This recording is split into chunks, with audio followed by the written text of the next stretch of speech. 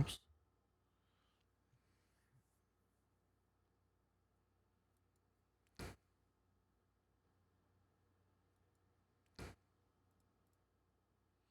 Yoj. Yoj.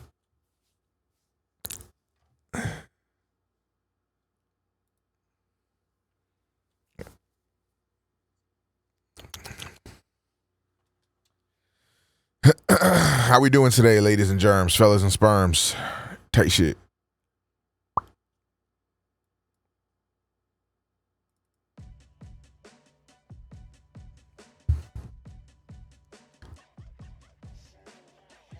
Yeah, I got a lot to catch up on. Apparently, they showed a lot of gameplay for some of the games that I was excited for. So we're going to be watching some of the gameplay for some of these games. I think they showed off Dragon Age, Star Wars Outlaws. There's Assassin's Creed as well. So there's some stuff for us to watch. You've been rocking that bandana. Thank you. I found out more ways to tie it and to also make the bandana like bigger bites to fit my big ass head, and they're a lot more comfortable now. So yeah, I think I'm cocking the bandana look.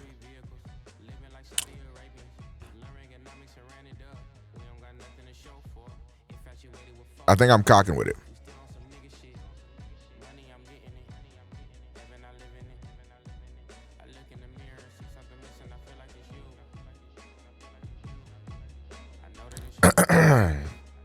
Already got my Sparking Zero collection. Aren't you like 6? How the fuck did you get it?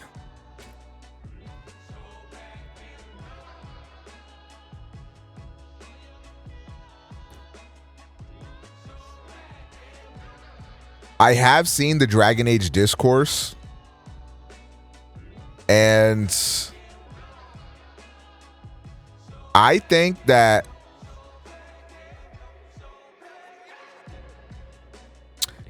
I don't know. I feel like I think both sides are not entirely wrong. I'm going to be honest. Summer is snooze fest, I fear. So you don't play games then.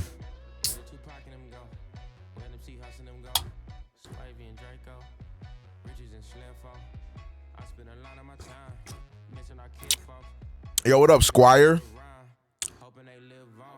Yo, my mind got broken yesterday. I was in Lena's stream and she bestowed upon me the information that Quagsire and Squire are real life twin brothers. Yo, Joe Mega, I guess you saw the Nick Merckx shit. Bro, you know I saw it, so why would you ask me that? Thank you for the 27 months. Like, you know I saw it, so why ask that? That's just a question. Yeah, Squire and Quagsire are real life blood twin brothers. Do with that information what you will. That shit definitely broke my back. What up, hoodie man? I was like, how the fuck did I not know this?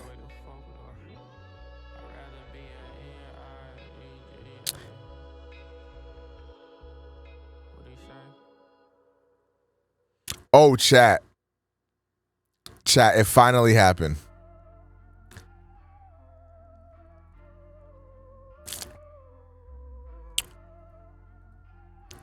Chat, it finally happened. I started it, bro. I said, fuck it. I'm not playing 700 games to play the game I actually want to play, so I'm going to start this.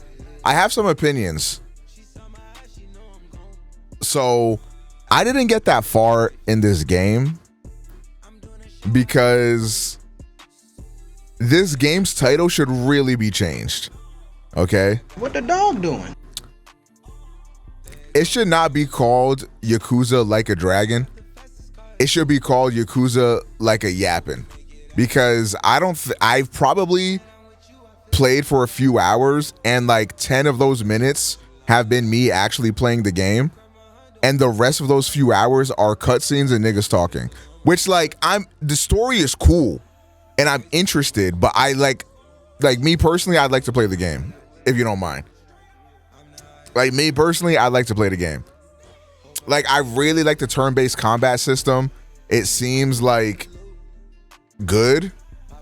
Like, but I haven't gotten that into it yet because like it's just nonstop yapping.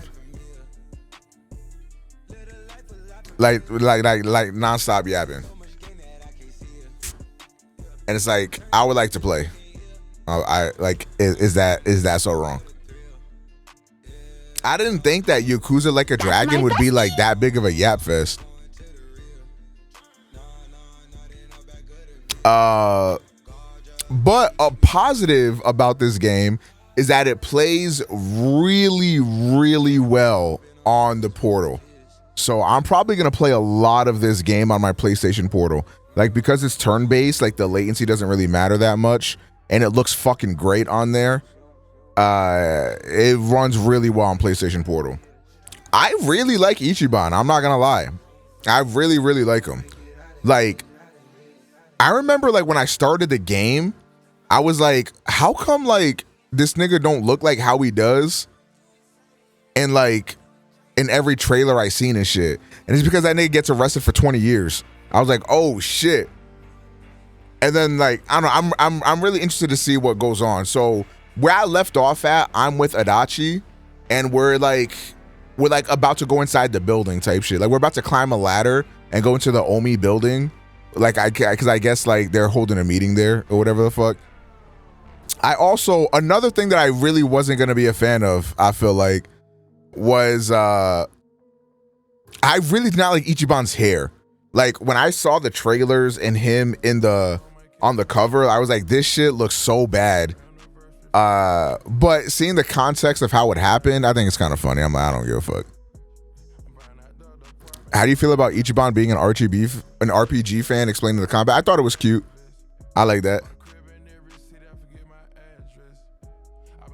So the thing is, I'm thinking later today, like later on in the stream after we watch all this stuff, I'm thinking we watch a Yakuza story recap video because like a Dragon 2, I know like Kiryu eventually like shows up. I don't know if he shows up in this game or not. I'm not sure. Please don't spoil that, by the way, if you're in the chat and being a fucking dumbass.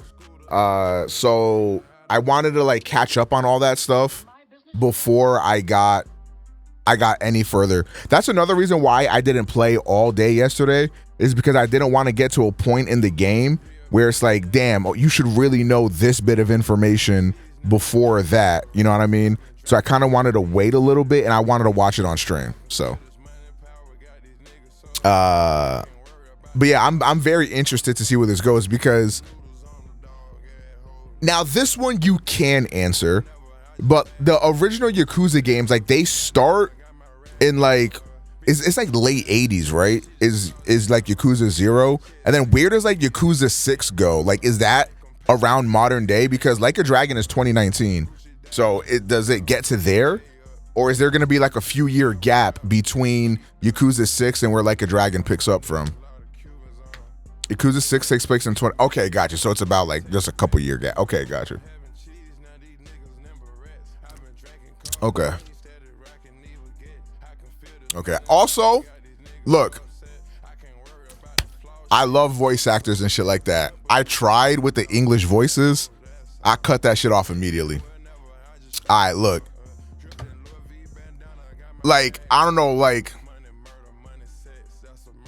I don't want to like insult nobody, because, you know, they did the best with what they were given. But I honestly liked most people's voices except Ichiban. Like, Ichiban's voice, like, he sounded like Deku on some shit. And I was like, I get like Ichiban is like young and he's like juvenile, rambunctious, and he's like a little bit more immature. But like, I didn't like how he sounded like an anime pro tag. Like, but I like, cause the cutscene that I watched was, what the fuck is his name? Dude with scar on his face. It's like when he links up with him, and dude with scar on the face is like is like talking to him in the very beginning of the game, and I thought like his voice was really good, but like I don't know, like I just felt like Ichiban's Japanese voice was just way better. Yeah, Arakawa, that guy. Also, I'm just gonna go ahead and say this. Again, nobody spoil this, okay? When I'm talking about a game that I'm playing off stream, okay, I want to give you guys my theories and stuff so that way we can come back and laugh at this later when I'm wrong. But like, just no spoilers, okay? So, Streets is saying Wheelchair Jimmy is dead. I don't believe that at all. I don't believe Wheelchair Jimmy is dead at all. Cause like there's no way, first of all, that nigga look cool as fuck. Second of all, that nigga's story is cool as fuck. There's no fucking possible way that nigga gets off screen. Like, nah, I refuse. Like, Wheelchair Jimmy out there somewhere wheeling around. Maybe that nigga's taking the super soldier serum or whatever the fuck, and now he's running around like normal type shit. Cause there's just no way. But anyways. Yeah, this might be one of them games that like I start playing off stream and then like I stream it randomly. What you are. But yeah. Yo, Kalios, thank you for the Prime for 54 months. I appreciate that. I Googled Wheelchair Jimmy to see what he looks like. I see Drake. Okay, it's what the fuck's his name? Is it like Matsu Arakawa? Is his name Matsu? That's some shit. Wheelchair Jimmy, Arakawa's son. It's some bullshit like that.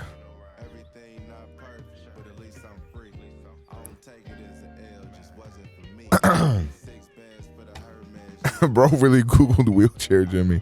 Did you hear about comics? I mean, I didn't want to even talk about that because like what am I supposed to say about that? I mean, yeah, it's like it's sad, but like what am I supposed to say?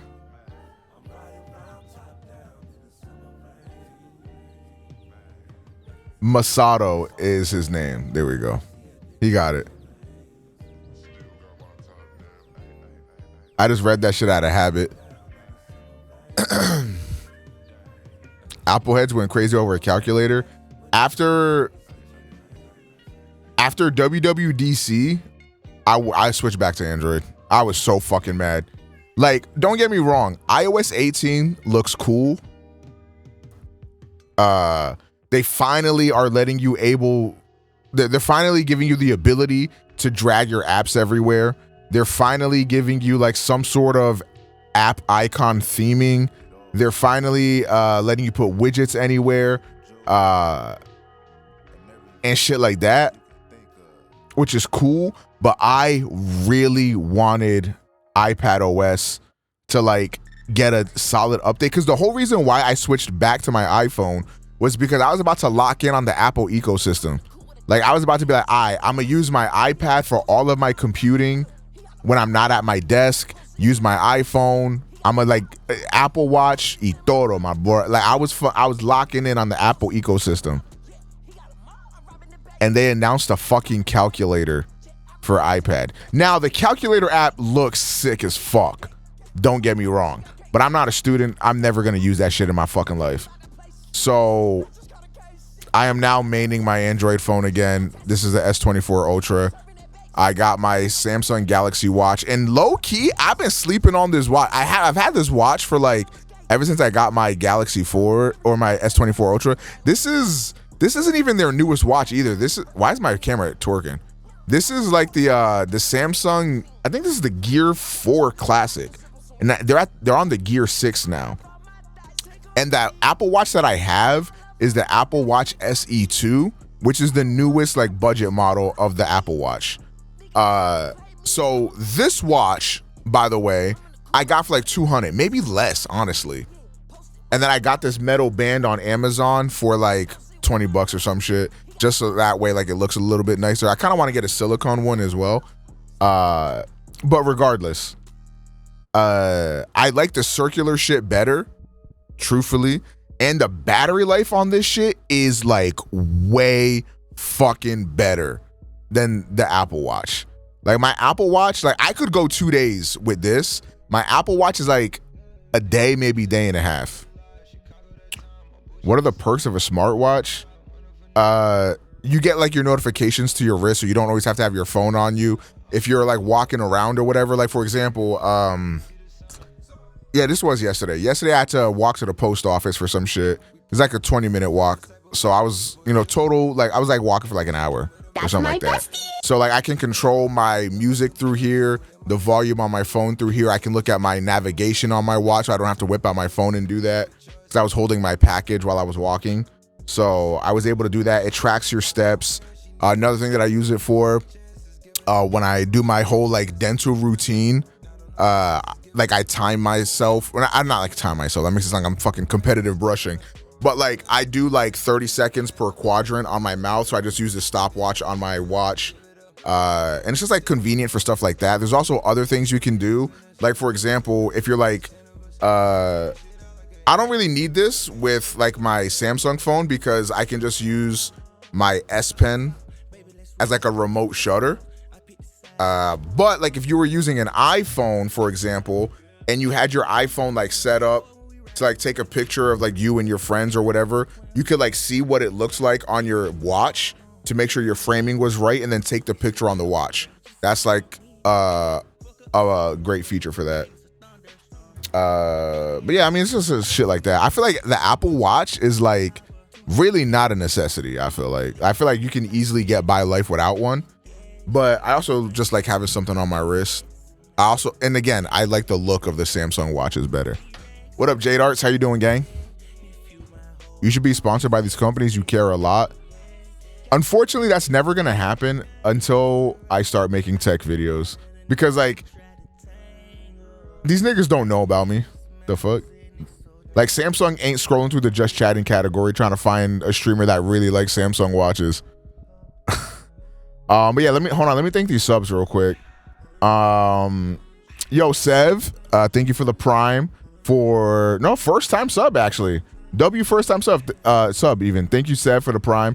Intel with the Prime for 49 months. Welcome back. Kalios, Prime for 54 months. I know what you are. You do. Lethal Soundwaves, Prime for 12 months. I appreciate that. Welcome back.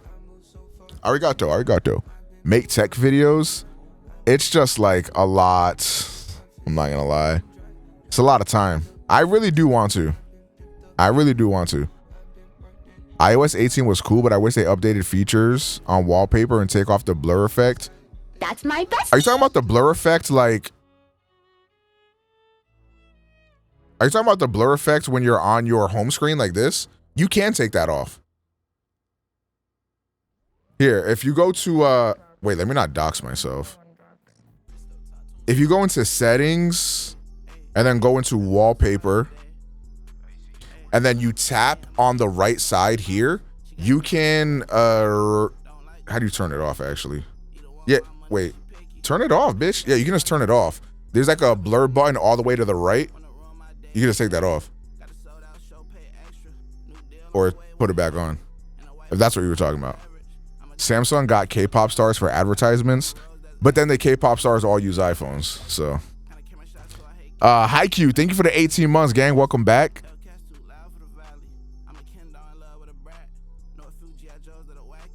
That's the thing. Like all these brand influencers or whatever, they'll get sponsored by like Google or like Samsung and then still use iPhones. Like Drewski is sponsored by Google Pixel. So sometimes when you see his skits, he's like using the Google Pixel Fold, but then you see him on Kai stream with his iPhone. You know, them niggas not using that shit for real.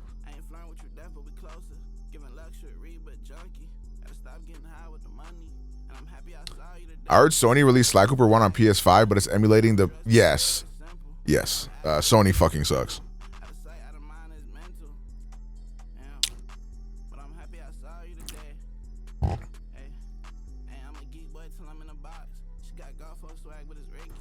I mean... Is anybody like shocked at this? Like, this is just talking about the Vim's layer takedown. I mean, I don't really have anything to say on this. Need the Omega and Balvin sleepover stream? That shit would feed families, bro. My family in particular. What up, Omnian? Honestly, I don't know what it is about. And unironically, I hate giving Xbox any credit because Microsoft is the fucking devil. But outside of Xbox, legit, there is almost zero video game preservation effort being put in by PlayStation or Nintendo. And it sucks too because PlayStation and Nintendo are the companies with the most rich legacy in gaming, and they just do nothing with it. Congratulations! Like, I don't think they understand how much money they would rake in by just like allowing us to buy the games officially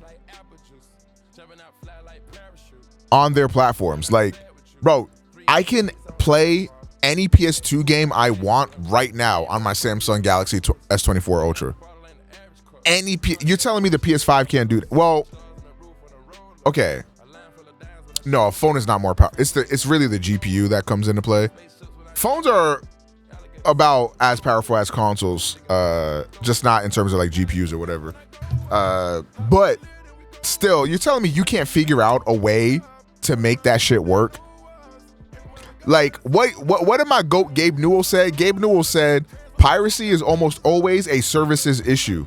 Bro, you think I want to steal fucking Pokemon Emerald for the 300th time? I would much rather play Pokemon Emerald on my Switch.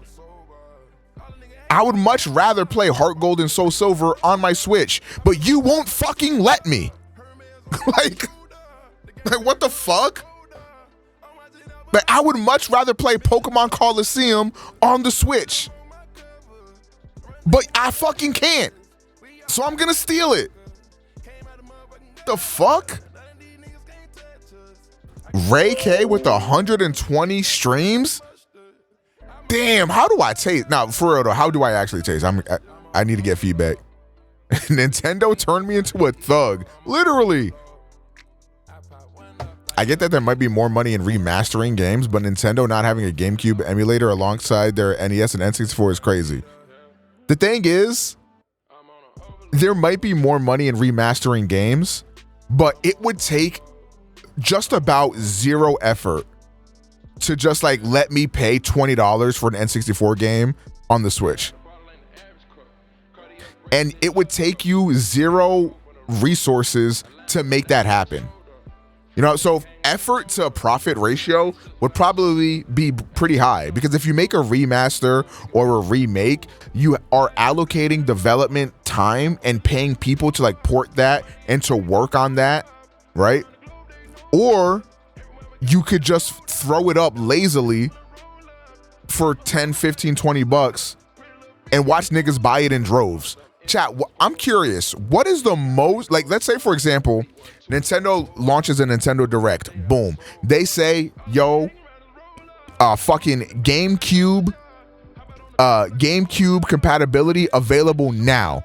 What is the most you would pay for GameCube games on your Switch? I have my number, but I think my number might be a little high. So I kind of want to know what you guys would pay.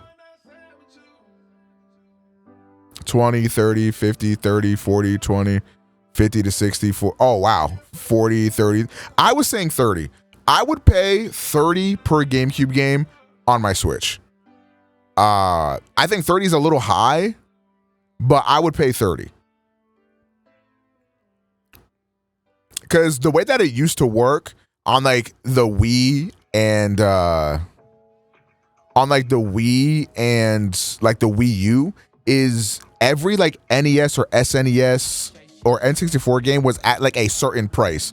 I want to say like NES might have been like 5, SNES might have been 10, N64 I think was 15, something in that ballpark.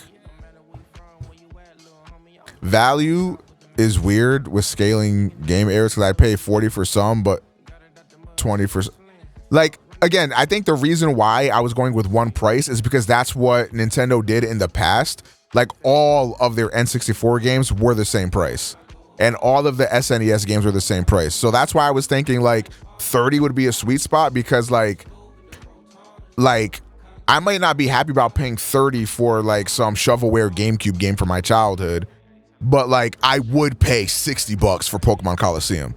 You know what I mean? So I feel like a way to like balance that would be like meet in the middle a little bit. I would pay, like, I'm thinking about all the GameCube games I would want to play, like Pokemon Coliseum, XD Gale of Darkness. You're getting 60 from me immediately, especially because those are games I have not beaten yet.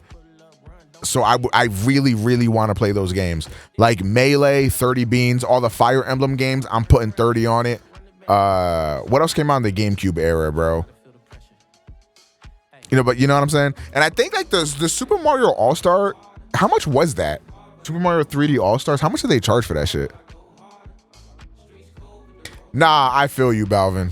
They would make a bag off me. Pikmin, I mean, you guys can play Pikmin, but Mario Strikers, Wind Wakers, I like Star Fox Adventures. $30 for Path of Radiance might make me die.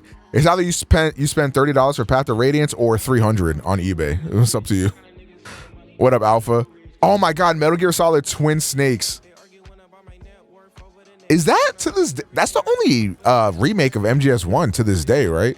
It's so weird how they never like ported that or anything. Mario Sunshine, I don't care. That game is mad fun. Yo, I almost shot myself in the face earlier.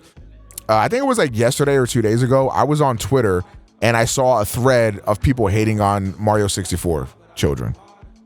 And then people were like ranking their number 1 Mario games. And this one guy had like Mario Sunshine at number 1. I wanted to blow up his house. I'm just going to be honest. I wanted to blow up his fucking house.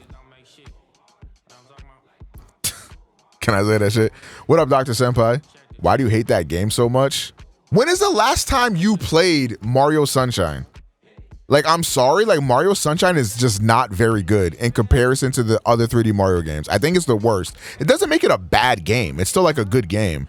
But like, Mario Sunshine is worse than Galaxy, Odyssey, 64. And I would rather play 3D World, but like 3D World just kind of feels like a lazy ass game. What do you hate about it? It's just, like, I think the level design is not good. I think the shinies or whatever the fuck they're called in that game, I don't think they're designed very well either on how you get them. I think the flood gimmick is like ass as fuck.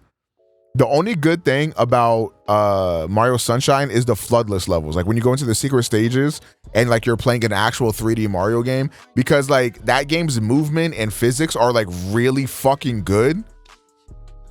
But the game is designed around the flood mechanic. And the flood mechanic is just not fun.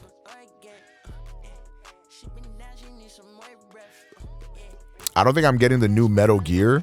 It'll probably be filled with microtransactions and shit anyways. I will be playing that shit because it looks fucking great. I was also a little skeptical about that game. But after what they showed, I fear they fucking got me. Like, I fear they fucking got me.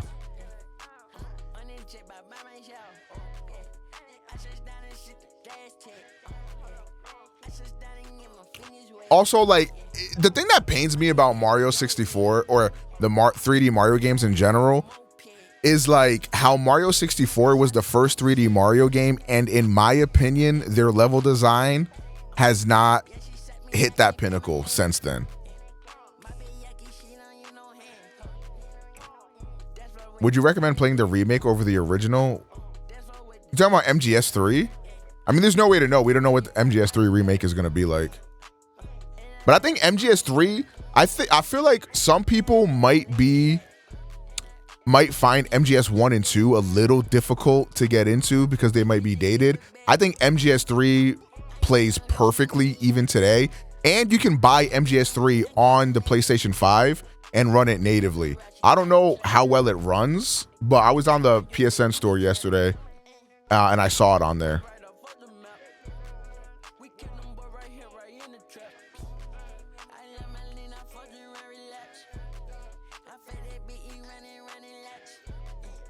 Nah, Uber. I just use like eBay, GameStop, or Amazon.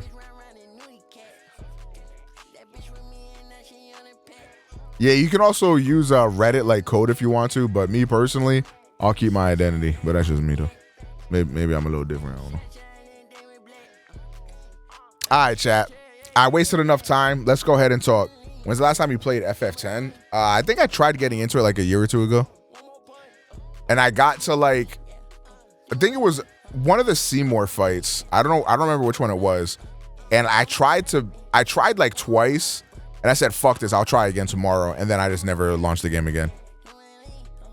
Did you see the Apple AI shit? If so, do you think it's dangerous? I did see the Apple AI stuff. At this point, AI is an inevitability.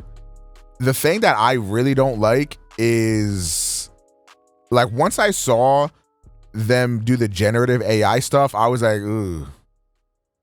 Because, like, if you guys don't know, with iOS 18, if you're texting somebody or whatever, you can, like, tell AI to be like, oh, like, draw this person with, like, a PS5 in their hands or whatever. And then it'll give AI art, and then you like send it to somebody or whatever. Yeah, that shit was corny as fuck.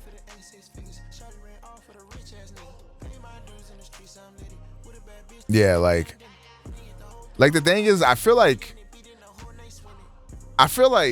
it's also so weird for Apple to do something like that. I feel like that was so un-Apple. But I think like Apple might be feeling pressure because like every other manufacturer is going so big on AI, like, you know, the S24 Ultra, Google Pixel, like all these other companies are going so big in AI. And even though I feel like AI is like really a buzzword and like a big gimmick, like if your phone doesn't have that like gimmick associated with it, like it's just going to look worse to people.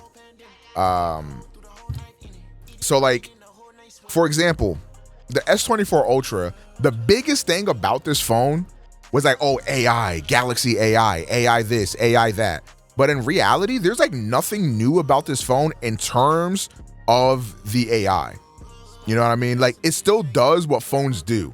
You know, like when they talk about AI on the Galaxy phone, they talk about how you can like take people out of images and like Photoshop them out or whatever. Or they talk about how you can like take the subject of an image and make them bigger or smaller in the frame and then resize them, and then the AI will generatively like fill the spot that they left. Like stuff like that. Like, and that type of AI I think is cool. I think that's a good use of AI, right? The AI shit that's corny is and that's another thing that people don't understand. AI is like such a broad term, and it's used in pretty much every product that you buy these days. Everything you communicate with is using AI, because AI just stands for artificial intelligence. And it's like such a wide spectrum that like it kind of sucks that it's becoming a buzzword now. The AI that people are against for the most part is generative AI. AI that is like doing that corny fucking art with that corny fucking AI style. Like that is what everybody doesn't like. Or not everybody, because clearly people don't give a fuck. But that is where the issue is.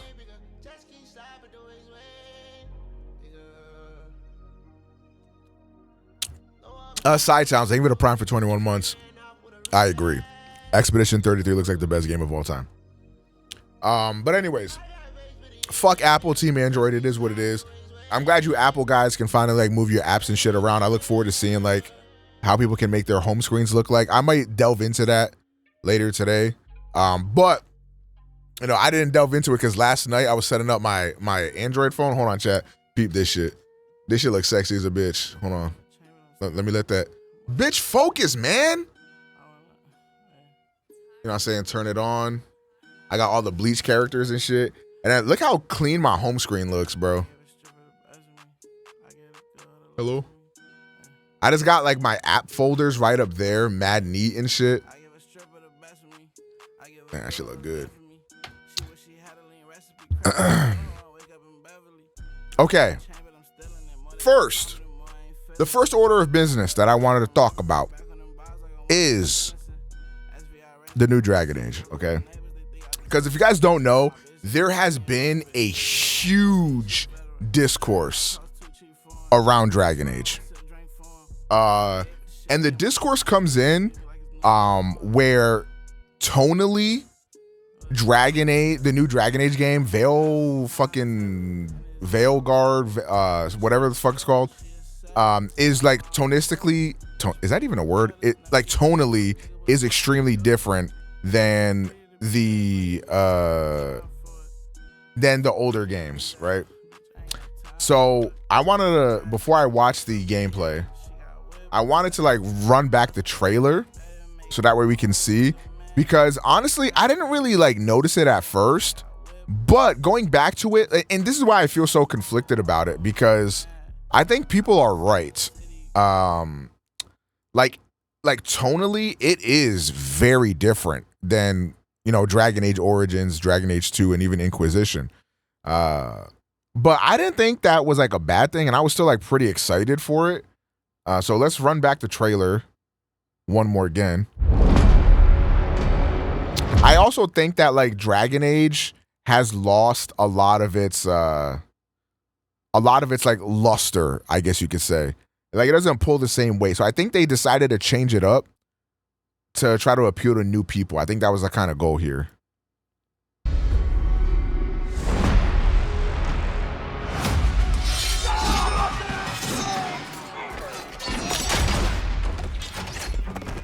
Not looking good, old friend. This'll take more than you and me. What are you thinking? We need someone to be our eyes and ears in this. Now, this shit was getting like Fortnite comparisons. And I still don't see that.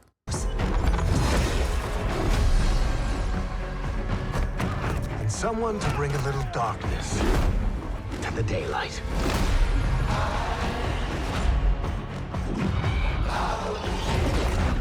We're going into the fade, aren't we? And digging up a lot of buried secrets.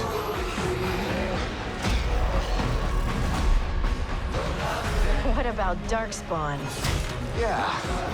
Someone Like the thing is, like, you know, with the song in the background and like the dialogue and stuff, it definitely doesn't feel very Dragon Age. And even like artistically, it doesn't feel very Dragon Age. I'll give you that. between us and a pack of demons.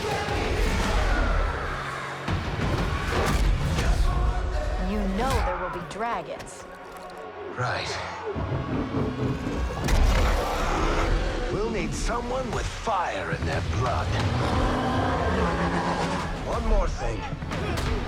This crew needs a leader. Someone we can count on. Someone that the world can count on.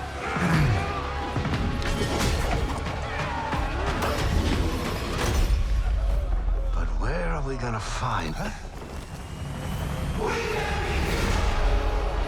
And I think this is the problem sometimes with like going for an artistic like art style instead of like realism, because like the thing with Dragon Age is that like I feel like the original Dragon Age Origins was very, like, not to say that it didn't have like an artistic art style to it, but it also like kind of dabbled more so in realism.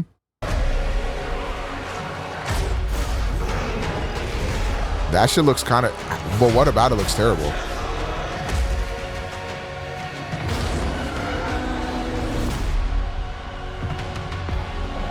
The art style? Really? I guess I just don't agree. But okay, they launched gameplay. And from what people have said, people that didn't like the trailer said that the gameplay like kind of saved it. Or maybe not. This has mad dislikes. Okay, well, let's see for ourselves. Because I saw that on Twitter that people liked it a lot more after the gameplay got revealed.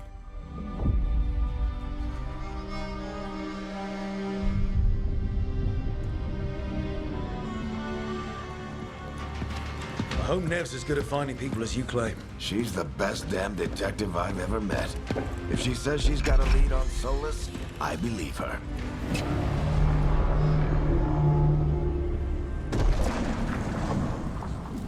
Should we be in more of a hurry to get out of here? We don't want to look conspicuous. Just get out of here nice and casual. Find Nev Gallus and stop Solus. I think this looks great.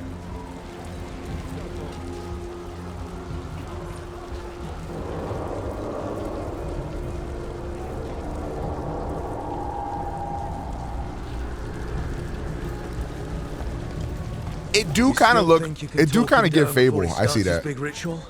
That ritual is going to tear down the veil. The only thing separating us from the Fade and an endless number of demons. I think like Dragon Age Origins, which I think is a Dragon Age that like all the fans really love. Like it kind of looked more grounded, more realistic. You know, a lot more of those grayish brown tones that were popular at the time. It gave it more of like a gritty kind of a look. And I think this looks very like colorful and saturated. And I think that's what Dragon Age fans are maybe not liking. Have to talk him down.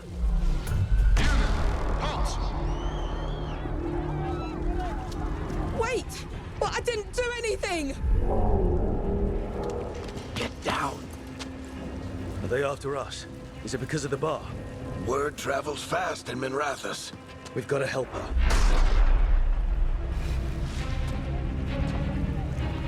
We don't have time to get arrested, especially...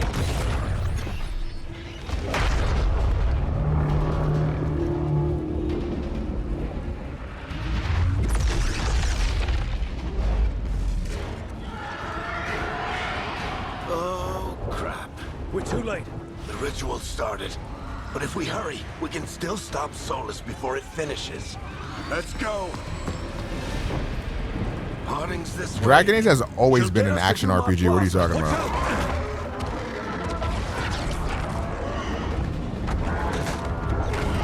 Oh shit. Is Solus summoning demons on purpose? My guess is the veil is weakening, and they're slipping through the cracks. And when the veil comes down completely? The first game is definitely an action RPG. You can like slow it down and go to the tactics mode, but I think when I played that game, I did not play in like the tactics mode. The world is going to look a lot like this.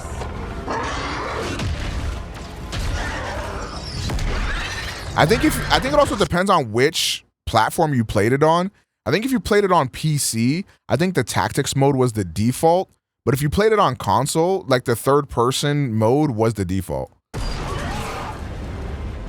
Come on, this way. And I played it first on console. Yeah, the Dragon Age games are connected, yeah. And it looks like this one is going to be too, which is kind of like disappointing. Like I kind of wish they would have went with like a full reboot to get people in.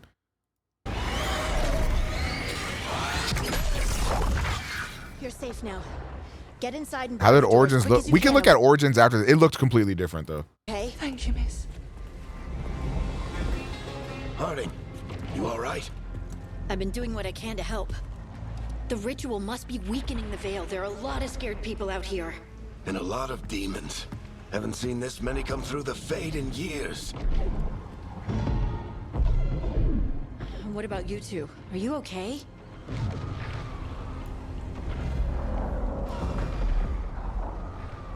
Okay, this is very Dragon Age. We're good, but we need to move. Same dialogue wheel as Dragon Age. Solus isn't waiting. Usually Neither do is. we. Which you would expect. Right over there. Where's Nev Gallus? Wasn't she at the meeting point? The Venatori got to her first. They grabbed her before we arrived and paid off the bar owner to keep it quiet. I'm not surprised our detective did something to piss off a cult of murderous blood mages, but their timing stinks. The bar owner said the Venatori took Nev to Dumont Plaza. Can you get us there, Harding? Rook, you're with the Shadow Dragons. I figured you'd know Minrathous better than I do. Sure, but Minrathous is huge, and this is nowhere near my neighborhood. I can try. Don't worry. Scouting's my specialty. Follow me. Yeah, I want to see the combat. We've got company.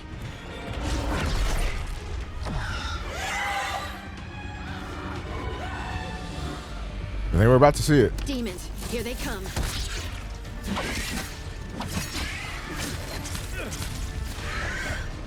Okay, so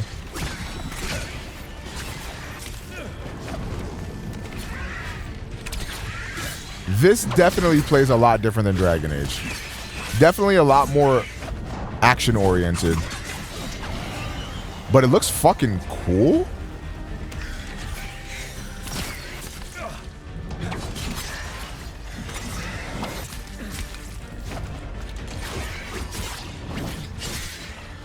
Wait, this looks really fucking cool. I think that's the last of them. Good. Let's get to Dumont Plaza and find Nev. Patch yourselves up if you need it.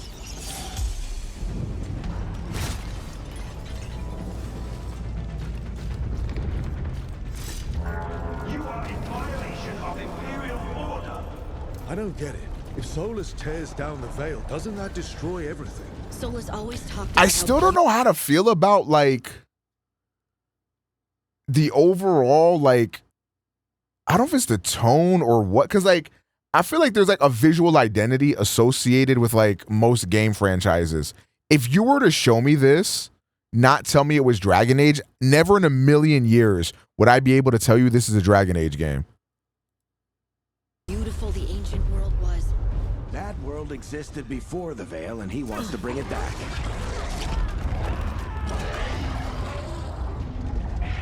Even if his ritual kills us all in the process. Venatori cultists! I hate these assholes. I always thought Dragon Age was really dark. Maybe in terms of like visuals, but Dragon Age is lighthearted Looks like the Venatori as well. put up a barrier to block the way. Like I feel like Alistar and like Morgan are like, they add like a sense of like lightheartedness to the game.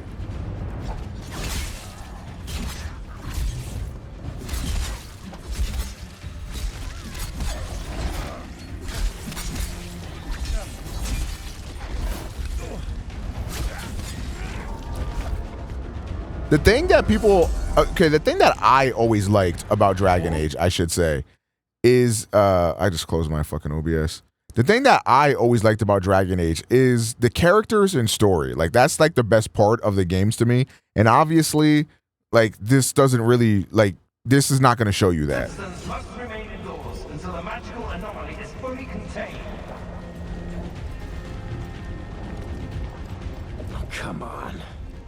Guess we're sliding down.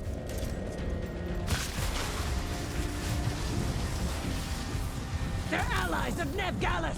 Kill them all! Oh. See, this is like kind of what Dragon Age Origins had. This looks really fucking cool. What up, Meme Thug? It do kind of give Hogwarts Legacy, low-key. Like the architecture is giving Hogwarts.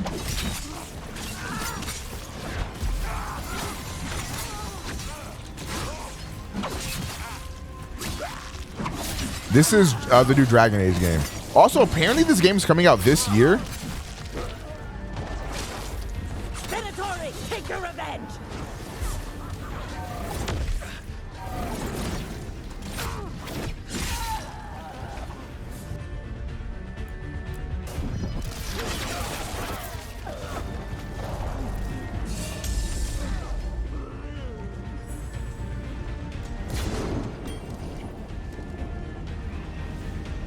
Yeah, I think this looks incredible.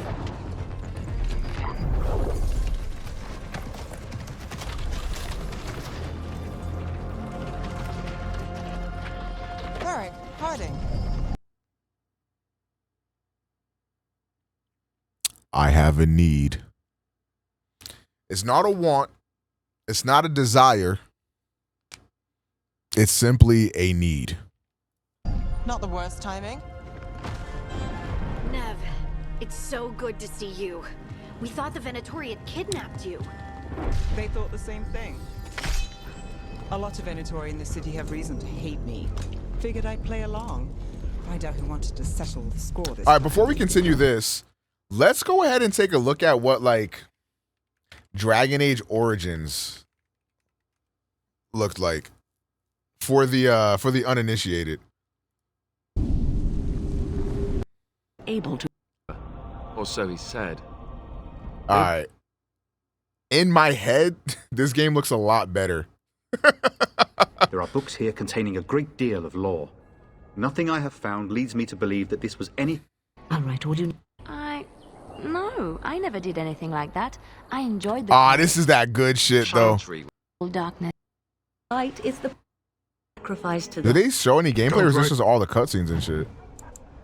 was an intelligent design by some absentee father. I want you guys to see the combat differences. A happy coincidence that we are all here. Here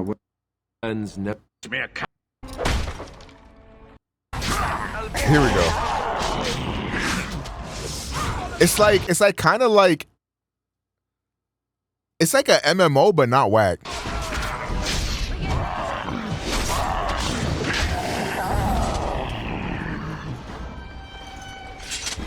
The monsters are Look, you either get it or you're fucking don't, okay? Anyways, that is what we had versus like what we ended up getting.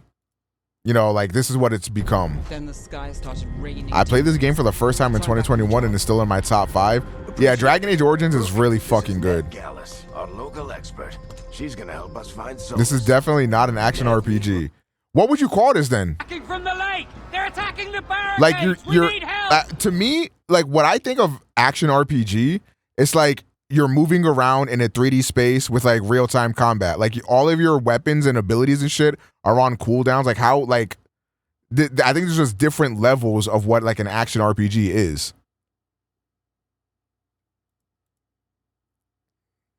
Brooke, both of you have done some Like work this is like obviously Dragon. way more action based. Some old friend said if I was working in Tevinter, the Shadow Dragons are worth trusting.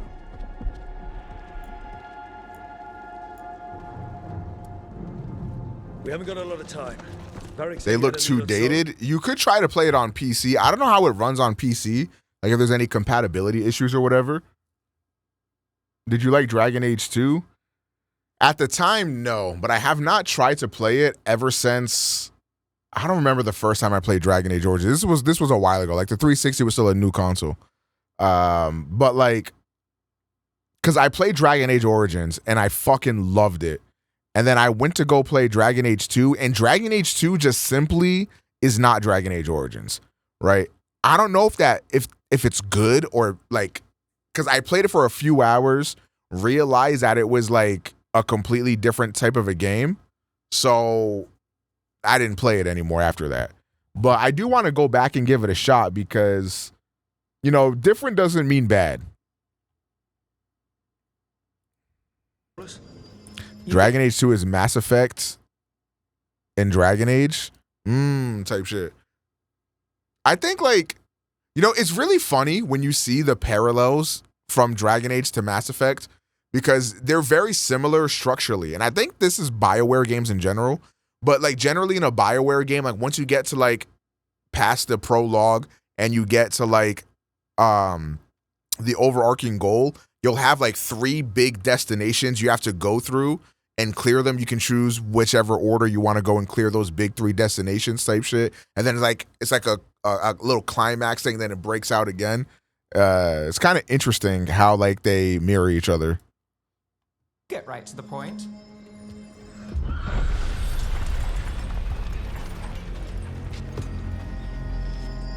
I haven't seen Solus in person, but I did find hints of old magic, similar to what you get in Elven ruins.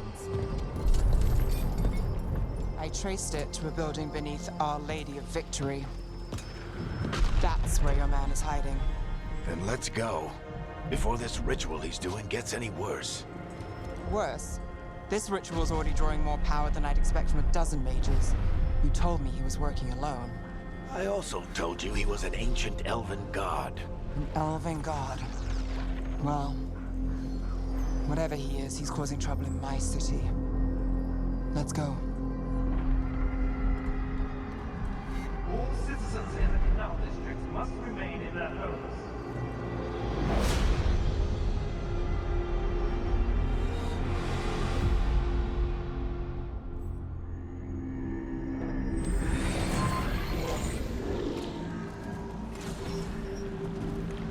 Well, we're not in Minrathous anymore. I know these trees. This is Arlethan Forest. And there's your ritual.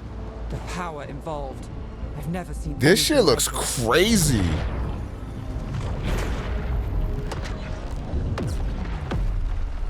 The tremors are getting worse. And we've got demons.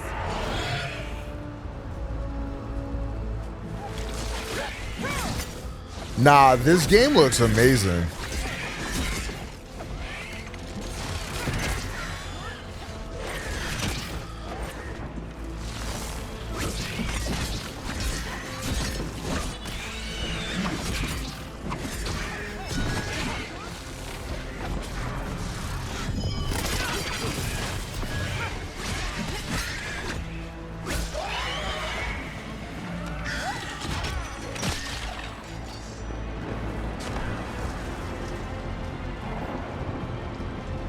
I thought the demons were bad back in Minrathous. The Fade's a mess this close to the ritual. No telling what could come through. Does it feel like those tremors are getting worse? Keep moving and try not to think about it.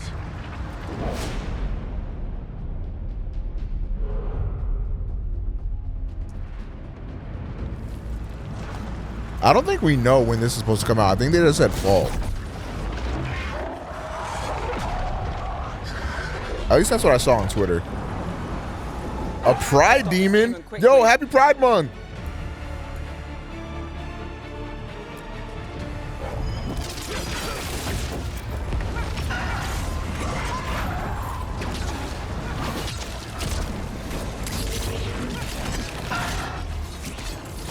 Watch the lightning.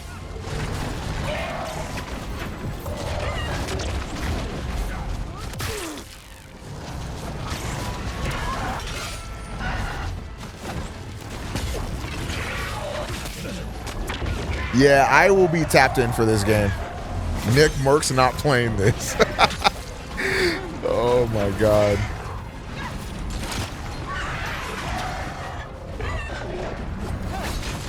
That shit was so funny seeing people be like, no, Nick Merck's not phobic, bro. Like, bro, he was just saying keep the kids out of the conversations, that's all. Yeah. Right.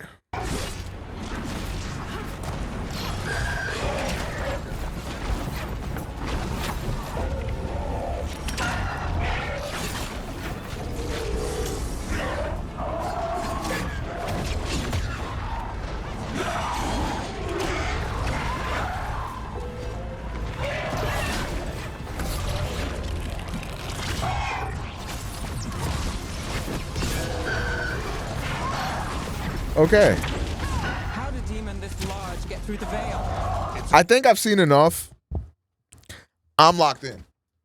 I can see why Dragon Age purists are upset because I think that I think a lot of people really hold Dragon Age Origins in high regard, and every game since Origins has tried to switch it up, and I think people want it to go back to the way Origins was, but that's clearly not going to happen.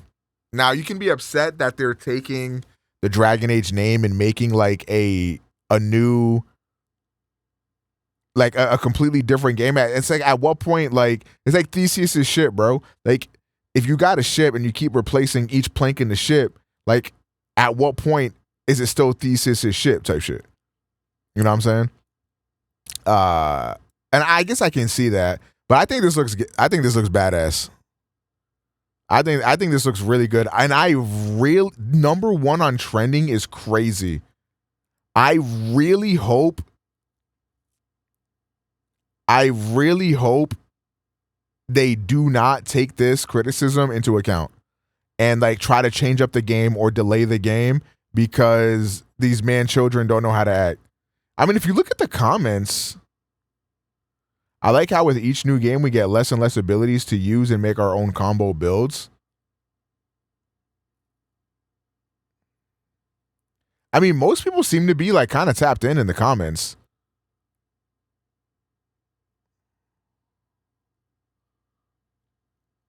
Dragon Age Marathon? Probably not.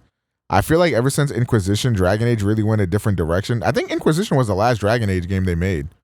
I think it was Dragon Age Origins, Dragon Age 2, and I think Inquisition. I don't know if I'm missing one in the middle there.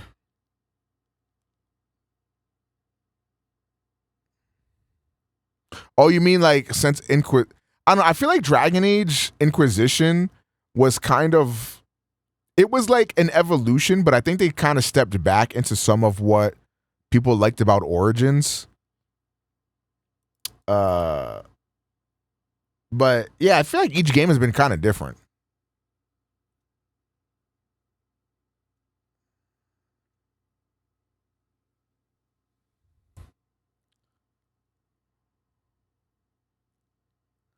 I think this game looks really cool, and I'm very excited for it.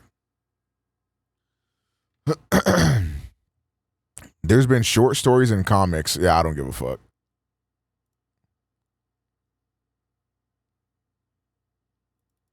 Okay. Next game. I wanted to see this because apparently this game is like generational. That's what the streets are saying. Streets are saying this is the best game of all time. They already showed Fable 4. I mean, it's happening, bro. It exists. New record. Next year. At the top, where it should be. What streets told you that? Twitter. Let's go, Nix. Hello, everyone. I'm Matthias Karlsson, Game Director at Massive Entertainment. Today, we'll show you a different type of adventure. And as we journey across multiple systems, we will come across many opportunities for a scoundrel. In Star Wars Outlaws, one of your motivations for exploration is to find elusive experts scattered across the galaxy. These experts will help Kay pick up new skills to survive in the underworld. Oh, this is interesting. Here, we're looking for a gunslinger who can teach us some new tricks. Our intel points to the Mos Eisley Cantina on Tatooine. So let's head back to our ship. We're picking up in Accra Station. A remnant of the Clone Wars, it used to be a refueling station that now acts as a trade hub for illegal contraband. It's a great place to resupply. Come quick, these deals won't last forever. Merchants are often affiliated with a syndicate and might offer I really like the environmental design. Like, it feels like lived in and shit. You know what I mean? It feels authentic. This kind of business attracts all kinds of shipjackers, contract brokers, and corrupt officials. What up, Hub? Need your name cleared from the wanted list.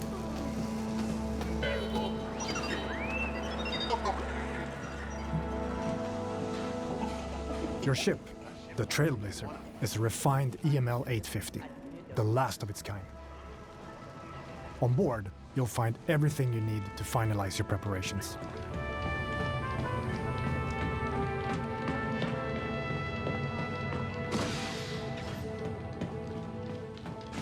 Hey, Andy.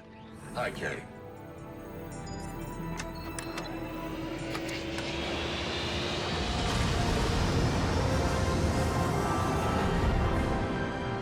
Space.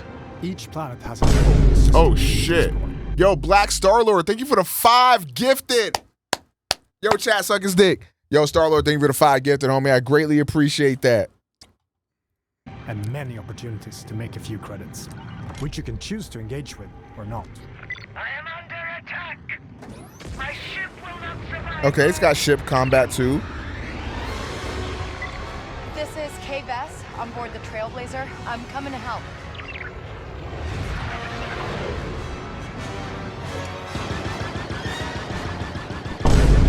Oh shit! Nurse Noir with 10 gifted. Chat, suck his cock. Put the dick on the table.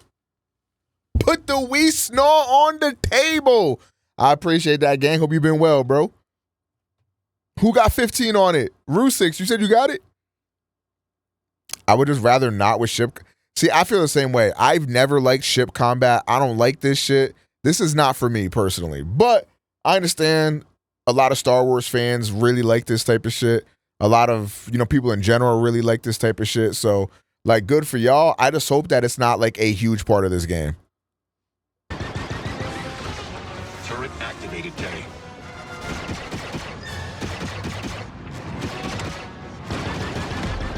Man down. It at least looks pretty fast-paced.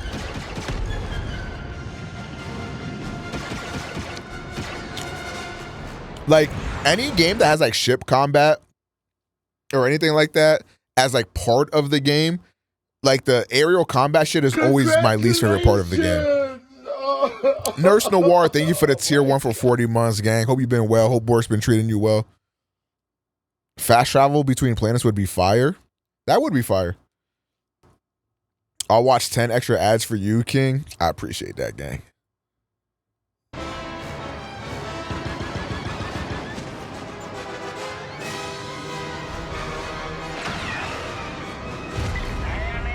You don't fuck with the gummy shit? Fuck no. Happy to help. And you can tell Gorak he owes K-Vess a ship. In space, your actions also have consequences. But I get, like, it makes sense in a Star Wars game, I feel like, though. Because, like, ship combat is a very big part of Star Wars.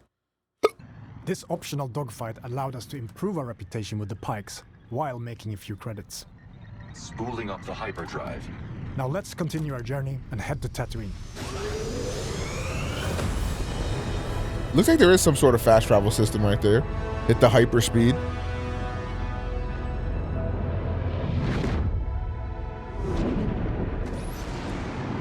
Damn, that looked really cool. Space, edge of the galaxy. The tattoo system is in the clutches of the Hutt cartel. Actually, no one likes you. Poor, so we best be on our way.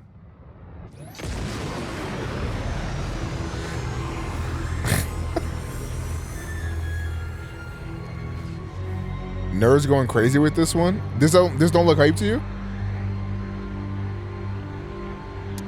Bro, Ubisoft about to have Assassin's Creed be a banger and Star Wars be a banger? Hold on, chat. Is Ubisoft back? And Just Dance in VR? Chat, we all eat. See, this is something really small that I do wish Starfield did. I personally don't give a fuck about this, but they could have avoided so much backlash if they just gave you some shitty animation that's like clearly a loading screen. But if they would have just did this, they would have avoided so much backlash. What a flat trap. Again, I don't give a fuck whether this is an actual loading screen or just the illusion of a loading screen. But this just looks better than, you know, a basic ass loading screen. Yeah, I'm not a fan of the flying shit either, but I think they're about to get into some like ground combat type. To legendary Mos Eisley, the infamous hive of scum and villainy. We could head straight to our destination, or explore what the city has to offer. Recreating this iconic city is a dream come true for our team, allowing us to show damn, this does look sick. we've never seen before. Yo, Mos Eisley looks fire. I'm not even okay. This might be the Bible to Star Wars fans type shit, because I'm not even a Star Wars nerd like that. And like just seeing this, like I'm like, oh shit, that's really cool. There are many opportunities for a scoundrel, including working your way in with the Hutt cartel. Most of Tatooine's economy is under their control, even though the increased Imperial presence has been hurting their business. But first, we need to pick up the trail of our expert gunslinger. Is there like a developer for this game, or is this like Ubisoft in-house? By asking around, we learn of a pirate who is deadly with the blaster and who used to work for the Hutt cartel. Our intel leads to one of their storehouses, located in the southern hills. Oh, the Division devs? Can be an adventure in itself. Don't be getting my girl gifts. Too late. As you move across scorching dunes and dusty valleys, you'll quickly realize that this lawless desert planet still holds many mysteries.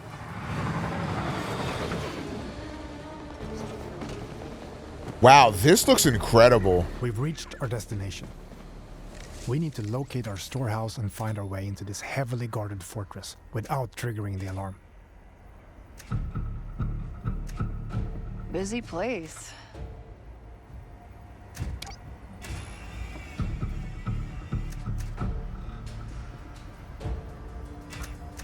Okay, this is where you remember that you're playing a video game. We've seen this stuff before.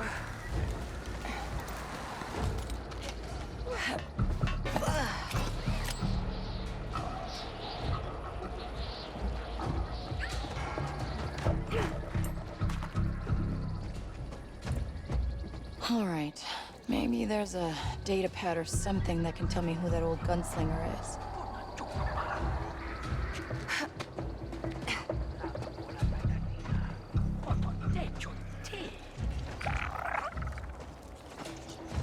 Is there an option to go in guns blazing? I'm really bad at stealth. Attack. Oh shit! Good job, buddy.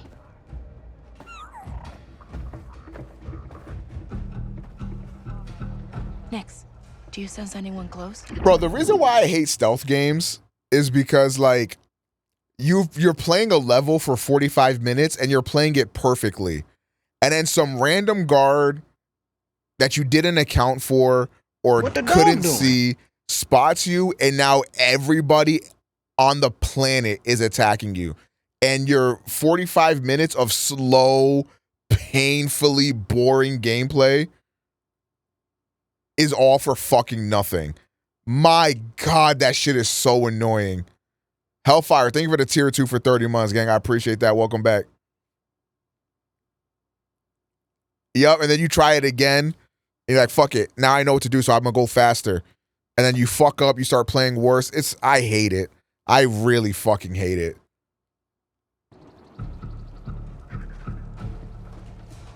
Sutta.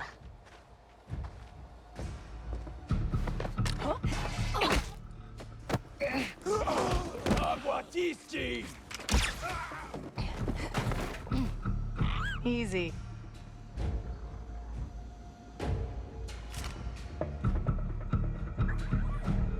All right, let's see what we have here.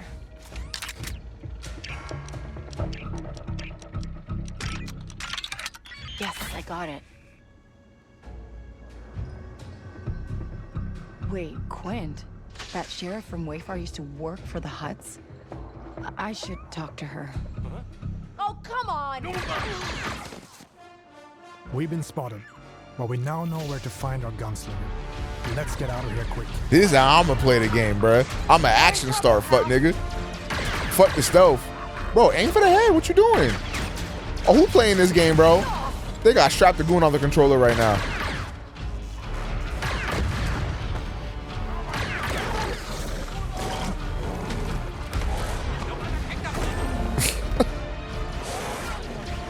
We need a quick exit.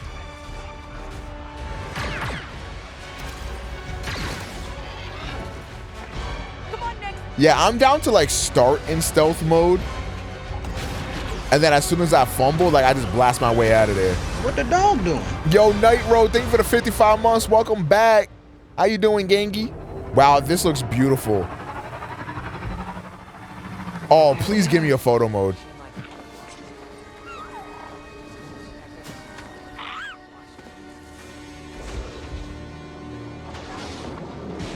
You again. If you're still looking for Haas, I haven't seen him. Actually, I'm here for you. I heard you're the best shot on the planet. Oh, and you want to be second best. Their voice sounds really Now familiar. It's not a good time. The Huts are coming, and I need to get ready. Get your blaster out. What we have just shown you is the beginning of one of the many adventures you can go on in Star Wars Outlaws. Whether you want to learn Why new do they get the skills, worst gamers alive upgrade your to speed play these games? Yo, this game looks fucking incredible. Finding an expert is always an adventure in a galaxy full of opportunities.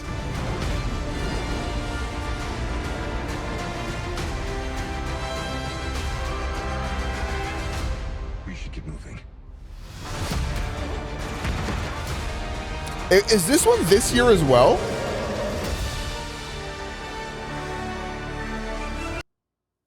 Oh my God.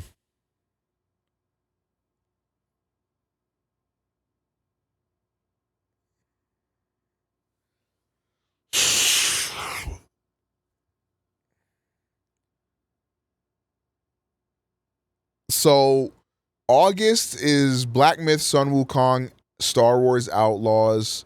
There's that game that comes out July 18th. I forgot what that game is called already. Elfin. Flintlock is what it's called. But that one's on Game Pass, so luckily I don't have to pay for that. So we got Flintlock next month. I don't think I'm going to beat that, though. Probably just do a couple streams, maybe. We got Black Myth, Outlaws. What is in September? There's something in September. Episode, I guess, in September. When is the Starfield DLC? It's a good... the Starfield DLC is just going to be for me, though. Like, so luckily, I don't have to stream that.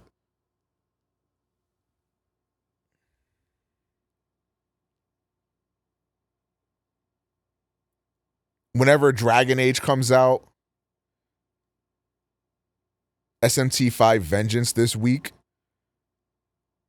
Oh, I picked a bad time to start Yakuza, didn't I? Astrobot is in September. I thought it was August. Metaphor is October. Not August, I meant October. Metaphor is October. What does OVO stand for? The other vaginal option? Oh, speaking of Assassin's Creed, I wanted to look at that.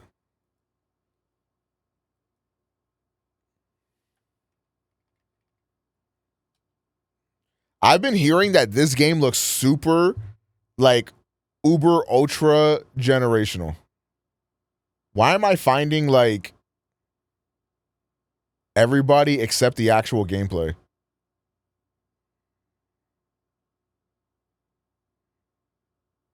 Hey, Lommel.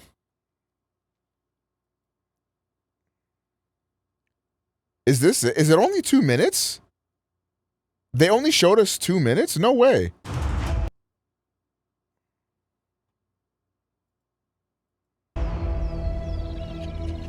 No, it's long. Where the fuck is it?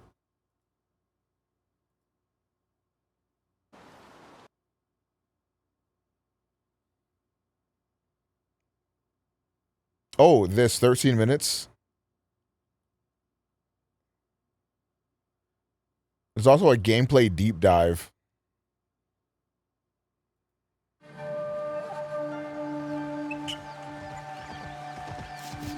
Is this what you linked? Yeah, it is. Okay.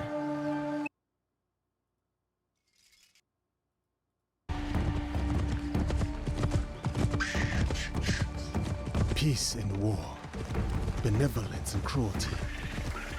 I tread my own path in this divided land.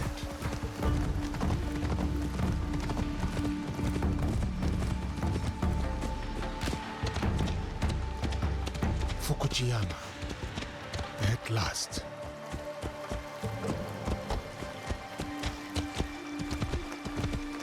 Not watching this sweet baby DEI gameplay. A big harvest requires many hands.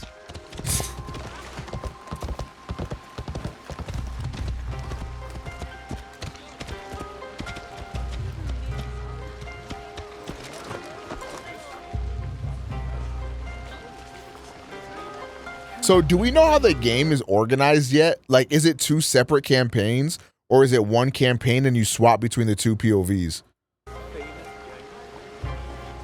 This looks mad good. Unfortunately, Assassin's Creed games always look really great visually.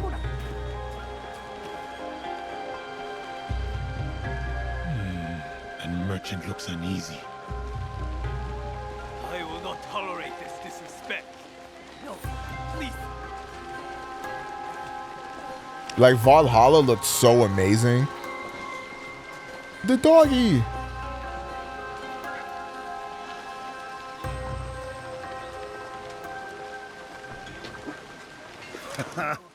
Well, you are a friendly beast, are you not?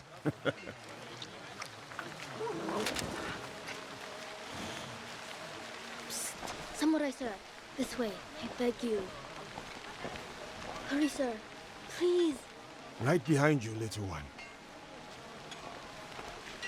Oh, Baba, I brought someone.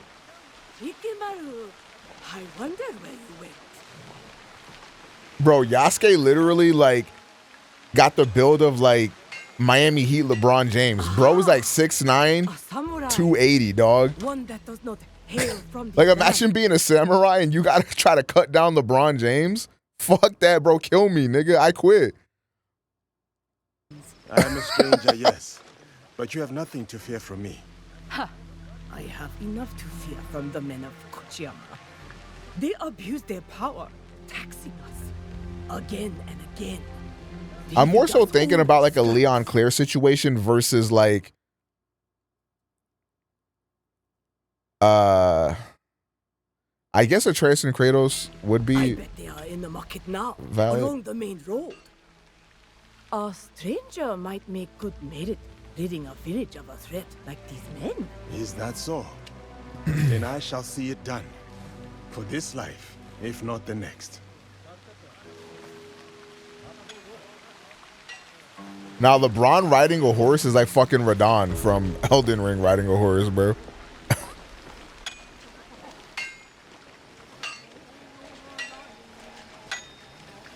Was that Glaze? That shit might have been Glaze.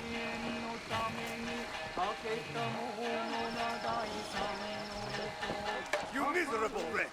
More division among the people here. More corruption. Yo, Balvin, you good, bro? Why do I have so many cum emotes?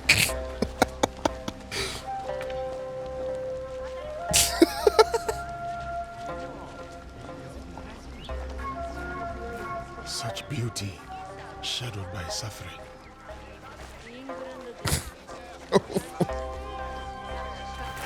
What is happening here? This isn't your fight, samurai. Yeah, I'm gonna be in photo mode in this game a lot. I told you, keep walking.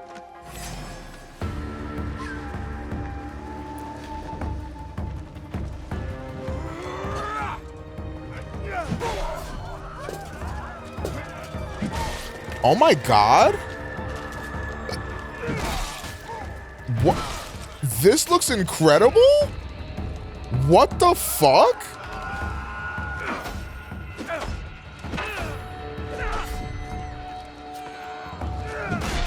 Dude, knocking the armor off of the... Oh, no, no. Nah. What the fuck?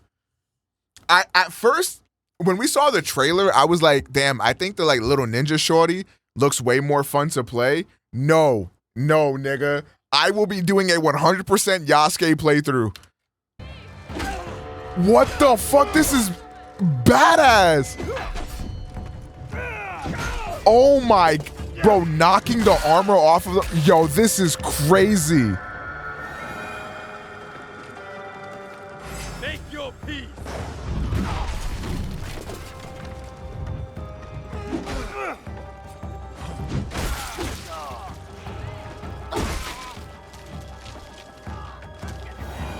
I love that not only does he just like look really massive, but it adds to like his gameplay too.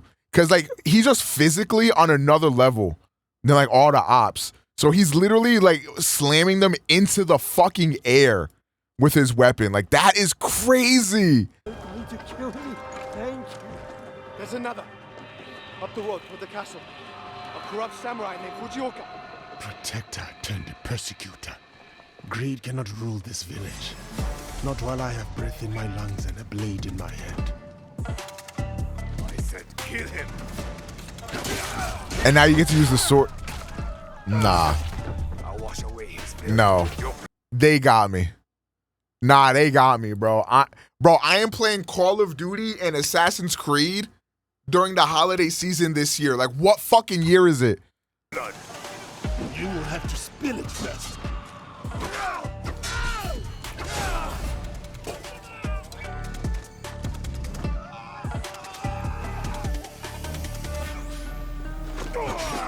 Who do you think you are? For the people? I am justice. For the people, I am justice. All right, Batman.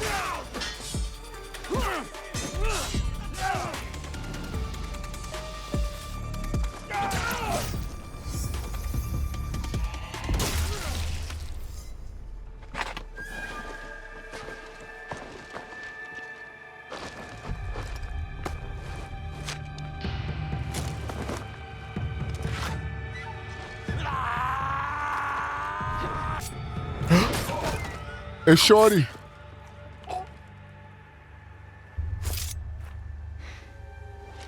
I was going to handle that. Too slow. What did you find? What up, Scoober? How was the show? He's been stealing from the villagers. He has been starving the people here for some time. So now we know who he worked for. A daimyo, Fukuchiyama Castle.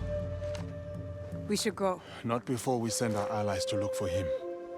He'll be difficult to find.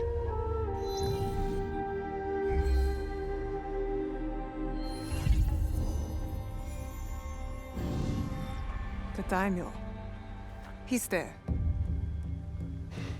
Who will take the lead? We can sneak in. Or charge through the front gate. Ah, so it's like on a per mission basis. You like select who you want to use. It's almost dark. No one will see me coming. They will not stand a chance. But be careful in there. Don't worry. I won't be alone. It'll be me and the shadows. That's fucking cool. In the shadows. It will give some replayability. Yeah, assuming the game isn't 100 hours long. I'll go straight for the daimyo. When fighting a snake, why wrestle the body when you can slice off the head?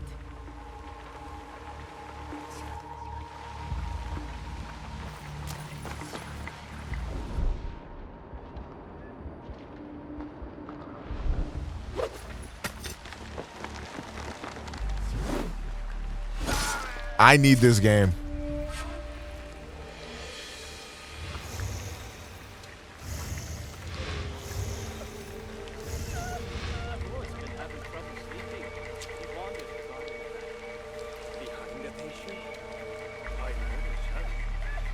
You're mine now, Snake.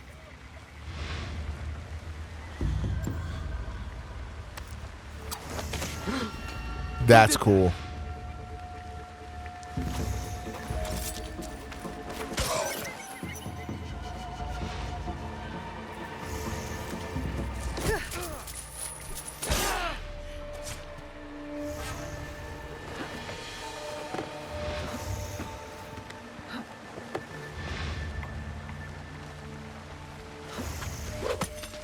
Dude, what? Lord Hayashi cannot seem to stay in his quarters.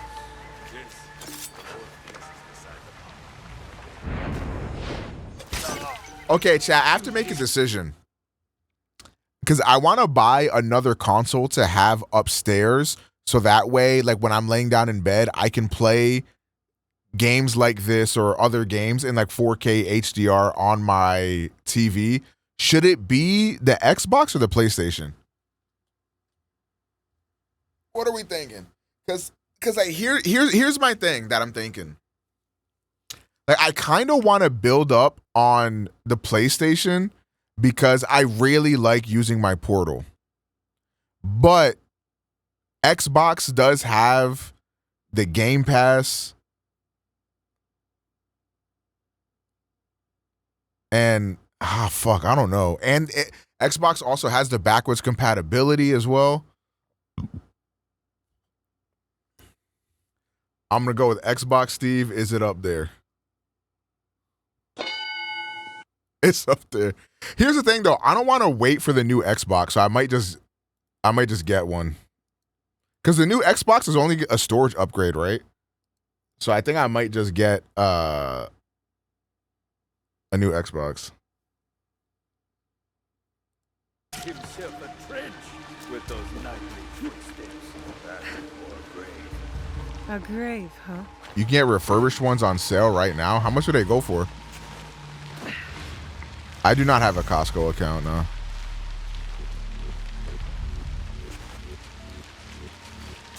Or I could lightweight just get a Series S. Because if I'm playing down, like, and use the Series S downstairs and the X upstairs, because I really don't need 4K, like when because I can't stream in 4K. No, I'm going to piss myself off if I get a Series S. Do you think buying the new S would be worth it, or should I just spend the extra bread for the X? I would spend the extra bread personally. But I guess it would depend on how budget limited you are. Would you be getting the games physical? That's the only reason to get a PS. I mean, physical games exist on Xbox as well.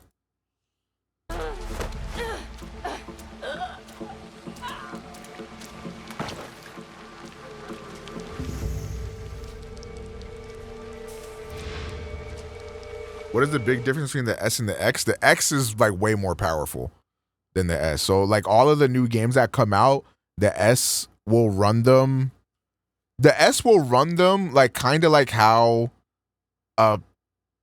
like the PS4 Pro would run games. Like sometimes you might be able to get 60, you know, it's going to look a lot more software. Like if you're playing mainly on like a small 1080p monitor or something, honestly the Series S is probably fine.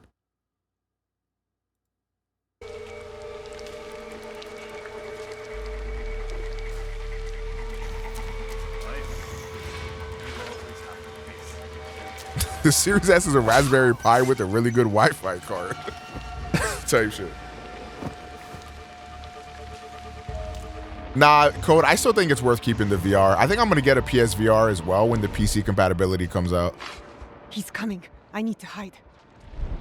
Yeah, if you're using the Xbox for mainly Game Pass or indies, the Series S is like the best deal in gaming right now. But if you want to play the new releases like Assassin's Creed or the Star Wars game or Dragon Age, then yeah, it's going to struggle.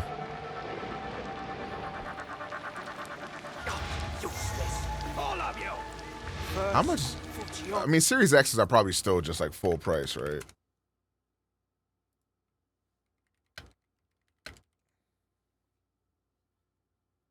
It's $449. What about on GameStop?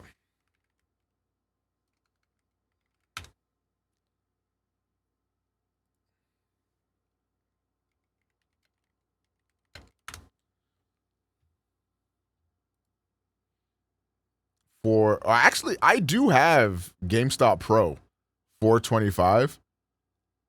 That's not that big of a difference.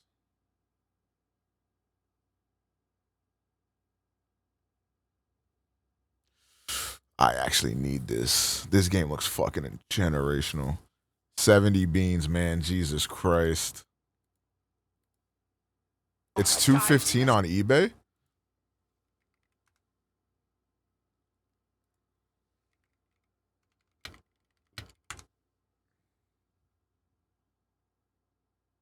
Oh.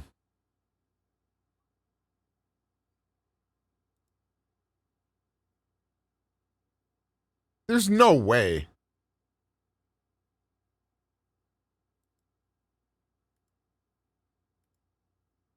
$150 shipping is crazy. I mean, a refurbished console for $400. I'd rather just get the shit brand new for $450, to be honest.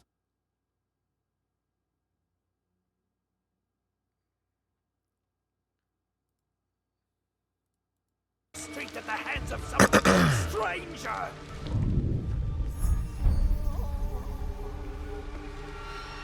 And then you serve me scalding. I want to check something. This is about to be hilarious if this works. Hold on.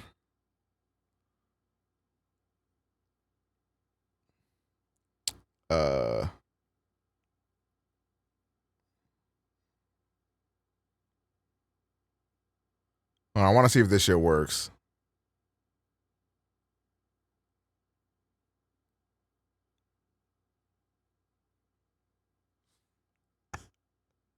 Nigga, chat.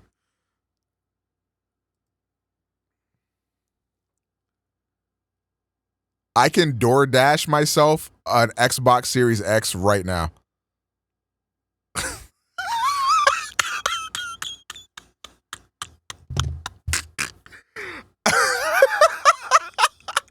Bro, imagine being the guy going to go fulfill my order, and this nigga goes to pick up an Xbox Series X.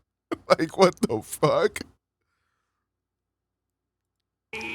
Besides ruining its delicate flavor, I hear You're not getting dead ass. If I'm the DoorDash driver, motherfucker, I just got an Xbox Series X. Yasuke took out. Good riddance.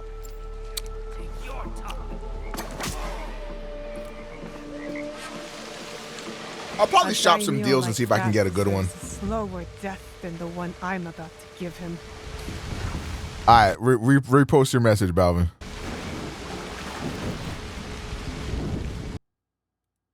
You're gonna boot up that $250, $15 Series X. It's the only game that's gonna be on it. Are you?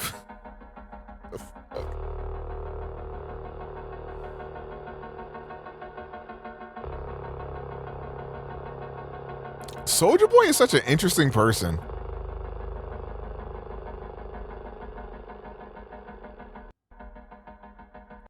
Like he's such an interesting human being.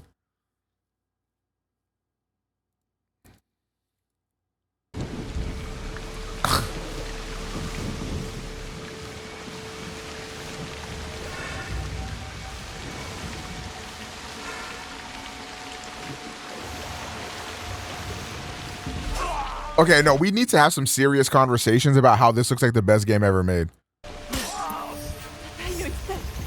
I'm sorry, Code.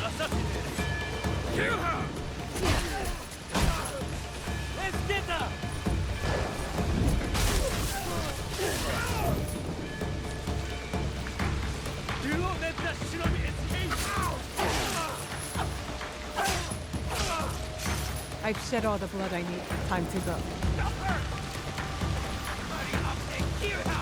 Damn, chat. I fear I've played all of Like a Dragon so far on PlayStation, but if I'm gonna get this Xbox, do I want to switch to Xbox? Fuck.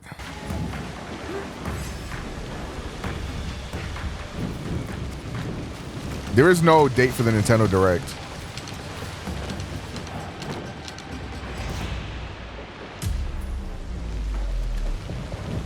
Have you been enjoying Like a Cock? It's been a lot of yapping. I'm kind of waiting for them to take the training wheels off of me so that way I can start delving deep. But yeah, it's cool so far. Because the thing is, this is why I hate being in between ecosystems, bro. Because I really like the PlayStation Portal. And Like a Dragon plays so well on the PlayStation Portal. I feel the same way about my fucking iPhone and Android phone. It sucks being bisexual like that.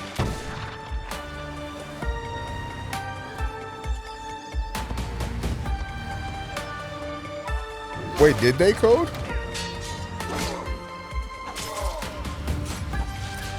Like a Dragon in English sounds nice to me. I couldn't rock with Ichiban's voice though, so I put it back to Japanese. I like the other voices I heard, but yeah, I don't know.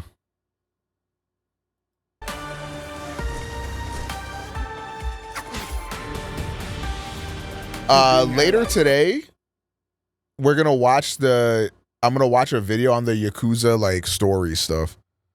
So that way I can, cause like the other Yakuza games look interesting and I may go back and play them at some point in my life, but Like a Dragon is the real game that I've been wanting to play the whole time. The only reason I started the Yakuza series is because Like a Dragon sounds like a game made for me. So like I just decided to play Like a Dragon. The date for the trailer was June 18th. Oh, so if that's true, then I'm assuming the Switch Direct would get announced soon.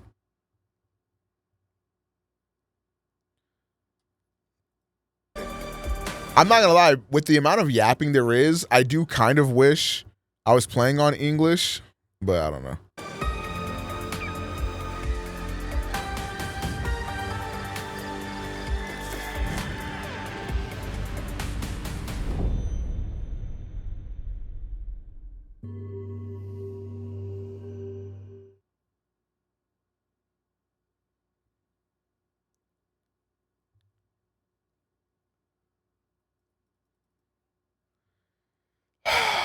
Chat. There's like $1,500 worth of games I need to buy for the rest of this year.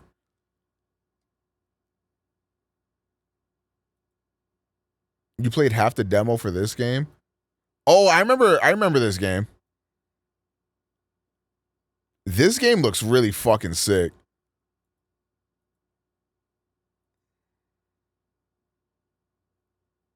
September. Yo, there's too many games, man. There's too many fucking games coming out, bro. For fuck's sake.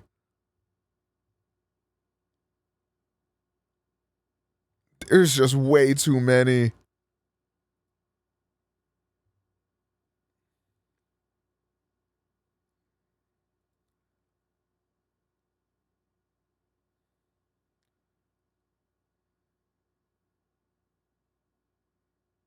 Use your 5-finger discount?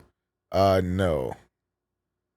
I feel like if you're a streamer stealing the games you stream, a successful streamer, I'll say that.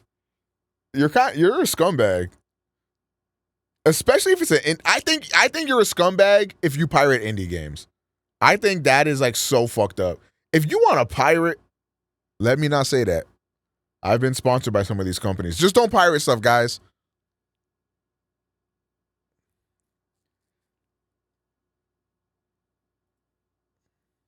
Wait, what? This has... Whoa. Why does it have so many dislikes? Yasuke is for the new Assassin's Creed players in Naue. I don't know if that's how you say her name. I probably just butchered that.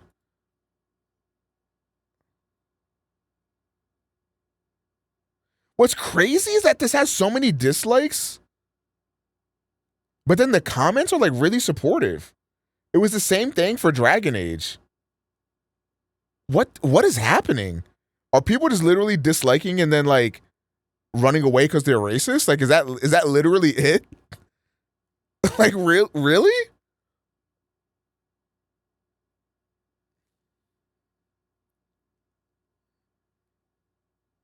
They might be getting botted.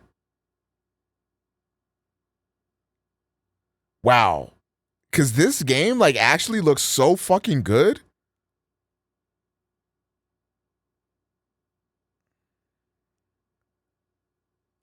Wow, that's crazy. Ubisoft finally cooked.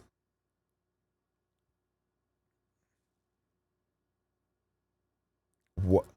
This is truly sad. The quality of AAA games has been exponentially declining. If you're over 20 years old, you've already played many similar games that have a ton more to offer. If you are under 20, obviously, new advertised products get attention while old gems are on sale. Please be informed. Do your research and buy quality products, not this cookie cutter scraps they hand out annually. Does he know? Pepe laugh. Does he know? Pepe laugh.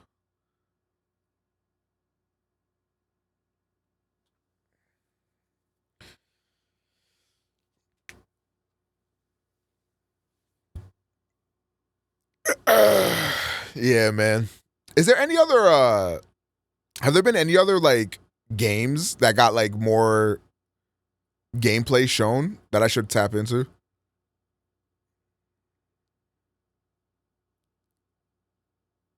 Nah, I agree, Alpha.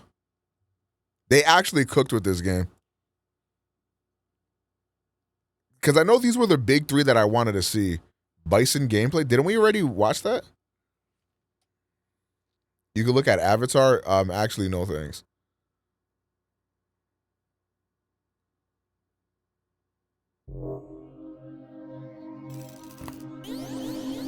Oh, the Avowed deep dive.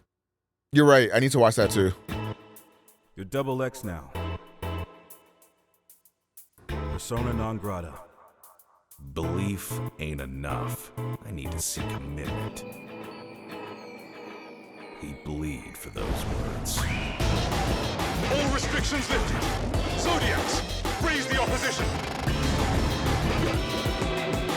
Call the shot, Ace! Guys like us don't get second chances. Yet here we are in our third lives. How many more do you think you'll get?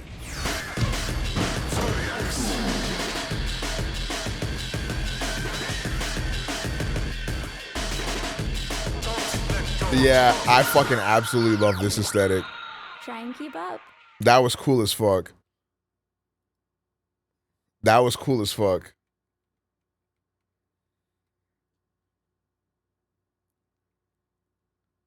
Okay, wasn't it? Here we go. Avowed extended gameplay breakdown. Games in this podcast range from E to M.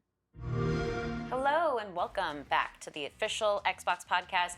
My name is Tina Amini. I'm here with my fellow co-host Jeff Rubenstein, but we also have two very, very special guests.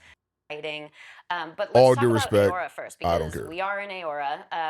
That's part of a world that you guys have built previously for the Pillars of Eternity. Alpha gameplay, and the game comes out this year.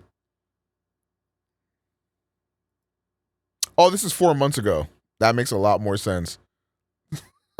That makes a lot more sense. I was like, what? Okay, this is what I wanted to click. Ratings for games in this I was about to podcast say, bro, how is this alpha and the game's supposed to come out this year? What the fuck? Welcome back to the official Xbox podcast, the only podcast coming to you from inside Xbox. And all this week, we are diving deep into games you've seen at the Xbox Game Showcase. If you want to watch the other episodes, Pure Wolf, thank you for the 41 months. YouTube.com/Xbox, Spotify, or wherever you download your podcasts. And I have a very special guest co-host, I should say, with Avowed can be played in third person. I did see that on Twitter. Personal faves, it's Carrie Patel, game director on Avowed. Welcome back, Carrie. Thank you so much. It's great to be here. Oh man, you have been to the studio several times now. Yeah, It is such a treat that you spend so much time out here with us. We had you on extended. I imagine it'll be a lot like Bethesda games where it's like you can go in third person, but like you're not going to be playing mainly in third person. Last year we did an interview. This was after one of the very first forays into Avowed, so that was very exciting. And then we actually had you on this podcast with a slightly different visual design. Yeah, the cheese set is gone. The cheese couch is gone. Yeah. Yes, exactly. Jeff is very Um, happy about that. Day. I thought this was to your going to point, be Obsidian has this je ne sais quoi, to use something my else. French that I know very little. It was that one statement. That was it. Yeah, that's really all I know. But no, it's like this something special that you all have, where not only do you have the community aspect who love games, Grounded, Pentiment, all these great games, but also just the team, like the cohesiveness. I got to visit the studio a little bit late last year, and just walking through the office. Yeah, I'm not was gonna lie, great, Code. You're being a why big your bucket of games bummer. always come together and are just so great. It's just because you have that cohesive unit. So it's great that time that you've spent since then has been used just like polishing the game, like you said, and making it awesome. So I'm excited to play a little bit later. Oh yeah, me too. But before we jump into the deeper dive gameplay, do you want to just set up for us both what Avowed is, just in case anyone out there doesn't know, but also what we just saw at the Xbox Game Showcase? For players who are familiar with the Pillars of Eternity games, this takes place in the same universe, but it is not a sequel.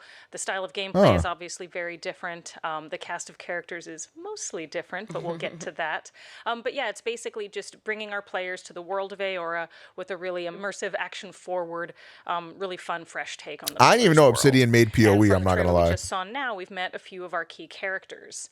So part of what we wanted to do with this trailer is really set up for the player the world you're stepping into and the role you're stepping into, and also the choice that's in front of you for how you want to inhabit and live out that role in the game. So the very first voice that we hear from at the beginning of the trailer is the Emperor of Adir, your boss essentially.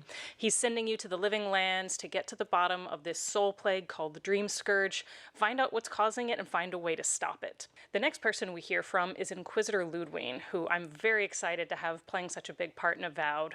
Players from Deadfire might remember her as a side character in one of our very interesting side quests, but in Avowed she's pretty central. And her whole belief is that the Dream Scourge is really just symptomatic of larger problems, a larger sense of chaos and disunity and destructiveness at the heart of the living lands. And in the world of Pillars of Eternity, Yato? souls and essence, which is the stuff of souls, it manifests physically. And so she might be onto something. And then the very last person we hear from is Giada, who's one of the companions that we'll meet in our journey. All right, man. I just want to see the gameplay. Don't try to tame it. Don't try to end it. Embrace really set out a choice out here in the living. Obsidians are you going to make in a moment by moment? Yeah, and I think that's what players be able to interpret this, just like about what you'll get to explore over the course of the game. Do they actually like go over gameplay? Oh, I guess very stunning. Yeah, this might be it. And here we have some Sporlings attacking Yatsli, who is going to be one of our other companions. And you were charging up like your bow and arrow there, and then you're also kind of trying to slice your way through what looks like some very thick top. top-heavy swirling armor here. And you're right, we are struggling a little bit. Yeah, they're giving you a run for your money here. Yeah. We'll fix that. So part of the problem is we've just transitioned out of an earlier region, and so we haven't upgraded our gear yet. So if we look like we're struggling against these little mushroom guys, it's because we haven't upgraded our weapons so that they're really up to par with the enemies we're gonna face here. So there's a lot of hacking and whacking, but we'll fix that in short order. Oh, fantastic. People, I was about to lose my wits. Dude, I love the art direction for this fucking game. So this is still fairly early into the... Like, I actually love this art direction. Emerald Stare. Yeah. Nice, and then we have Yatsli. Yeah, she's a wizard. She's very fun. She's a little risque in a way that I think makes her a lot of fun to talk to. She's got some very good banters with the other companions. Ooh, I like how many dialogue options there are. She's just a little lightning ball of a lot of personality. And you see the options here, by the way. Also, one of the great things about your game is, of course, dialogue options. Tell us a little bit about how that's playing here. So you noticed with a couple of those that we had a little symbol at the front of those options. I think she looked ugly. This is an Obsidian game. Well, some of the you don't have to want to fuck every character in the game. Choices you make at character creation, choices you I just like the art style. So some of them are tied. I like how like colorful and everything. Some of them are tied to specific the whole game is. That you choose at the beginning of the game, and a lot of those will really, in different cases either. Nigga said, "You know me, you right, my bad, gang." Possibly a different outcome. Not true, Giga Chad. Here we're really getting to know her as a character, and so we're just kind of choosing the tonal direction of this conversation. Yeah, she's a little. Yeah. She says you're tall, striking, and well-toned. It is like she's flirting with us. She So what would happen shit. if we pass the conversation check for the flirtation option? Slut check? Is this first one? Yeah.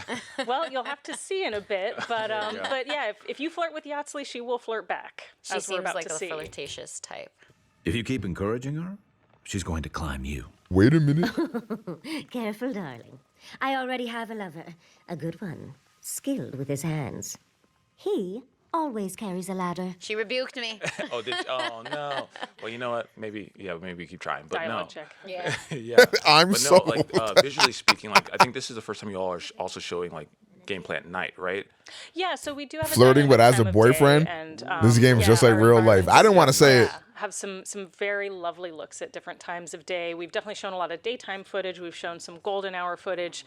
But again, Emerald Stair looks really stunning at night. Yeah. It's very colorful, very lush. We've got all the fungi. And then one thing we're going to see as we come over the hill here is all of this equipment that the animancers of the town of Fior have made. And so animancy in the world of Pillars of Eternity is basically soul science. It's about studying and manipulating the essence that makes up souls and the essence that is Am I the cuck E or the cuck in the world. Yes, it is. Which one would you rather be, Code? In this region. Speak your truth. Yeah, so this is a little enclave. Yeah, this game is Xbox and PC only. Kind of free to study, outside of the, the watchful eye of any larger authority here in the Living Lands. But yeah, what it means aesthetically is they have this really lovely equipment. This game is supposed to have no romances, by the way, so you ain't hitting that. Watch when I download the fuck mod. We'll see what happens then. By the Dream Scourge as well. They are, yes. They've discovered something wrong in the ether, and you're coming here to sort of see what the animancers have figured out. All right, and now I'm looking at this. It looks like we're heading into the party camp. Can you tell us a little bit about what this area is and its significance for the players? This game looks fucking gorgeous, by the way. One of my favorite spaces in the game. It's both your narrative hub and also your upgrade hub. We can see here. I'll just call third person, yeah. Yes, we do have third person. A lot of the footage we're going to see today is in first person, but we do have a third person option for players who prefer it. But yeah, in Party Camp, that's where you'll get to know your companions better. You can kind of get to know their backstories and sort of, get to know them better as individuals. You can also hear them getting to know one another through their banters at camp, which is always super fun to eavesdrop on. And it's also where we can upgrade our gear. So we've got our party stash where we can stow a lot of extra equipment. Oh, chat, this game is for me. And here's where we're taking some of our older gear that we picked up in the previous region, and we're going to upgrade it so that we're better equipped to fight the enemies here. Yeah, Sporlings. Yeah, exactly. We're coming back. Oh, We're yeah. going to be way better. But I want to touch back on what you said around the banter around with your companions.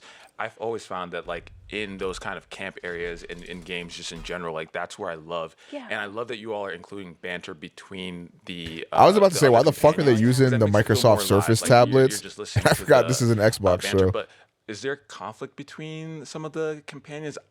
Yeah, they have their different dynamics? takes on the Dream Scourge and like what you should do with it. Yeah. Exactly. So what can we expect to hear when we're listening, eavesdropping in on the banter? So you'll hear a lot of different things. One thing we really wanted to create with Party Camp was this sense that, you're adventuring and exploring. Some games are just not going to be bought this year, and it sucks. All these different landscapes. Yeah, honestly. This quiet space where you can. I really wonder what games will end up like sticking out from the pack and being like the big sellers this year, because there's so much that like people just can't buy them all. So I wonder what's going to end up sticking out. Like, what's going to be the game people go for? A lot slower and quieter. So some of the banter is going to be kind of quirky and fun as these characters get to know each other and kind of dig into their different personalities, their different eccentricities.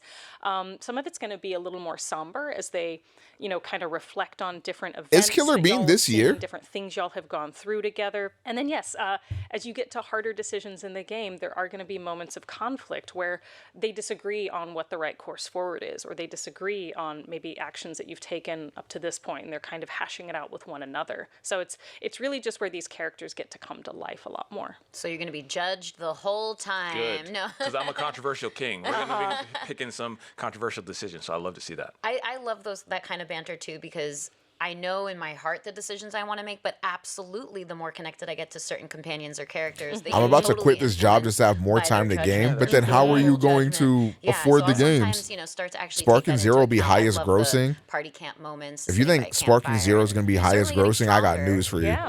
Sparking my Zero will probably understanding is we're outsell picking up Metaphor. That's not a upgrading shock. some of our weapons, but also picking up some new skills, which you can do in this party camp kind of downtime too. Yeah, so you can upgrade your skills and abilities anywhere as you level up throughout the course of the game. That's one of the things we're doing right now. So on certain level up milestones, we'll get to upgrade our attributes, which we just did, and on every level up milestone, we'll get to pick a new ability. So in this playthrough, it seems like we've got a couple points sitting in reserve, so we're spending these on different abilities in our different trees. OmegaPro BK Alleyway. About the way these are set up is you can really mix and match freely between them. So if you want to be all wizard, you can, build entirely throughout that skill tree. If you want to mix and match, make a battle mage, or make, someone who can be a little stealthy in certain moments. What is up there to you? What is a game like selling a lot to you? Yeah. So we've seen a lot of Tanglefoot in previous trailers, and I think we just unlocked Fan of Flames, which will help us get through these brambles, right? So we're not only stronger, but now we can actually. If Xenoverse 2 can sell 10 million copies, anything can. More skills at our hands. I mean, that's Lifetime though, and I think Xenoverse 2 ended up selling a lot of copies too because they supported it a lot post-launch. But it looks like there's no reason Sparking Zero can't reach that number as well. I mean, they have like 20 plus DLC characters already like planned and shit. So I think that game will get like a lot of tail end support as well. Give the different abilities that players can pick up. Obviously solutions in combat, but also solutions in exploration. And so, there's almost always more. Like I feel like like the first sales for Sparking, I could see it being like maybe 1 to 2 mil, maybe around there, which is that's really good. That's a lot. I think that's like about what Persona 3 did. Honestly, it could probably be it could hit 2 mil. Particular. I think it depends on like how it's going to go, like leading up to that game's release. But you'll have, weapons, your own abilities, spells. Did Demon Slayer do 2 mil? I'm talking first week. Who can, use their environmental abilities to help you get through barriers. There's no way Demon Slayer did 2 million in 1 week. As you build the character you want to play. Okay, so now that we're coming out of the camp, we've upgraded our equipment, we've upgraded our swords, so theoretically if the first week for Demon Slayer was 1 mil, you'll notice it's taking Sparking Zero might go fucking crazy then. Look at him, he barely stood a chance. Because I didn't think anybody fucking got that game. Slicing through them. Yeah, so is that like new animation as well? New sound effects? No, I have to look this up. What is that game called?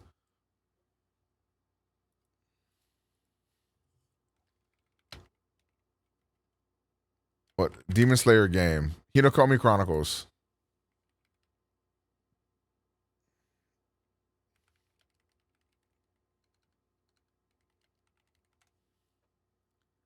Okay, so So it did about 1.32. Is that when did that game come out? That's like the first year or so, right?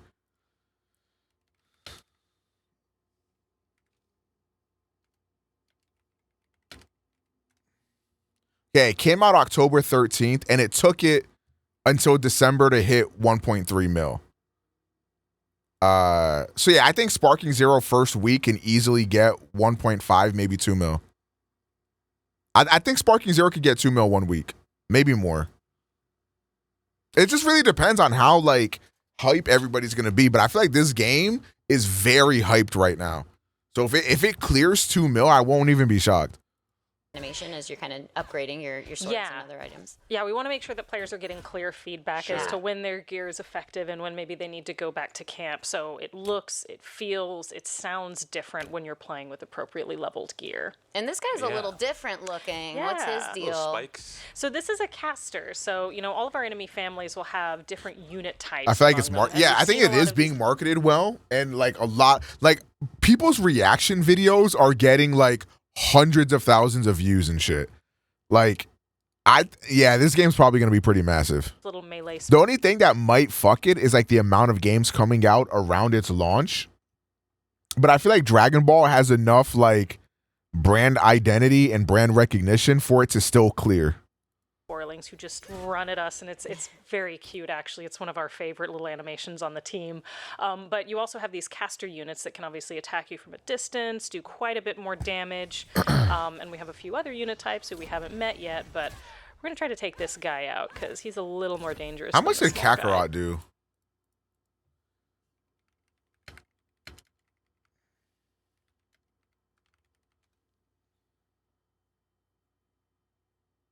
Okay, so Kakarot lifetime 6 mil, 4.5 million by December 2021.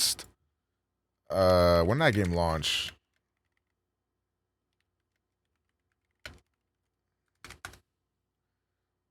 January 13th. So within a year, it did just under 5 mil. Yeah, so maybe 2 mil is a little high. I don't know. We'll see though. I feel like a Kakarot got a lot of favorable attention before it launched. Yeah, taking a few more hits than them. So when you build up enough stun on an enemy, you can kind of queue up an attack like that does a lot of extra damage. And WRSN. if it doesn't take them out outright, it'll at least give you some distance from them. So those are great to get if you can. Nice, and a little bit more traversal here, which I love to see. Adds that verticality that we love, that allows players to, I guess, discover new things in the game and maybe some hidden things. Exactly. Yeah, it's a very fun mechanic. Yo, Misu, thank you for the 57 months. Welcome back. Reward your curious players by hiding a lot of How you been? Secrets, a lot of fun, a lot of storytelling, and nooks and crannies throughout the levels. And we did just pick up that godless vase, so we've got our item. That Sparking Zero metaphor and the Sonic game coming out in October. Looks like we're approaching her now, actually. So what we're kind of exchanging here. Yeah, so trying to steal somebody's rich husband. I'm praying for you. And the godless I believe in you. You got this. Who used to inhabit the living lands. They have been gone for many, many, many, many years, but we see. Does Sonic sell well? I think Sonic will do well, honestly. Different regions of the living lands. So Yatsley studies them. They are called the godless because they are not recognized as worshipping in their art any of the gods of Aora that people know of. So she wanted this artifact as, you know, part of her studies. So even without a ladder, we were able to fetch it for her. Oh, and we just saw a Do you prefer this or when games get announced years apart? I think there's a perfect balance to do. Like, I genuinely think the Xbox Showcase did it perfectly. Like, a lot of the games talked about are launching within the next 6 months. And then they also gave us a glimpse at what's coming in like the next year or two. I think that's the best way to do it. Like, for example, when Sony did the Wolverine thing, like, okay, yeah, that was hype, but like we're not getting that game until like 2026 or some shit. So it's like, what the fuck was even the point? You know? Like I think if you announce a game, it should launch within the next year, maybe 2. Like 2 at the absolute most. flash of ourselves, actually. And we are, actually, if you could explain too, because we are godlike. Yes. We are almost the opposite of Yasli in that way. Yes. So what does Elder that Scrolls 6 was mean shown in the world 2018. Of, like, the The thing is, they're bastards for that because they were like, because they took a risk with Starfield, right? I know a lot of people don't like to give Bethesda any credit, but I mean, they have properties like Fallout and Elder Scrolls. They could have easily made another one of those games and like signed a blank check away type shit. But they decided to make something different, do something else. But they were like, guys, but if you hate this, we're working on Elder Scrolls 6 next. And it's like, bro, that game don't even exist yet. They might have not even started development on that shit yet. And why we look the way that we look here. Sure. So in the world of Pillars of Eternity, a godlike is a member of any kith species whose soul has been touched in some way by one of the gods. You can play as a godlike in Pillars 1 or Deadfire. In Avowed, you are definitely a godlike. And being a godlike will manifest in a number of different ways. Funniest shit about them showing off Kingdom Hearts 4 early is it gave people an expectation that shit, maybe, just maybe, they have sped up development on Kingdom Hearts games and we won't have to wait 10 years for the next one. Survey says that was a fucking lie. But one of them is you usually have a unique physical appearance that manifests in some way on your face and or head. Now with Avowed, you can choose exactly what that manifestation looks like. This lichen-like growth is one of your options, but you will have some that are a lot bigger and more dramatic, and you'll also have some that are a lot subtler. But either way, you have a connection to one of the gods. The thing that's unique about you is you don't know which one. And most godlikes of Aora, it's very well known, which god they share a lineage with. For you, it is a mystery, and that's one of the things you'll get to explore in your journey through Avowed. Yeah, and I love the customization because I think just generally speaking, people love to customize the character they want. So maybe again, like you go a little bit more obvious here, or maybe you go a little. I wonder if Metroid Prime 4 is going to be shown at the next Nintendo Direct. But like other. If they do show it, they're going to say that this I think they're going to show Metroid Prime 4 with the new Switch, whenever that is. I think Metroid Prime 4 is a launch title for the new Switch to show off how powerful the new Switch is going to be. Because I feel like Metroid is that game that can do that because, like, I don't know if y'all remember the landscape of gaming when Metroid Prime came out, but Metroid Prime, even to this day, is like one of the most beautiful games of that generation. Like, graphically, that game holds up incredibly well.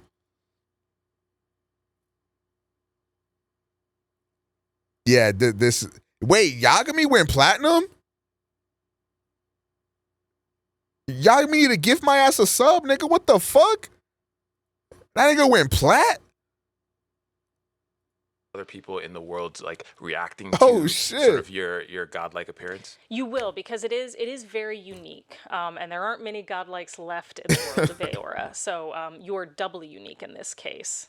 Oh, nice. I'm gonna be showing it up and be like, yeah I'm a godlike. All right.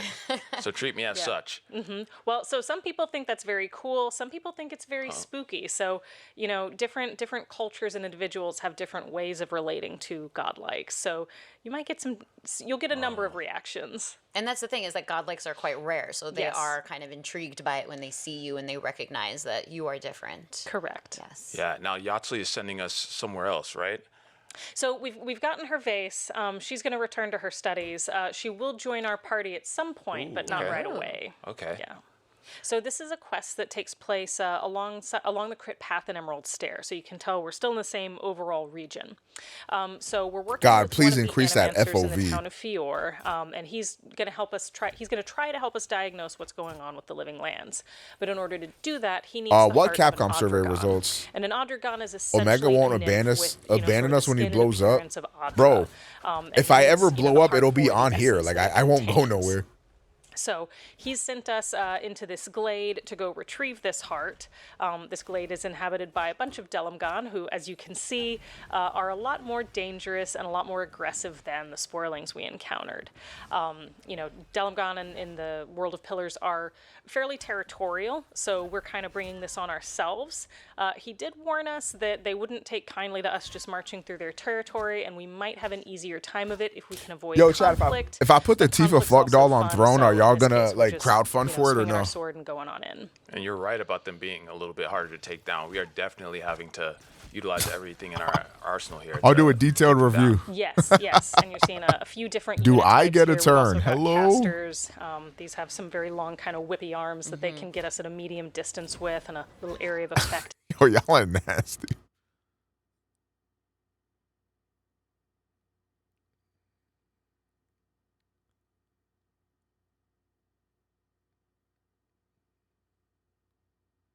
Okay, Japan, US, tight shit.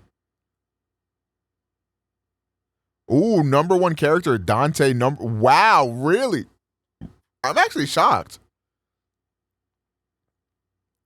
Devil May Cry sweeps? Capcom games you like the best?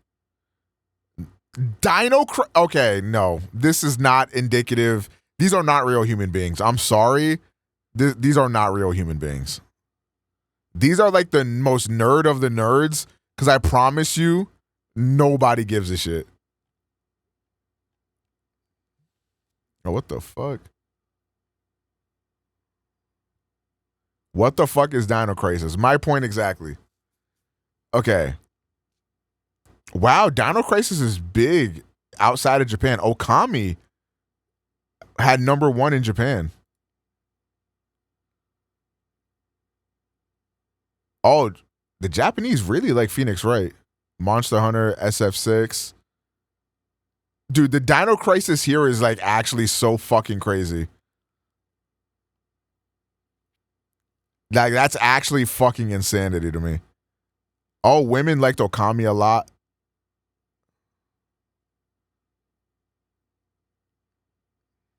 Hey, chat.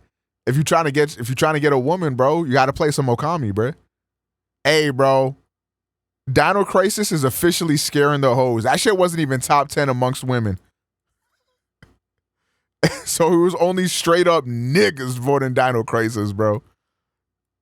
You are scaring the hoes with Dino Crisis. The niggas in their 30s and 40s is what was popping off. And the 50s and 60s. Wow. It's really the old heads. The Lil Jits is DMC coded. God damn. The Jits is so DMC coded. Oh my gosh.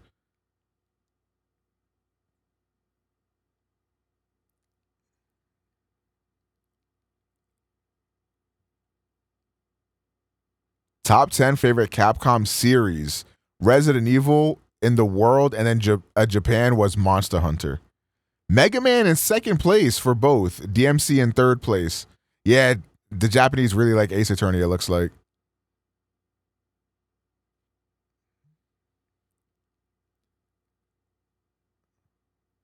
Favorite Capcom character, Dante, Leon, and X. Actually, low-key based. Okay, actually, I'm surprised Virgil wasn't higher. I'm really shocked Virgil wasn't higher.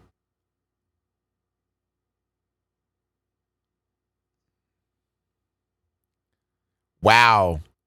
The world and Japan loves Dante. Everybody loves Dante. Dante's just the fucking GOAT. Damn. Oh, Miles Edgeworth actually fucking W. Big W here. Bro, Feline? What? Are we being serious?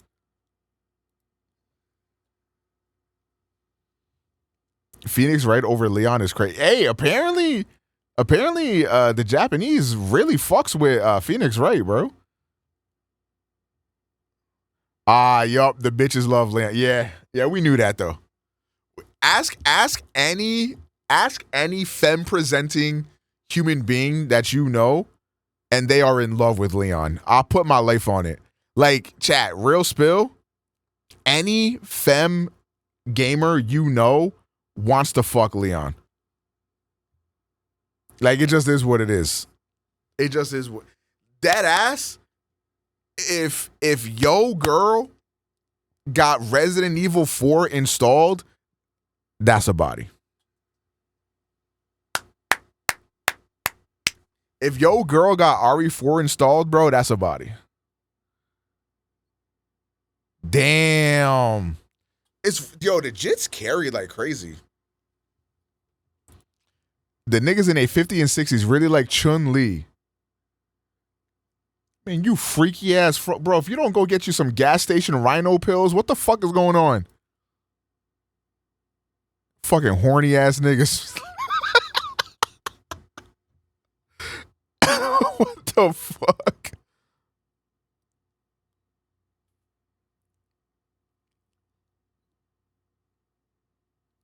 Damn. Oh, Virgil top 3 in the world. Phoenix? Wow. Phoenix Wright got so much clout in Japan. I'm out in Tokyo because I'm big in Japan. Jill Valentine. Respect. Honestly, this top 3, respect.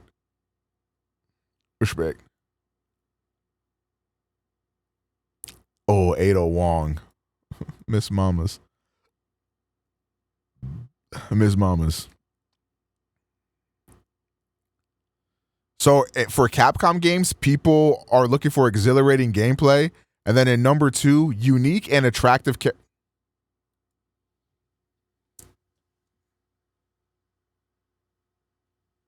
it's just real life, some freaky frogs. Like it's real life, just some freaky frogs, chat. That's all it is. If you are a Capcom games fan, you are statistically probably a freaky frog. You statistically speaking, you probably are a freaky frog. That's crazy.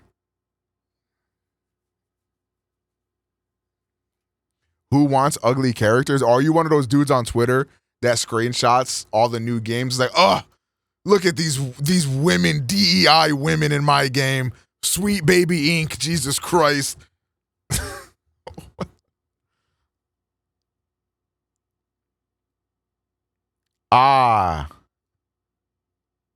It's literally flipped for Japan and the world. Oh, and then this is what you see. The world really likes unpredictable and exciting storylines, but then Japan likes the depth for replay value. Damn, depth of replay value wasn't that high for the world. Creative spirit, strong originality, amazing creator's treasury.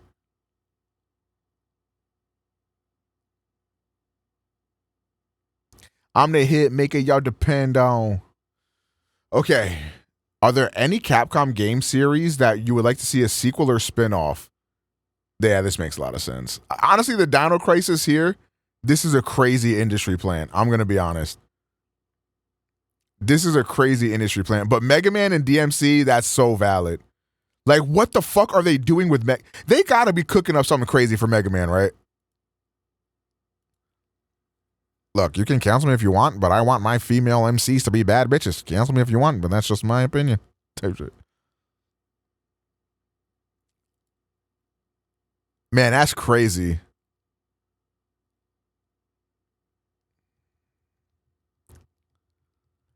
New Okami. I'm surprised Okami is this. Honestly, Okami's fine as just a one-off.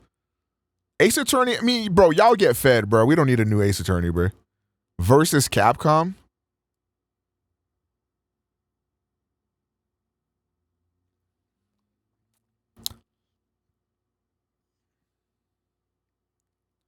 No, okay, no. This is crazy.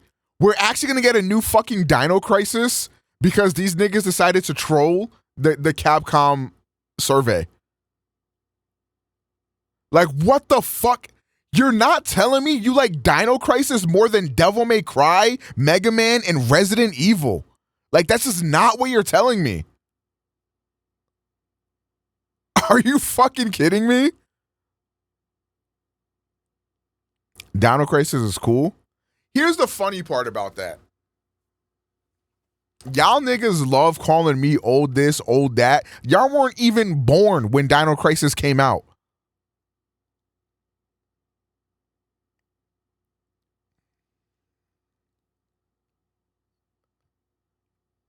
Okay. All right, who's the main character of Dino Crisis? You have 10 seconds. 10, 9, 8, 1. Stupid fucking idiot.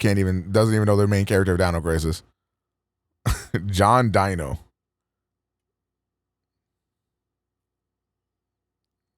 Bro said vagina. Like, I don't know what to tell you, bro. Again, the women are not rocking with Dino Crisis, bro. You are scaring the hoes. Dead Rising is Capcom. I think a lot of people just like forgot, bro.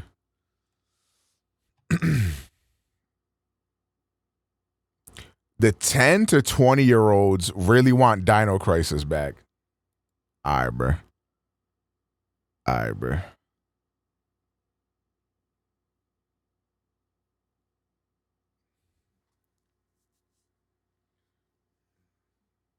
All right, bro.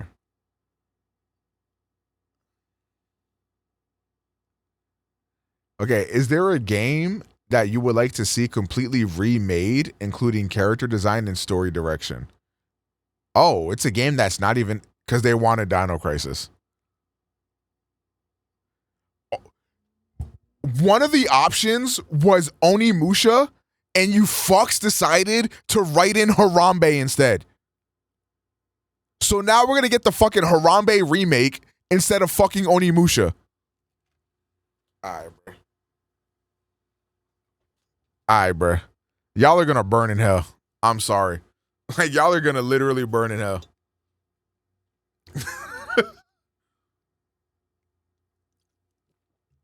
God fucking damn it. Oh, damn, they both twizzied up. For me, Onimusha's up there. I'm not gonna lie. I also think they should really revisit Dead Rising. I think if they revisited Dead Rising, like, we could have like a legit masterpiece.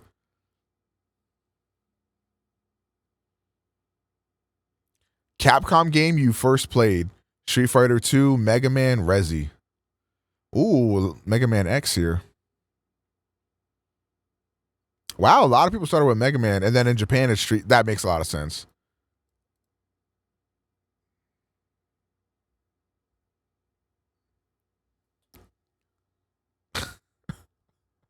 The first game from the people in the 50s and 60s was 1942. I've never even heard of that game. Jesus Christ.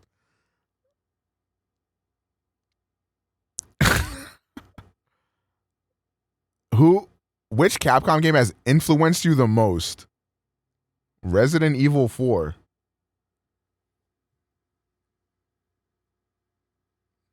Bro? Niggas making a T-virus? What's going on?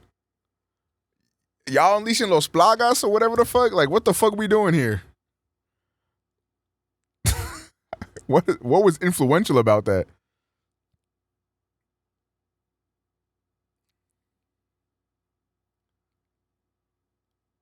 Okay. Do you have a complaint which you would like to share with Capcom? Reboot previous IPs, slow release of... Okay, the slow release is crazy. I feel like Capcom does be releasing a lot of games. Like, that's crazy. Too many sales? What?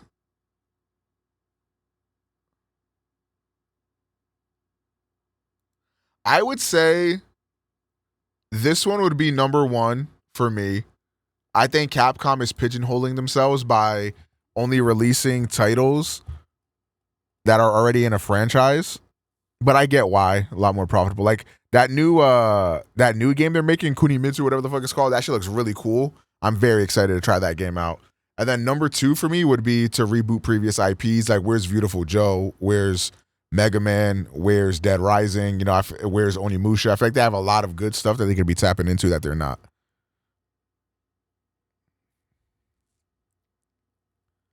Where's Waldo? It says.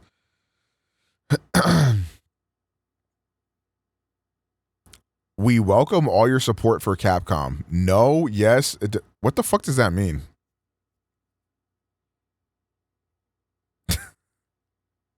I guess.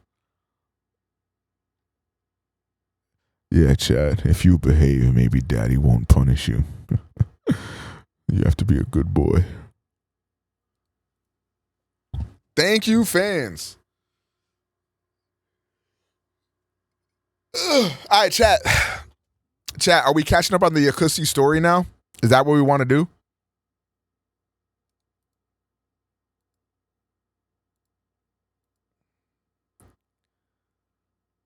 Happy 27. Why did you? Fucking freaky ass frogs.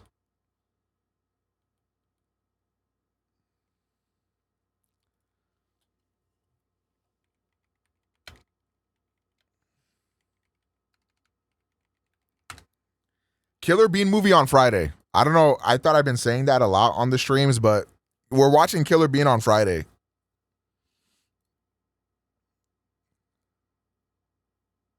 $3 an hour and a half.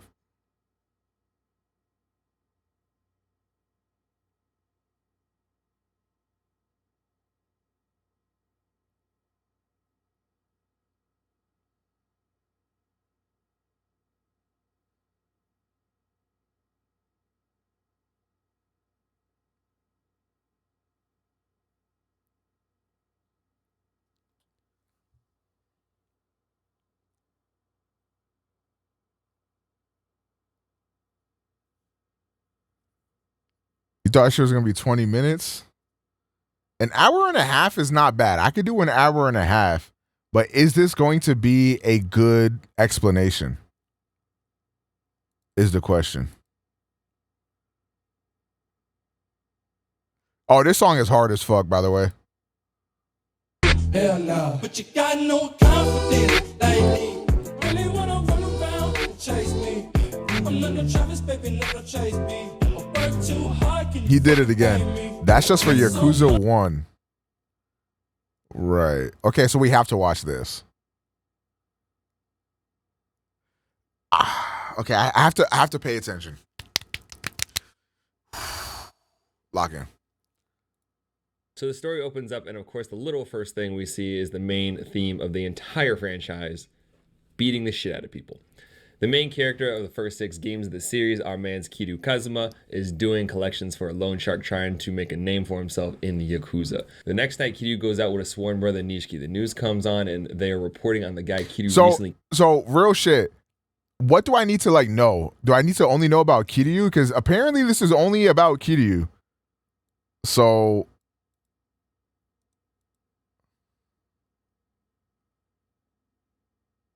you need to know everything. Congratulations! Oh my god. So does this not cover everything? It looks like he's covering every game. Like, what else could you possibly need to know? He's covering literally every game. Yo, Gear Bear, thank you for the Prime for 43 months, gang.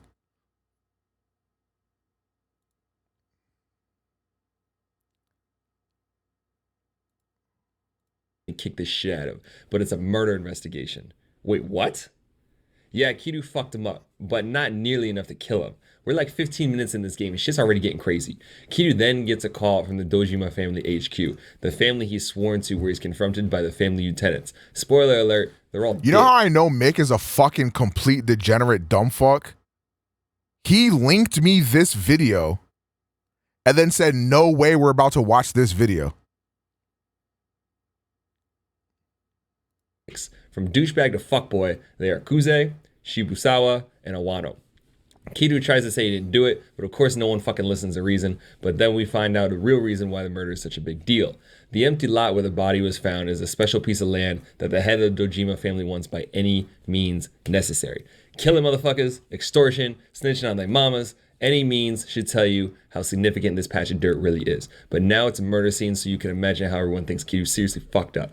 You also find out that whatever lieutenant delivers the land gets to be the next captain in the family because Kazama, Kiryu's mentor and father figure, is currently in jail. Kiryu thinks Kuze over here on some fishy shit, so he's all like, fuck this, ultimately decides to leave the Yakuza and solve the problem on his own in order to protect his captain and father figure Kazama, and bring Kuze's bullshit to light. But no one just leaves the Yakuza. Remember, the main theme of the series, you need to beat the shit out of everyone first. So Kiryu goes to the family HQ, Yo, Bye King, thank you for the 28 months. Welcome back. Kuze's punk ass to have a meeting with the head honcho I'm doing himself, well. Dojima. One thing leads to another. Kuze loses a finger, and Kiryu is now a civvy, also known as a civilian. Now Kiryu is fucking depressed. Man lost his whole identity, he's been framed for murder, and he's worried about what's gonna happen to Kazuma because of all the Yakuza politics bullshit. Not to mention it's also raining, and he forgot his umbrella. But a mysterious man named Tachibana then approaches saying he's been wanting to meet Kiryu for some time. I don't know about you, but I don't usually trust strangers that walk up to me knowing my name saying they've been dying to meet me. Me too. We learn that Tachibana is on a mission to disrupt the Tojo clan's influence on Kamurocho. He's the one that's been buying up all the properties within the various districts, and he's the one that's been having his eyes set on the empty lot as he understands how significant it is to the Yakuza's plans. Then Tachibana drops a straight bomb on Kiryu and says there is someone from the Tojo that insisted they meet. Fucking Kazuma himself, the guy in jail, Kiryu's mentor. So what's interesting is that in Yakuza 7, aka Like a Dragon, the Tojo clan has apparently fallen. Like it's like now like Omi is like running shit. So apparently like that's what's going on type. So that's kind of crazy. Is working behind the scenes to disrupt the Yakuza's plans. Because when they were talking about the Tojo clan is done for, I was like, wait, the Tojo clan. I remember that from when I played Yakuza 0. Can see, does he have some other plan to mess with the Yakuza? We don't know, but this shit is already off the rails. So the way Yakuza 0 works is you are playing 2 simultaneous stories. So this shit is going to get way more complicated. Try to keep up. I'll do my best to make sense of everything. Now you are Goro Majima. Forget everything we just went over with Kiryu because this is all different. Well, okay, so I decided we're going to do at least Yakuza 0, which is like 20 minutes. And then after that, we can either continue or we'll see where we're at. Get it. We'll come back to it later. Just put it aside. Yeah, over there. Keep it nice. Keep it neat. You'll need it later. So anyway, Majima is the manager of the #1 cabaret club in Sotsunbori. Go. For those of you that don't know, it's like a fancy brothel, but no fucking. Guys spend mad money to sit next to talk to pretty girls while they get drunk. Wasted money if you ask me, but I also didn't grow up in 1980s Japan.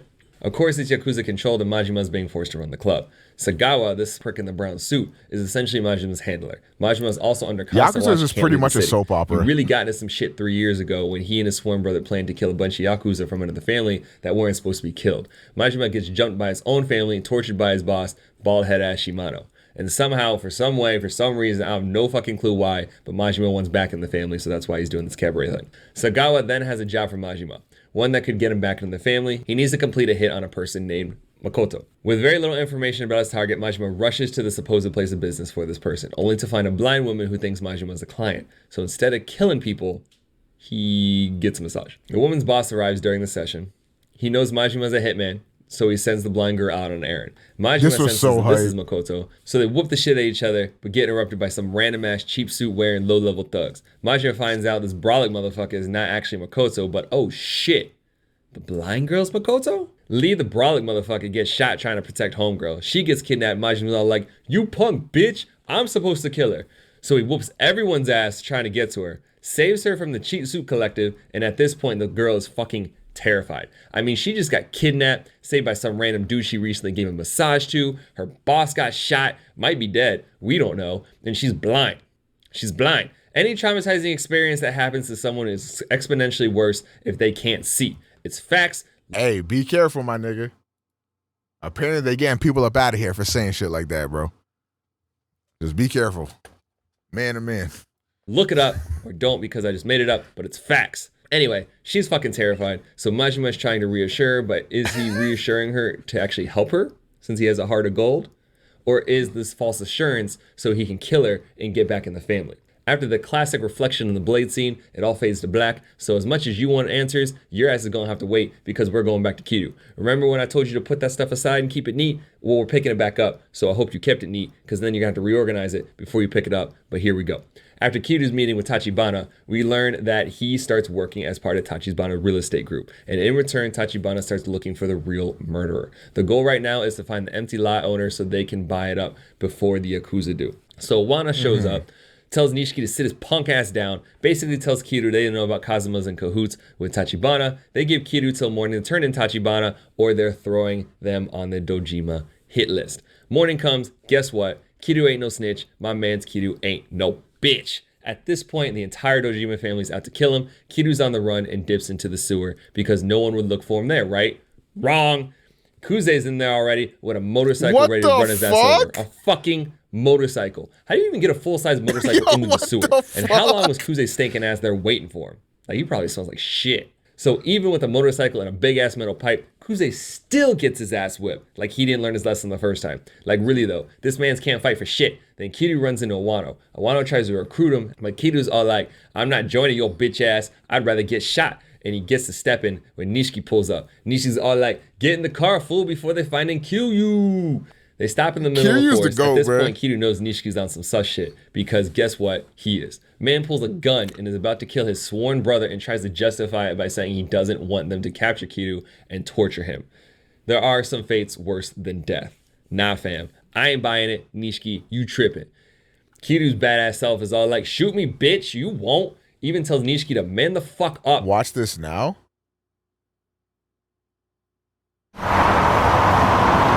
Oh, is this what this is here? Okay. If there's any scenes y'all want me to watch, then I guess you could link it. So that way we can watch the scene and it'll probably hit a lot more.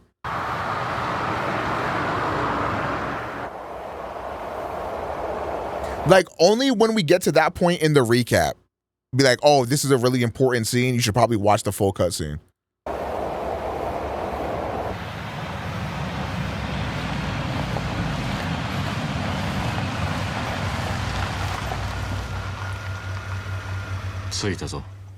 Kiryu.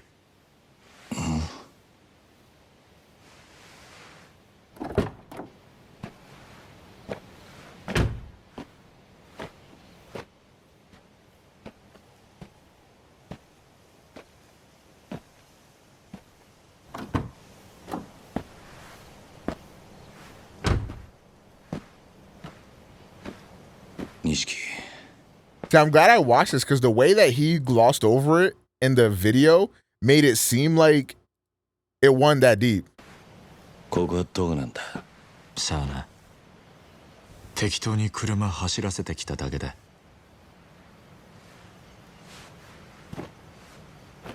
やるか。ああ。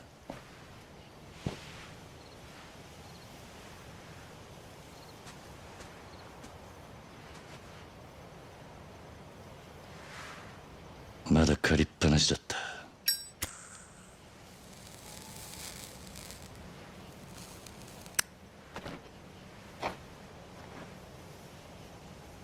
やるよ。もう返せなんて言わねえ。そうか。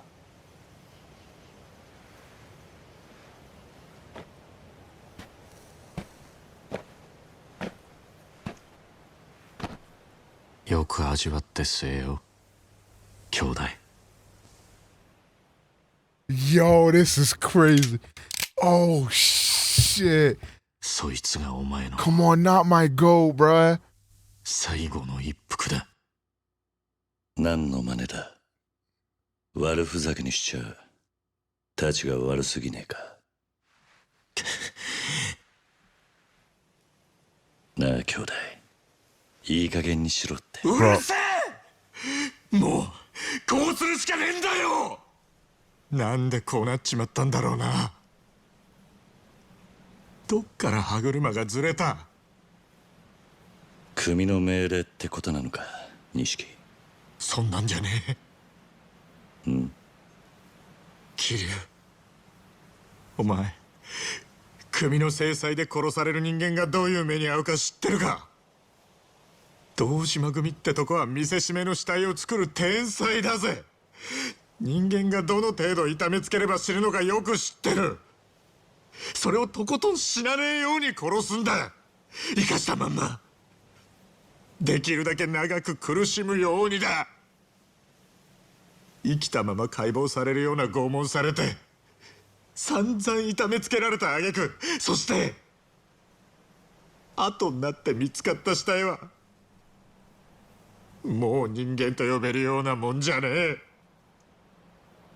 俺はな、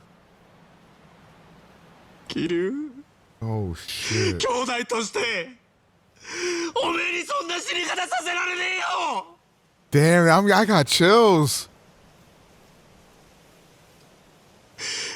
堂島組に的にかけられるってのはそういうことなんだ。桐生、組織に目つけられて逃げ切ることはできねえ。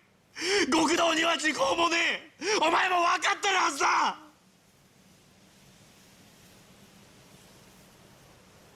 こうなっちまった以上、俺も極道としてはもうおしまいだ。風間のおやつさんもな。けどせめておめえがひでえ死に方するのだけは避けられる。 Yes, I am, Lamo. 人思いに死なせてやれる。今俺にできんのはそれくらいしか。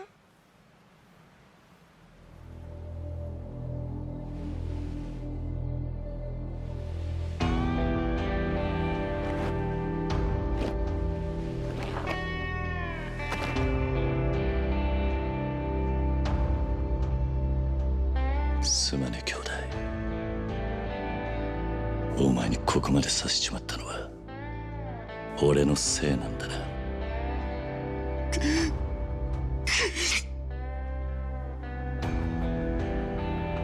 兄弟、頼みがある。俺をここで弾いたら俺の首を手柄にしていつか組でてっぺん取ってくれ。約束してくれ。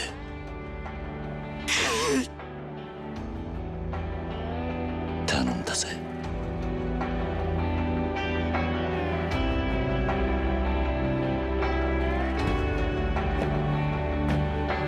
なんだよこっちみんな見んじゃねえよキリュウ。頼むから情けねえこと言うんじゃねえ。そんなんじゃてっぺん取れねえぞ。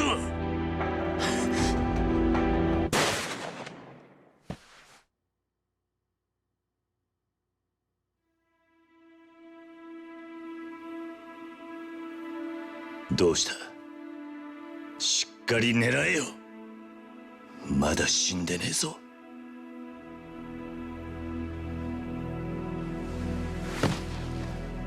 撃てねえよ。撃てるわけね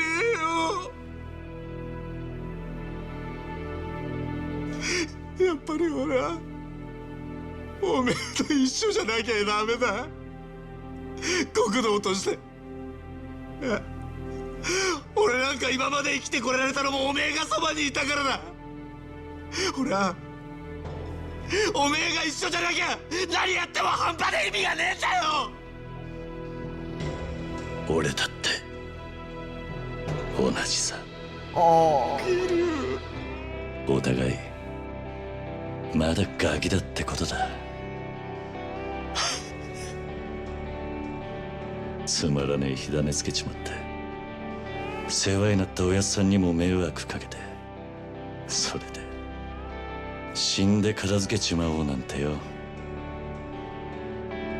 極道がどうとか言う前に結局俺は半端なガキでしかねえ。俺だって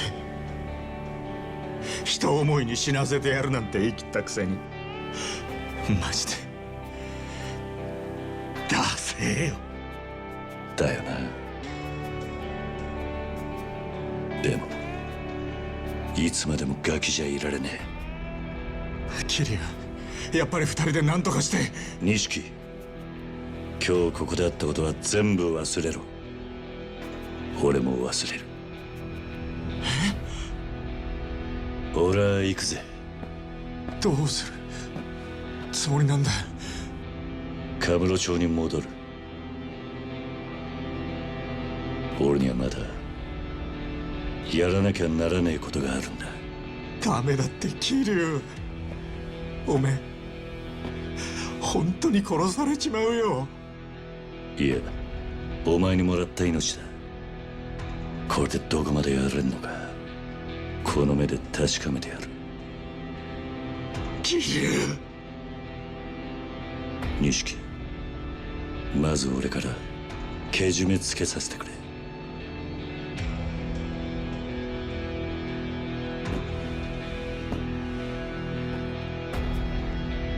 お前とはこれまでだ。今日限り兄弟の縁を切らせてもらう。Kiryu! こっから先お前は二度と俺に関わるな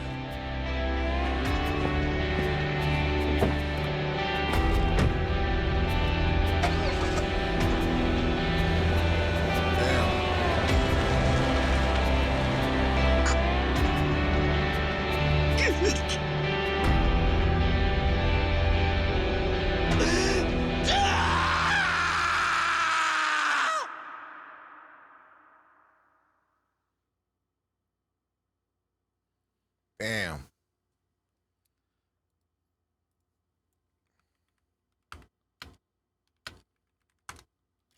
How long is all the cutscenes? What the dog doing? 15 hours is crazy. 5 hours. Yo, Yagami, thank you for the Prime for 60 months, gang. Welcome back. Your favorite son does a recap review for each individual game, but they're one. I will do that one. I'd rather do that. I'd rather spend an hour and a half and get a better sense of what the game actually is. This one is fucking 2 hours.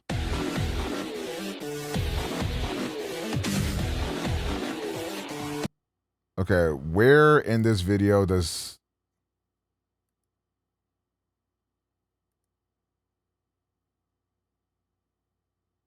Okay, right around here. For getting him involved in everything. He asks only one thing, that Nishiki takes his head and turns it in for the promotion so he can at least get something out of this. Nishiki breaks down at this point. Yeah, okay, this is much better. This is much better. He can't kill his best friend and sworn brother. He just doesn't have the strength to pull the trigger. Kiryu tells him to stop getting involved, or the Dojima will be after him as well, and he takes the car, leaving Nishiki in the woods. This scene is probably one of the best in the entire series. It builds on both characters so that much scene in was such a fucking short incredible. amount of time. It makes us realize that Nishiki was almost willing to kill his brother to put him out of his misery. But even then he couldn't do it. He couldn't rationalize the orders that the Dojima family gave him. It also cements how Kiryu deals with problems, resolve in the face of danger. It begs the same question that we asked way back in the first Yakuza game when Kiryu is confronted by Majima. Did he know that Nishiki wouldn't pull the trigger? Is he just that good at reading people? Or did he just what first Yakuza game? What? Not care if he died? Not only all that, I'm sure we'll get to that. Is that Kiwami 1? Incredibly emotional. Seeing Nishiki break down and all of this raw emotion coming out of him, clearly not able to keep level-headed in the situation. After this, we jump to Majima again. He's brought Makoto to a safe Don't worry, I'll forget in like 5 minutes. House owned by Yamagata. Makoto doesn't have any information on the man that Lee is looking for, the one with the bat tattoo. We have to track down Lee at this point and get some information from a Chinese man who shows up at the chiropractor's office. He leads Majima to a mahjong parlor where he finds Lee already patched up. Hooray! He's decided that Majima must not be his enemy because otherwise he would have harmed Makoto by now and would not have sought him out. Lee tells Majima about the man with the bat tattoo. Apparently he is the one who is responsible for her blindness. She was sold off to the Korean mafia and she was made a slave. This gave her post-traumatic blindness. He rescued her and has been searching for the man ever since, but it seems he has nothing to do with the hit that was recently put out on her. Lee has some sort of plan to prevent Majima from having to kill Makoto. Yo, that's fucking terrible. But he won't tell Majima the details Holy until shit. he sets everything up. When Majima gets back to the warehouse, he tries to relate to Makoto, telling her about how he got his eye taken from him. Makoto becomes somber after thinking about the experiences she went through, and Majima goes out to get her one of her favorite foods, takoyaki. As the two are eating their food, Majima asks about See, Majima tries to act like he's a hard ass and shit like that, but deep down he is softy. Watch. It doesn't make much sense that she'd wear one, but she tells him it reminds her of her life before she was blind. It has a music box inside, but it's broken. She decides to leave it behind, and Majima picks it up without her knowing. Majima has to head to work, and before he leaves, he asks Makoto if she knows someone named Sagawa, but she doesn't. On his way to work, he meets a man outside of another cabaret club in town, and this leads into Majima's large minigame, the Cabaret Club, which I'll detail in the distractions section. After his shift, the Chinese doctor from earlier meets him outside. He tells Majima that Lee wants to meet with him. Lee and Majima discuss the fact that Sagawa has people tailing him. Lee doesn't want to give away Makoto's location, so he lets Majima use a hidden tunnel in his clinic. The three of them meet back at the warehouse and they get ready to discuss the plan. Makoto nods off and Lee says he spiked her drink so they could talk about the plan without her knowing. Weird. Lee has apparently found a woman that looks just like Makoto, and he suggests that Majima kill her. Afterwards, I don't know if we're Lee going to will watch all remove of them this evidence stream. That's her kind of a identity lot. And will ID Each of these her as videos like 2 Makoto. hours long. Majima doesn't agree with the plan one bit. Lee used to be an assassin for a Chinese mafia-type group.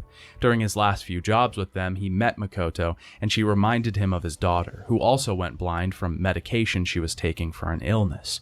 She's gone now, but Lee is willing to do anything to keep Makoto alive. I didn't think the recaps would be this long. I kind of wanted to wait plan, to play Like a Dragon again until I watched all the recaps. But I don't want to wait to play Like a Dragon, and also these recaps are going to take me fucking forever to watch. That the woman is a terrible person that marries men for money and gets them killed so she gets the inheritance. Because the two don't agree, they battle it out. Lee is a pretty tough opponent with a ton of health. I should also point out here that he looks suspiciously like Saejima, same jacket and everything. Don't worry, I'm not hinting at any big reveal, he just looks like him. Lee uses some strong attacks, but dodging and getting well-timed combos in makes this fight pretty easy. Lee begs Majima to help him after he defeats him. He tells him that this is the only way he can save his own life. Majima takes the uniform that Lee planned to dress the body double in and denies Lee's request again. Outside, he throws it in the trash and someone comes along looking through the items. Wait, Lee is looking for Majima the next Is that Nishiki? day and he heads to his clinic. We learn that the body double was found dead with the uniform that Majima threw away last night. Majima says he didn't do it, so someone else must have known of their plan and of Makoto's fate. Just then, Majima gets a call from the man who did it. He's waiting for Majima at the Grand, looking for a trade. Majima heads to the Grand and finds the killer to be Nishitani, head Yakuza of the 3 is Kijin not clan. good. I've heard Nishitani's trade consists of Majima giving Makoto to him as reward for dealing with the body double. He says he won't kill her, he just wants to talk, but Majima doesn't believe him. He wants to fight Majima, but Majima can't hit a customer, so Nishitani calls the police and tells them he's robbing the place. Nishitani is an extremely odd fight. His movements are even more obscure and strange than Majima's. The oddest thing that he does is fake being downed and crawl backwards across the ground when we get close to him, slicing his way across the floor. He's really different, and this makes him hard to predict, so it can be a challenging fight. He doesn't give any information even after we defeat him. He says he'll see Majima another time before being taken away by the police. Sagawa is waiting for Majima in his office and has some questions for the man. He wants to know why he didn't contact him after he killed Makoto and why her face was brutalized. Majima says that he doesn't even remember doing the deed and forgot to call. Sagawa also wants to know why Nishitani and Omi Alliance Upper Yakuza was at the club. Majima chalks this up to a drunken brawl. Sagawa trusts all of these answers and leaves to go speak with Shimano about getting Majima reinstated. Majima is nervous that Sagawa will figure out the ruse that's been put on, so he needs to get Makoto out of the city. On his way back to meet Lee, the Chinese doctor asks him to take some painkillers to the man. Back at the warehouse, Makoto is finally fed up with being in the dark. She wants to know what's going on and why Yakuza are after her. Majima tells her about Nishitani and the Omi Alliance that are trying to get her. Majima thinks Sagawa has Omi Alliance. That's in Like a Dragon. Figured I out remember that the that body name. wasn't Makoto and tells the two to get out of Sotenbori. Even if the Omi track them to different places, he promises he'll help them out in any way he can. As they're about to leave, the Chinese doctor enters and tells Lee that he has decided to follow the advice he gave him. Since it's difficult for Chinese people to thrive in Japan, they have to pick money over loyalty. The man has sold them out, and Sagawa's men pour in. The doctor is promptly silenced, and we have to take down the brutes.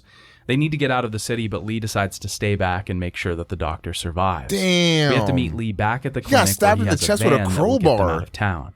We have another section of trying to get through the city with Makoto behind us, hiding from all of the Yakuza that we can. Once we arrive at the clinic, the van is in sight, but just as Lee starts the ignition, the vehicle explodes. Lee is killed in the blast and Majima is injured. Sagawa emerges from the smoke and approaches Majima, gun in hand, ready to end him. He says he was actually... Should I watch this cutscene or no? This seems like a big cutscene. Nah? All right. Going to talk to Shimano this time, but since Majima betrayed him, he's dead. Before he can do it, he's shot by someone, the man that would become the third chairman of the Tojo clan. He disarms Sera, and before Majima can get any answers, he knocks him out cold. We jump back to Kiryu, and his apartment has been destroyed by the Tojo clan still hunting him. Oh, shit. Kiryu is in a rough spot. He has nowhere to go at this point. He could go to the Kazuma family offices, but he doesn't want to get Kashiwagi in trouble. He's just wandering the streets at this point, hoping not to get caught. Eventually, he gets into a fight with a drunk man who's cut him with a bottle. He's sitting in the park, and Reina comes along, noticing his wound. She's incredibly concerned for him, and she invites him to come back to Serena. He doesn't want to involve her in the situation, but she knows how much Kiryu means to Nishiki, and she can't just let him sit outside. Back at Serena, Reina wants to know if Nishiki is okay. She saw him outside the Kazuma family offices earlier, and he looked very upset. Kiryu tells her that he cut ties with him for now so that he can be safe. Reina says a detective came looking for him at the bar, and Kiryu explains the whole situation to her. The Dojima family enters the bar recap and we is have really to good. battle them. They anticipated that he would use the bar as a hideout, and Kiryu truly isn't safe anywhere. Reina wants to call the police, but Kiryu doesn't think that would stop the Dojima family from trying to kill him. Before he leaves, he gives her the watch from Kazuma, telling her to give it to Nishiki. He wants her to pass on a message, that he can't go trying to avenge Kiryu if he dies. When Kiryu makes it outside, we're faced with the three lieutenants again. Kuze wants to end this here and now, killing Kiryu for good. We have to battle him again, this time with some goons and an upgrade in that of a pair of How many times we gotta teach you this lesson, old man? He's a little tougher in this third fight, but not too much. When we're focusing on the goons, he can be really annoying as it's very easy for him to catch us off guard. But when we focus him, the battle becomes incredibly simple and he gets backed into a corner. Kuze begins to beat Kiryu and raises a bat over his head. Before he can deal the killing blow, Tachibana comes through and hits Kuze with a car, rescuing Kiryu in the process. Let's fucking go, VampireSon! Tachibana takes Kiryu to an underground parking lot to hide out while the heat dies down. Apparently, with the Dojima family out in force, it's been hard for him to give orders to others. This is why he had to go hands-on in rescuing Kiryu just now. The scene is really important and builds Kiryu's character incredibly well. It also focuses on the juxtaposition between him and Tachibana. Kiryu says that he hasn't realized it till now, but he's been relying on everyone else around him to save him. Tachibana, Nishiki, even Reina. If he didn't have these people around, he wouldn't have even made it this far. This makes him feel two things. One, he's reliant on others, which he doesn't seem comfortable with, because he doesn't want to bring other people into this mess. He also feels like a burden in general and not strong enough to survive on his own. Kiryu, this first realization in Kiryu's history would make for him realizing that he's stronger with others around him, which would clearly be an instrumental part of him surviving through future ordeals. Tachibana has a completely different outlook on this situation. He thinks that you should use everyone around you as much as you possibly can. It's the only way to get ahead in life, and he learned this from his rough childhood. Tachibana reflects that this way of looking at things has made him use people, and in turn, they use him. This doesn't exactly create friends for him, but with Kiryu's outlook, he has friends, and a support network, people around him that care enough to put their lives on the line for him. Tachibana eventually grows ill during the conversation, and Oda comes to rescue them, taking them to a place that the Dojima can't find them. Tachibana is in the hospital, and Oda explains the situation. Tachibana and he are Chinese nationals hiding out in Japan. A few years ago, Tachibana was attacked in the streets and lost his arm. Because of how much blood he lost, he had kidney failure and has to have steady dialysis to mitigate it. This complicates things for them and makes it harder to battle the Dojima family and gain control of the empty lot. Before Oda takes Kiryu out of the room, Kiryu notices a bat tattoo on Tachibana's arm. At this point, Oda takes Kiryu to Little Asia, which has made a return in the century. We meet Elder Chen, the leader of Little Asia. Oda tries to get him to let Kiryu stay there, but he doesn't want a Dojima family member on their premises. The two have been at odds for years because of the Dojima stealing turf from them and killing their men.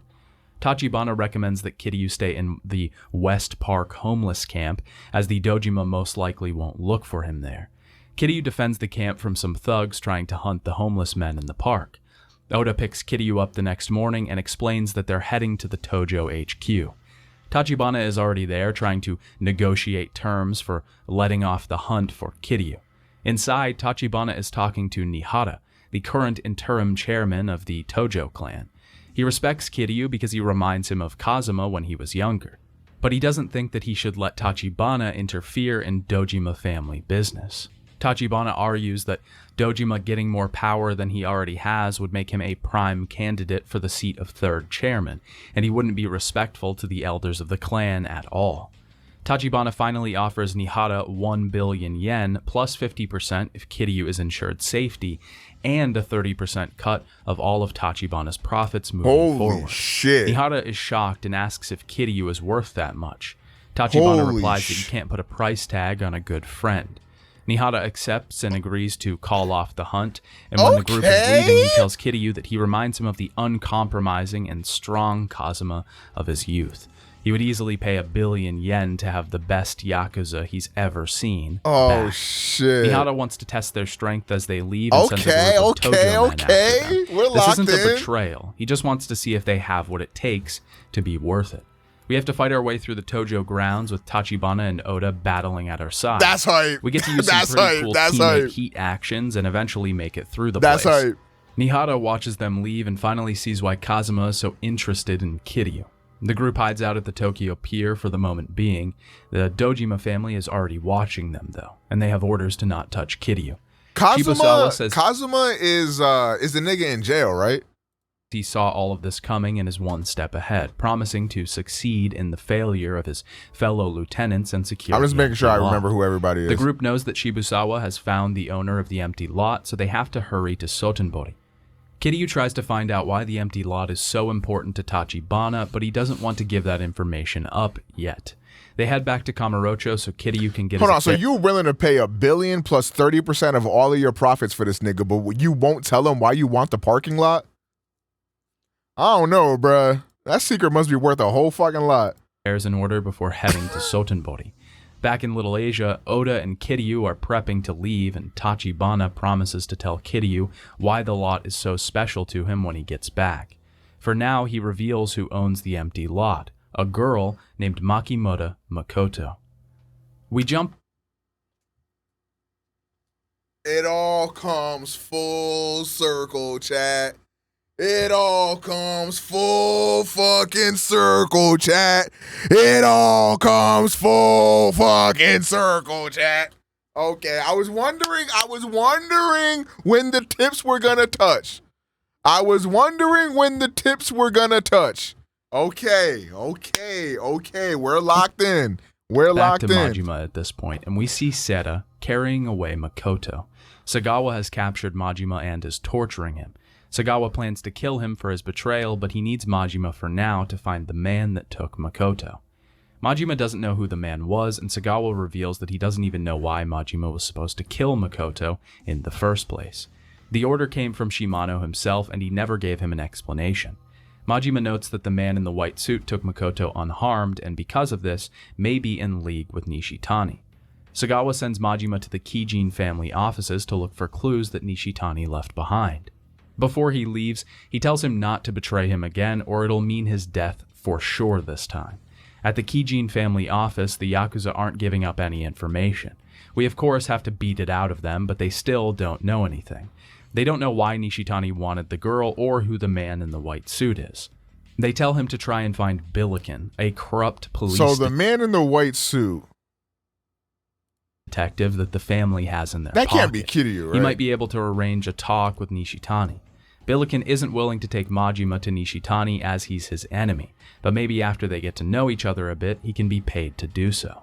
He takes him aboard a pleasure barge and gives us Nishitani's origins. Billiken adopted Nishitani when he was young, and he had already killed someone by the time he was in high school. Oh my God. He was born to be a Yakuza. Billiken takes Majima through an underground elevator and eventually into the River Styx. The place was built during the war, but they've since become the location of the new underground fighting ring. Billiken has started the ring himself. He takes criminals that are incredibly powerful and has them fight in the ring. If they can survive as fighters for 1 year, they can go free. No one has earned this reward yet. This is He wants crazy. Majima to fight 3 matches in the ring to prove himself, and if he does, he'll take him to Nishitani. Our first battle is against the Yakuza Joker, who's a pretty weak opponent. The second is against Dr. Kirihito, who's even weaker, and the third against Dead Puncher, who just has a ton of health. Billiken agrees to fulfill his end of the bargain, but tells Majima that Nishiki killed a kid in high school as revenge for him. Billiken's daughter was murdered at a young age by a minor who was given no consequences because he couldn't be tried.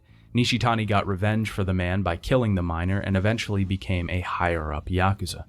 Inside the prison, Nishitani is being treated well. It's revealed that he really went to jail to get away from Sagawa and make sure he wasn't killed. Since he owns a lot of the cops, he has it pretty comfy in here. He might know who the man in the white suit is, but he definitely knows he isn't a friend. He thinks a third party is interested in taking Makoto, but before he gives more information, he wants a good battle from Majima. We have to fight Nishitani in his cell, which is pretty similar to before. He has a bunch more health now, but it's mostly the same battle. Nishitani thinks the Nikio Consortium kidnapped Makoto. They are a gray ops company that's employed by the Tojo. He thinks the man in the white suit is Masaru Seda, and spoiler alert, he's right. If you played the first Yakuza game, then this would be clear, as he's already the chairman of the Tojo at that time. Right, yeah, that's like so clear and obvious. Like, who the fuck didn't know that? Like, please tee up, chat. The whole thing is complicated because Nishitani was getting his orders from the Dojima family. I don't know who the fuck that is, by the way. Shibusawa. Majima was getting his orders from Who the fuck is Shimano, and now the Masaru Seto? I Nikio do not Consortium know, but- has also been hired to get the girl. This means that 3 different factions of the Tojo are looking for her, and these 2 aren't sure why. Nishitani and Majima decide to team up and head to the Consortium, hopefully being able to backstab Shimano and Sagawa in the end. Majima truly cares about this girl, and decides that all he wants in the end is to give her a good life. Next W scene. Should I click this now or wait a little bit? To this and tells him that the Nikio are hiding out at the Benton Inn. Majima just say now when I need to click it.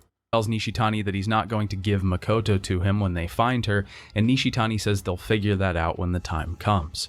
When they step out of the cell, which wasn't locked in the first place... Is it now?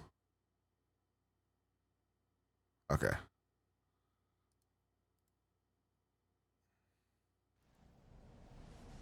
Sate, ほんなら楽しいお遊びに出かけますか。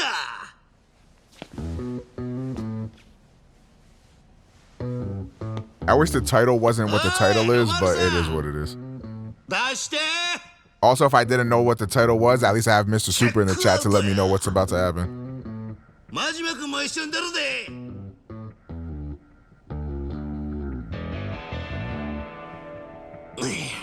なんや、誰もおらんのかい。しゃあないな。 It's all good, Uber. It's not your fault. It's probably hard to find that without having that be the title. 勝手に出るで。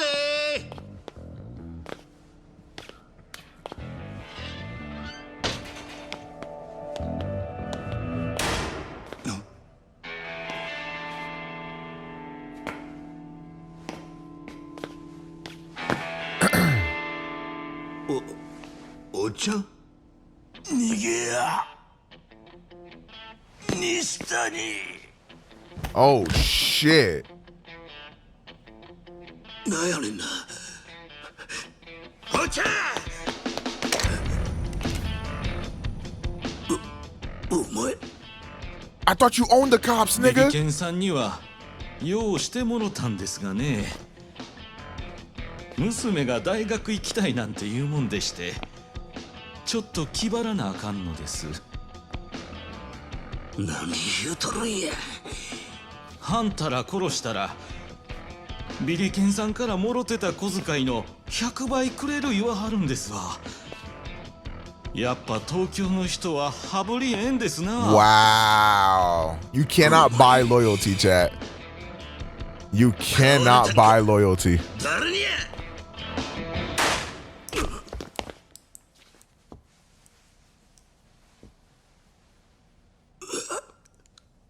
こらあかん感じやないかい Yeah, that can't be good. 西谷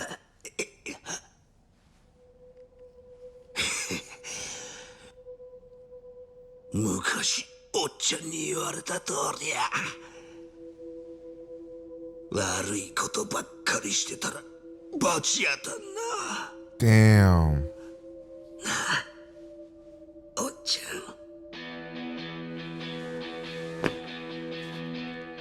ん。真島君、わしはこのアホンダラと片つける。西谷。 Nishitani. あんた。 I wish I spoke Japanese so much. Like that, like on some no soy R shit. Like the Japanese language just sounds so fucking cool. 思いっきり楽しんだらええ。ヤクザなんぞどうせ早う死ぬんや。なら後先考えんと。自分の道前に進め。 Oh.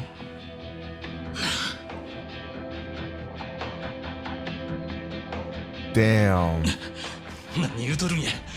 さっさとくたばらんかい。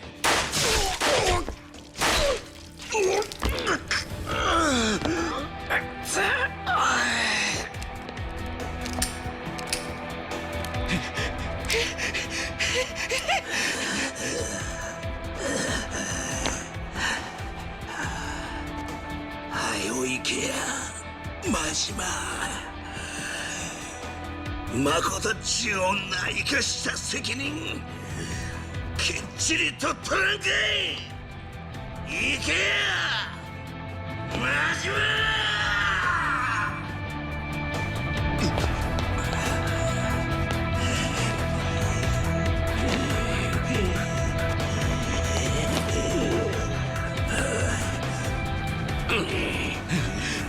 許してくれ。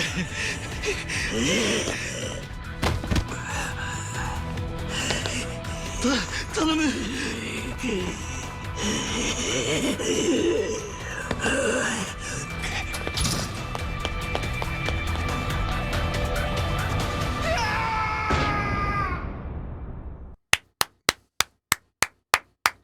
Standing ovation for the GOAT, chat.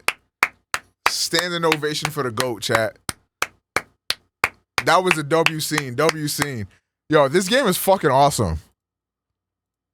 I do wish I had time to play it, man. I really do. But honestly, with these recaps and the scenes you guys are linking, I feel like this is a good like middle ground.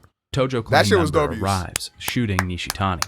Nishitani ends up sacrificing himself so that Majima can get away and goes out guns blazing. Majima is chided upon returning to Sotenbori by Sagawa. He doesn't like that he left and kidnaps him for it. He tells Sagawa everything that Nishitani told him, and Sagawa replies that they'll be going to find the Nikio Consortium. The two arrive at Camellia Grove, a place of true vice and villainy. The two split up to cover more ground, and we have to make our way through the place.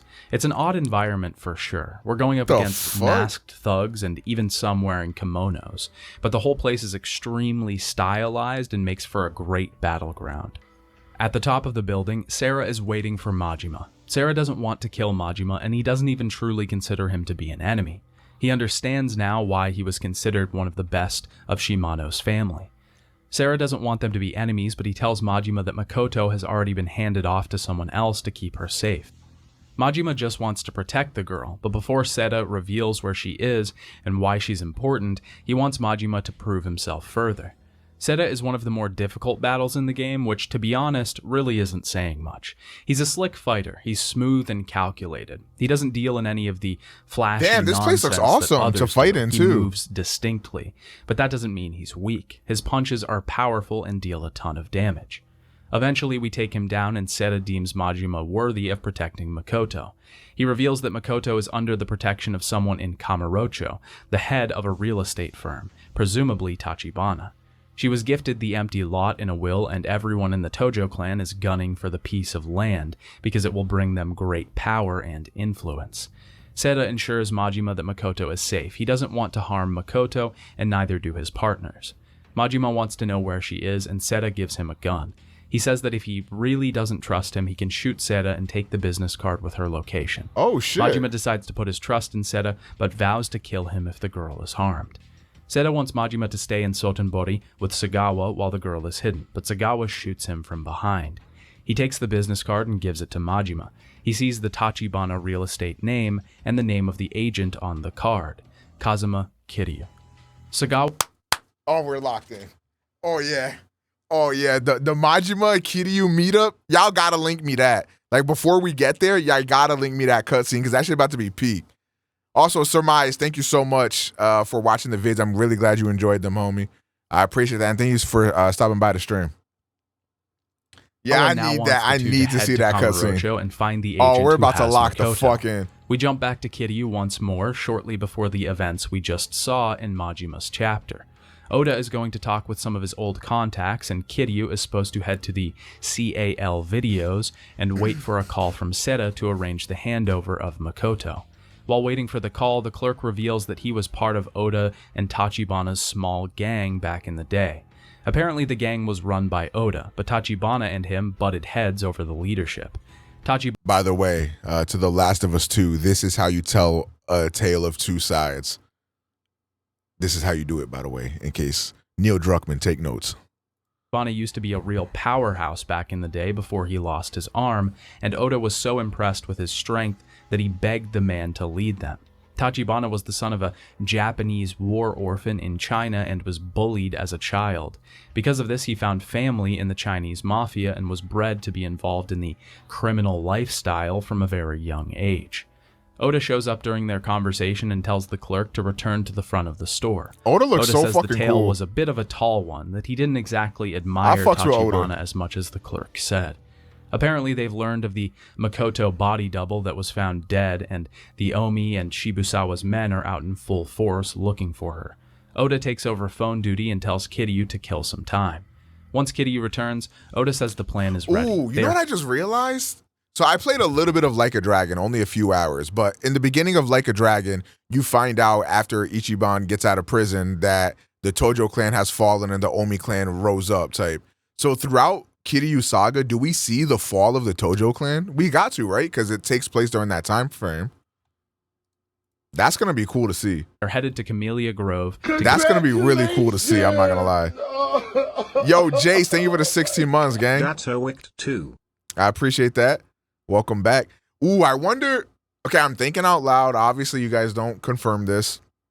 But, did the Tojo clan fall because of Kiryu? Hold on. Kiryu take them niggas down on his dolly type shit? Get Makoto. She's been informed that she owns the empty lot and of the lot's significance. She wasn't aware of the will. Apparently, her grandfather died and gave it to her, but she was on the run at the time and no one could contact her. As soon as they get Makoto, they have to get her to a safe place as fast as possible, and Oda makes it clear that he will prioritize her safety over everything else. Kiryu finally meets Seta, and he wants to make the meeting quick as they don't have much time. Seta introduces Makoto to Kiryu. Makoto is still very afraid at this point. She didn't even realize her grandfather had died until today, and she just wants to get rid of the empty lot as fast as possible. Seta sends the two back to Oda so they can get her to Kamurocho as fast as possible. When the two find Oda, Makoto freezes upon hearing his voice. Something is clearly off with the girl, even when she gets inside the taxi. Oda gives an odd... Oda, nigga, I was fucking with you, bro. Nah,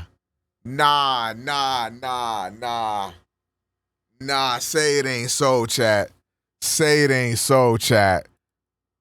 Look to Makoto and seems to know more than he's letting on. No. The group is being tailed by Shibusawa, and we finally see the return of the on-the-rails shooting sections that the first couple games had.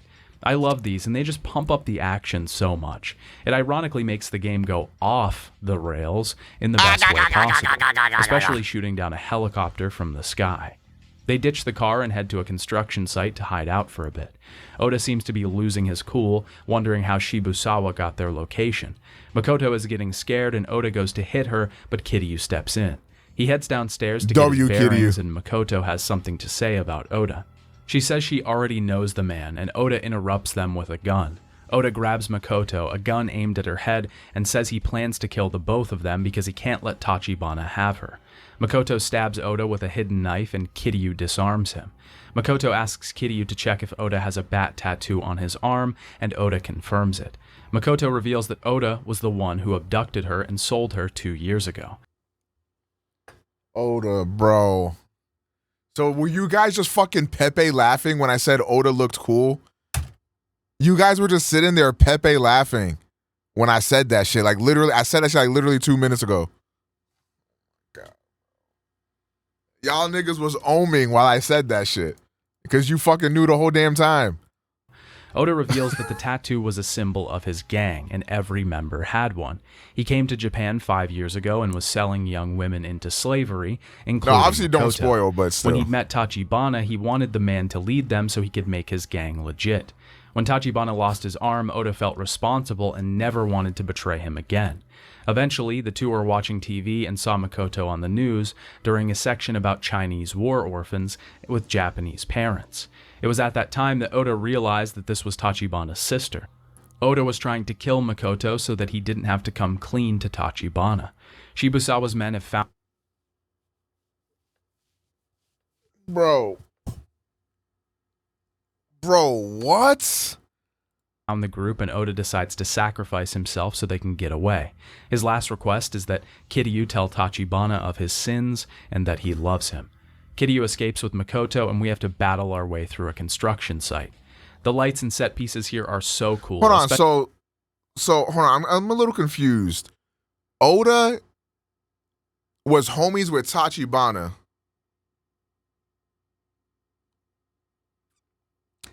And Oda still kidnapped Makoto and sold her off, even though that was Tachibana's sister? Or did he sell her off before they were homies?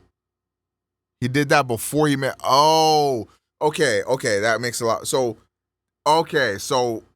kidnapped her, sold her off, and then when they was homies, they was watching on the TV, saw her on the TV, Tachibana was like, yo, fuck, that's my sister.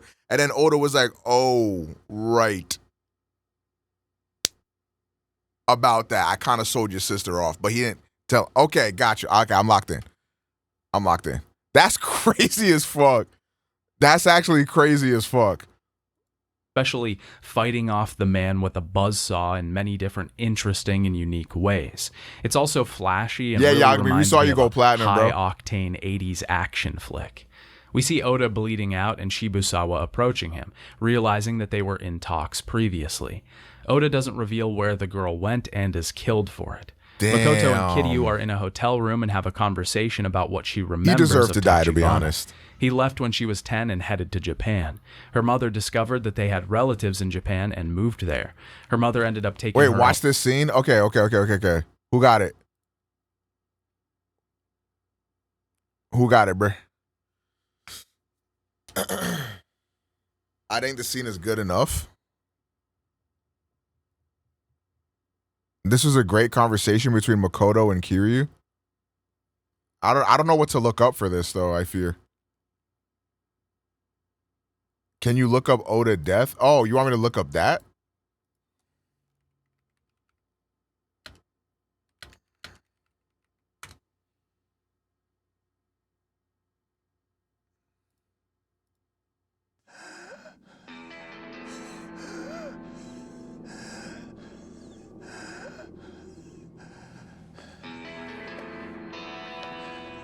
That shit did just spoil me on something else, but...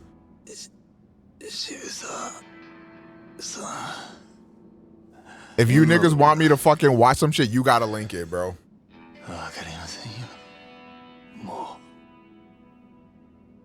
立花を裏切って俺についたんじゃなかったのか。なんですぐ俺に女を落とさなかった。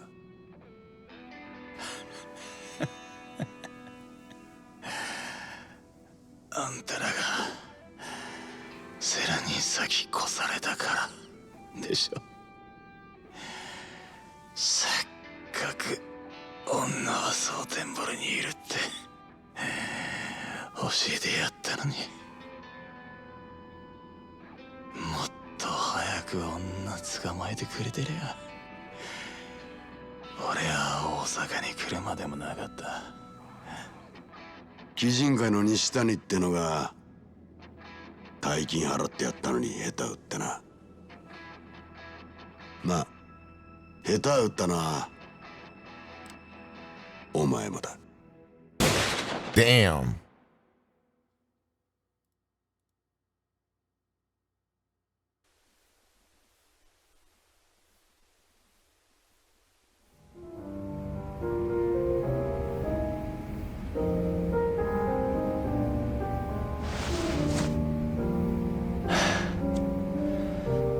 何もしねえから安心してくれ。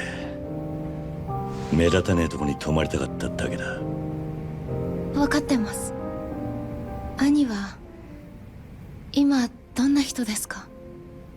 普段はえらく冷静な感じだ。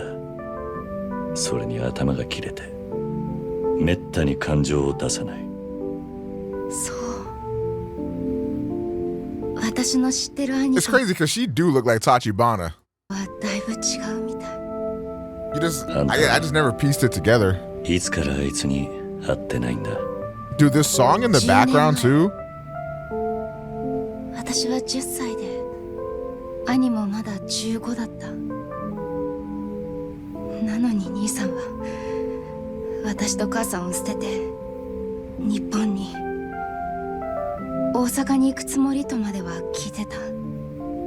そっか。だからあんたは蒼天堀にいたのか。立花を探すために。2年前東京から家出して蒼天堀で私中国人を見たら兄を知りませんかって聞いて回ったの。でもその中にコウモリの入れ墨の男が。Damn. 小高。あの人は私の探している兄に心当たりがあると言ってた。それでついていっちゃったの。けどさっきのあの人の話だとあの時兄を知っていると言ってたのは嘘だった。Wait, is that it? Oh, no, here we go. ほんとバカみたい。私。それでもあんたは今度こそ兄さんに会える。カムロ町でな。兄がどんな風に変わってしまったのか。You're not gonna really see how we should. Not funny. 私の知っている兄は強い人じゃなかった。中国にいる時私も兄も日本人の子だっていじめられてた。映画館で暗くなるとね、周りの席からみんなが唾かけてくるの。Oh my god. ずっと私も兄も怖くて動けなかった。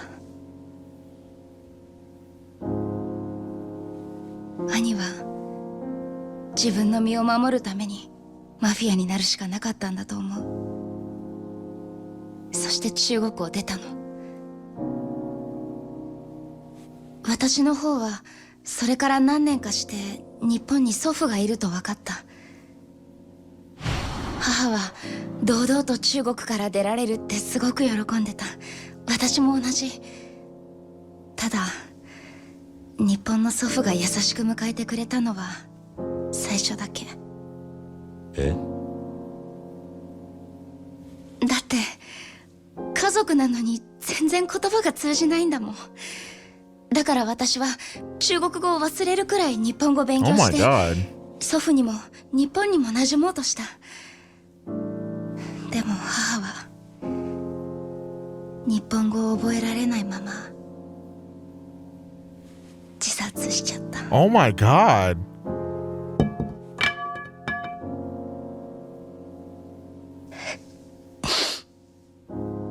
最近まで私のこと助けてくれた人たちも一人は殺されて一人はもうどうしてるかもわからない。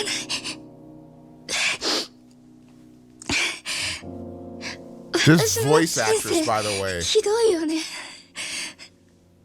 なんかああ、ひどいな。長いこと暗い道を歩いているとこの先もずっと暗いもんだと思う。 That's a bar. 前に進むことが嫌になる。自分の道がこの先どうなってるか分かってるやつなんてこの世に一人もいねえ。俺らにできるのは立ち止まって泣くか一歩でも前に進むかの二つだけだ。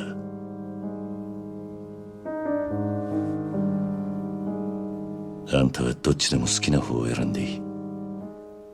入り口までは俺が案内して。I can get you as far as the starting line is so hard.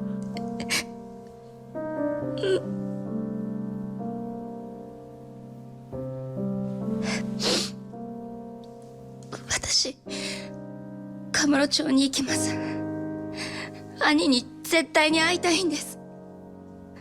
だから私を連れてってください、桐生さん。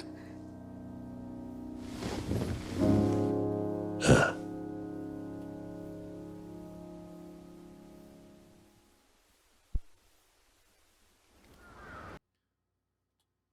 Yeah, cinema. W scene. Own life, and Makoto fell out of place in the world. She ran away from her grandfather's to find some semblance of family and home, Tachibana. This is how she eventually stumbled upon Oda and was sold into slavery. Makoto breaks down at this point. She's lost in the world, not only figuratively, but literally. She's blind, and on top of that, she's going through the worst possible situations. Everyone around her is dying or betraying her. She wants to give up, but Kiryu provides some words to rouse her spirit. He understands how hard it can be to rely on everyone around you, and how it can be difficult to look forward when the future seems so dark. But there's only two options, to move forward or stand still and cry. It's her choice, but he vows to help her get there if she wants. This motivates her, and she decides to go to Kamurocho to find her brother. Kiryu and Makoto head back to Kamurocho, but Kiryu can't get in contact with Tachibana. Kiryu has Makoto stay with the homeless man he met in West Park to keep her in a place that the people hunting her won't look for. He goes to Little Asia to find Tachibana, who has grown more ill since Oda left him. He tells him that he's found his sister. Tachibana apologizes for not telling Kiryu about their relationship, but he planned to once everything had settled down. Kiryu tells him of Oda's fate, and Tachibana regrets leaving for Japan when he was younger. It has clearly caused chaos among everyone he knows. Tachibana reflects on his life and says that since he was half Chinese, half Japanese, he never felt at home anywhere. He had to build a shell to protect him from both sides and become strong to combat everyone. Tachibana tells him about the empty lot and the will.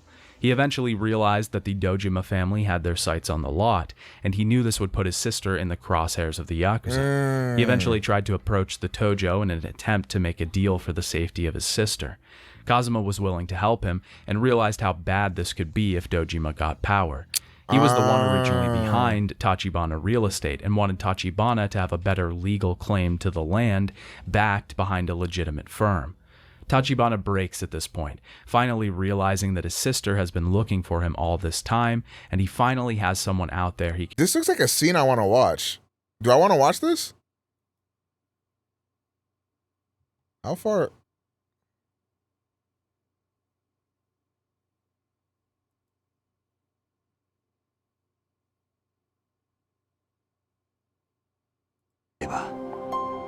周りにその表現は日本人への憎しみが込められたものです。私は周囲の人々に常に触れ、やがて中国から逃げ出したんです。母と妹を見捨てて、その後中国で日本人と蔑まれた私は今度は日本で中国人と呼ばれました。 Literally biracial. I'm sorry. 蒼天堀に来てからは生きること、そして自分の身を守ることに必死でした。一度黒の世界に足を踏み入れたのは周りを喰らいのし上がり続けることでしか生き残れません。 I got you. 少しでも弱みを見せれば周りに食われることになります。そして日々の善悪を振り返る気も失せた、そんな頃でした。母と妹が日本、このカムロ町にいると知ったのは、私は彼女たちを探すため蒼天堀を出ると持てる力を使ってカムロ町に情報の根を張りました。探してどうするつもりかは決めていませんでした。私が中国を去った後、そのせいで彼女たちがどんな目にあったか知らずにはいられなかったんです。でも分かったのは、一足違いで妹がカムロ町から姿を消していたこと。母も祖父も。Is 7 Like a Dragon or Like a Dragon Infinite Wealth? No, that's Like a Dragon. Y'all think Like a Dragon is better than Infinite それと Wealth? もう一つ、妹に相続権のあるたった一坪の土地が。 Does Judgment play just like Yakuza games? カムロ町 Or does it 再 have its 開 own 発 little 計画にとっ combat? て致命的な障害になり得るということです。それが殻の一坪。ええ。堂島組は再開発計画をめぐって莫大な金を And 打ち上げ Judgment に is つぎ something 込んでい completely ました。 separate from the Yakuza series, right? 彼らの計画通り全てがうまくいけば、その金は何倍にもなって堂島組に戻ってくる。しかし殻の一粒が Damn, I really like the turn-based shit though in Like a 行き詰ま Dragon. ることが分かれば、妹はヤクザたちの争奪戦に巻き込まれる。ああ、今その通りのことが起きている。だから私はそのことに気づいた時点で堂島組の若頭だった風間さんに交渉を申し入れたんです。妹を守るために。おやっさんを交渉相手に選んだのはなんでだ。風間さんが堂島宗平に今以上の力を持たれることを恐れていたからです。何？堂島宗平の力はすでに自分の器の許容範囲を大きく超えていました。小物が大きすぎる力を持った時の暴走を風間さんは恐れました。堂島宗平が殻の一粒を手にすれば、それを手土産に東上界本家若頭の座につくでしょう。そしてゆくゆくは東上界の三代目です。そうなればもはや風間さんの手に負えなくなる。風間さんは私の持つカムロ町の情報網をもとに不動産会社を作るよう言いました。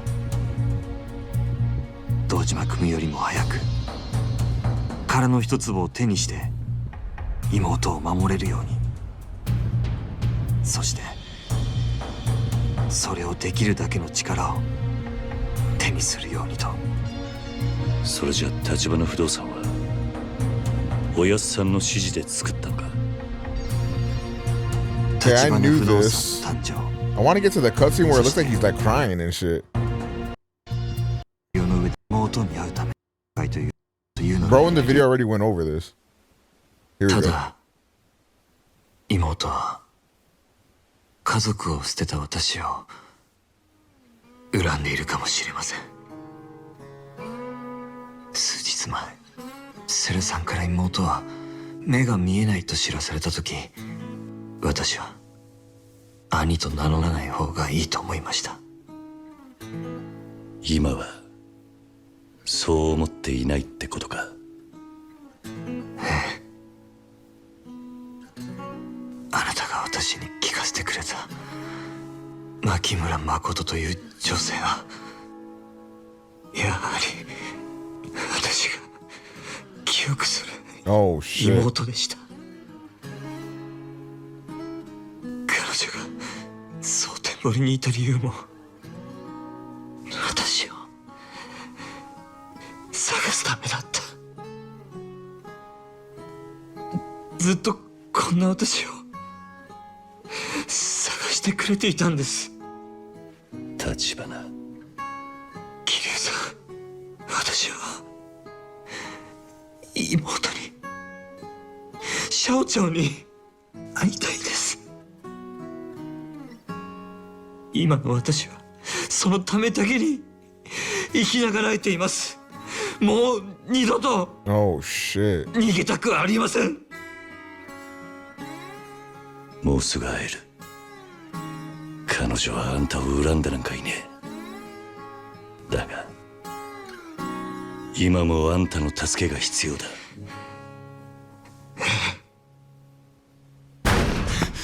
堂島組だ。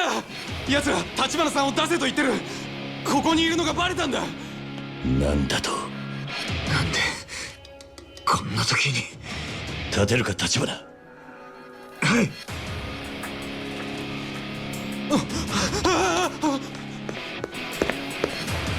いたぞ立花だ。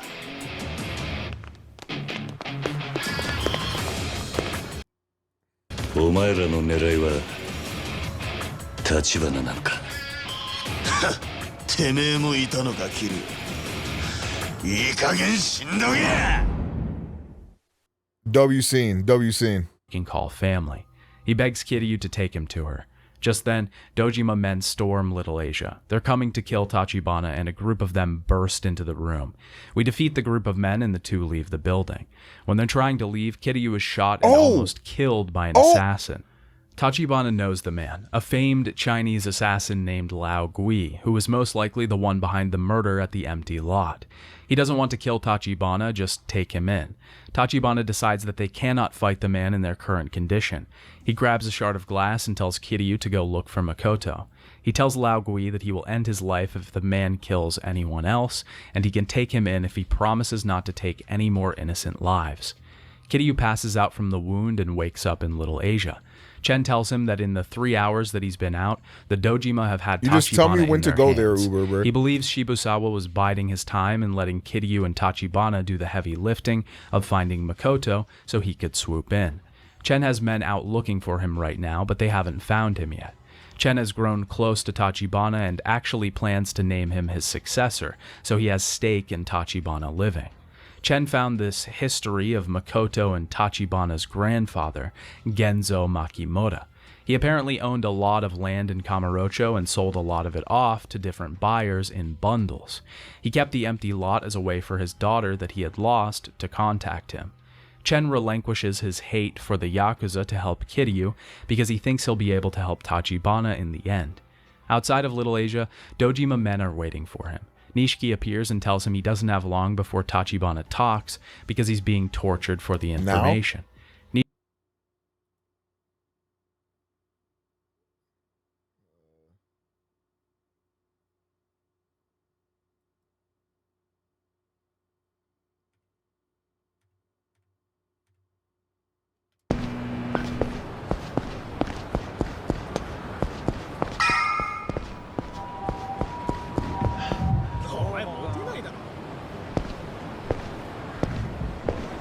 Kiryu!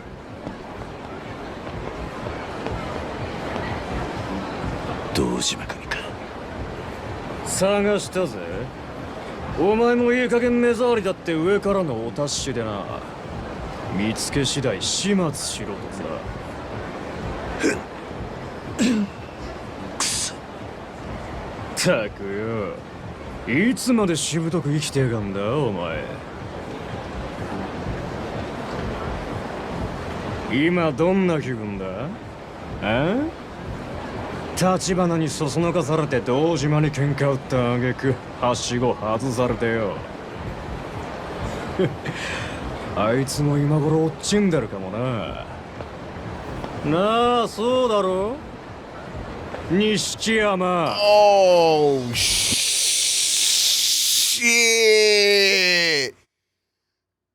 Oh shit! Okay. 錦。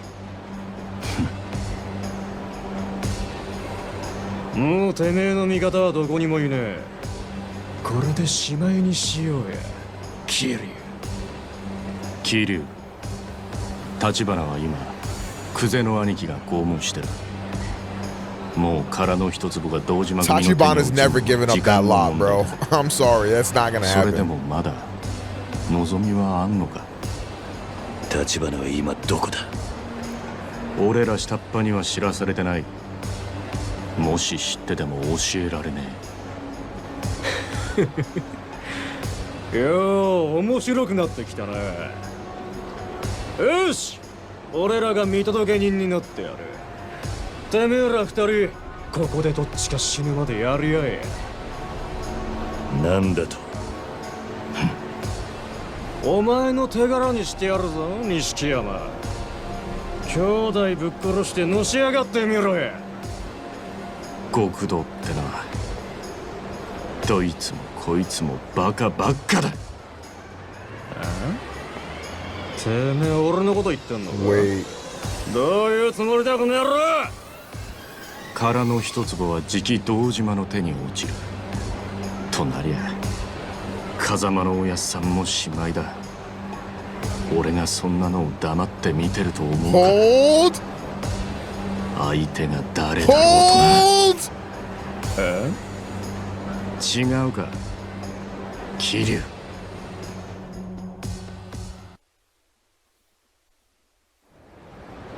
お前、自分が何してんのか分かってんのか。言ったはずだ。今俺に手を貸せばお前は。うるせえ。うるせえ。おめえがいねえ登場会でのし上がっても意味がねえんだ。Yes sir。おめえがいくら言ったとこで俺との縁は切らしゃしねえ。錦、覚悟しろよ。俺は一生おめえにつきまとって。Let's fucking go。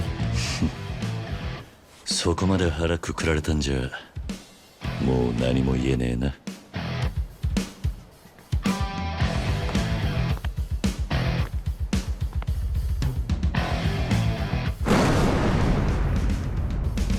Hey!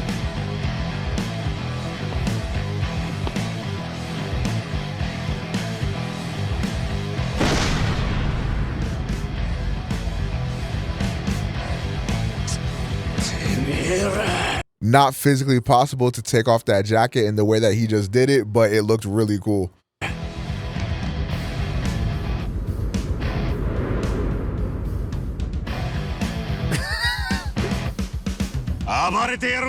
Let's fucking go. This is what video games need more of, bro.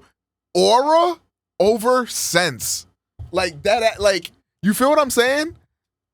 Aura over sense. Like, who gives a fuck if it made sense how we took off the jacket? Was it cool? I then. Just know taking off the shirt equals Super Saiyan to Yakuza heads. Oh, word. ほんと負ける気がしねえよ、お前と一緒なら。そいつはこっちのセリフだ。He said, bro. 兄弟。 He said, bro. He said, bro. Do I watch this too? No, okay, good to go back, bet.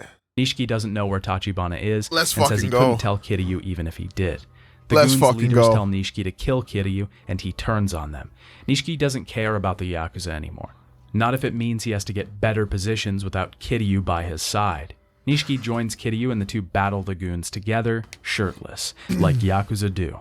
Nishiki and Kiryu have to get to West Park to retrieve Makoto. Kiryu fills Makoto in on everything that happened and apologizes for letting her brother slip through his fingers. He promises to make sure that Tachibana is safe. Chen contacts Kiryu and he says that he's found Tachibana in the Crescendo building. Kiryu fills Nishiki in and he relates to Tachibana for a moment. He says he too has a younger sister and would do anything to protect her, a huge bro, I fear I'm chopped. Future. We see But thank Tachibana you for the being 22 tortured months, in the gang. basement of the building, and he's not giving up any information. Kiryu and Nishiki manage to burst in just in time. We fight Kuze one final fucking time, and he's pretty easy here. Wait, now? 11:41:30? Dude, there's a lot back to back.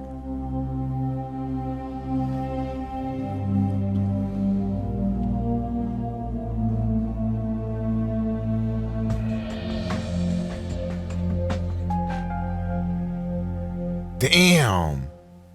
んじゃあ次6本目行こうか。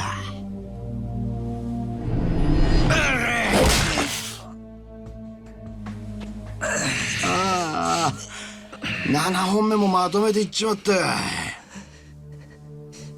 指先は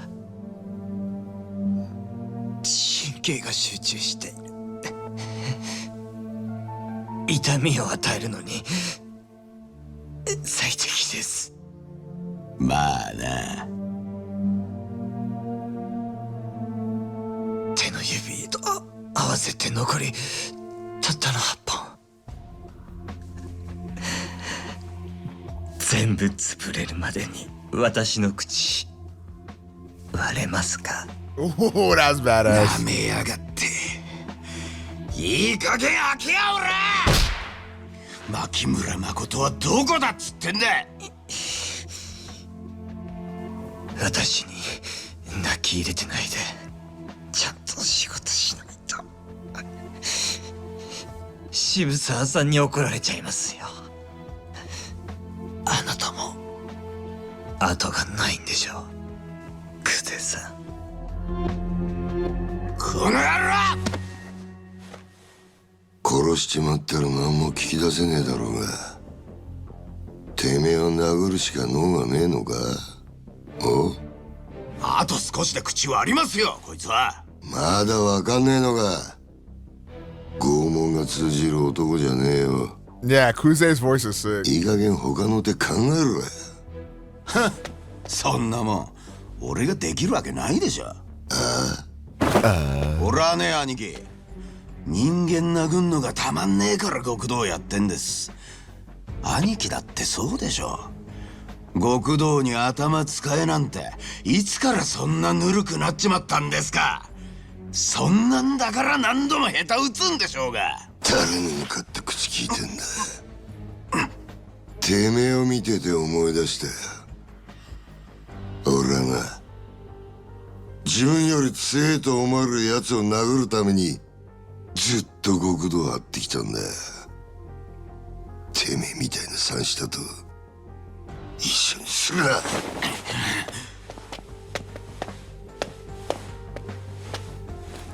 ちょっと何する気ですか。情報を引き出す前にこいつがバカに殺されたとあっちゃ、この俺がいい笑いもんだ。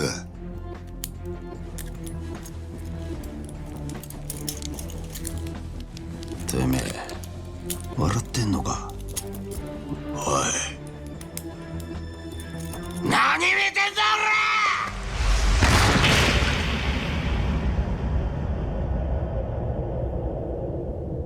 俺。バカ野郎が。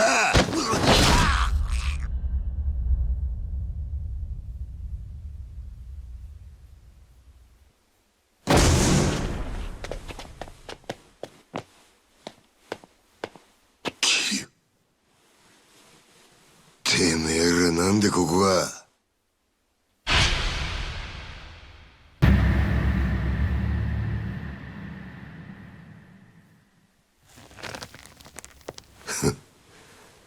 そうかい。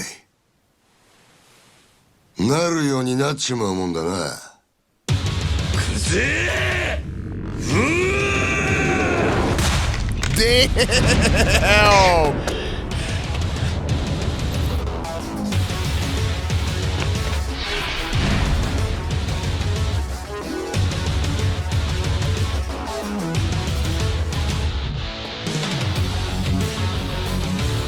That was fire. That was fire.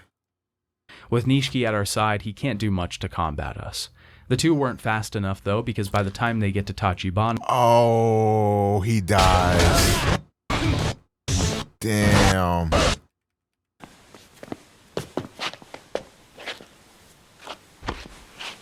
Tachibana, sumane. No way. 遅くなった。謝ることありませんよ、桐生さん。おい、立花。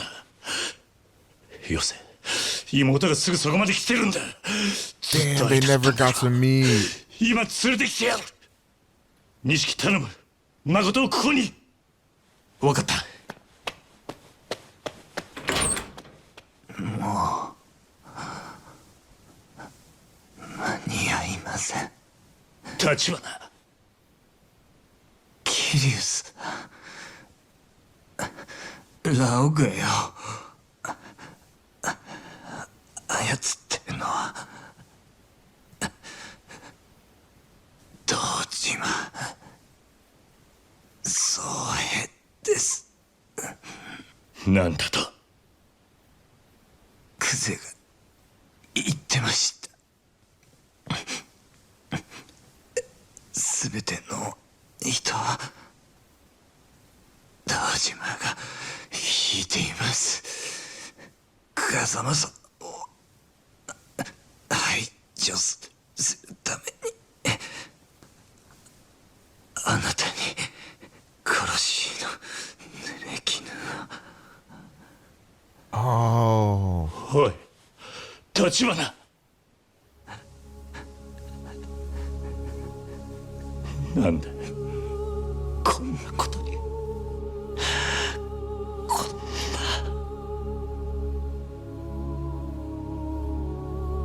な。立花、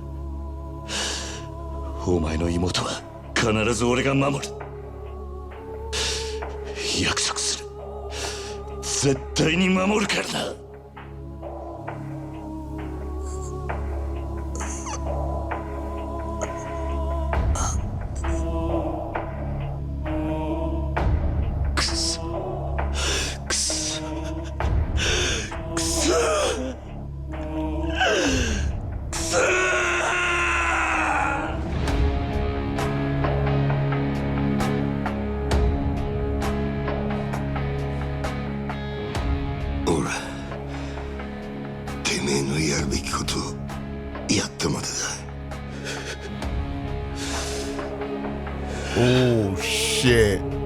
殻の一坪はもう堂島組だけの問題じゃねえ。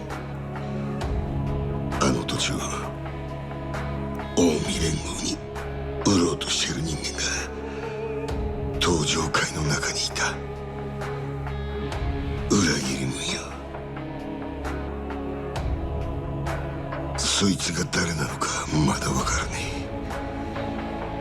え。ただそういう動きがあるのは確かだ。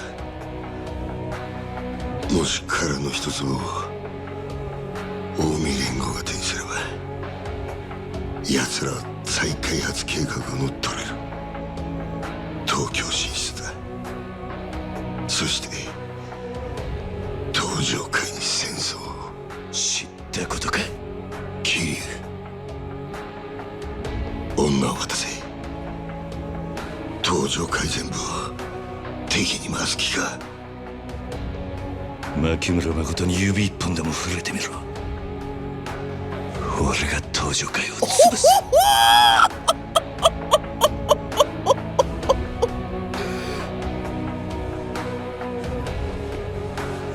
That was gas.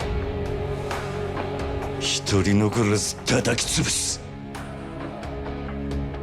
それが俺の覚悟だ。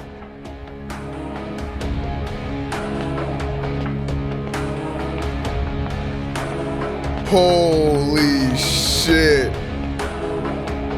小僧がとうとう化けやがった。本物の極道に。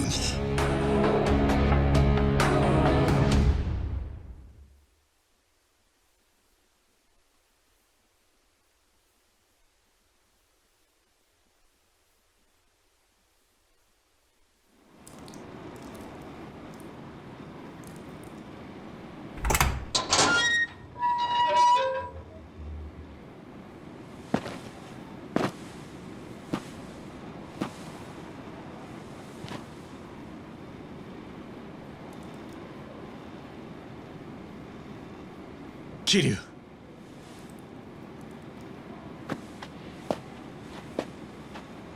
お兄ちゃん。 Oh no. お兄ちゃんは？ Oh my god. お兄ちゃんどこ？ It's a terrible day for Rain.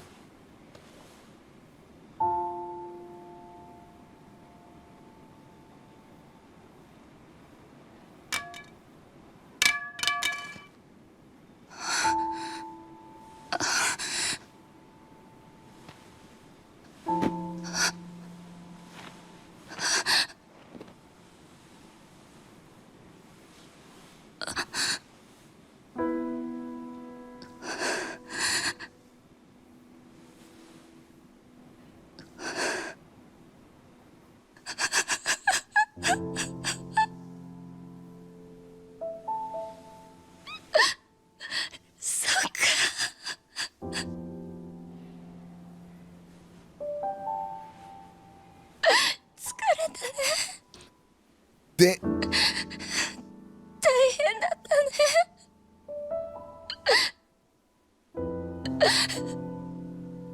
お兄ちゃん。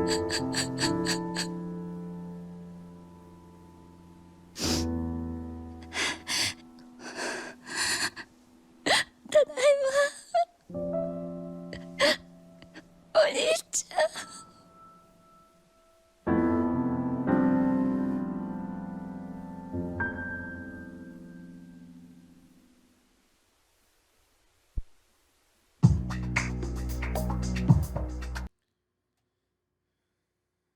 Damn.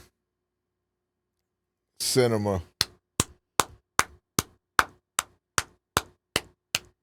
Cinema. He's already fading. Kiryu has Holy Nishiki fuck. rush off to get Makoto, but Tachibana can't hold on much longer. Before he dies, he tells Kiryu that Dojima was the one controlling everything all along. He employed Lao Gui, he was trying to get Kazuma expelled, and framed Kiryu. Kiryu promises to protect Makoto, and Tachibana dies in his arms. 絶対に守るからな。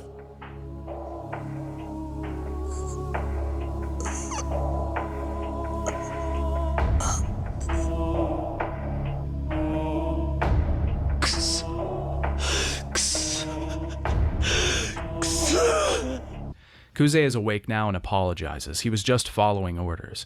Apparently, the situation has grown even worse because a traitor in the Tojo clan is trying to sell the land to the Omi Alliance, thus giving them a major foothold on Tojo territory.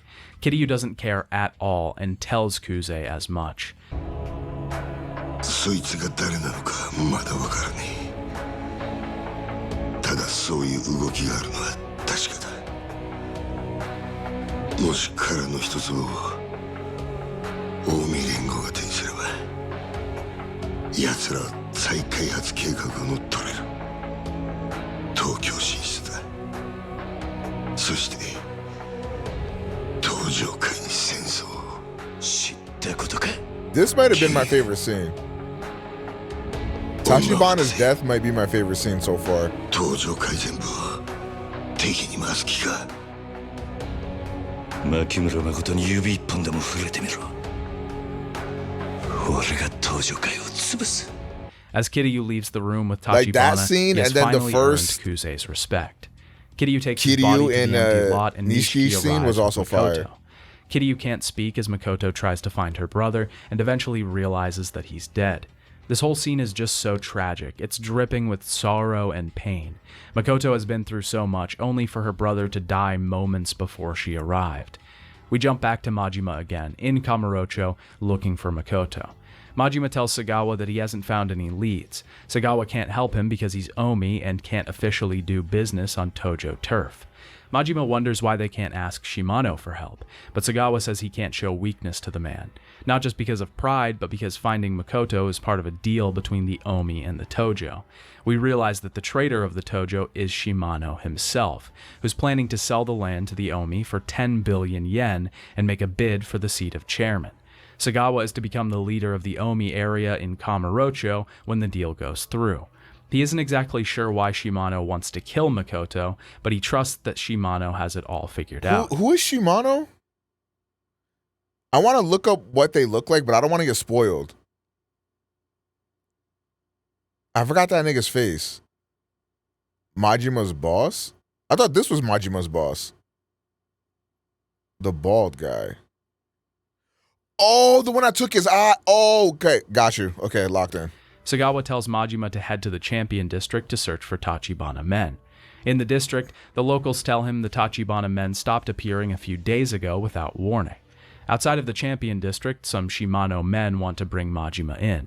They find his presence in the city suspicious, especially since he hasn't gotten permission from Shimano to be walking around. After he beats up the goons, another group show up and apologize for their colleagues' behavior. They officially extend an invitation from Shimano to join him for a meeting. Majima obliges and he meets his former boss. Sagawa shows up after some awkward conversation between Shimano and Majima. Sagawa finally spills the beans and tells him that they lost the girl. Shimano says this is all according to plan, and he says he knew Majima could never go through with killing Makoto. He wanted Makoto kept safe, and he knew exactly what Majima would do. Shimano remarks that the worst case scenario he can imagine is Dojima getting Makoto, because he will become chairman and it would mean bad things for them. In the end, he's using Majima to fight a proxy war against Dojima because he can't outright defy him. Shimano banked on Makoto falling in love with and trusting Majima. By getting her to trust Majima, she would be able to escape with him and lay low. This would then bring out other groups looking for her so he could identify his enemies. Shimano reveals that Seta is alive. Sagawa didn't kill him. Shimano tells Majima he doesn't want Makoto dead. He wants him to get her back and bring her to him. He's going to buy the land off of her, and Majima will be reinstated to the Tojo. He then tells the two to track down Nishiki as he might know where Makoto is. Sagawa is happy with the outcome of the conversation and thinks Majima should be too, but he isn't. Majima is depressed in the streets. At this point in the story, he has no idea what to do and he feels helpless. Not only that, but he's been used as a pawn this entire time. Every move he made was expected and he played right into their hands, betrayed by his former boss yet again. Some punks attack Majima in the streets and he lets them. He feels so bad about himself at this point that he thinks he deserves the punishment. Majima goes to the Kazuma family offices, resigned to his fate at this point. Kashiwagi is there and refuses to give up either Nishiki or Kiryu. He doesn't want to fight Majima in the office, so they head to the roof. Kashiwagi delivers the most badass line, saying that the janitorial staff is excellent and can clean up his body in no time. Kashiwagi is excited to fight Majima, and we do battle with him. Kashiwagi is a strong fighter, but he's no match for Majima. He delivers some powerful blows, but he's easily dodged and doesn't course correct very often. Kashiwagi is unconscious from the battle, and after threatening him, a low-rank member of the Kazuma family tells him that Nishiki is at Serena. Majima doesn't know what Nishiki looks like, and upon entering the bar, doesn't recognize him. Nishiki gets up to leave, but stops when he hears Majima asking for him. The two have a conversation, Nishiki having heard of Majima's expulsion years ago. Majima says he needs to find Makoto so that he can protect her. Nishiki reaches for a gun, but Majima knocks it out of his hands. The two end up battling, neither wanting to budge. Nishiki really isn't tough at all, and using the slugger style works perfectly to lock him up in combos. Nishiki is defeated and still won't give any answers. Reina finally steps in to protect Nishiki and tells Majima that Makoto went missing. Kiryu and Nishiki are looking for her after she disappeared following her brother's death. Nishiki fills him in on the situation with Tachibana and Makoto. Apparently, after Tachibana died, Kiryu and Nishiki went to West Park with Makoto, but she ran off and they lost her. Nishiki asks Majima if he really wants to protect her, and he says that he does. Nishiki finally asks if Majima will help them look for her, and Majima promptly leaves. Majima heads to the empty lot to look for clues and finds Makoto standing on the roof of a building. He finds her and she turns around. 12/31/04.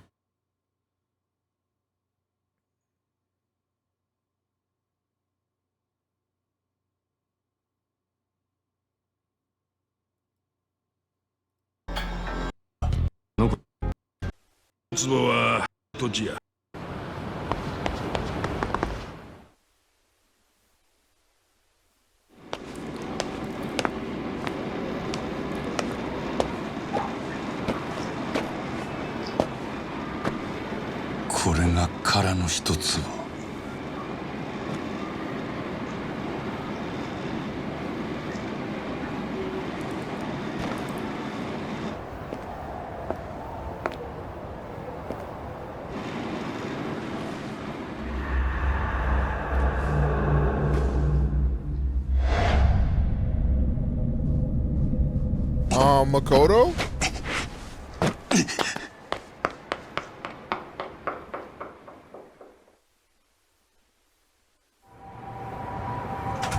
Can we get some She-Ho watches in the chat? Is that too far? お前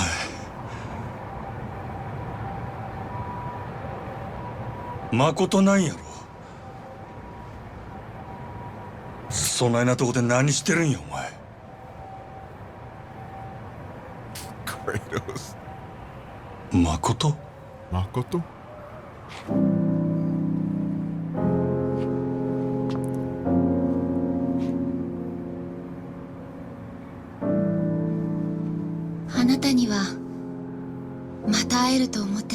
Wait, she doesn't have her walking stick. Can she see now? お前、見えとるんか? Oh shit.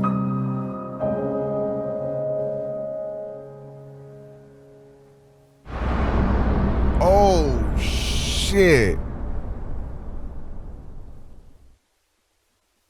Her aura is different, ain't it?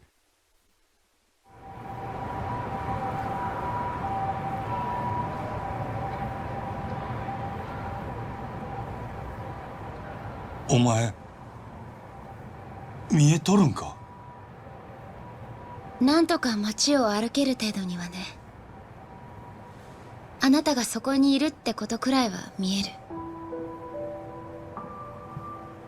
Girl, I think you still need that stick. That's not good enough. どないなっとんねん。今日、あの殻の一坪で、兄と10年ぶりに She's 会っ seeing た。 everybody as locked characters, bro. でも、その時私は目が見えなかったし、兄はもう殺されてた。その兄の体に触れた時ね、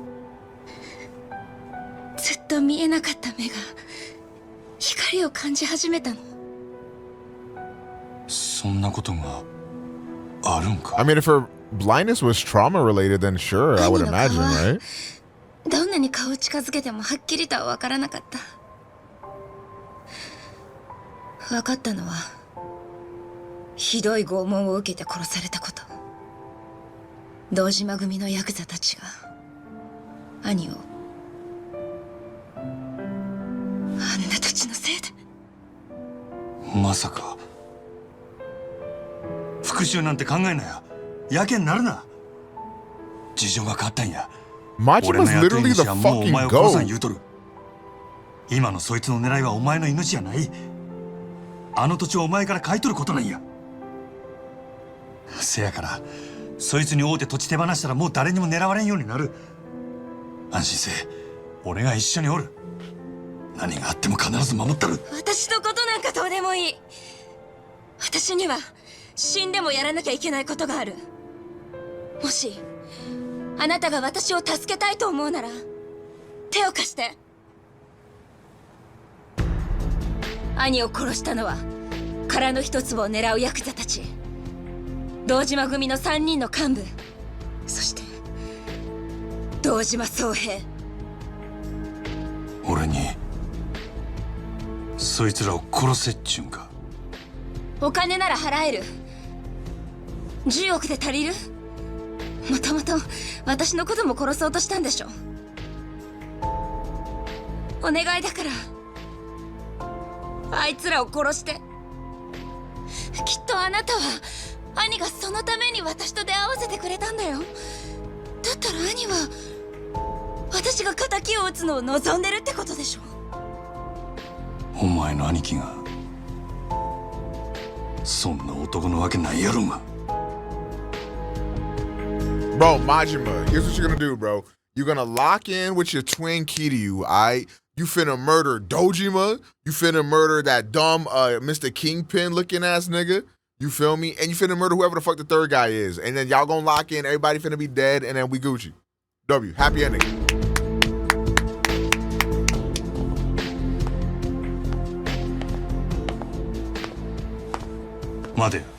Kuze 2, fuck it. もう一人で平気だから。誠、ほっといて。 Do we know who the third head is? Because it's...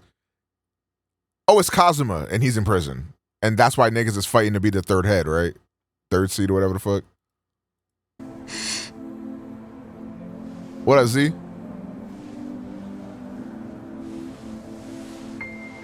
なあ、たこ焼き食いかんか。Kazuma isn't Dojima family? たこ焼きや。 Wait. それ食った後で。 Okay, so it go like this. So the hierarchy. Hold on, I got you. It go like this, right? Let me see. Paint. I got you, bro. So it go like this, bro. It go like this, right? So it go like. Watch how I draw. Kazuma, like he up here with the goats, and then it go like, what's that bum nigga name? Dojima.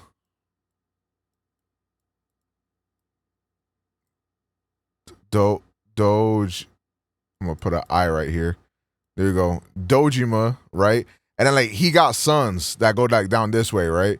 And then Kazuma, he got sons that go down this way, right? And then what's his name? Bald, ugly nigga, he got sons that go this way, right? So it's like that, right?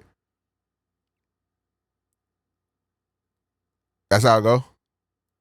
So then these three, right? These three are the big three, right?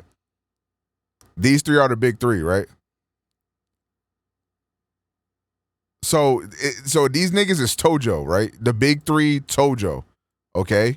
Bang. The big three Tojo is these three, okay? So who do we know that's Omi?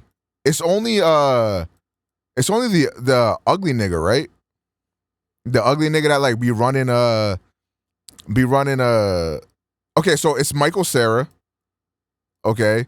Who's the other guy? The other guy that's at the cabaret, right?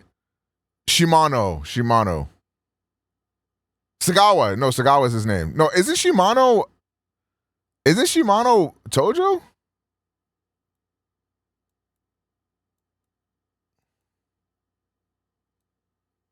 Oh my God, what was that W? All right, so it's Sagawa, Sarah, and who's the other one in the big three? Who's the other one in the big three? Do we know the third? Now, this got to be. Who? It's Michael Cera, Sagawa, and who's the other one?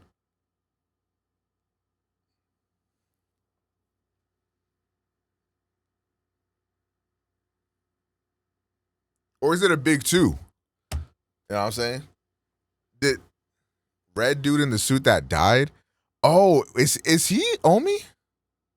Omi is pretty complicated. Okay, so the other one was Nishi, but he died.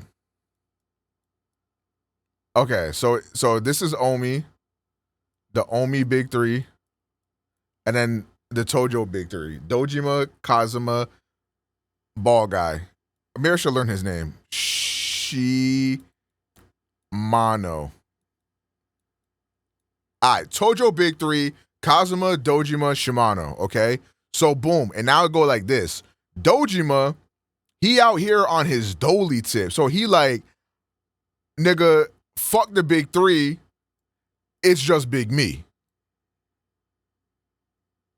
Right? So it's like, fuck the big three, it's just big me. This nigga Kazuma is in prison.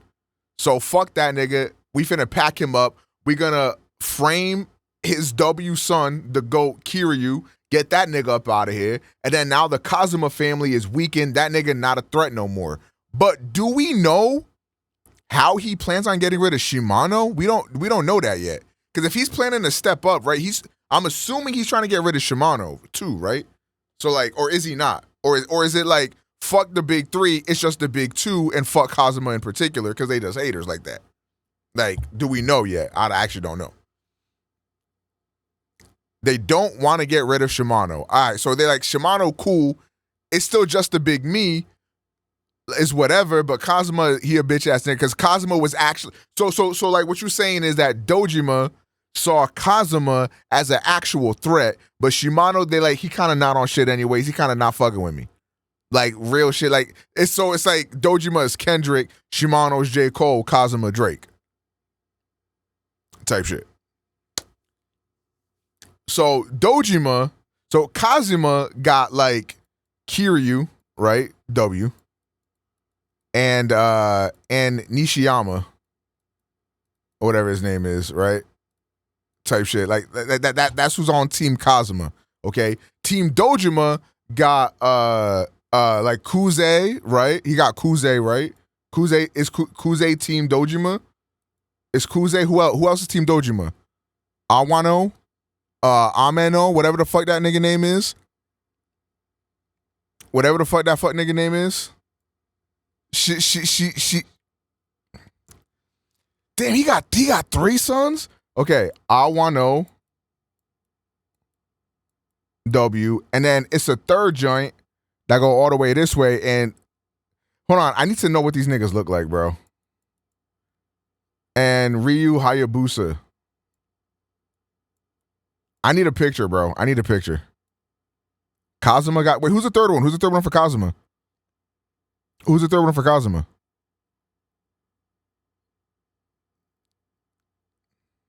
The third one shot Oda. Oh, Awano's the one that shot Oda. Kashiwagi. Oh my God, I'm so bad with these names, bro. Who the fuck is Kashiwagi again? Oh my God. Oh shit. I need pictures, bro. And then you got Kashiwagi.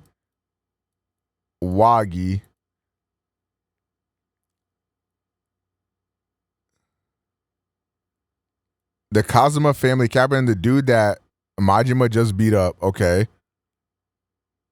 Kashiwagi is Unk, basically. Okay.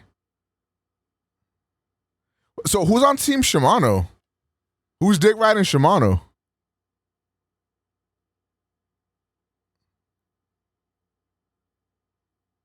Okay, yeah, we got Majima, real shit. Sagawa? Well, I thought Sagawa was Omi, but even though Sagawa Omi, he is low-key twizzied up with Shimano at the same time. I don't know how the fuck that works. So he's bisexual type shit. Shimano and Sagawa are sworn. So you could be sworn brothers, but rep different sets?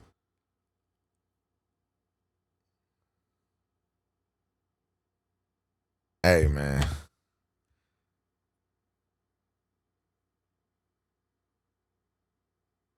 Hey, man. All right, bro. まだほっとけ言うんやったら Whatever. 俺はそこで消えたる。またお腹が空いてるから落ち込むんだっていうの。あかんか The exam will be on Friday. でも食べたらもう私に構わないで。その話は食ってからにしろよ。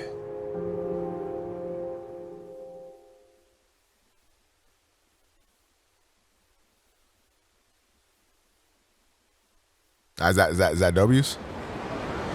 本当に食べに行くの？Looking right at him, apparently having gotten her sight back.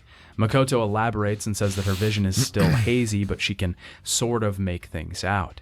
She can walk around on her own now. When she touched her brother's body, something finally came back and she could see light for the first time in years. She clearly is angry and is seeking payment for her brother's death. Majima tries to convince her to sell the land to Shimano so she can be safe and this whole thing can be over with. He even offers to accompany her through the whole thing so she doesn't get hurt. Dojima and his lieutenants are responsible and she wants vengeance no matter what. Makoto tries to leave and says she doesn't need him and quickly falls to the ground. Majima tries to help her, but she's insistent that she doesn't want help. Finally, Majima asks if she wants takoyaki. They can talk over food, and if she still doesn't want him to help, he'll be gone. When they get food, we realize something is brewing between the takoyaki chef says Majima must be a keeper when he removes a leaf from Makoto's head. Majima tries to explain that they aren't together, but Makoto doesn't mind and says that he's great and she wouldn't be here without him. Makoto won't tell Majima how she plans to get revenge, but Majima is still trying to get her to reconsider. Majima leaves to get Makoto more takoyaki, and when he gets back, she's gone. She gave a message to a homeless man that she would meet Majima tomorrow on the roof, overlooking the empty lot. When he arrives there the next day, Makoto doesn't show up, and some Shibusawa men come in her place. No. Majima learns that they were the ones who killed Nishitani. The men say that Makoto handed herself over to Shibusawa so she could strike a deal with him for the land. She put herself in danger so that Majima would have to come save her. We trashed the huge pile of goons, and the leader reveals that Makoto is on the roof of the Sebastian building in Roppongi. Majima heads there, and we see Dojima, Kuze, Awano... Wait, should I watch this? I think I should watch this. 12:50:30.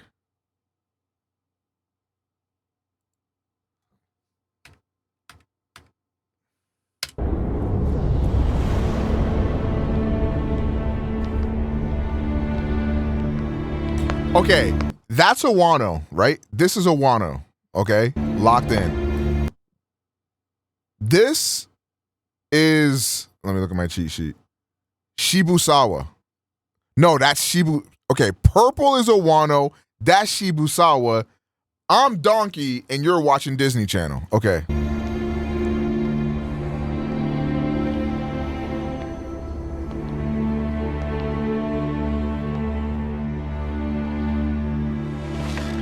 Who's that? Is that Danny Trejo? No, that's Dojima. That's Dojima. I remember. That's Dojima. That's Dojima. I remember that. I remember that one. 牧村誠さんをお連れしました。よくやった、渋沢。次期若頭、これで決まったな。兄貴たちの協力のおかげです。お二人には今後も堂島組のことを支えてもらわねえと。それで牧村さん、殻の一坪の件で俺に話があるって？土地はあなた方にお譲りします。あんな土地、私には必要ありませんから。おじい様の残された土地だ。そう無下にするもんじゃねえよ。条件があります。10億でも不服か。お金はいくらでも結構です。お？ただし、これまで殻の一坪に関係してきた若頭補佐のお三方、その人たちは私の兄を殺しました。What does she want?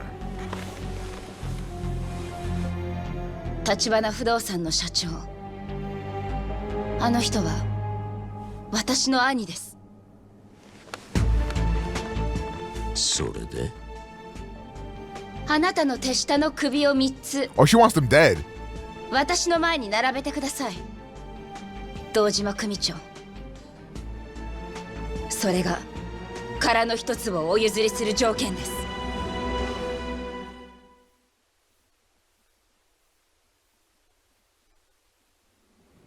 Oh shit.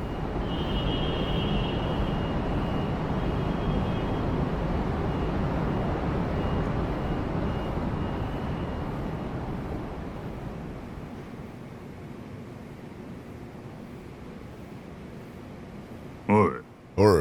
誰か来るぞ。ああ、一人か。おげえ。お前らに構ってる暇はないんや。道明けな血見るだけや。Clear a path or bleed. さっさとどかんかい、ボケが。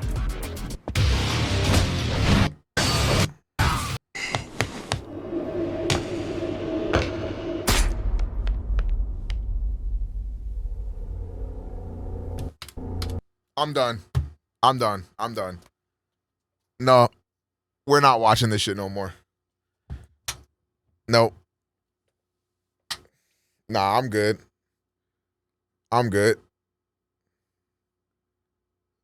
Yeah, nah, I'm good. So chat, yo, chat, who on Call of Duty, bro? Yo, who on 2K? Yo, Yagami, hop on the red gang. Yo, Yagami, hop on the red gang. You on the red gang? Yo, chat, 2K podcast going live, bruh. 2K podcast going live, gang. Yo.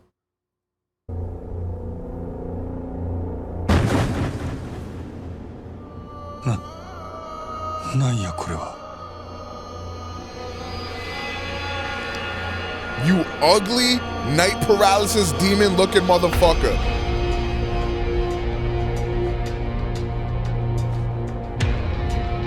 Bro, Majima, this is why you gotta lock in with Kiryu and murder these niggas, man.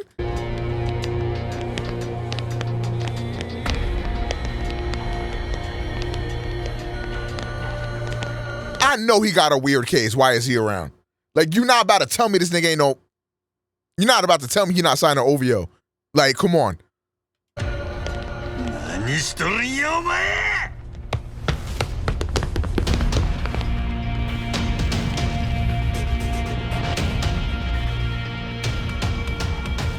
Nah, she's not dead. She's not dead. She's not dead.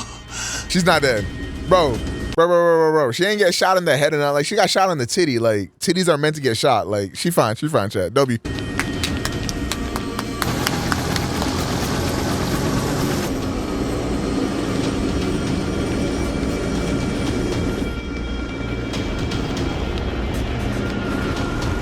The way he looks was a glitch, but they kept it because he looks scary. Oh my God.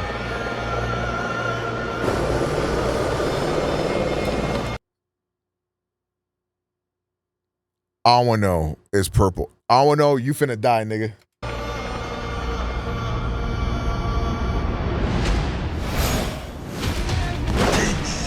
Oh, shirts off, Super Saiyan time.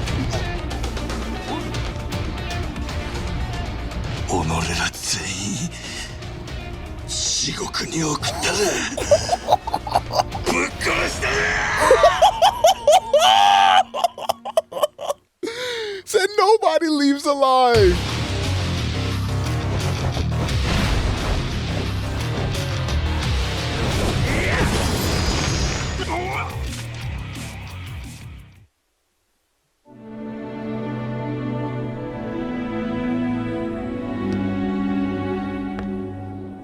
Nah, she's not dead, chat. She's not dead. Trust me. I'll put her on Chris Tucker's life. She's fine.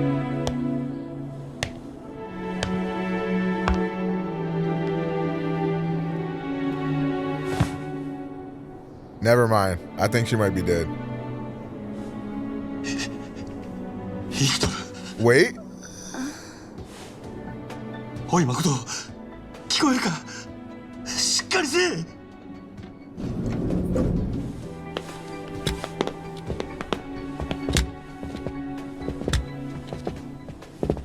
おい、俺がわからんのか？返事せえや、誠。ごめんなさい。 Why did you come here? 私だけじゃ Why? 何もできなかった。またあなたに迷惑。もう喋らんで。お願い。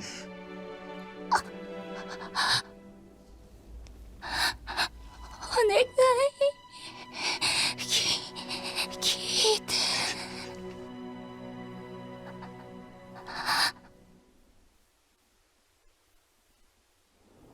あなたの手下の首を3つ私の前に並べてください。堂島組長。それが殻の一つをお譲りする条件です。可愛い子分の首で土地を買えと？俺がその条件を飲むと思うのか、お嬢さん。あなたが条件を飲まなければそれはそれで構いません。 Did she really think she was gonna be able to leave her その alive? 時は他の方に土地を売るだけです。なるほど。ただ俺が思うに言った。あの殻の一坪って土地は少し過大評価されすぎている。あんたは知らんだろうが、あの一坪は周りの地上げが相当進んだ時に偶然見つかった土地だ。町のど真ん中にあんな端切れの土地があるなんてことはお役所でさえ気づいてなかった。それが？そのまま知らなかったことにして再開発計画を進めることもできる。だが再開発が進んだ後になってあの土地の所有権を主張されるとまずい。裁判でも起こされりゃ大事だ。再開発は白紙になる可能性も高い。でも逆に言えば土地の所有者が妙に騒ぎ立てさえしなけりゃ役人もヤクザも困りゃしねえってことだ。あの土地の相続権持ってんのは No way。 もうこの世にあんた一人しかいない。権利関係調べ上げたがようやくその裏が取れた。こんなこともだろうがヤクザをなめちゃいけねえな。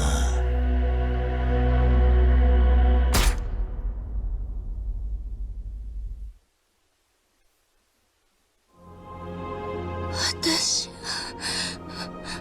本当にバカで世 I mean, 間知らず yeah, you kind of are.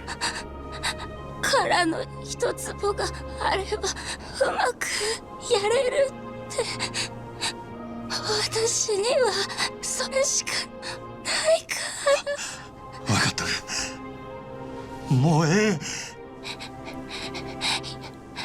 るしかなかったの。 No way, bro. くそ、誰かこの子を。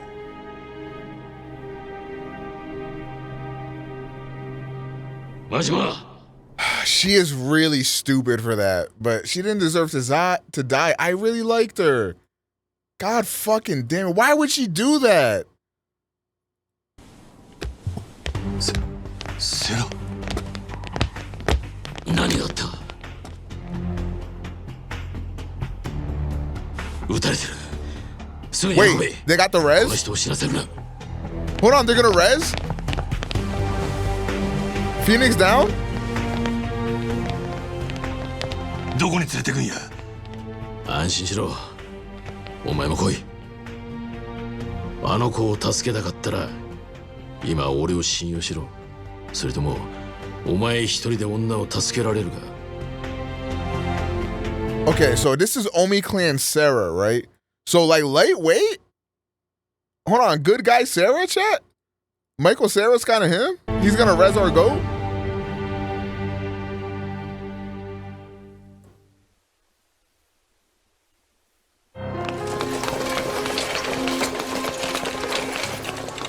Makoto, おい聞こえるか？死ぬんやない。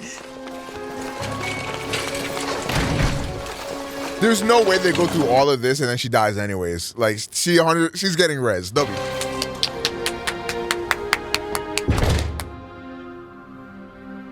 I think it's Yakuza 0, Adam. お前の望みは俺が叶えとるから。せやから頼む。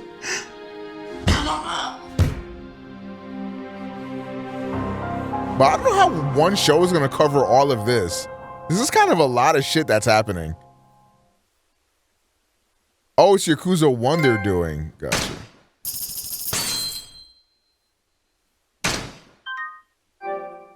The show is something original? Man, you couldn't have edited this shit out, brother. Come on, bro. It's only a 15-hour video. You couldn't throw in some editing?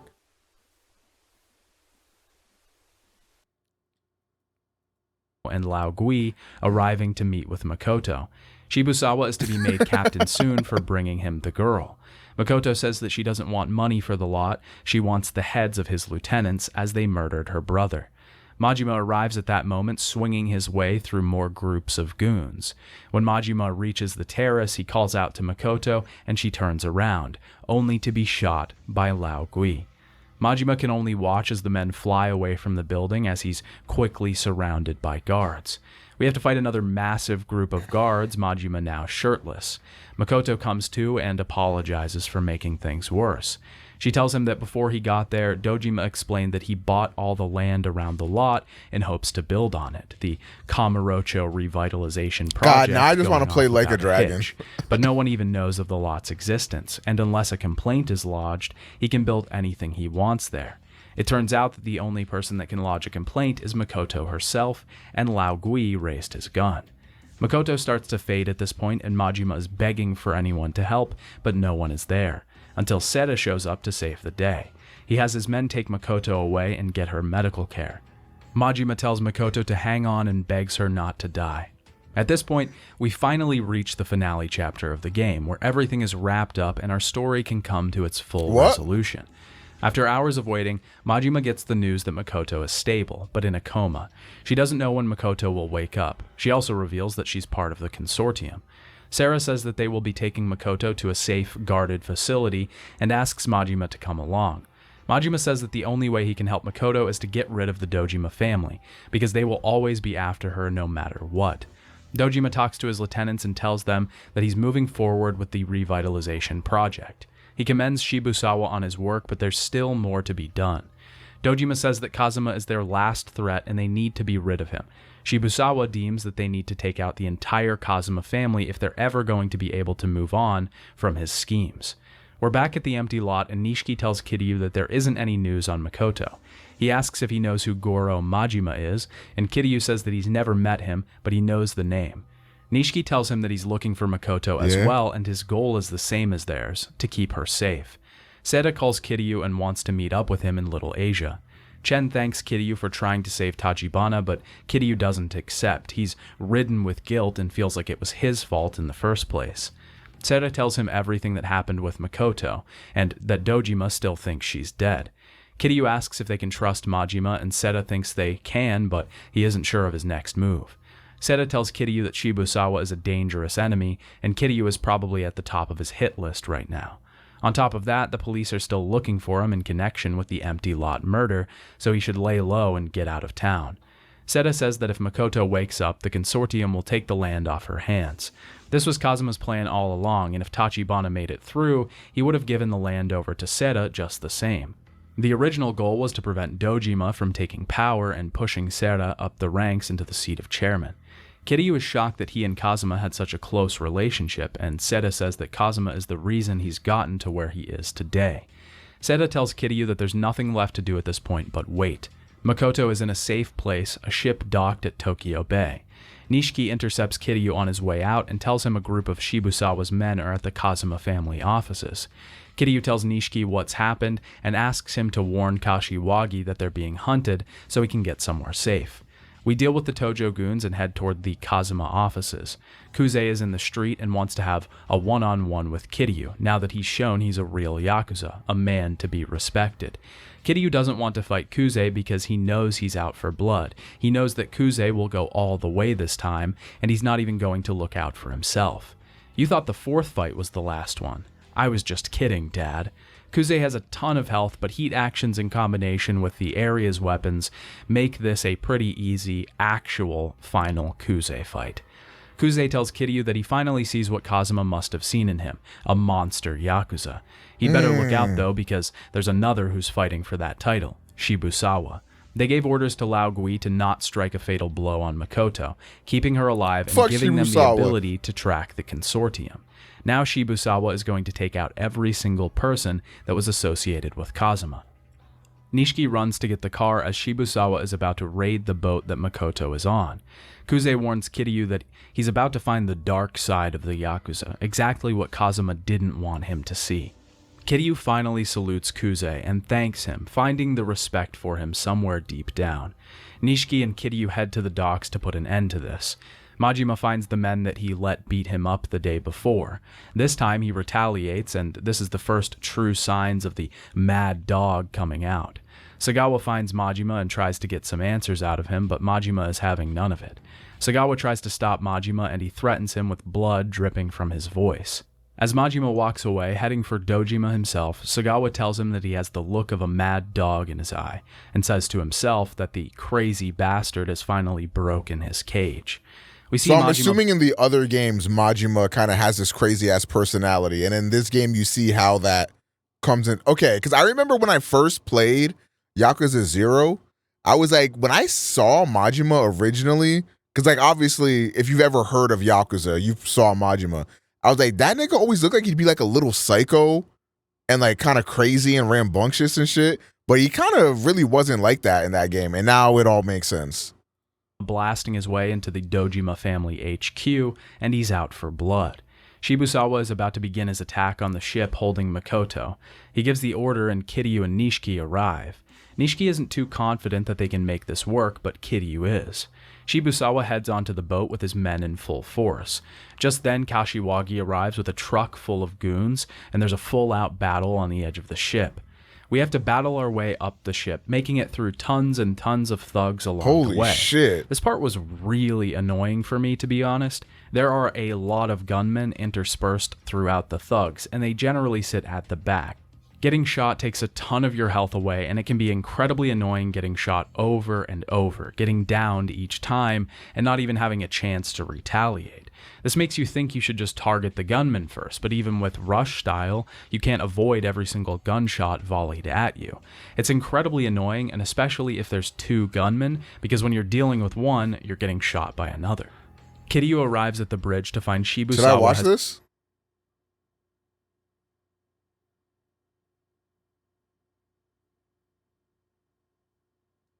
No. It's already got Makoto in tow.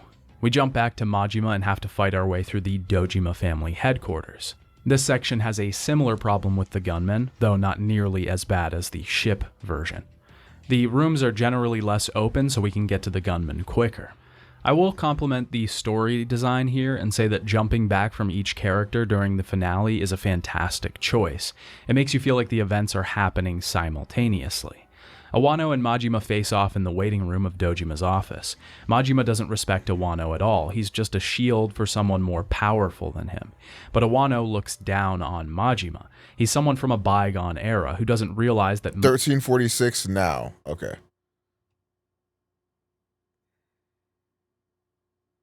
Damn, chat, we're almost done. When we first started this, I was like, damn, like this is gonna like take fucking forever, but we're flying by.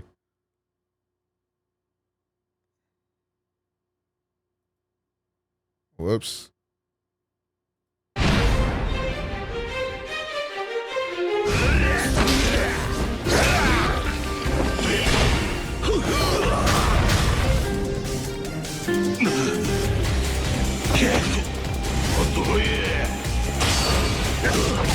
Yeah, this song is gas.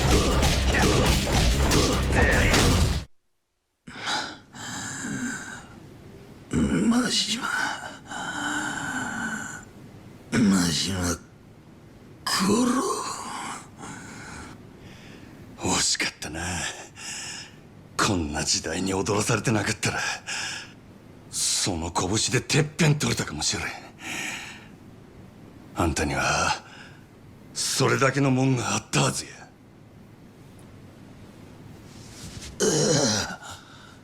I think we'll see the shirts come off in the other video.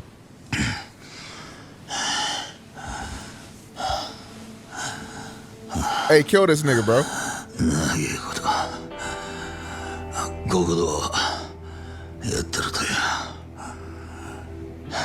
Good morning, I guess. てめえの立ち位置が見えてきちまう。風間の頭みてえな男がいる限りてっぺんを取ることができねえ。なんてな。俺もよ、もう少しおめえみてえにバカだったらよかったのにな。俺かてそないバカ正直に生きてきたわけやない。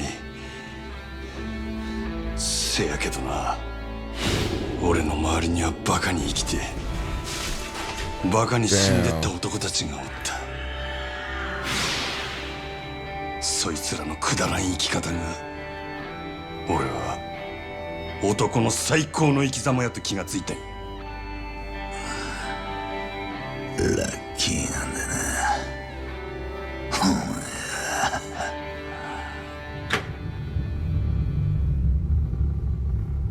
Can we kill this nigga, please? Like, I'm tired of looking at this nigga. Please, somebody fucking kill him. Awano? Just took a bullet from Majima? What the fuck?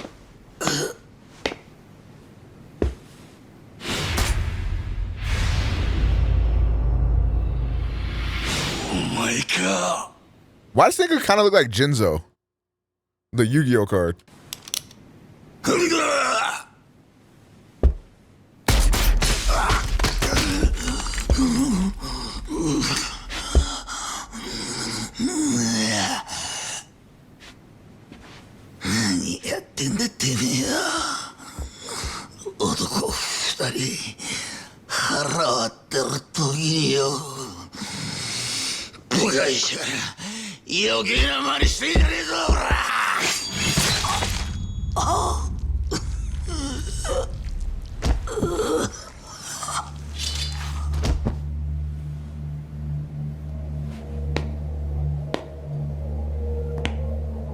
島野が始末したはずの男がこうまで俺に盾ついてくるとはな。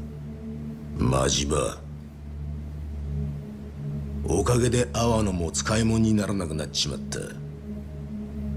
島野も消さなきゃならねえ。面倒ばかりだ。堂島宗平、そこにいる男は体力で一番金がかかる殺し屋だ。そいつに仕事を受けさせるルートと金がある限り俺は誰だろうが好きにやれる。力ってのはこういうもんだ。お前らだけはもう何があっても死んでもらわな収まらんのや。せやないとあの子は黒い闇から逃れられん。ラオグエイ、油断するなよ。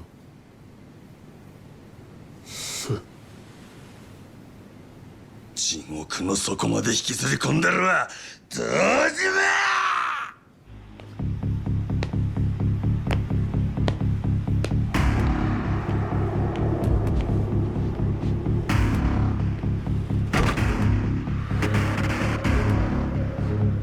Ugly ass.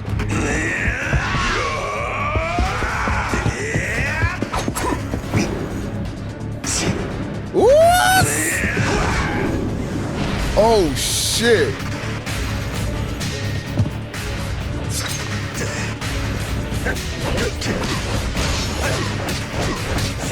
Yeah, he fucking you up.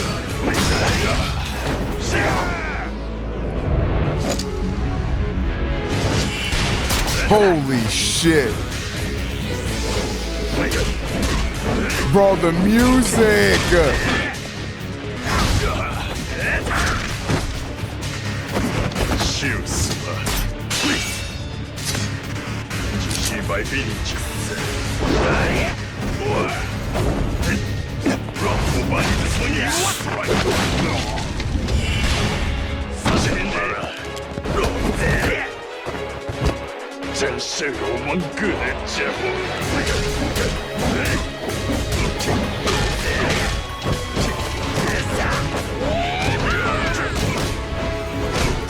W cheese.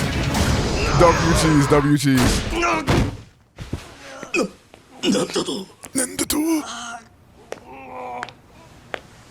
Slit his throat, slit his throat.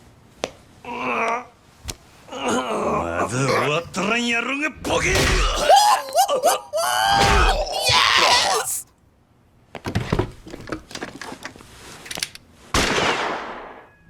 You fucking missed? おとなしく待っとれや。おこっちはもうすぐすんだ。その次がお前や。わしら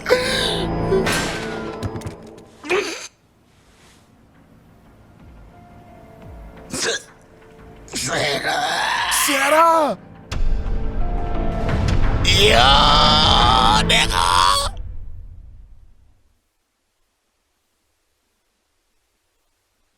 Do I keep watching? Do I go back? Oh, shit. Does this make you wish you played it? Not really. I feel like I'm getting a very good experience right now. Like, yeah, it might have been better if I played it, but I'm locked in. because I'm watching like a recap that explains everything while watching the cutscenes, and I feel like I'm getting a good experience.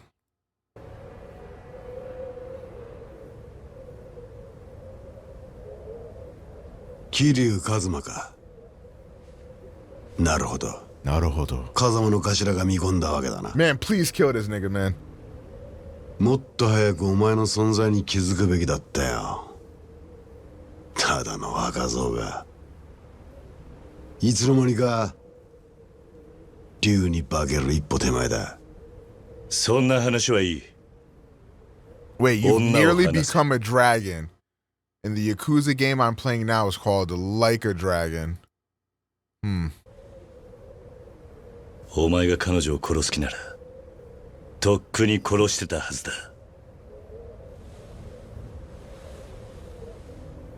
先生、その子を連れて離れてろ。もう用は済んだ。Oh Lord. I got a cough.「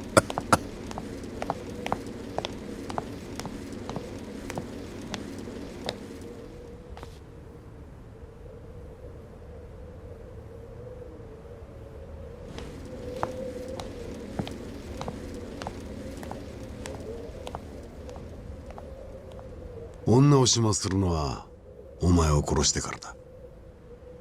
それで風間の息の根が完全に止まることになる。セラの野郎は後でじっくり料理すりゃいい。今俺がやらなきゃいけねえのはお前だ。風間の極道を継ぐお前をこの手で始末する。俺が欲しいのはあの風間慎太郎を超えたっていう看板だ。何？人間ってやつは金や権力を手にしたところで最後には花が求められる。それが看板ってやつだ。So you don't actually replay near a bunch of times? そんなくだらねえもんのために風間のおやっさんを狙うのか。そのくだらねえもんのために命張らなきゃいけねえ男もいるんだよ。俺の父親は昔ある代議士の秘書をやっててな、ゆくゆくは政治家になるんじゃねえかって周囲からも期待されていた。だが手柄は全部代議士に持っていかれ、挙句の果てにその代議士の汚職が原因で自殺に追い込まれた。Oh wow。それが能力だけでのし上がろうとした男の限界だった。世の中なんてそんなもんだ。頑張ったことが報われない社会でまっとうに生きるなんてバカバカしい。だから俺は力が全ての裏社会こそ自分を生かせる道だと思った。必死になって金も作った。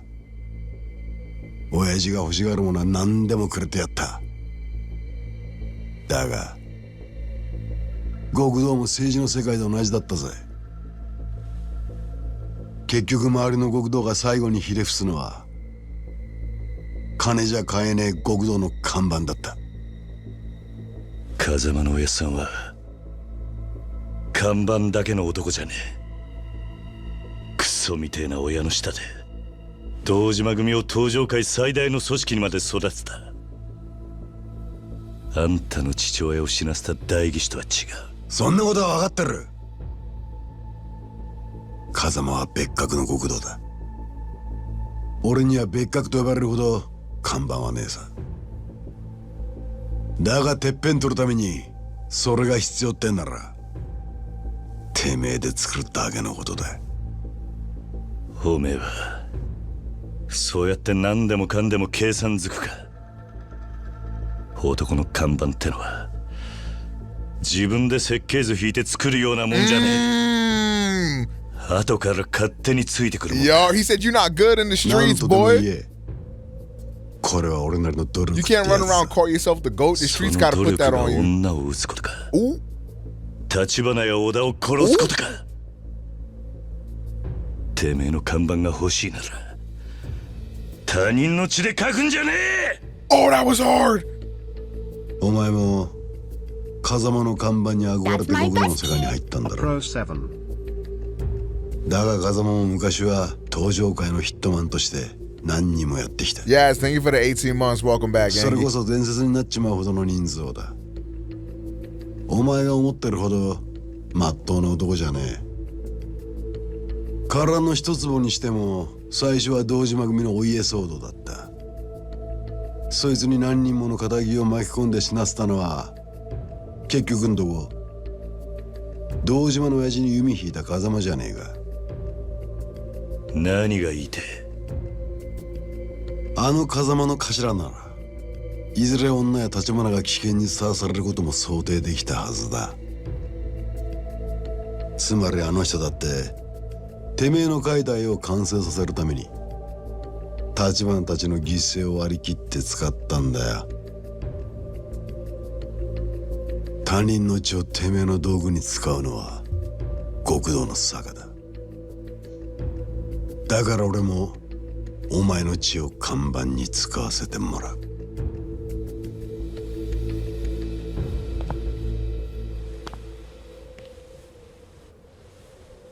Uh-oh.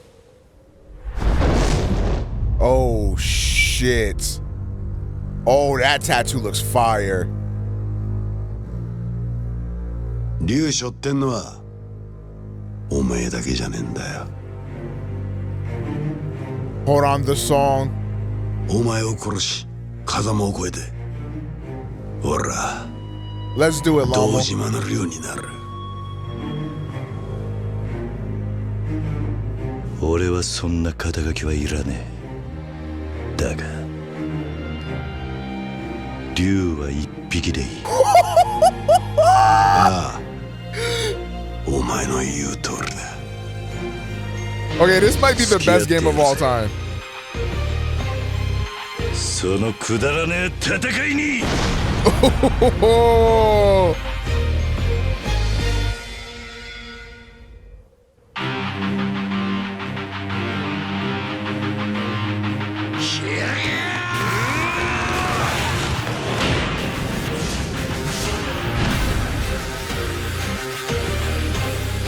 Dude, this song is fire.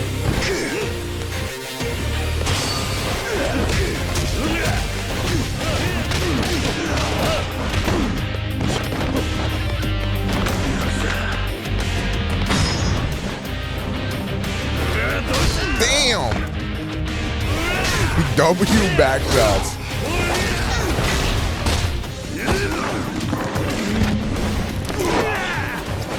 Holy shit!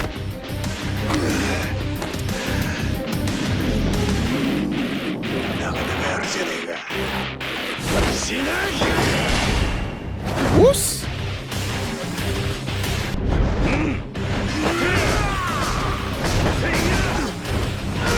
Dang!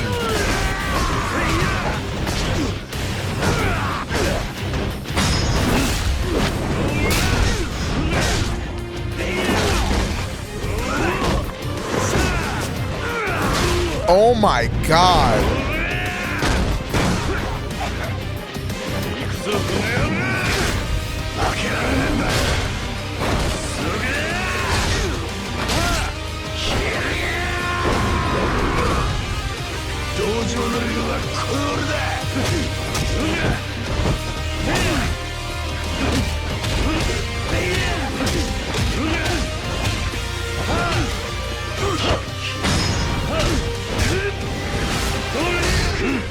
Nah, I like the way this guy edits these fights.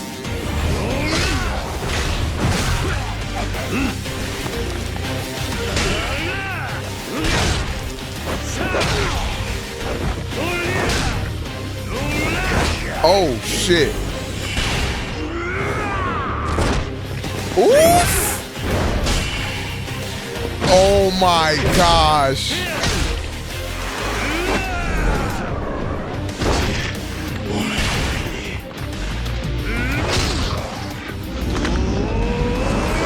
Holy shit.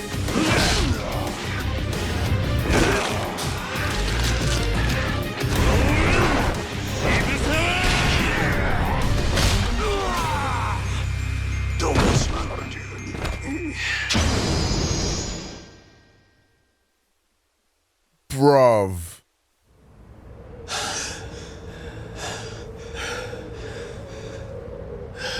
俺も一つだけ癖から学んだことがある。極道は張り続ける限り負けじゃねえってことだ。お前も風間もそして女も必ず殺してやる。立花のようにな。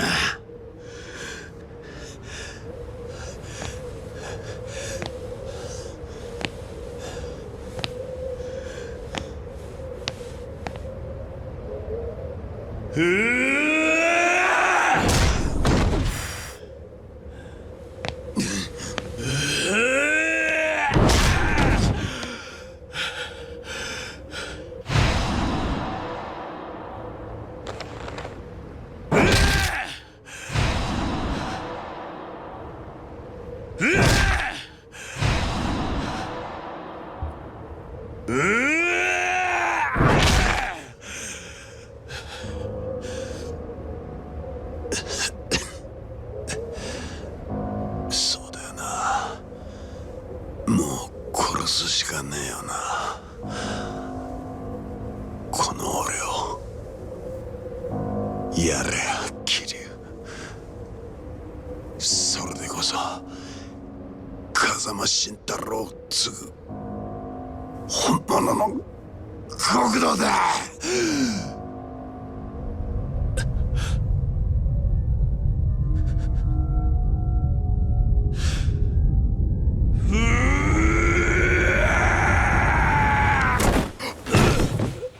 Nishiki. Kiryu! Nishiki. Outlaws, you have veneers together. 超えちゃならねえ。その一線超えちまったら戻ってこられなくなる。こいつ殺したとこで何にもならねえだろうが。お前勝手に先は死んじゃねえよ。兄弟踏みとどまれ。いつか最後の一線を越えなきゃならねえ時が来たら、そん時は俺も一緒に越えてやる。I love these two, bro. These are my goats. Nishiki.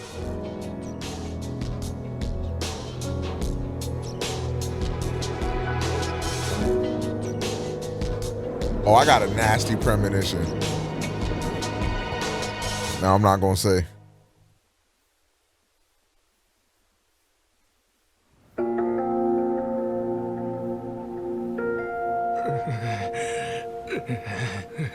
God, he's so ugly.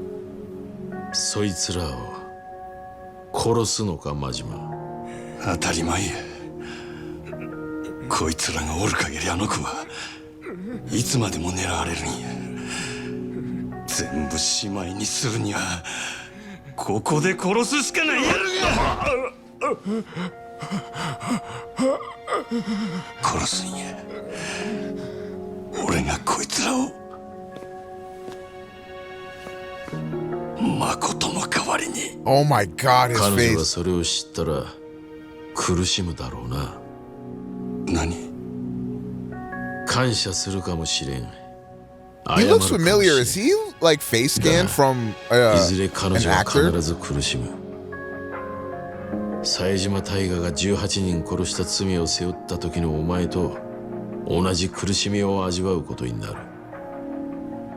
彼女は自分の手がきれいなままなのはお前が代わりに手を汚したおかげだとそう気づく。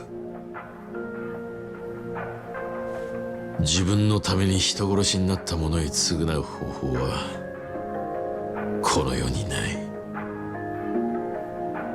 お前はあの娘に償いきれない貸しを作る気か。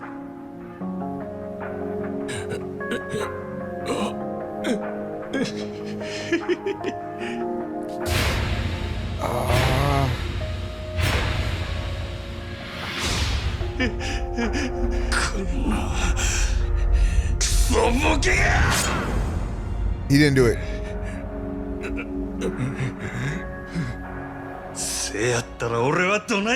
This guy definitely deserves to die, though. こいつら殺してもあの子を救うことにならん言うんやったらどないせっちゅんじゃ。もう終わったんだ、真島。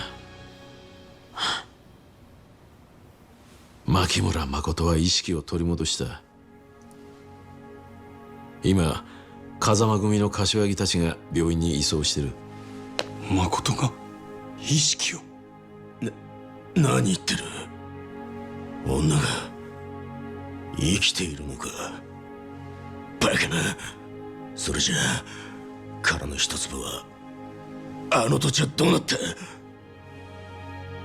堂島さん、殻の一粒はもう彼女の手を離れました。うちが新しい土地の所有者です。1000億も出してもらえりゃあなたに売っても構いませんがね。何？堂島組の時代は終わったってことです。 Smoking on that Dojima family pack, baby. Who wanna take a hit of that?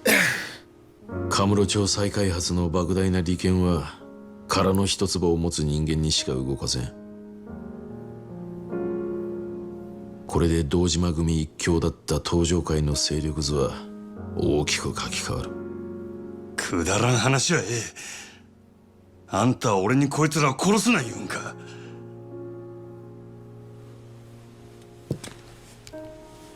その殺し屋は堂島の命令で何人も殺してきた。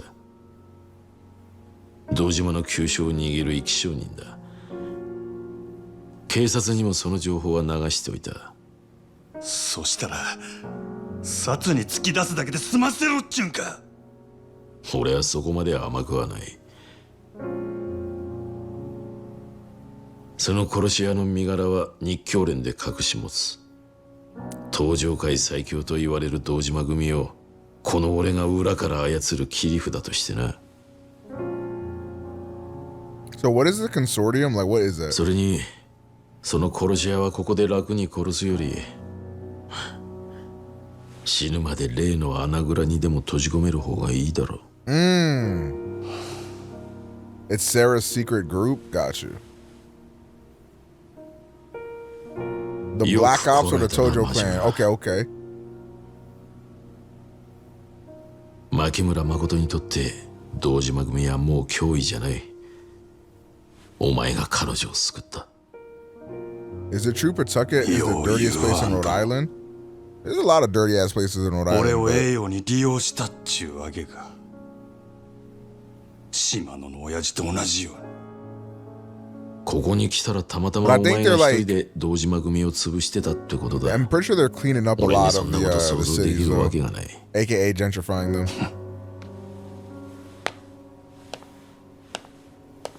真島、まだ片付いてないことがある。お前の親父島野に一つ伝言を頼めるか。Dude, this song. お前が奴に東上界を裏切ったけじめをつけさせろ。Do you mean tell him to kill himself? Did he tell? He wants him to tell him to kill himself? I say that to niggas in Call of Duty for free every day. What?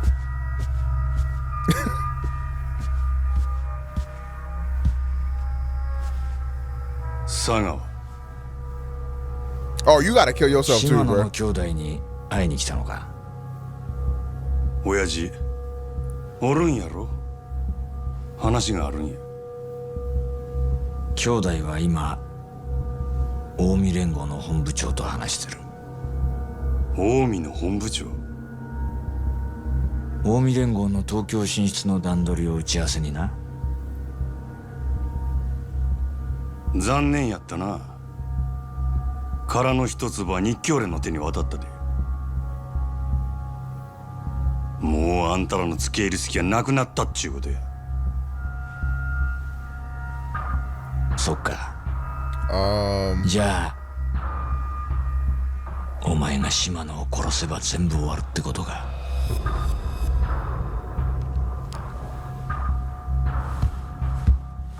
なあ、楽しかったよな。なんだかんだ言って俺ら。No, fuck you. それが目の見えねえ小娘に振り回されてこんなとこまで来ちまった。面白いな、巡り合わせってのは。I fucking hate that guy.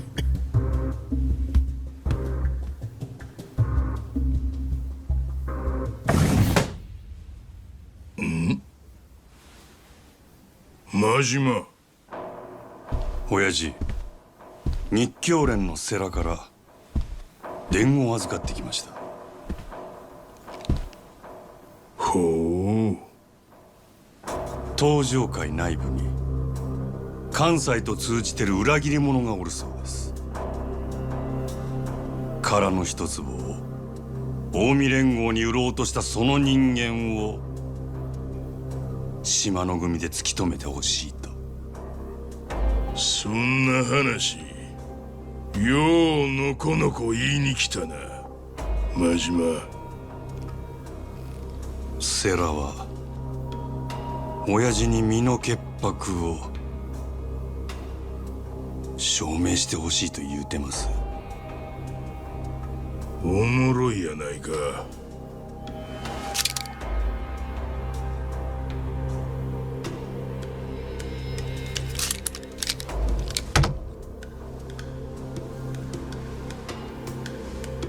せやけど俺は何があっても親父の子ですわ。What if he just shot you, Majima? You gotta think about this. せやったらお前、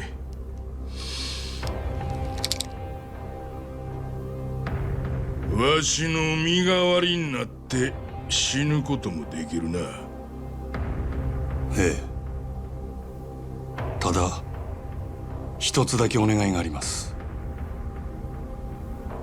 冴島の兄弟に俺が謝っていたと伝えてください。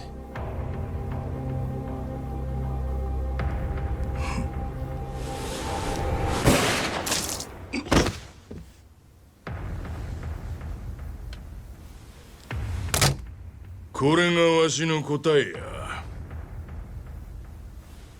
世良に言うとけ。殻の一坪も近江の本部長もわしには何の関わりもない。親父。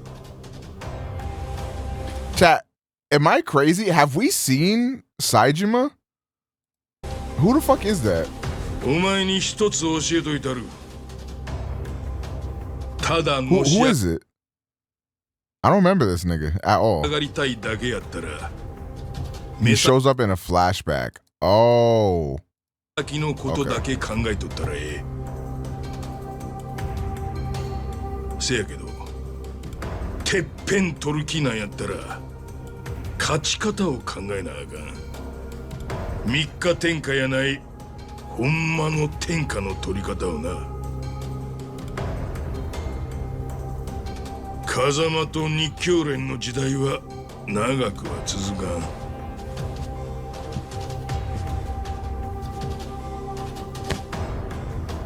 10年後は島の組が天下取ってるはずや。真島五郎中最強の武器が手に入ったんやからの。可愛い子には旅をさせろっちゅうのはよう言うたもんやなあ、真島。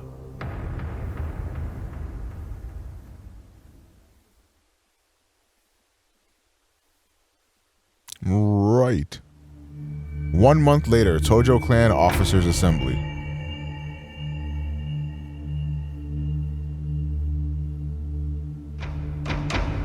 災難だったな、堂島。阿波の菓子に久世と渋沢も薩にパクられた。風間が無所から戻ったところで今の堂島組はカムロ町の再開発どころじゃねえってことか。会長代行にはご心配をおかけしております。 Damn, that's right, 気 bitch. にすることはねえ。それより俺からもこの場にいる全員に一つ伝えておくことがある。承知の通り先代が亡くなって以来登場会は俺が Wait, you guys told me that Michael Cera was Omi. Why he at the Tojo clan meeting? Is he bisexual? 二代目代行としてこの椅子に座った。同時に長らく本家若頭の座は空白だったが、この堂島からも強く押されてな、空席を埋めることにした。 Oh, he mad. 日教連の世良総裁を登場会本家若頭に指名する。 Damn. 後見人は堂島だ。他直系組長からも多くの指示があった。世良には本家若頭として引き続き堂島が手放したカムロ町再開発計画の面倒を見てもらう。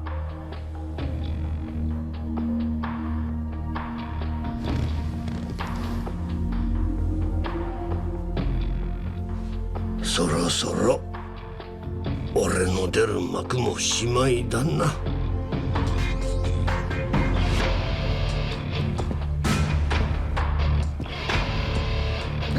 Thank you, fans. Oh, shit.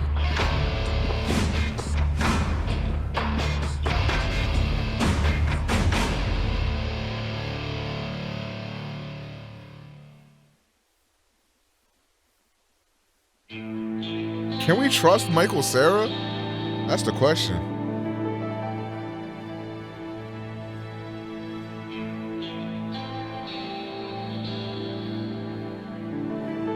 Oh shit! Oh shit! すまなかった。苦労をかけたな。今日はおやすさんに報告したいことがあって来ました。 What's he here to report? 多分おやすさんは俺の言うことに反対します。それでも俺は、そうか。おやすさんには俺がこれから言うことわかるんですね。ああ。だができるのか、カズマ。覚悟は The fuck is he talking about? できてます。 Degrassi?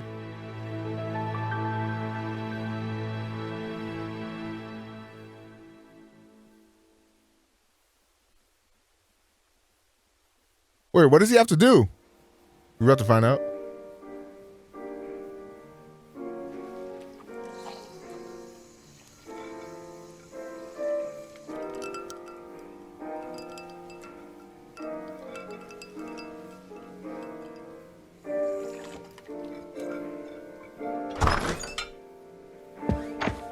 Oh, Kiryu! お前、どういうことなんだ？ちょっと錦山くん、急に大声出さないでよ。お前、堂島組に復帰したって。マジか。He's going back to the Dojima family? 今日、風間の親さんの面会に行ってきたんだろ？復帰のことも話したのか？さっき風間のおやっさんにはこのまま仇に戻れって言われた。おやっさんは俺が極道には向いてねってよ。あの人が俺を橘に預けたのは極道から足を洗わせるためでもあったんだ。 So he's lying to his そ brother. れでもお前は組に戻るってのか。でもよ、ならせめて戻る先は風間組にすりゃいいじゃねえか。あんだけやらかした堂島組に復帰したら苦労すんのは目に見えてんじゃねえか。もう一回考え直せよ。いや、それが俺がするべき最初のけじめだって思ったんだ。俺はあの一件でたくさんの人間のけじめってのを見せつけられた。正直すげえって思った。極道だけじゃねえ、仇だって。マジで俺なんかまだまだだなって思い知らされた。そっか。でも俺もお前もまだ何が足んねえんだろうな。わかんねえ。 This Yakuza shit is really a cult. Like, 逃げちゃダメってことかな。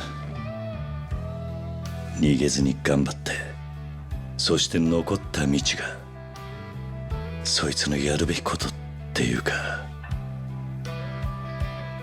奴らみんなそうしてたんじゃないかな。で、そいつを見つめるための堂島組復帰ってことか。ああ、今の俺にできるけじめのつけ方はそれしか浮かばねえ。でもなんとか踏ん張って俺は俺の極道を行くさ。風間のおやっさんとは違う俺だけの極道ってのをな。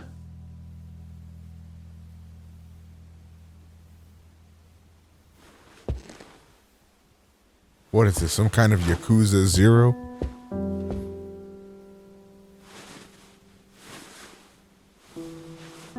Hey, that's the outfit I know. あれ？お前、いつもの一丁羅は？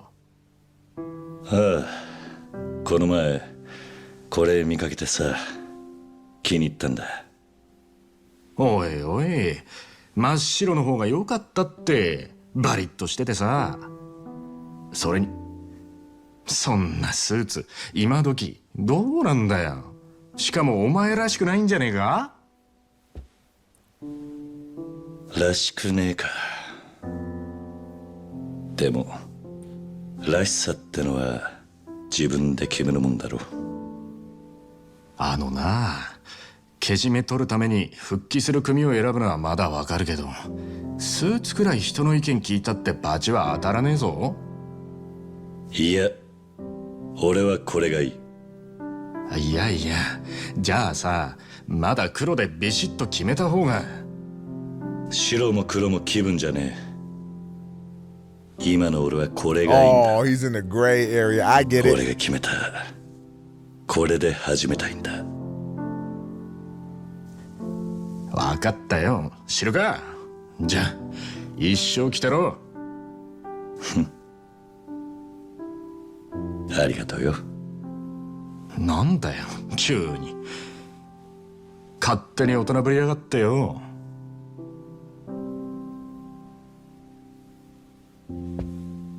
錦、俺はお前にとんでもねえ借りをいっぱい作っちまった。なんだよ急に。一生かかってでもこの恩は返すぜ。何言ってんだお前。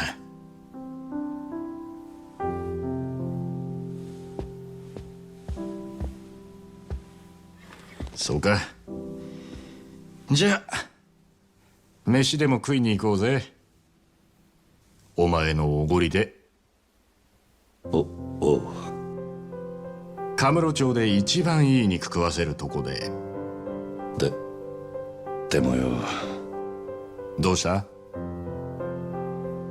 今日はあんまり持ち合わせが。てめえほら行くぞ。いいな。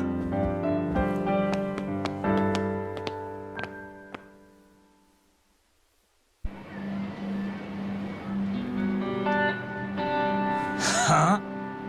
なんだそのへんてこなジャケットは。ブランドで働いてた頃の控えめさはどこ行ったんだ。ほっとけ。 Hey, the haircut is ass, but he got that shit on. 俺は決めたんや。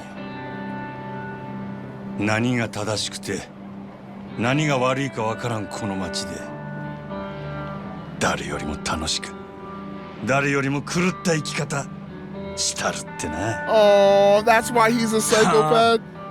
お前はもっと地味な男だと思っていたが。He wanted to live crazier than his twins was.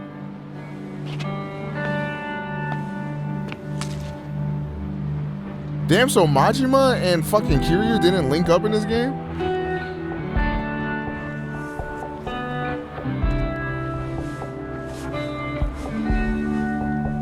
I don't know if I'm being brainwashed, but I like the cut more and more when I look at it.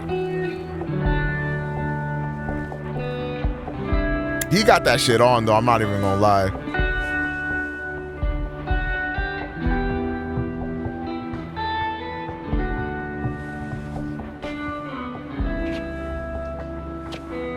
まあお前とは妙な体験しちまったが。I still don't like you. これからは同業として陰ながら応援すんぜ。関西で暴れたい時は連絡よこせ。そんなもんいらん。できることならもうあんたとは死ぬまで会わんでいたいもんや。確かにな。まあお互い敵も多い意味だ。せいぜい死なないように頑張ろうぜ。あんたは死んでもしないやろ。そうだな。ほな、またな。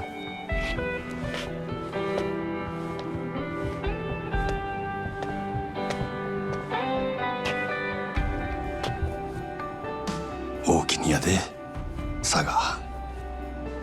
は？何言ってんだお前。あんたは何があっても諦めへん。執着心の塊のような男や。あんたには諦めんことの重要さを教わったわ。俺も執着するで。真島五郎っちゅう男の生き方に。Yeah, this doesn't make any sense to me. 好きにしろ。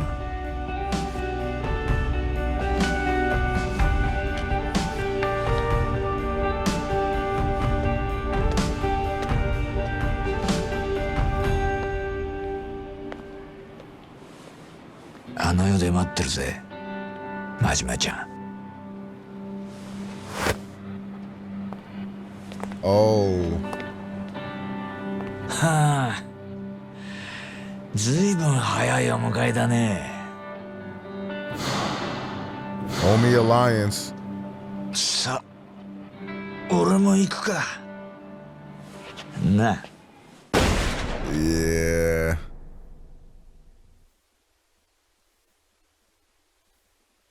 Yeah. Damn, bro. How long is this outro, nigga? 話くらい聞いてくれたっていいじゃん。ねえ。君らもお金好きでしょ？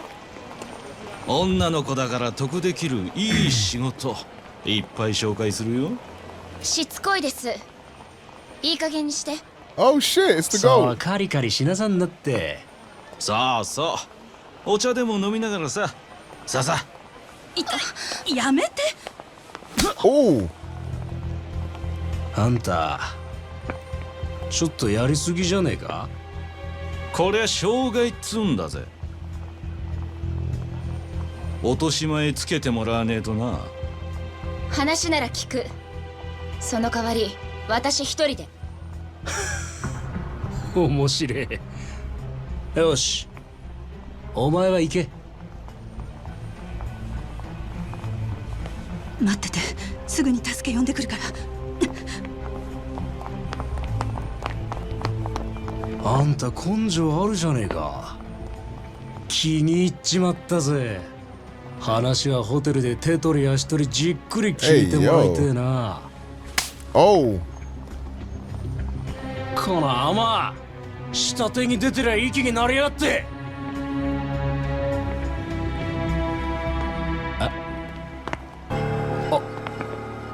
兄貴。Hold on.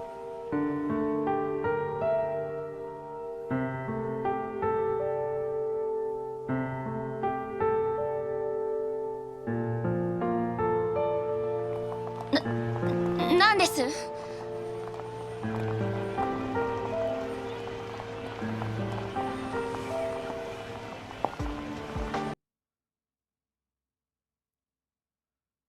？I'll kill myself right now.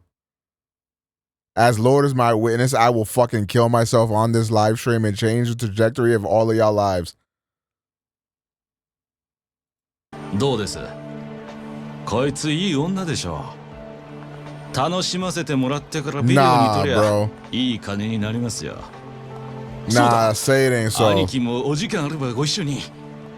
姉ちゃん、遊びはここまでだ。この人誰だと思ってんだ？あ？天下のマジ。え？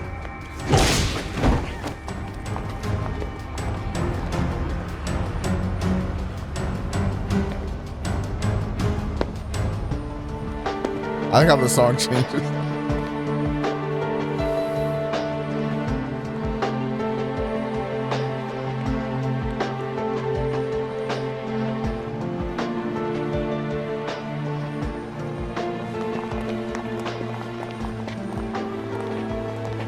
Kimiはここに。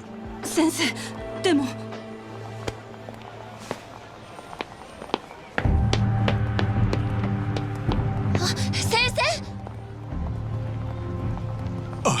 あんた、誠さんに何する気だ？あ、違うんです。今すぐ彼女から離れろ。違うの。この人は助けてくれて。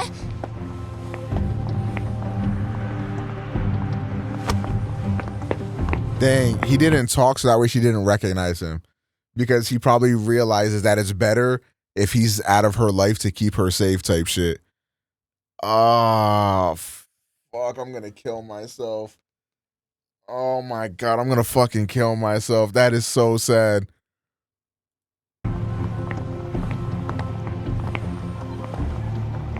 お前の女か？いや、彼女は私の患者だ。何や先生って、医者かいな。惚れとんのか？何？どうなんや？何よ？急に。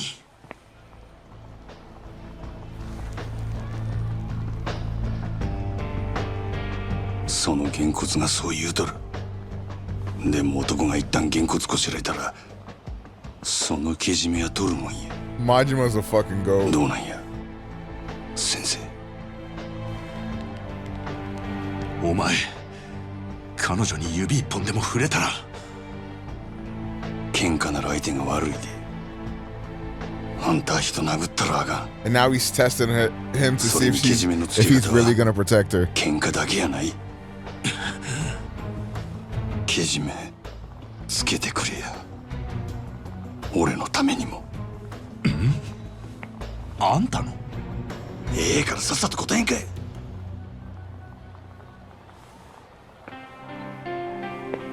彼女はああ見えてついこの間までずっと目が見えなかった。だから彼女にはまだ周囲に慣れる時間が必要で。で、どないやねん。惚れとんのか惚れとらんのか。愛している。医者としてではなく、一人の男として。俺は嘘が大嫌いやで。He just wants to make sure she's gonna be protected. 彼女に話したことさえないが。ならはよ言うてやらんかい。で、そばでちゃんと見とけや。しっかりせえ。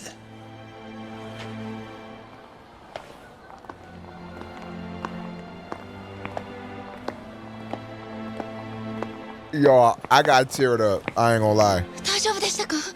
何かされたんじゃ。何も全然平気です。そうか、よかった。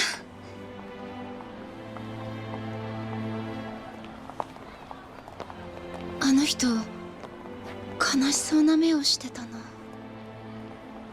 でも先生、あの人と何を話してたんですか？いや、そうだ、今から少し話する時間ないかな。はい。This game shows that like you can be fucking depressing without niggas dying necessarily.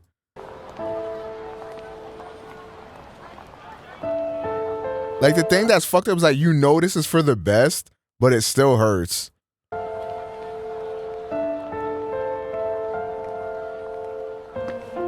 Like one might even be able to argue that losing somebody out of your life, but them still like existing, like is almost like it's like a different level of hurt than them dying, right? Because if they die, like that's it, you know what I mean? But knowing that that person is still there and all the memories and everything you shared is still there, but you know that it's for the best if you're not in each other's lives, like that is like, that's another fucking level, dude.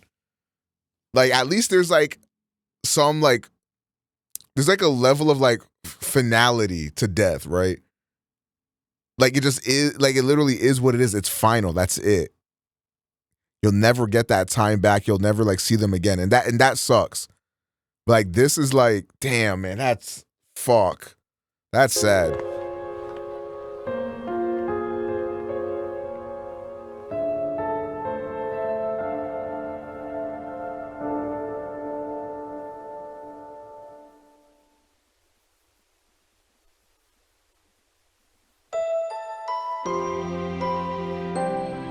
Damn.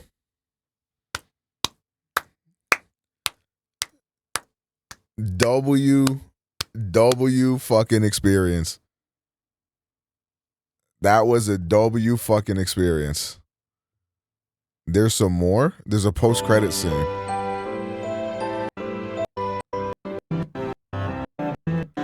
What more could they do to me, bro?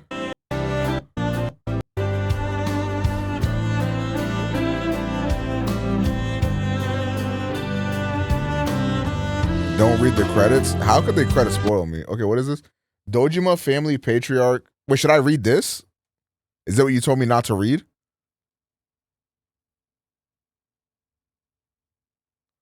No, don't read this. It spoils. They explain the next game. Okay, gotcha. I'll skip.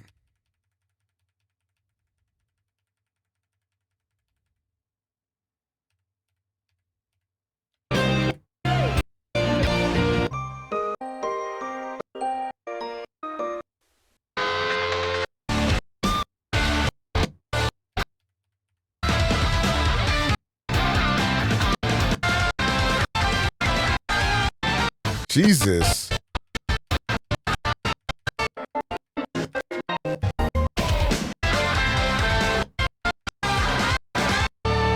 All right, here we go. Lock in, chat.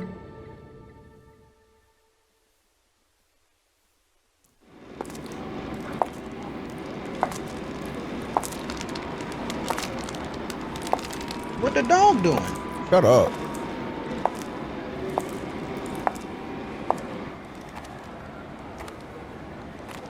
Dang.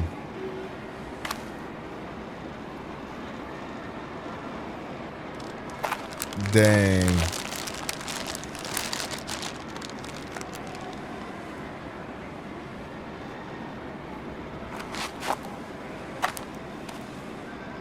全部終わったよ。もう。だからゆっくり休んでね、お兄ちゃん。私ね、さんの人に助けられた。リーさんや桐生さん、世良さん、Majima. 本当にたくさん。でも一人だけまだお礼を言えていない人がいる。 Damn.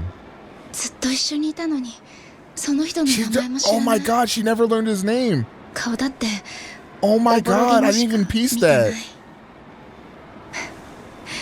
本当ダメだよね私って。お兄ちゃんがこんなこと言われても困っちゃうか。ごめん。 He did so much for life.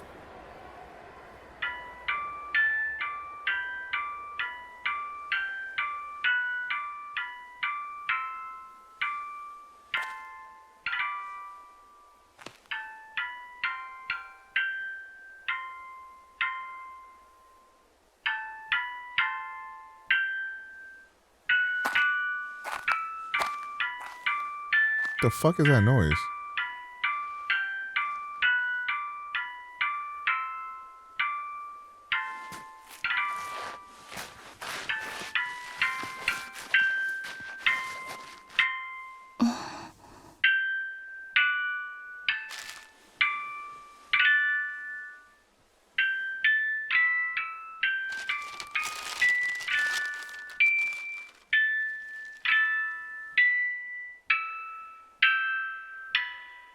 Oh my god, when Majima took the watch when she wasn't looking. Well, I mean she couldn't look, but sorry, was that fucked up? When he took the watch when she didn't know. Damn. Damn. Damn it. Damn it.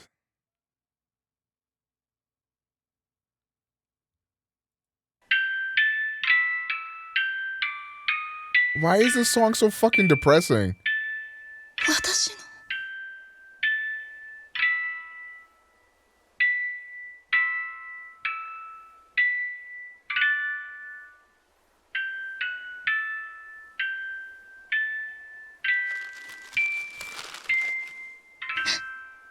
ありがとう。ありがとう。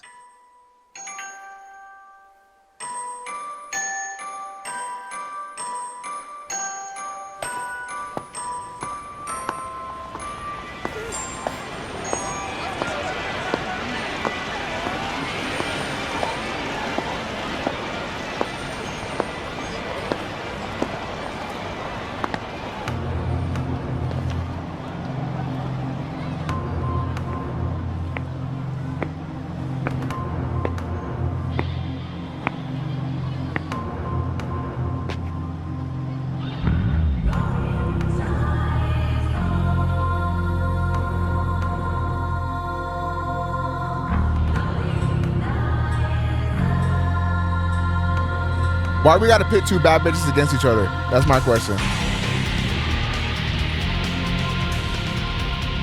Yo. Hey! Kiryu-chan!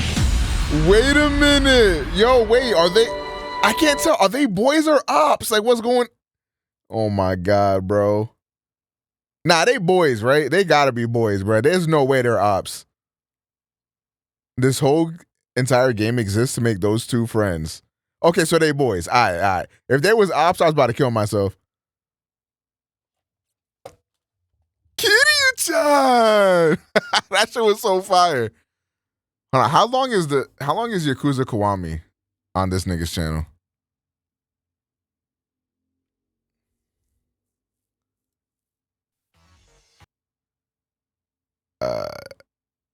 I guess it would be Yakuza 1. This one's only an hour and a half, chat. Like, this one's only an hour and a half. Like that's really not that long. Like, if I may, chat. Like, type stinkies. Like, movie night type shit, like movie night type shit, like boys night type shit.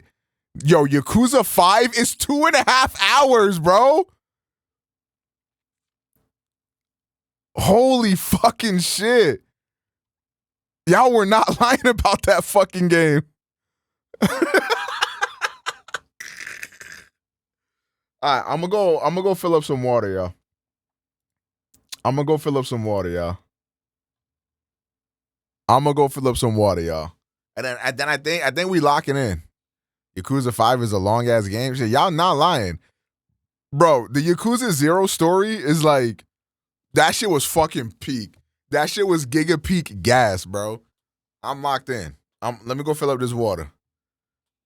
Go get your snacks or get your drinks. Little break time. Reconvene in like 5 minutes, and then we start on the next movie, bro. Also, I don't know if Uber is still here. If you still want to do that scrubbing to find the cutscenes thing, that's completely up to you. It's up to you, gang. But I will be right back.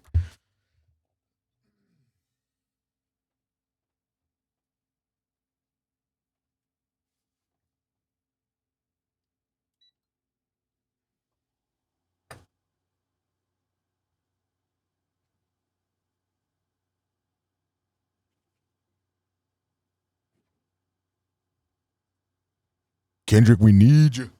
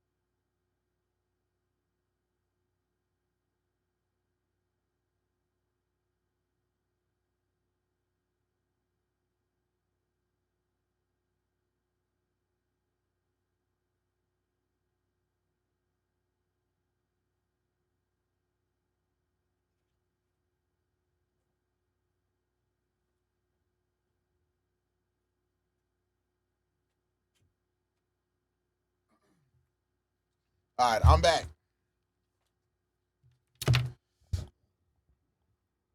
My cat was screaming bloody murder, but they have food, they have water, they're all good. He just really wanted attention. Excuse me. Yeah. So I highly recommend like playing Yakuza.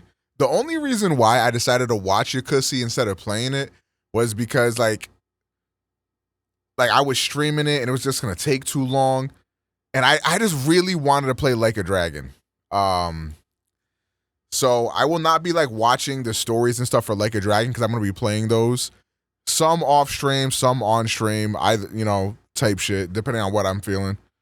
But yeah, I've been yo, Benny, you want to get off my fucking keyboard, nigga? Come on. Good boy. But yeah. I don't know why some emotes just don't show up on Chatterino anymore. It's really annoying.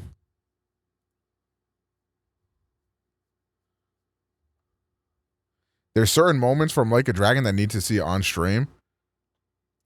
I don't know. I'm not planning on having that be a stream game. Benny wants to join the Dojima family. Is that true, Benny?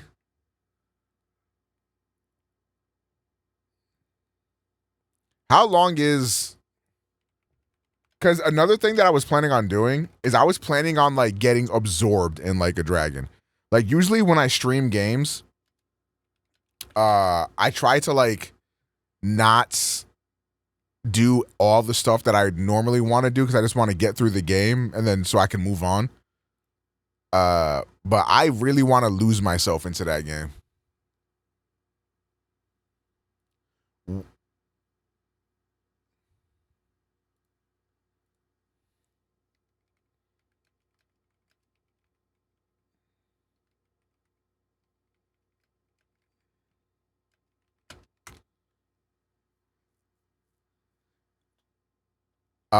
But I'm thinking that like if I'm at my desk and playing, I might like record some segments or something. Or like, I'll be talking about like my experience with the game and shit like that too. But I will be playing some of it through my PlayStation Portal, so there's just some things I won't be able to record. Okay, chat, are we ready?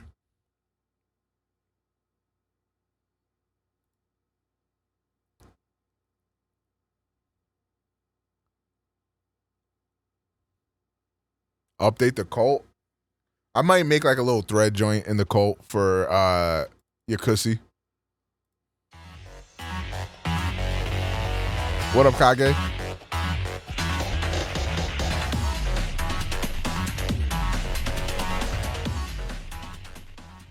Yakuza, an action game series known for its unique style, engaging story, and addicting distractions. Is this the footage from Kiwami? Yakuza as a series would rise to popularity and critical. Why does it look so much better than Zero? Did Kiwami come out after Zero? Years, but its origins are somewhat unassuming. It introduced gaming to the world of the Yakuza. I'm so glad we bullied you into... Okay, we're going to rewrite the narrative. So yes, people have been telling me to play Yakuza for a very long time. You motherfuckers did not bully me into doing shit. I really wanted to play Like a Dragon because Like a Dragon looks like the best game of all time. And I just realized, and then I found out that you had to play 7,500 other games beforehand. So you can go boom yourself. You're not that important. Wait, that sounds crazy out of context. I meant like you're not so important that like you made me play the game. New environment and theme that hadn't been touched upon before and used it to deliver some incredibly enthralling and emotional storytelling. I'd like to start at the beginning and take a look back at how the series kicked off. We'll be taking a look at the roots of Yakuza, going in depth on every single game and all of its aspects. Today, I'll be looking at the first game in the series, talking about gameplay, mechanics, I guess we're gonna find out, and everything in between. I mean, they are kind of like Like one is the Shimano family, and the other one's Dojima. So I don't know if they beefing or what. Like the video, be sure to give it a like and subscribe as it really helps out the channel. You can also support me over on Patreon where I upload extended cuts of my videos with content that YouTube won't let me upload, as well as monthly update videos. Spoiler alert for Yakuza. Hey Dad, it's me, your favorite son, and today I'd like to talk about Yakuza. Okay. Hey Dad. Have I told you about Gamer Subs yet? Dear! Gamer Subs is an energy... Why the fuck is he saying, hey, Dad?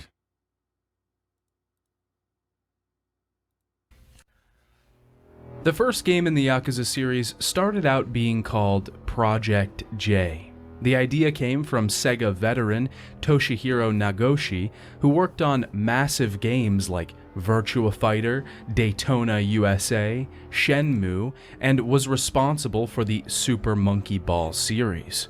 Nagoshi didn't want to making Super Monkey Ball and then making Yakuza is like, honestly, that tracks. The American gaming market at the time because of the huge budgets of companies like Rockstar, EA, and Activision. He wanted to double down on the Japanese gaming market and target the adult Japanese male. The higher-ups didn't expect Nagoshi to pitch something like Yakuza, though, and the game was rejected. Nagoshi persevered. It is crazy how much better this game looks than Zero. Like, yo, this looks fucking crazy. At the time, Sega and Sammy had just merged. He forced the demo of the game into a preview meeting, and Hajime Satomi, the new owner We're watching and the Yakuza CEO, 1 recap, big liked facts. what he saw.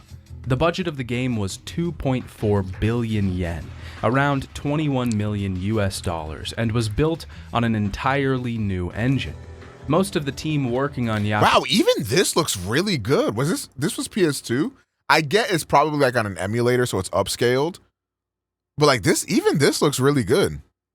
Yakuza, known in Japan as Ryuga Gotoku, did not have experience in this genre.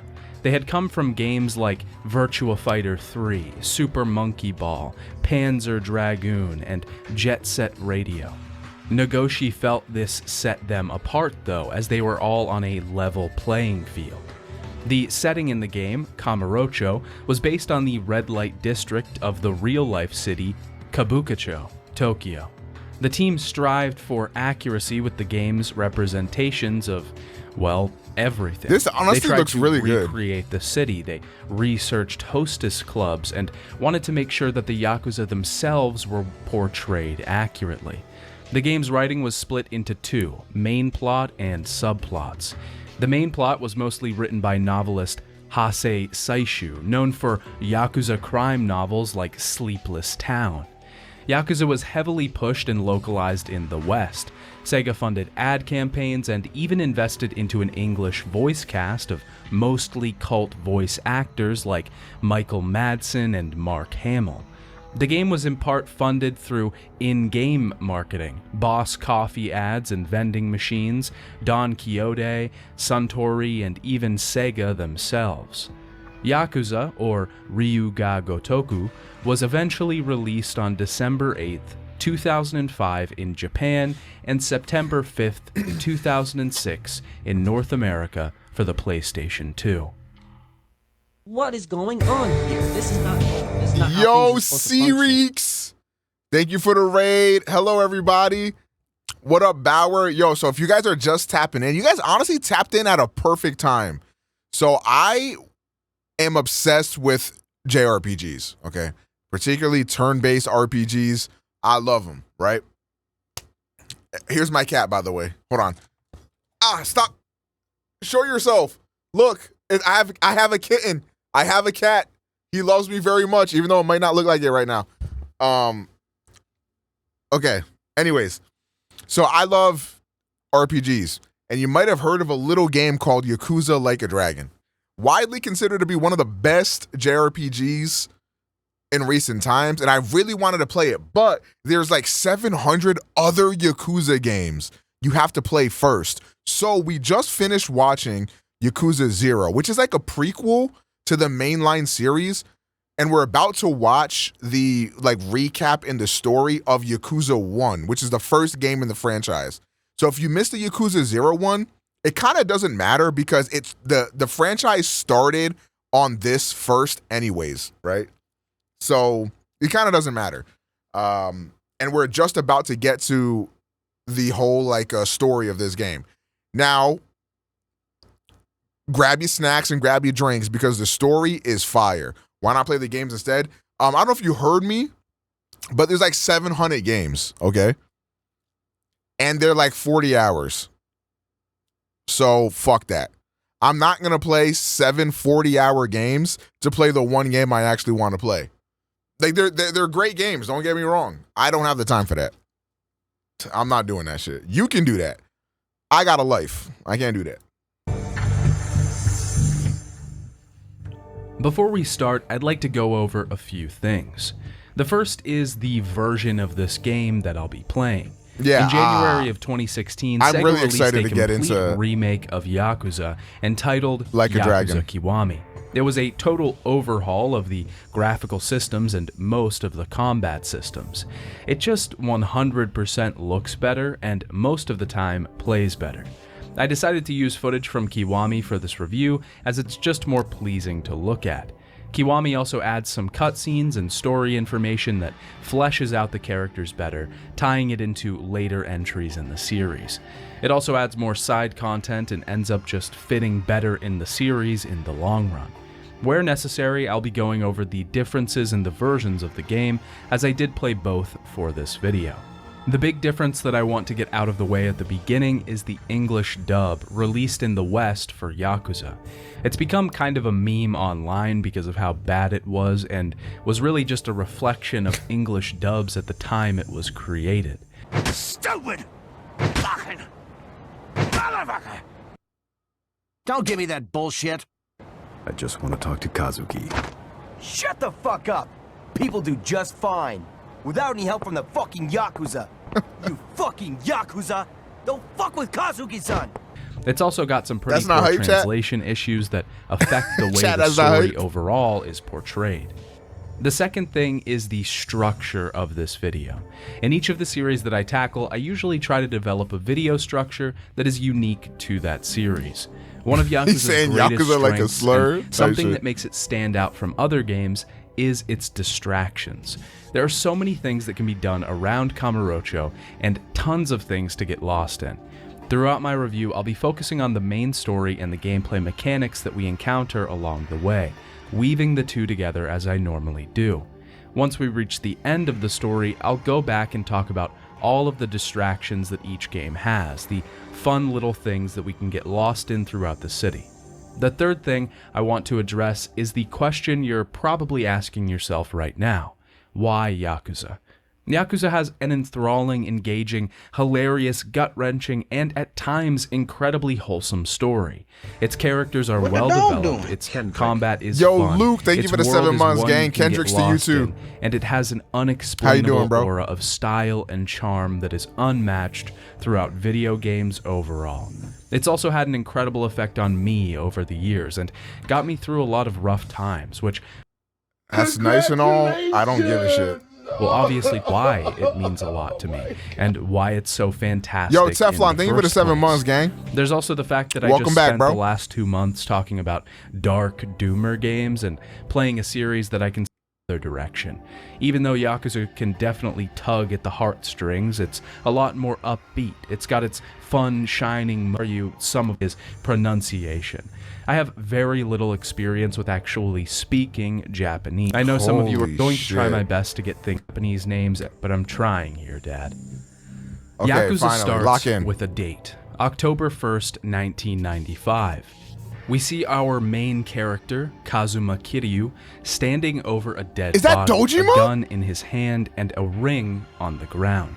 The police arrive, the thunder and the rain in the background. From there, we jump back to the previous day. Kiryu is riding in the car. No, nah, Dojima, he didn't kill Dojima. Like we know Kiryu didn't kill Dojima, so. With Shinji.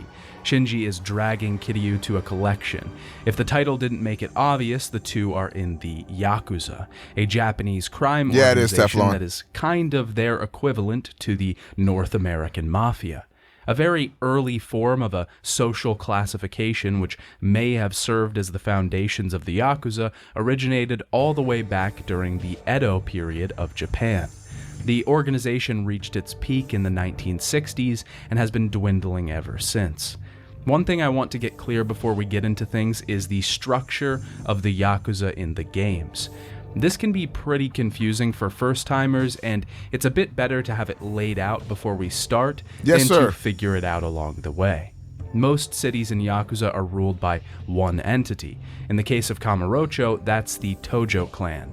Each clan has their own chairman, which is ultimately the head of the clan that everyone answers to. Below the chairman are the patriarchs of the higher tier families in the Tojo clan. There you got the big Below three. that are the second tier family. So is Dojima, Shimano, Kazama. With their patriarchs answering above. Even below that are the captains of each family, the lieutenants, and the general mep. No idea who the fuck that is. Kiryu, that's Kiryu. Captains will and fucking Nishiki will often even have their own families. For example, Shintaro that's Kazuma Kashiwagi, right? Is the captain of the Dojima family, but has his own Kazuma family. It can get a bit more complicated than that, but for now, we'll just keep it at the basics. Our main character, Kiryu. I don't know anything about these games, so please don't spoil anything. Like, don't say this. Is the lieutenant advisor of the Dojima family when we start the game. Kiryu and Shinji head to Peace Finance to collect some money that the loan sharks owe. The man asks for one more day, but the Yakuza don't accept that. When under duress and fearing for his life, Hirata decides to face the two head on. We beat them down and the two take the money that Hirata owed. With the money in tow, it seems like Kiryu might have a chance at starting his own Yakuza family. On the way to deliver the money, Kiryu runs into another Yakuza who gets mouthy, and after their fight, another Yakuza steps in.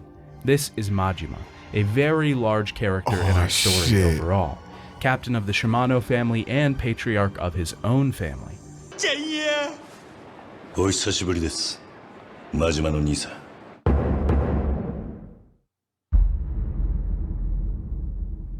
Nigga, already?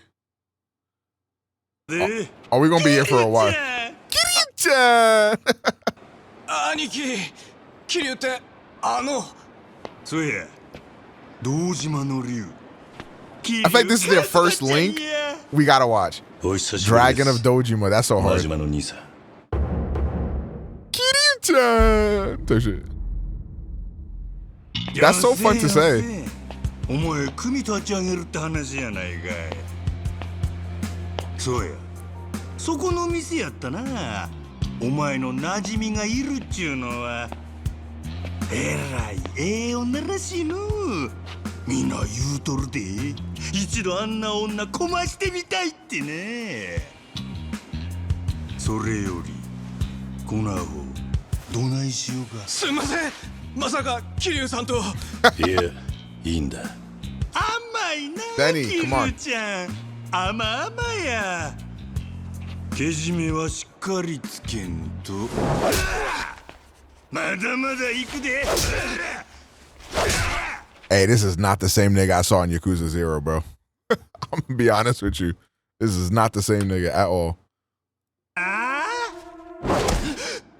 何や。その辺で。お前のためにやっとんのやろが。もう十分ですから。ほう。ま、ええわ。お前もこう思ったらこれくらい厳しくしつけせなあかんで。言うで。はい。はい。覚えておきます。でも。ああ？でもなんや。俺は俺のやり方でやらせてもらいます。どんなやり方でやるっちゅんや。Benny, you're pissing me off. 俺はちゃんと筋が通ったやり方を貫きます。なんや、踊れは俺に喧嘩売っとんのか。やろいつやっとるか。いいえ、兄さんとここで喧嘩をする理由はありません。筋が通らねえ。Oh shit。よっしゃ。これで俺と喧嘩する理由はできたな。俺が兄さんをムカつかせたんなら謝ります。なんやと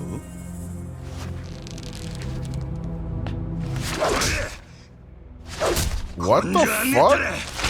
殴り返してくんけ。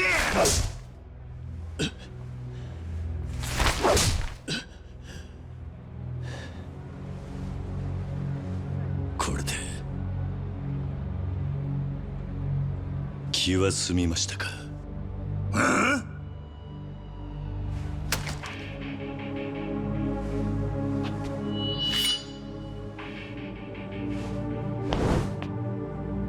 その強がり、どこまで続くかの。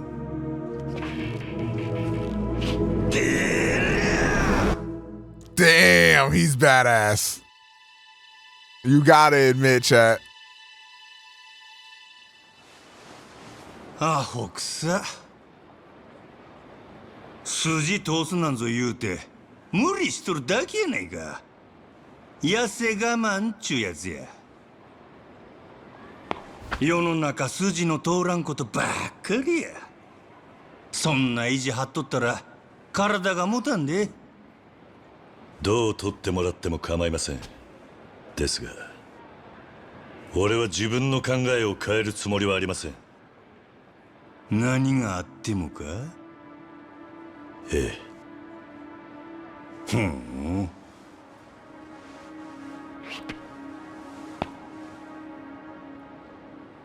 わかったわ。This motherfucker is psycho. ほな、お前のその覚悟見届けさせてもらうで。四六時中ずーっとね。何？ Yeah, Lamo, this is Kiwami もし one. 筋が通っとったら俺との喧嘩買うてくれるか？その時になってみないと。よっしゃ。ほら、どないしてお前をマジにしたるか早速作戦会議せな。Yay, Lamo, movie night. ほなまたな、キリュウちゃん。楽しみにしとってや。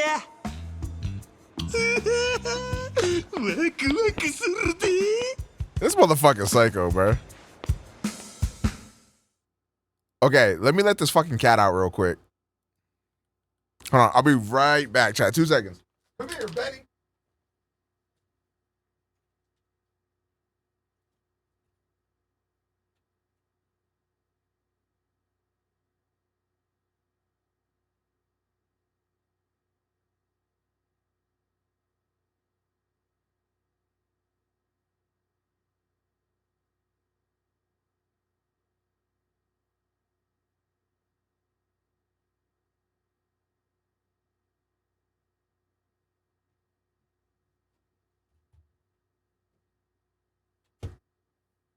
Okay. よせよせ。お前組立ち上げるって話やないかい。 The Yakuza Kiryu fought has had fear stricken in his heart just by the name of the legendary Dragon of Dojima. Majima beats some fear into the man as well, but we see the juxtaposition of the way the two dole out orders. Majima wants to fight Kiryu, but he refuses, even after receiving multiple blows. This setup is perfect for the story moving forward, and this end bit was actually added for Kiwami. It sets up Kiryu as the man he is, though, someone staunch in his beliefs and opinions, someone who won't back down, but someone who is also in control.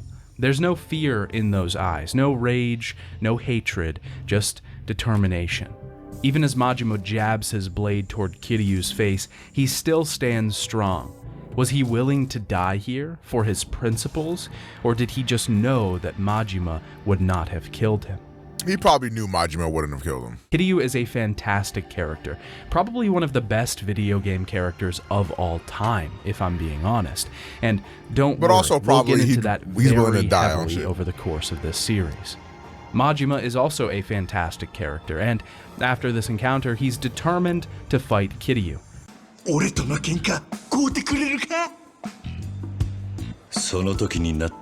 Nigga said Naruto, I want to fight you the most type shit. He's going to force Kiryu to fight him, and he's excited about it.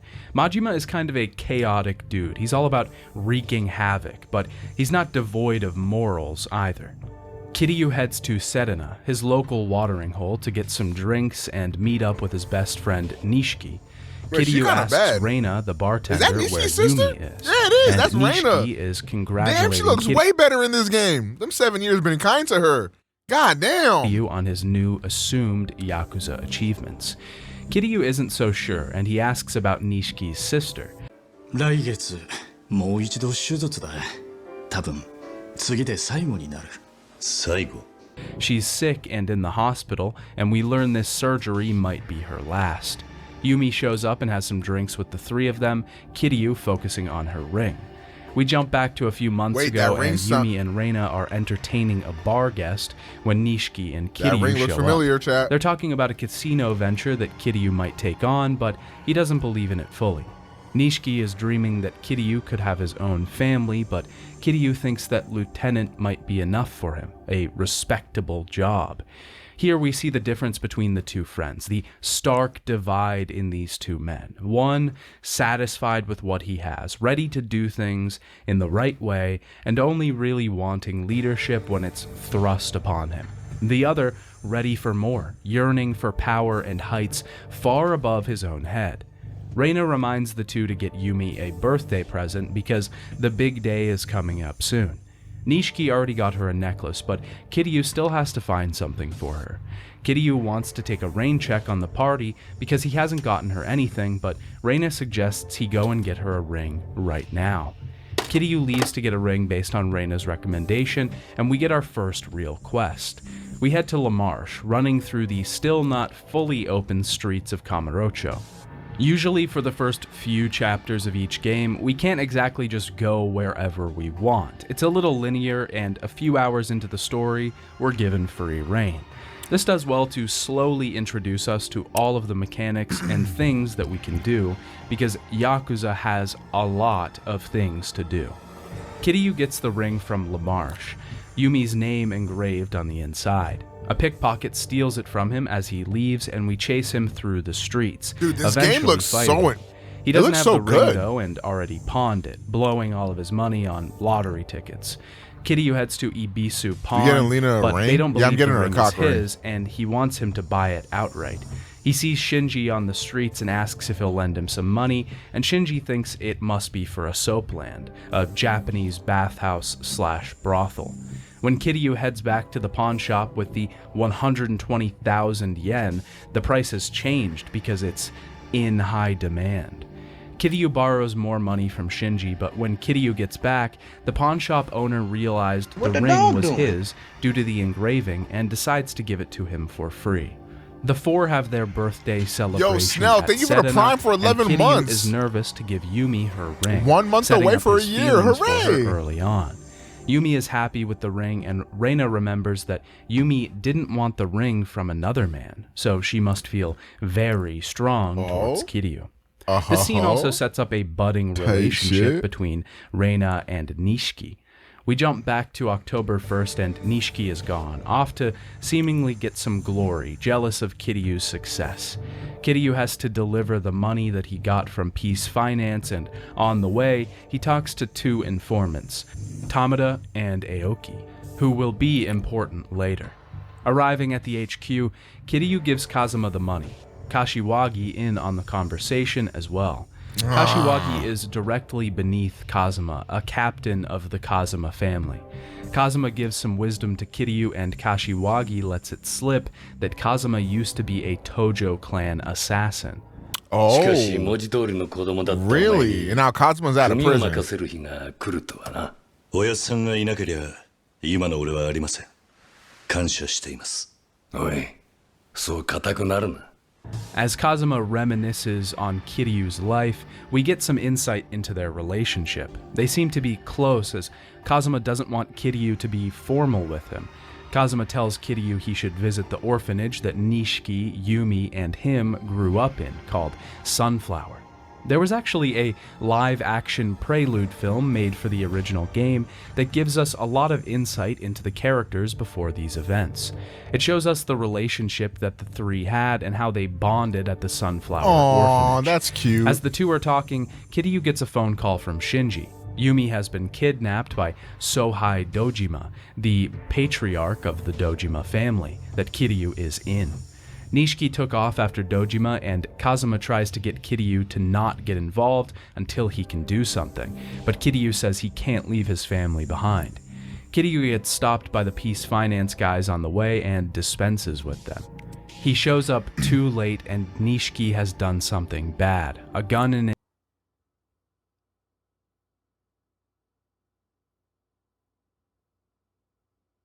Nishiki, you fucking killed Dojima?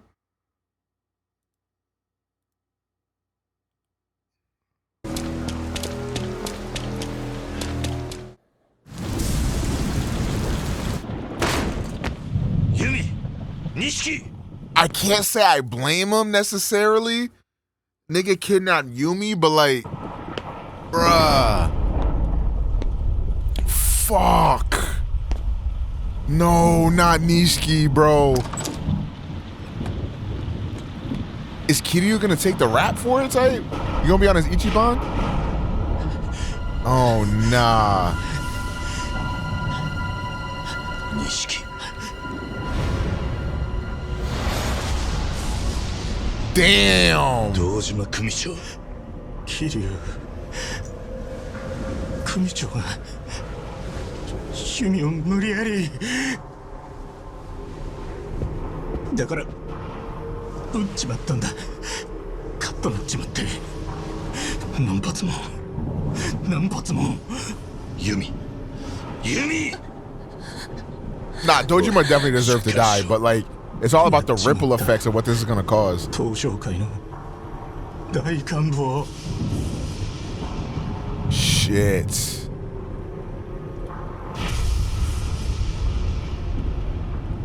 Nishiki, Yumi を連れて逃げろ。何言ってんだ。おめえこそユミ連れて逃げろ。お前がいなくなったら妹はどうなるんだ。次の手術が最後なんだろう。そんな時お前がいねえで誰がいてやるんだ。だからお前はここにいちゃいけねえんだ。でもお前は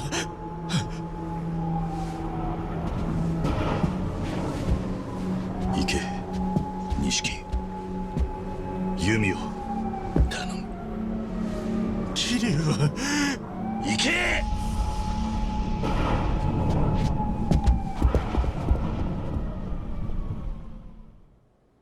Why don't we all just go? Oh, fuck.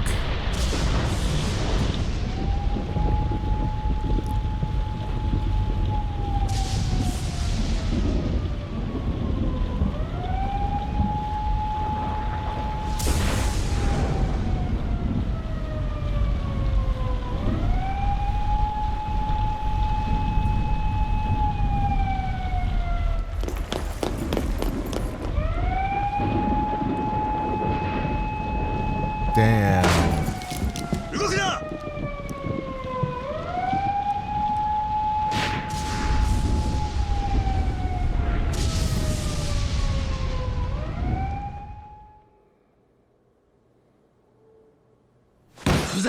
Are we good or am I watching this still?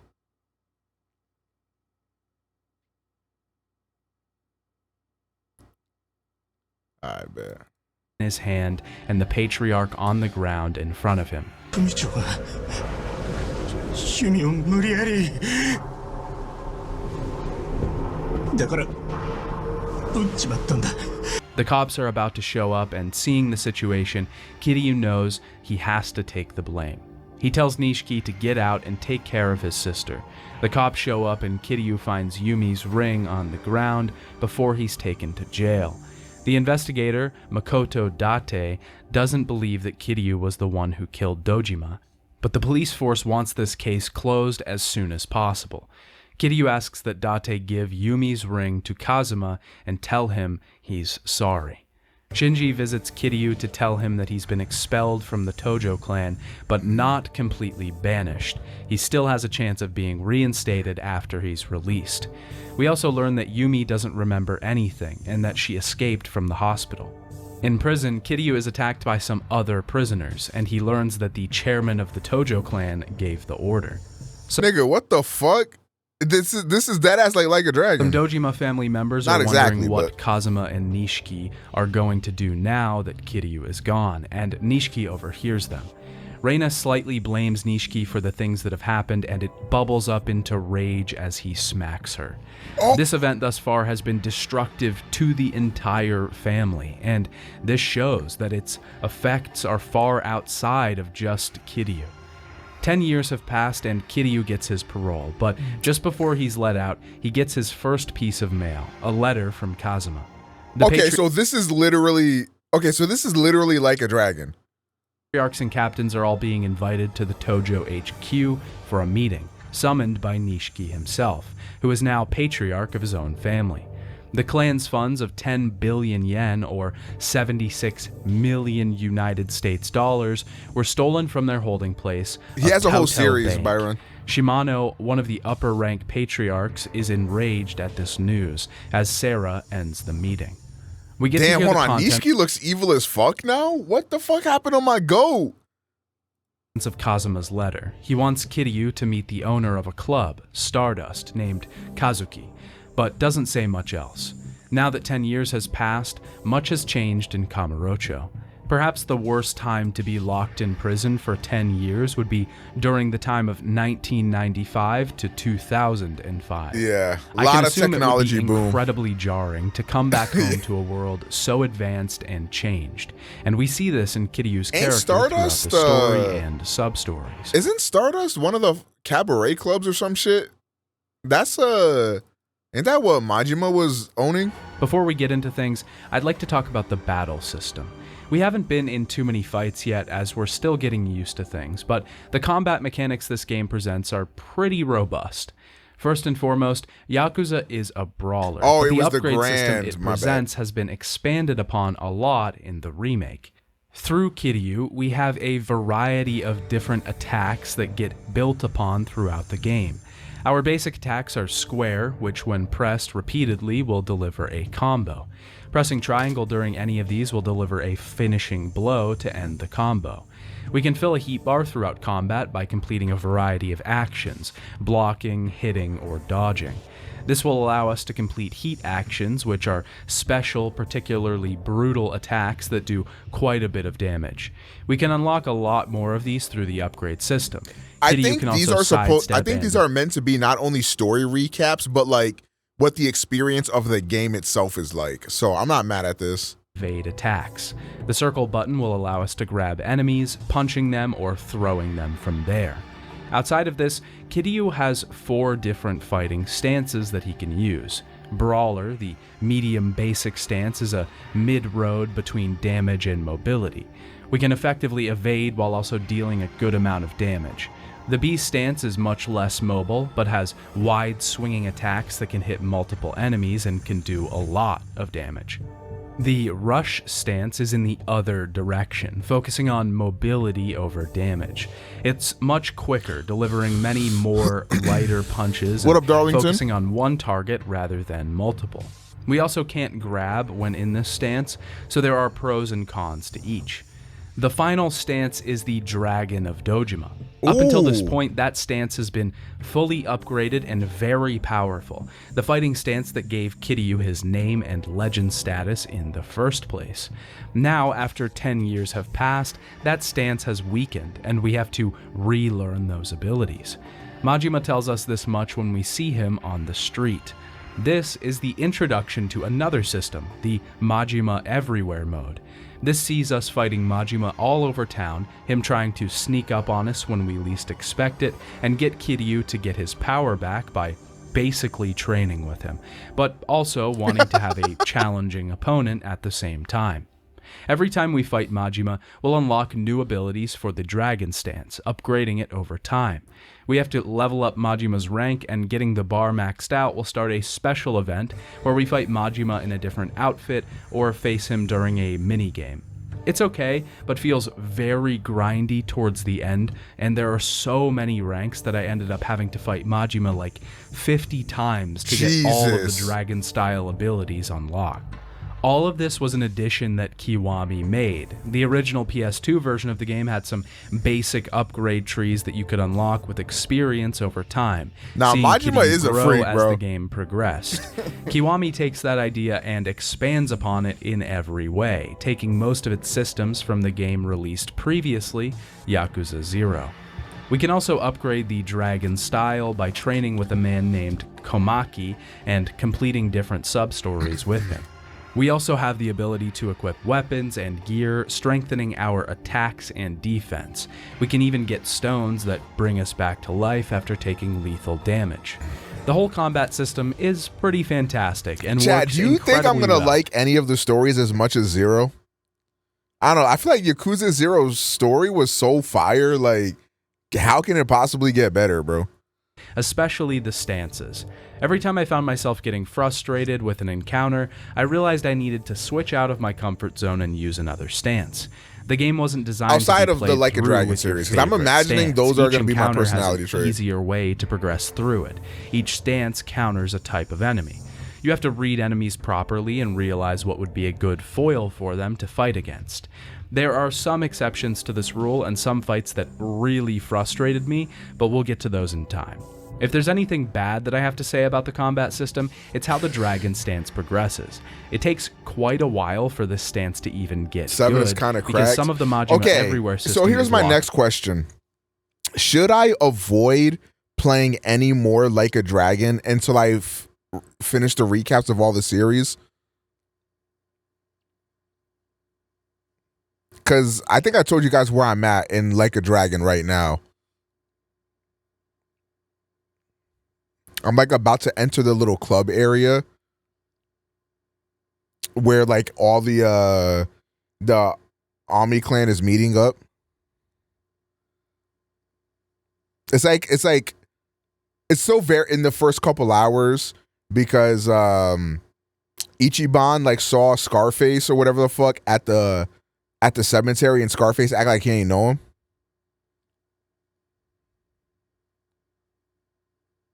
Yeah, it's only Adachi in my party right now.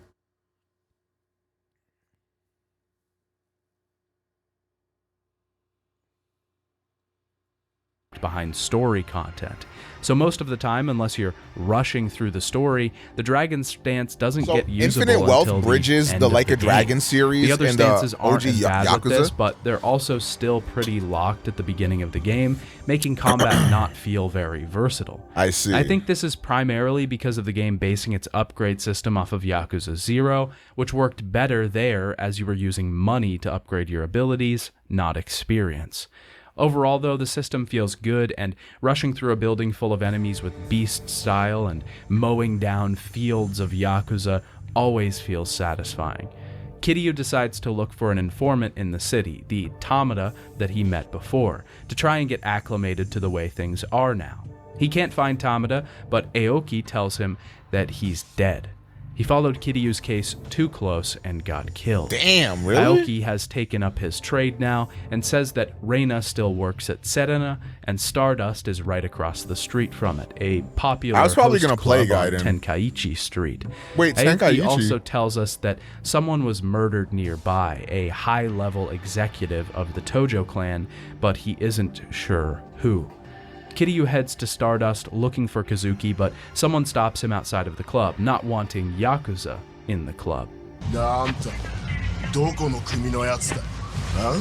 島の組だろ。俺らは誰の世話にもならねえんだよ。何の話だ？ Gaiden is still turn-based, right? I don't hear about Gaiden that much for some reason. He's clearly against Gaiden Yakuza is not and turn-based? doesn't want them to have any part in his business because he doesn't want to bow to them. Kiryu dispenses with him easily, and Kazuki finally shows himself. He was told of Kiryu's arrival by Kazuma, and Yuya apologizes for earlier once he realizes who Kiryu is. Kazuki tells him that Kazuma supported him when he started the host club, and he's helped him ever since. He also reveals that the murder was none other than the third chairman of the Tojo clan, Sera himself. Some patrons start causing trouble downstairs, and Kiryu and the boys handle it. One of the goons recognizes who Kiryu is, saying that he works for Shimano, and tries to shoot Kiryu, but Shinji arrives just in time. We learn from Kazuki that Nishiki betrayed the Kazuma family, working with the Omi Alliance, another clan on the level of— Oh my god, this is literally like a dragon. Fucking Scarface betrayed the Tojo clan for the Omi Alliance as well. Is this gonna spoil Like a Dragon for me? Because this is so far the same fucking story. The Tojo clan. Shinji is in the Nishiki family and says he isn't the man that Kiryu once knew. The chairman's funeral is tomorrow, and Kiryu thinks he can get some time to talk to Kazuma there. Kazuki, 言うだけ無駄なんだ。こういう時のこの人は。We flash back to 1996, a year after Kiryu went to prison. Nishiki is getting his own family, and the Kazuma family is giving him some of their best men, all Kazuma's idea. Kashiwagi says the Kazuma family can't take Kiryu when he gets out, but Nishiki will have to take him in. Throughout the game, we'll see these scenes, showing how Nishiki descended and turned into the man that he is today, and it's a wonderful addition. To see this juxtaposition of this happy, hopeful Yakuza member climbing his way up the ranks into a betrayer, plotting and scheming for power. Watching these two forms of a person meet in the middle provides a ton of insight into the character himself. It's fantastic. Shimano is getting his head shaven and getting news that Kiryu is back. He gets nicked, and clearly everyone is terrified of him. Kiryu shows up at the funeral, and we have to get inside. We can't get noticed inside, avoiding enemies' lines of sight. Inside, we have to help out an attendant to find his entrance card and use it to try and get in, but we have to go the back way. An Omi Alliance member stops us and says that Nishiki hired him to capture Kiryu, showing that Nishiki has gone fully off the deep end, working with another clan entirely. Shinji helps Kiryu get inside and meet Kazuma. Kazuma says he wanted to help Kiryu, but he couldn't while he was in prison, and he understands. After Kiryu went to prison, Nishiki made climbing the ranks of the Yakuza his sole ambition, embracing his demons to get there. Kazuma has something to say about Yumi, but he's shot by an assassin before he can get it out. Shimano walks in at this time and thinks that Kiryu was trying to kill the Patriarch. Kiryu fights Shimano's men and dives out the window, beating his way through the leagues of men inside the Tojo HQ. We fight Majima, but he says he doesn't really want to stop Kiryu, it was just orders and that he'll see him later. At the exit, we have to fight Shimano himself, an absolute bulk of a man, huge tattooed torso, he's fucking bald massive. Head. He's a pretty difficult fight, as his punches are hard, doing a lot of damage, and he grabs a lot, which slows everything down, and we're still pretty weak. Yakuza as a whole isn't exactly punishing with its difficulty level, but it doesn't pull its punches either. It's not hard once you get used to the system, and getting the right upgrades to fit your playstyle definitely makes things easier. But when you're starting out, there's a lot of moments where you're fighting against the system, and you have to work hard to figure out what you're doing wrong. Luckily, we have a ton of health drinks that we can use to defeat Shimano. Before Kiryu escapes, we flash back to Nishiki getting his family going. The men that Kazuma sent aren't listening to him, and don't really seem to care about the pecking order, openly disputing him. Matsuhige even states that he would listen to Kiryu as he didn't suck up to the boss all the time. Damn. Kiryu is cornered as he leaves, and Date, the investigator on his case before, rolls up in a car to save him. Adachi, sorry, a young girl is Date. watching the news coverage of Kiryu's battle at the chairman's funeral. Date and Kiryu are back in Kamurocho at a bar called Bacchus. Date says he saved Kiryu because he got demoted after pushing too hard on Kiryu's case, and his wife and child left him. He's investigating the murder of the chairman, and he wants Kiryu to help him. Date gives Kiryu a cell phone, saying even kids have them now. He wants Kiryu to look into Yumi because he believes the money and the murder and the girl are all connected. Kiryu heads to Serena and reunites with Reina, filling her in on the situation. She says she doesn't know what happened to Yumi after she disappeared from the hospital. She only knows that Yumi's sister, Mizuki, showed up 5 years ago. Yumi was separated from her family and Mizuki decided to follow in her sister's footsteps, wanting a job at Serena. She worked there for 4 years and then opened her own bar called Eres, but Reina doesn't know where it is and hasn't talked to Mizuki since. Reina says she looked just like Yumi, but she had a tattoo on her shoulder. Before Kiryu leaves, she tells us there's a bar at the base of the Millennium Tower, a building constructed 5 years ago. The bar is called Bacchus, the one we literally just left. Back at Bacchus, Kiryu walks in on a bloodbath. Multiple people have been shot, and the little girl we saw earlier is holding a gun. She was looking for her mom, and when she came in, everyone was dead.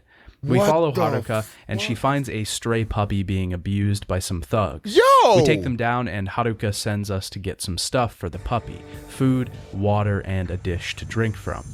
Haruka says she lived in an orphanage and that she's been getting letters from her mother. We carry Haruka to Serena as she has a fever, and she reveals that she was at Sunflower Orphanage, the same one that our main 3 cast came from. We also find out that Haruka's mother is Mizuki, Yumi's sister.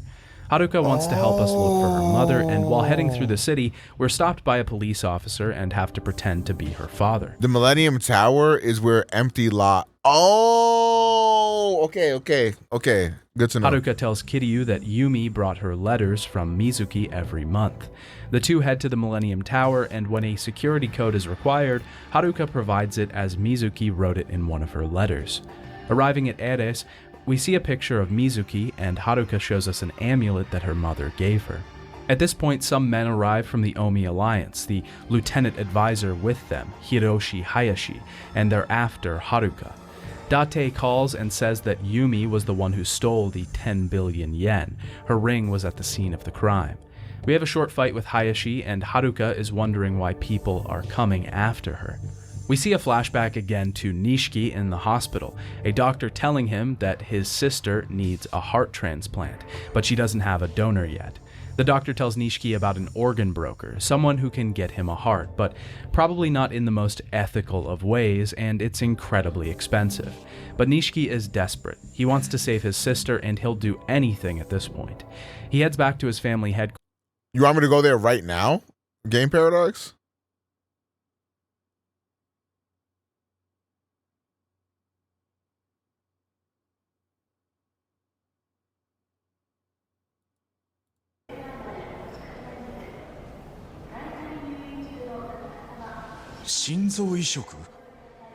Eh. 延命のための手術はもう限界です。妹さんを助けるにはもうそれしか。いくらかかるんです？いや、いくらかかってもいい。それで優子が助かるならやってくれ、日吉先生。お金の件は分かりました。ただそのためには適合するドナーが現れるのを待たなければなりません。それに運よく見つかったとしても順番待ちがあります。移植を受けられるまで一体何年待つことになるか。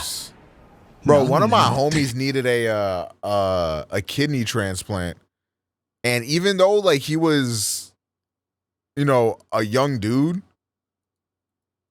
like he was on the waiting list for that shit for literal years. Like he finally got one, like I feel like a few years ago, but he was been on the wait list since we was in like high school. それじゃ妹には間に合わねえ。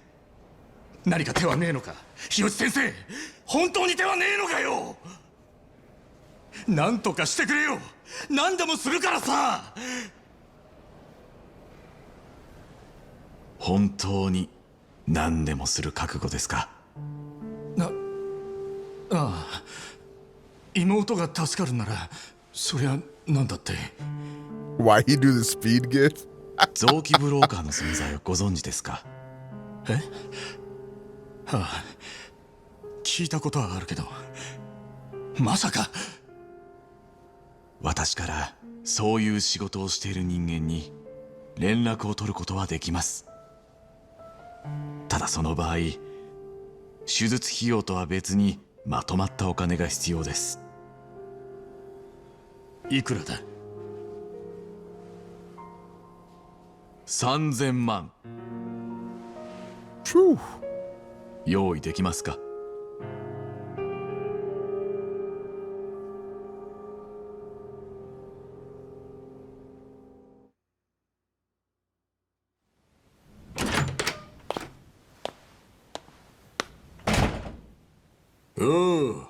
組長さん。松重。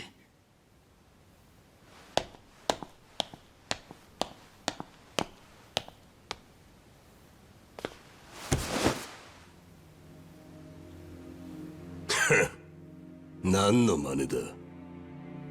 俺に金を稼がせてくれ。3000万どうしても必要なんだ。やり方はお前に任せる。だから頼む、力を貸してくれ松重。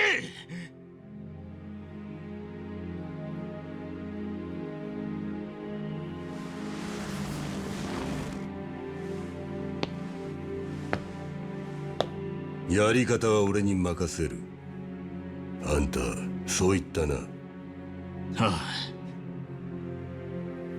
初めからそうやって頭下げりゃよかったんだ。ねえ。ほんじゃこれからは仲良くやりましょうや。組長さん。 Damn. That's why that nigga don't respect him at all. Type shit. Come on, man.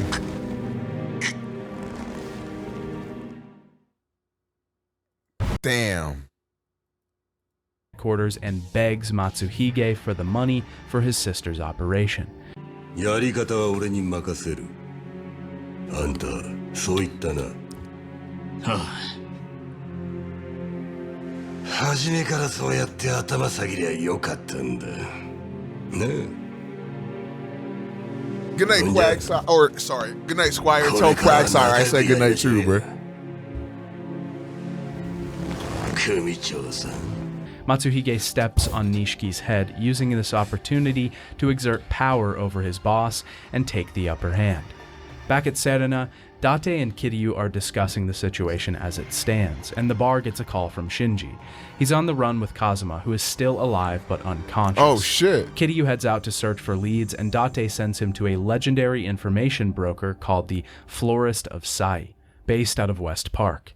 West Park is also referred to as Purgatory. It's a safe haven for the homeless, what up, but Zeppo? It's pretty dangerous. Kiryu heads there and gets access through some Purgatory men.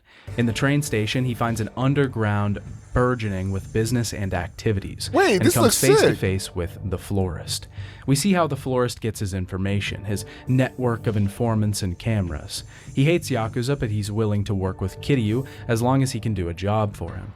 He tells Kiryu to enter the underground coliseum and win a tournament. He can use the money to buy the Florist's information and get closer to tracking down Yumi and Mizuki. After becoming the new champion of the underground, the Florist tells Kiryu that he thinks Nishiki killed the third chairman and is gunning for the now vacant seat. The Florist says a woman showed up hiding her face, asking for Haruka. The Florist gets a call and the two descend into his inner sanctum, cameras around every part of the city. Date is at Purgatory, seemingly shot, and rolling back the Florist's footage, we can see he was attacked in the street, and Haruka was taken. Kiryu saves Date from some men, and the Florist informs him that the men took Haruka to the batting cages. Date reveals some pretty interesting information, that the Florist is an ex-police officer and was let go for leaking police intel after Date blew the whistle on him. Majima was the one to steal Haruka and meets Kiryu at the batting cages. We have to face him in battle, and he can be a little tough. At this point in the game, his attacks are pretty damaging and kind of hard to counter or avoid. Eventually, we cut through his chaotic style, and Majima vows to take Kiryu down again.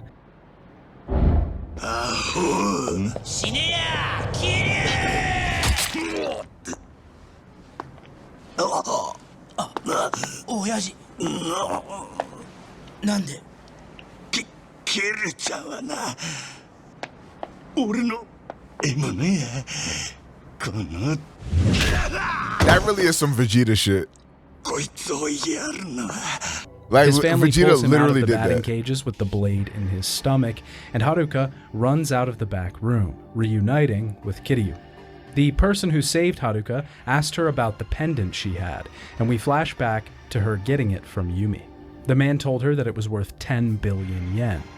I suppose now is a good time to talk about the music of Yakuza. The first game in the series, the Kiwami version in particular, has some absolute bangers.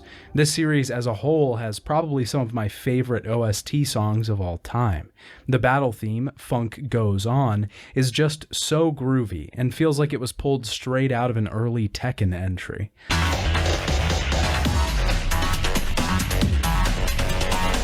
The PS2 version of the song has its pros too. It's a little more stripped back and you can feel the grain in some of the sounds.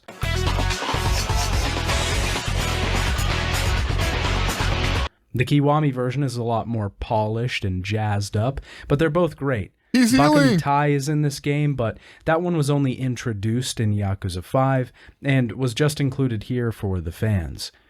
Vertical Point, the intro song, has some gritty synths that rip through quickly, backed by some punching bass that slowly builds.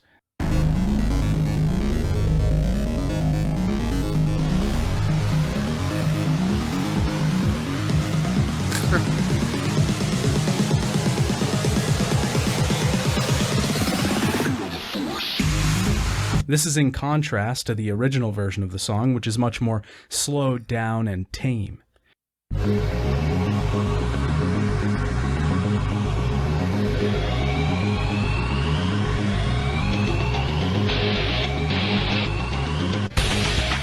The music overall is fantastic, and I can't say enough good things about it. It fits the game in every way possible. Combining it with the combat, cutscenes, aesthetic, and style creates an atmosphere like no other.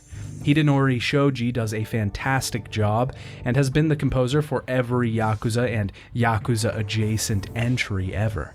We flash back to Nishiki in the past. Matsuhige is trying to get money for Nishiki, but he's running collections on another Yakuza's turf, which puts him in a bad position with Kashiwagi. He decides to look past it after giving Nishiki a thorough scalding. Kiryu heads to the florist, who is keeping an eye on his son. He's with a girl that's the daughter of a wealthy patriarch, and Kiryu decides to help the man out. On the way, he runs into Tamura, who is not dead, but faked his death with the help of the florist to become a better informant. When Kiryu finds the florist's son, he decides to fight him, of course, because everyone wants to fight Kiryu. Why wouldn't they? The Otobe family is chasing the young couple. Chat, would y'all fight They're trying to run Kiryu? away with someone Be else's honest. money. Some thugs show up and try to put a beat down on Takashi, but we put a stop to it. When we find Kyoka at the club, we realize the dynamic here. Kyoka's father doesn't approve of Takashi, and the two are in love, ready to give it all up. Yes, Kiryu to steps test in and my defeats abilities. Asahi for Bro, the couple, who the but fuck you Takashi think doesn't you are? want to leave. This part of the game was really odd. It's incredibly out of place, only realizing why it's weaving into the story during the later half, but it packs some of the most emotional punch in the entire game. 挙句にはメールで組み抜けるってか。黙りなさい。いいよ、たかし、もう行こう。お嬢、親父は何よりお嬢の幸せを。ならなんでお父さんは来ないの？それはその。ふざけないでよ。私はね、お父さんがヤクザなばっかりに今まで散々だった。分かってやす。お友達もできず、お嬢はずっとお一人きりだった。親父もそれが不憫でならねえと。たかし？俺確かに今は半端です。でも目いっぱい働きます。頑張って絶対に京香さんを幸せにしますから。口先だけか。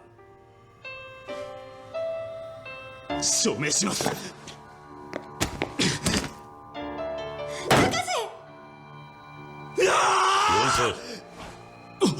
お前は極道じゃねえんだ。 Takashi's drive and dedication to prove himself to Asai is admirable, and seeing him go as far to cut his pinky off, not even being in the Yakuza, just for love, is incredible. The letter that Asai reads is gut-wrenching, seeing her father's tears stream down his face as he watches it read by his henchmen. Two fathers bonding over children they didn't raise. Damn. It's such an odd detour, but it just works. Kiryu heads back to Serena, and Date is passed out drunk. He was supposed to meet up with his daughter at the park, but he missed it. Kiryu takes another detour from the main story and meets Date's child. She seems to be turning tricks in the park, and Kiryu tries to stop her. Saya runs off, and her friend says that she's involved with a sketchy guy. Date and Kiryu find Saya and Shota at Stardust, and the two deal with the thugs she's with. We find out Saya Why he borrowed said money thugs from the like club that, to pay off chat? her boyfriend's He said loan thugs like shark, how I be and saying they're both thugs. in deep. Kiryu tracks down the guys that took Date and get the debt erased. This is our first big insight into Date himself. Not only is he a good person that seems to want to ultimately get to the truth, but he's also a father. He recognizes that he wasn't there for his child or wife, but he wants to make things right, and he wants what's best for them. I'm sure we can all relate to wanting what's best for people who have wronged us, right? I'm not gonna lie. Him being like, and he's a really good guy. He just wants the best for his kid. And then showing the footage of him slapping his daughter in the fucking face. I don't know, man. A little bit of a juxtaposition there. Dad. Back at the police station, the force is telling him to step back from the case he's on. A man from Division 1 named Pseudo wants to take the case because of their interest in Kiryu. We flash back again to Nishiki in the past, being confronted by Shimano. Yo, Game Shimano Paradox, when's the next belittles Nishiki cutscene? and tries to turn him against Kazama. Date shows Kiryu a picture back at Serena of a corpse with the same tattoo as Not for a Mizuki. little, I bet. Kiryu recognizes the tattoo artist that did the work, the same one that did the dragon tattoo on his own back, so he decides to head there. He says the tattoo isn't his, as he remembers every single one that he's inked, but there are many that imitate his style. Nishiki calls Kiryu at the tattoo parlor, and the two former brothers finally get to talk. Oh, He shit. asks him to meet up at Serena the next day, and the tattoo artist offers to touch up his back. We get some reference for the meaning of Kiryu's tattoo and how it relates to Nishiki's own tattoo, the koi and the dragon, setting up Nishiki as a powerful rival to Kiryu. Haruka becomes defiant against Kiryu, wanting to be let in on the situation and also really just wanting to see her mother. Haruka runs away and some men capture her in Stardust. They want the pendant, and we get this epic scene of Date grabbing Haruka while the pendant is flying through the air and Haruka is wounded. Kiryu realizes the men aren't Yakuza and almost gets their origins out of one of the members, but he's shot before he can give the name. Oh, Kiryu apologizes fuck. to Haruka for not being able to save her mother, finally telling her that she's died. Miraculously, Haruka isn't mad at him. She's understanding. Date takes Haruka to the florist to keep her safe, and he investigates the murder scene of Chairman Sarah. Pseudo seems jealous of Date, but he doesn't understand what he's doing. Kiryu heads to a secret gambling parlor behind the lottery ticket stand with Haruka. She tries to help with some dice betting, and he realizes the dice are rigged. Kiryu takes care of the dealers, and he heads back to Purgatory to prepare for his meeting with Nishiki. At Serena, Nishiki enters the bar, and the two former friends meet face to face. All right, lock in. What time?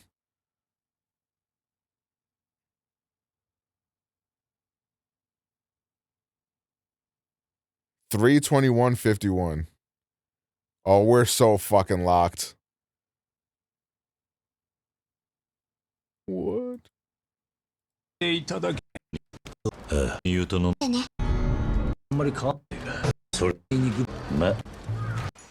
Chat tap in. Chat tap in. レーナ、お前なんでここに？これから錦が来るんだぞ。だからよ。あなたたち殺し合いでも Man, する she んじゃないか bad. Oh my god. レーナ。レーナ。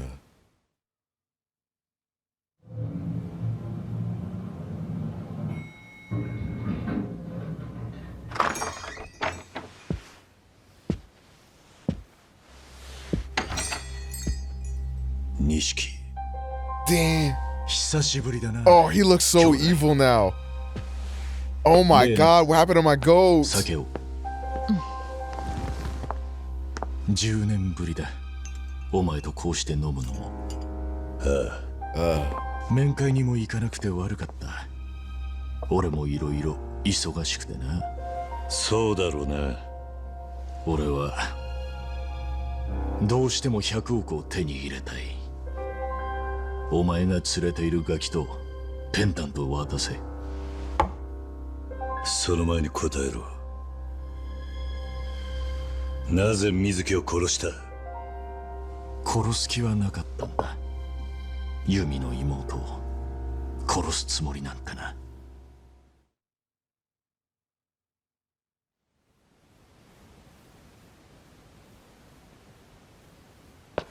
あ、親父。何やってんだお前ら。すみません。この女、結局口を割りませんでした。誰が殺せと言った？親父！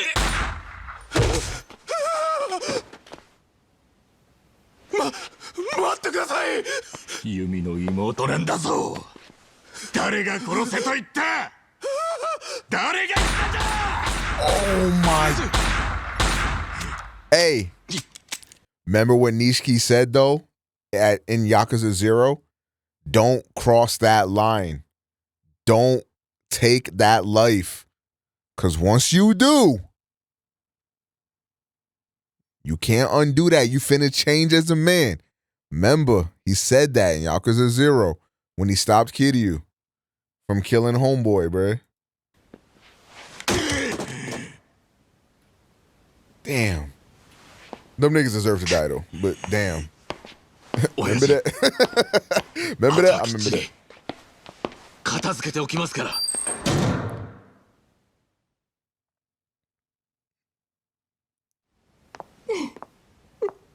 10年間、俺はユミの行方を追い続けた。ユミの妹がセレナで働いていると知り、俺はずっと彼女をマークしてたんだよ。いつかそこにユミが現れるんじゃないかってな。はるかのこともそれで知ったのか。巡り合わせだよな。あの娘はひまわりにいたんだ。俺たちが育ったあの孤児院にな。水木はその後アレスを持ち、そして姿を消した。ひまわりにいた娘も。そして登場界の100億が抜かれる。だがな、それはそうだ、ユミの指輪だよ。こいつが現場で見つかったんだ。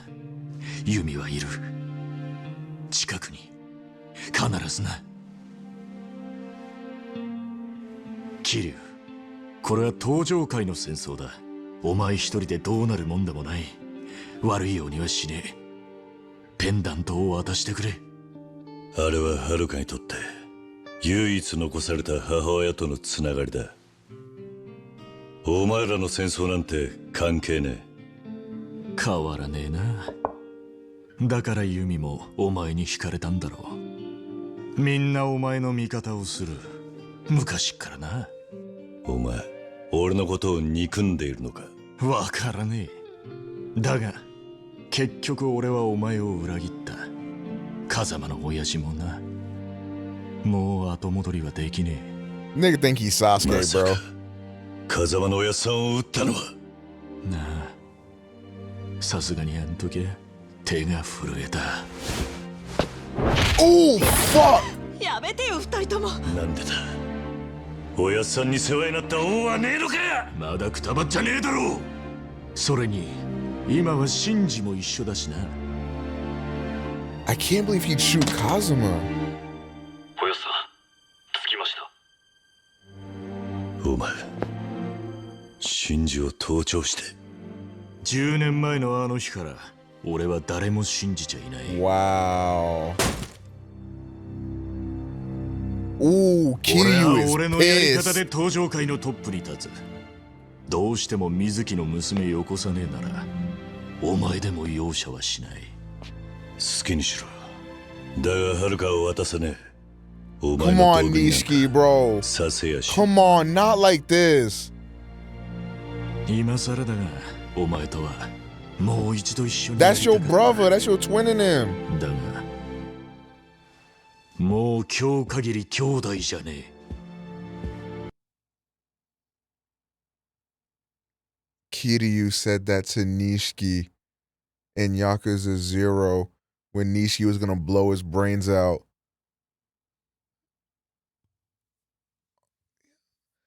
Undrakes. Unfucking Drakes. なんでこんなことになっちゃったの？ Unfucking Drakes. Nishiki, bro. Please, bro. Nishiki, come back! We'll bring you back to the Hidden Leaf Village, Nishiki! 親父、手はず通りで。なあ、やってくれ。Do what?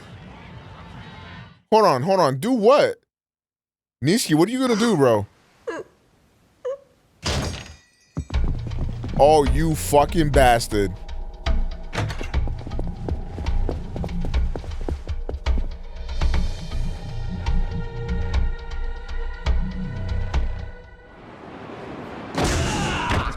Damn.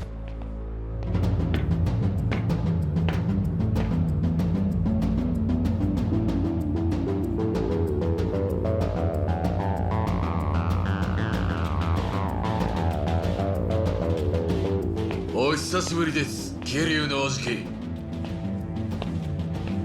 親父の命令です。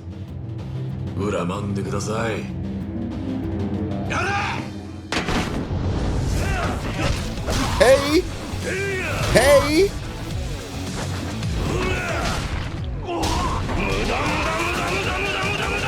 Not the Muda. Oh my gosh.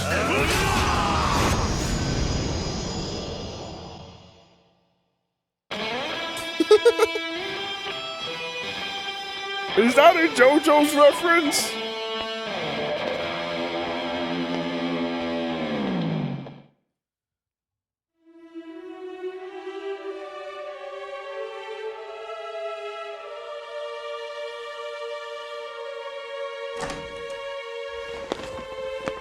Excuse me, 失礼しますよ、組長さん。ほら、今日の稼ぎだ。ご苦労だった。おいおい、もっと感謝してみせろよ。今日の分だけであんたの欲しがってた金額はクリアできてんだぜ。そうか。恩に着る。そうそう、初めからそう言えよ。ま、今日はでかい取り立てが久々にできたんだ。組長さん、あんたラッキーだぜ。ま、借金まみれでギャンブル狂いの医者にも感謝した方がいいな。医者？でもあの野郎も急に金ができたから返済するとか抜かしやがって、一体何やれかしたんだろうな。そいつからいくら切り取ったんだ？3000万だ。親の遺産でも入ったのかね。 Hold on. おい、何なんだ？ That's no way. 3000万用意できますか？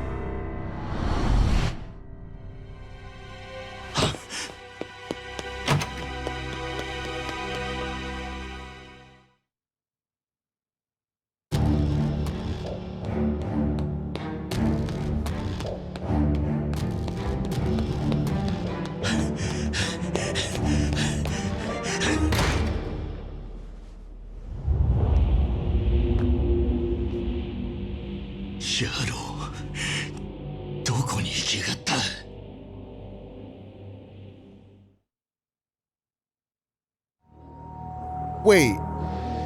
Wait, I'm confused. So he paid the doctor 30 mil, and the doctor needed that 30 mil to pay off the Yakuza? And then, so he scammed him and then just dipped? I, 「 I, 「 I, 」 I, 」 I, Oh, nah.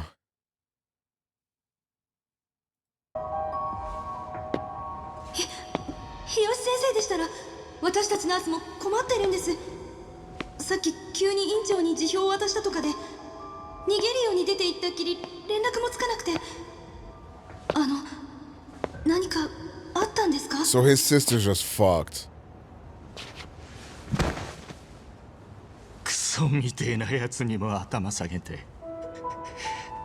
死ぬ気で金を用意したってのに、今までの時間は一体何だったんだ。もう優子には時間がねえってのに。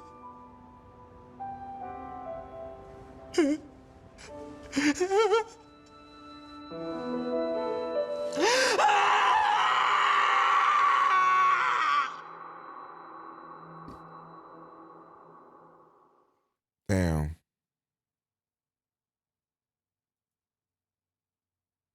What's Nishiki's For the sister's first name? time in 10 years. The scene is kind of beautiful because it mirrors the one at the beginning of the game. It's delivering the same message, the juxtaposition of these two characters, except Nishiki's personality traits are a lot less subtle now. Damn, Nishiki literally had nothing. Kiryu locked up. Nobody in the Yakuza respect this nigga. Sister fucking packed up. 忙しくてな。そうだろうな。俺はどうしても100億を手に入れたい。お前が連れているガキとペンダントを渡せ。その前に答えろ。At the end of the day, chat, no matter how bad our lives get, we're always gonna have each other. He's shown right, his boys? true self, who he really is on the inside. Nishiki admits to killing Mizuki, and we see a flashback to him realizing she had died. Nishiki has been searching for Yumi as well all this time, and he wants Haruka and the pendant to get the 10 billion yen. Nishiki has Yumi's ring and knows what we already know, that she Okay, was so most just so I'm likely clear, Yumi is the girl that grew up with them in the orphanage, right? Type shit. the culprit. He also realizes that he betrayed Kiryu, but that he's too far gone to turn back now. And then Reina is just some chick that works at the bar. 変わらねえな。だからユミもお前に惹かれたんだろう。みんなお There's a 前 lot の of 味方 characters を to す keep る。 track of. 昔っからな。お前、俺のことを憎んでいるのか。わからねえ。だが、結局俺はお前を裏切った。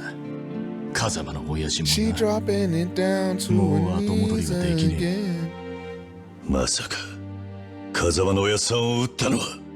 なあ、さすがにあん時は手が震えた。Shinji has a bug on him courtesy of Nishiki himself, and he won't let anyone stand in his way to get to the top of the Tojo clan. The scene is so well done because it fully forces this rivalry into our faces. Nishiki's been in the background the entire game. We haven't really gotten to see what he's truly like, only talked about in conversation. Finally, it's at the forefront. We know who he's become, and he doesn't even consider Kiryu to be his brother anymore. お前の道具になんかさせやしねえ。 Good night, Black Star-Lord. 今更だが、お前とはもう一度一緒にやりたかった。だが、もう今日限り兄弟じゃねえ。 A gut punch to say and a gut punch to deliver. Outside, Nishiki orders his men to attack Kiryu, and he takes down swarms of them. Outside of challenging boss fights, some of the best moments in the series are mowing down crowds of enemies. It's always so satisfying and just shows the sheer difference in power between Kiryu, the dragon of Dojima, and the lowly members of the Yakuza. We see Nishiki again in the past. Matsuhige has brought in some collections from a doctor, totaling 30 million yen.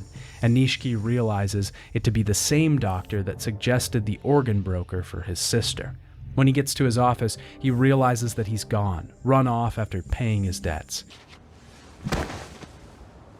クソみてえなやつにも頭下げて死死ぬ気で金を用意したってのに。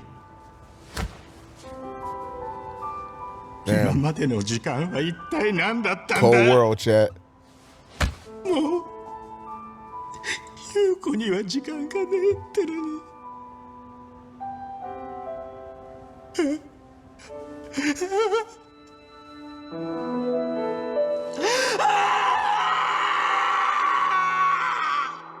The scene is incredibly powerful, and its placement is just perfect. Right after we see the man that Nishiki has become, the present day, we see what he was in the past. Emotion still left inside of him, breaking down outside of the hospital, scared, tired, and fearful for the life of his sister. Now he's a husk of a man, only the thriving for power left inside. Kiryu gets back to Purgatory and it's on flames. Haruka has been taken by the gangs that do the work for the Yakuza. Kiryu makes his way through each of the gangs and tracks her to the Snake Flower Triad. Before that happens, we get to do battle with the first of what will be many infuriating boss battles in Yakuza Kiwami, the two Akai brothers. Most of the bosses we fought so far I haven't really touched too much upon because they can be pretty generic. They're mostly dealt with in the same way and require a little bit of strategy or stance switching, evasion or blocking to finish them. But these two are where the game starts to take a turn. One brother is a little faster and will spin around doing a ton of damage and constantly interrupting your attacks. The other is a little slower, dealing a lot of damage with larger attacks. The two of them together is incredibly frustrating to navigate because if you're not getting grabbed and bashed by one brother, you're getting downed with kicks by the other. Eventually, Kiryu defeats them and gets the name Lao Ka Long, which unlocks a memory from 12 years ago. Kiryu was kidnapped by Lao, who is the head of the Snake Flower Triad. He was tortured by the Triad and eventually escaped with the help of Kazuma. We see Shimano and Lao speaking about Haruka, the patriarch seemingly hiring the Triad to take Haruka. Terada from the Omi Alliance is also in on the money scheme, getting a cut of the 10 billion yen. In a really important 343 for a cute scene. Kiryu ponders if what he... After the... Oh, right now, okay. She dropping it down to her knees again. Is that 343?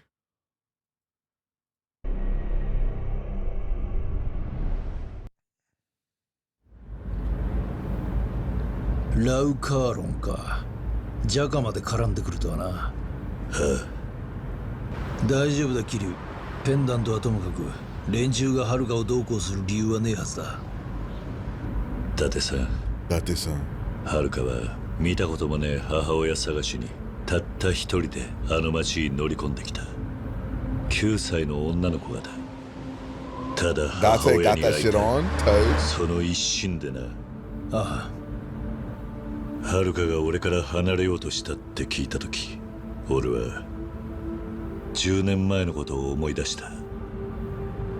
何より大事なものを守りたい一心で、自分のしたことを信じてた時の気持ちを。今思えば俺は逃げたのかもしれないとも思う。その人間が背負うべき運命を見てられなくて、それを見届ける勇気がなくて、俺は奴の人生を無理やり曲げちまったんだと。だが心のどこかではこうも思うんだ。運命に逆らった自分は正しかったはずだ。大事なもん守るために必死になった人間はどんな壁だって乗り越えられるはずなんだってな。水木が死んで、ハルカはあの小さい体で必死に歯食いしばってる。あいつが運命と戦うなら、俺はあいつのために命張ってやろうと思うんだ。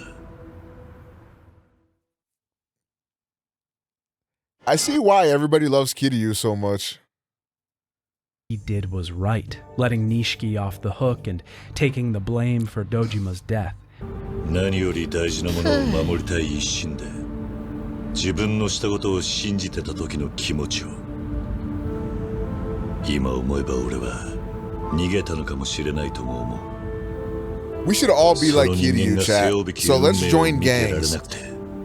それを見届ける勇気がなくて、俺は奴の人生を無理やり曲げちまったんだと。だが心のどこかではこうも思うんだ。運命に逆らった自分は Chat, what gang do you plan on In joining? the end, he decides to put his life on the line for Haruka. Date and Kiryu arrive at the Triad HQ, and Kiryu heads in alone. He's assaulted as soon as we get in the door, and we have to make our way through the headquarters.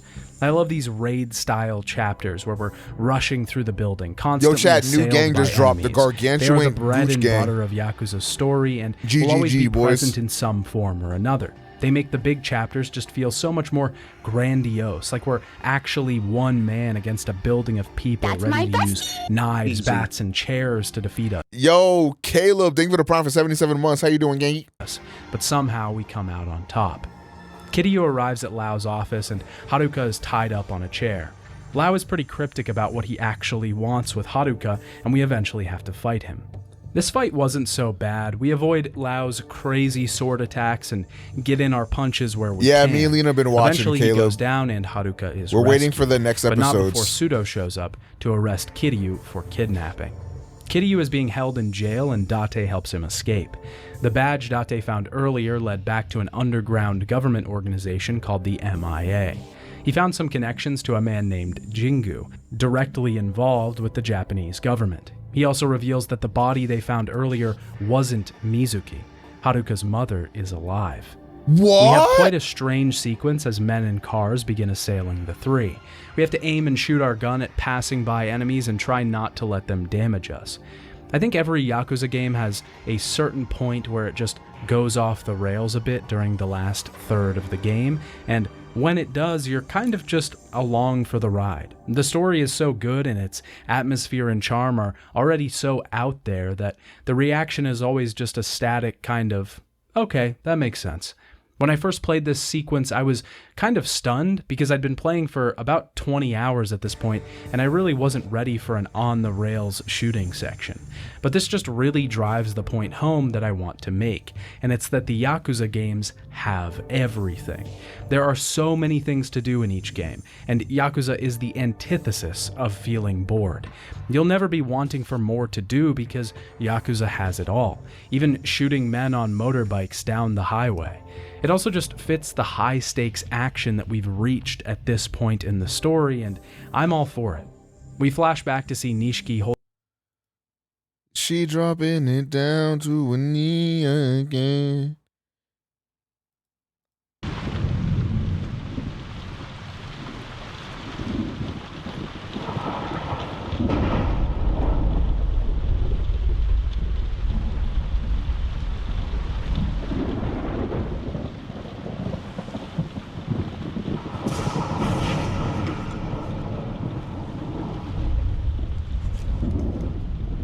Oh, is he gonna commit?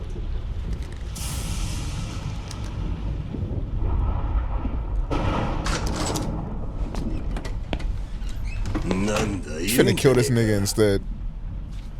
おう組長さんよ、またしのぎ広げることになったからよ、金使わせてもらうぜ。おいこら聞いてんのか。こっちがせっかく動いてやるって言ってんだぞ。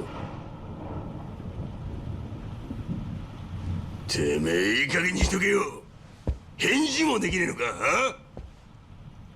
あのな、おめえはどこまでヘタレなんだよ。たくまだ連れのキリヌが根性あったぜ。ま、奴がやっちまったことはまずいっちゃまずいとしても、キリは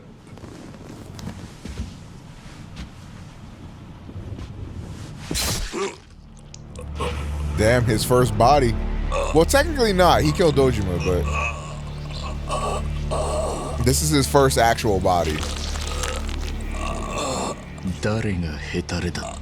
Oh shit. 誰が桐生よりも根性がないんだって。メイドの土産に教えてやる。堂島組長をやったのはこの俺だ。覚えとけ。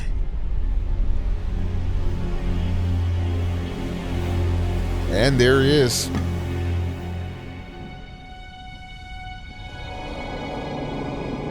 Damn, so that's both Nishiki and Majima, who were completely different in Yakuza 0.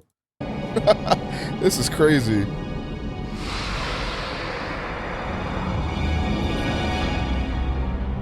Yo, slicking back your hair just makes you look evil. Like, his whole aura changed and he just slicked back his hair. Remember when Aizen did it? When Aizen went from a bitch ass nigga to the most fucking like evil nigga alive and he just slicked back his hair?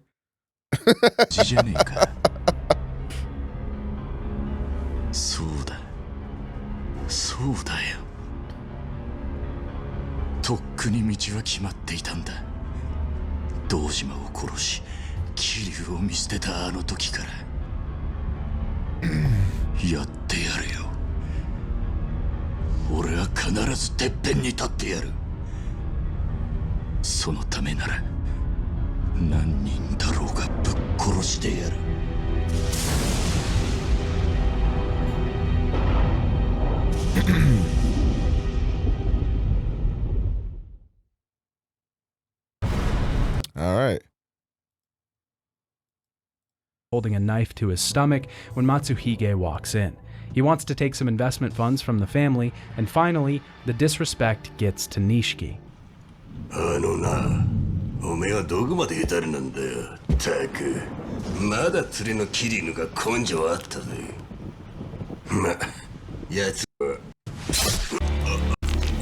And that he is today.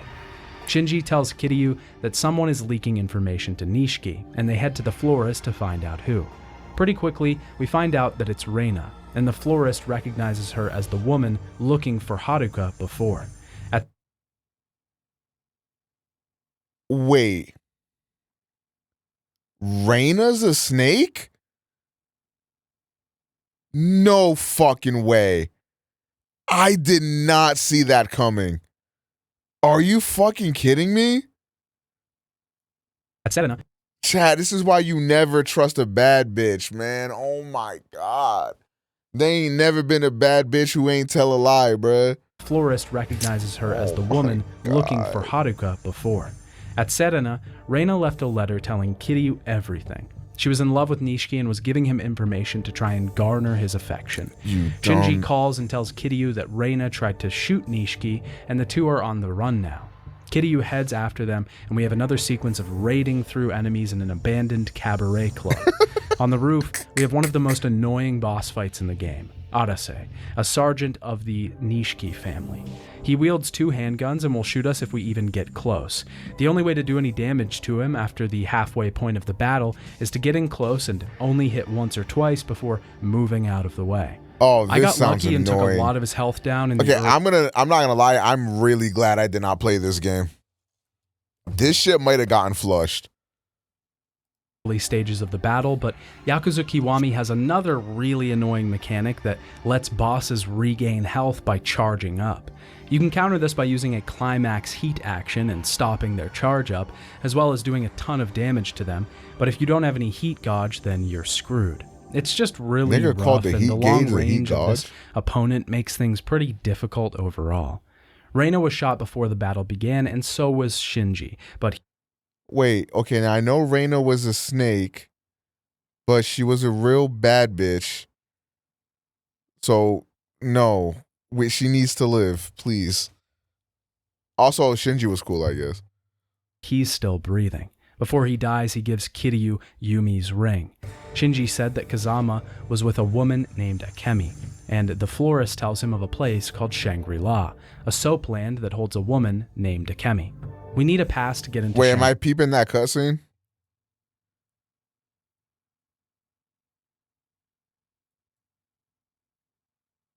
Wait, did I skip too far? Nah.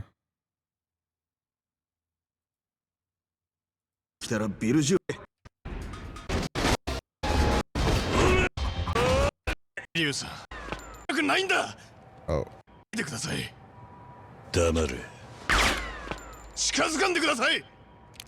これ以上あんたに組やらされたくないんだ。お前シンジに銃向けて恥ずかしくないのか。お前らの兄貴分だろ。悪いのは田中のおじきです。親に背向けて組裏切って。錦は登場会を裏切ってる。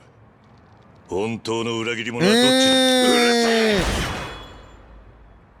俺たちには親が絶対なんだ。親殺しが口挟むんじゃねえ。打ちたきゃ撃てよ。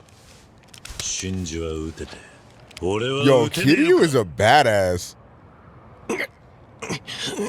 何ちんたらやってんだバカ野郎。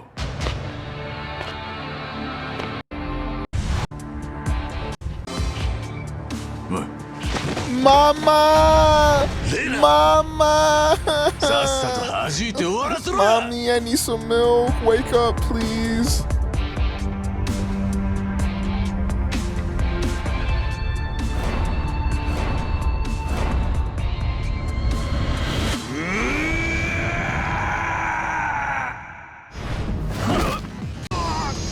Any McPussies in the chat?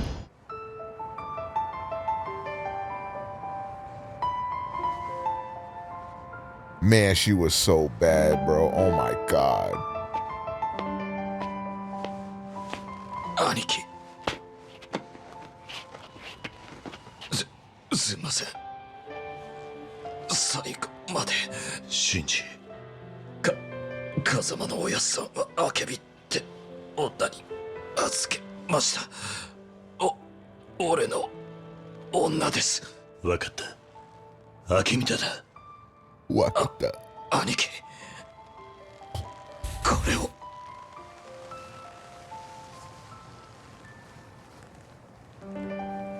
シンジ、お前。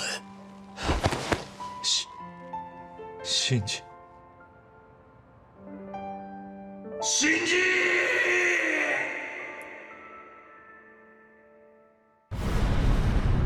Damn. Shinji pick. Shangri-La and have to do a favor for a hostess to get one. She's an illegal immigrant and wants to get forged documents so she doesn't get deported and leave her brother behind. After a lot of fuss, we get the woman to make a fake passport for the hostess, and she's already given it away.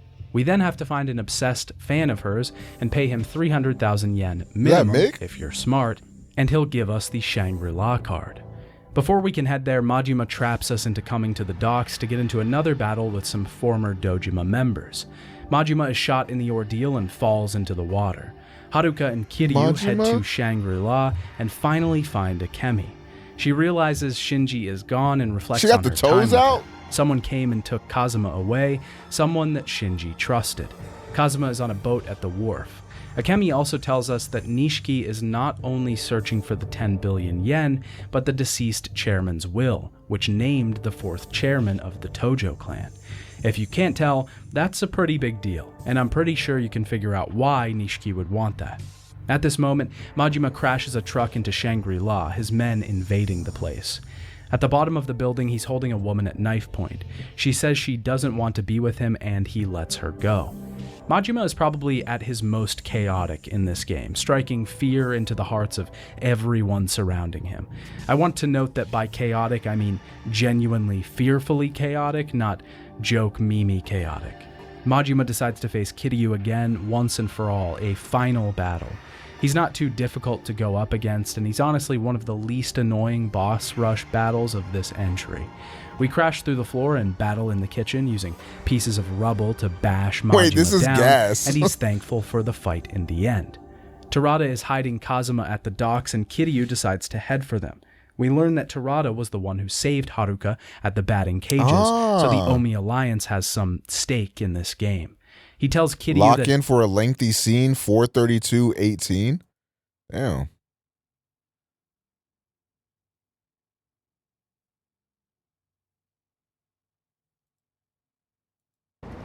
All right, chat, cock in. バッティングセンターで助けてくれた人、ペンダントのことを教えてくれた。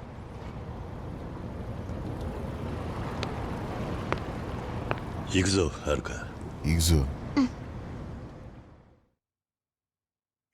五代目近江連合テーラーだと申します。近江連合がなぜ風間のおやっさんを。桐生さんと同じですよ。俺も風間さんには返しきれない恩が。風間さんが。So hold on. They said the third chairman died. Now there's the fourth chairman. Who's the third chairman? こちらへ。Wait, Sarah died? When the fuck did he die? I must be fucking lit. You look just like Kiryu. Thank you, bro. I hear that a lot, bro.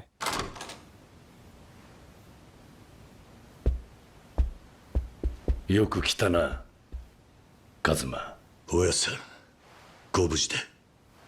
すまなかった。Oh, he dies off screen. あの寺田って男はもともと俺と同じ元ヒットマンだ。そうだったんですか。近江連合本部長の肩書きで登場会に探りを入れてもらってた。特に錦山をな。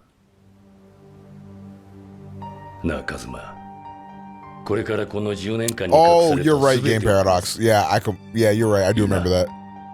はい。その子の母親の水木はユミの妹じゃない。Oh?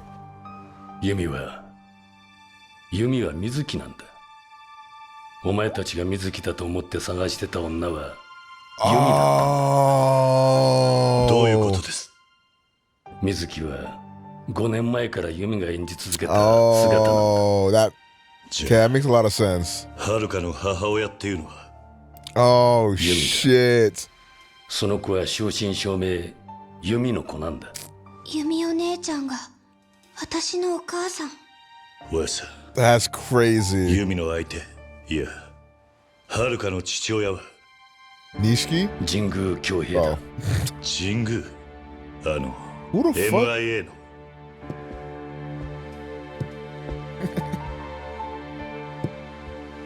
9年前の写真だ。ユミが抱きかかえているのははるか。横に写っているのが神宮だ。ユミが事件のショックで記憶を失ったことは知ってるな。はい。事件の翌日。Who died, Mizuku or Yumi? Neither. The body of the girl that they found was not Mizuku or Mizuki rather. ユミは何もわからないまま病院を飛び出した。だがあの子の体は覚えていたんだよ。自分が生まれ育ったひまわりの場所をな。ひまわり。俺は連絡を受け、すぐにユミを手元に引き取ったんだ。そしてあの子の記憶を戻してやろうとした。何枚もの写真を見せた。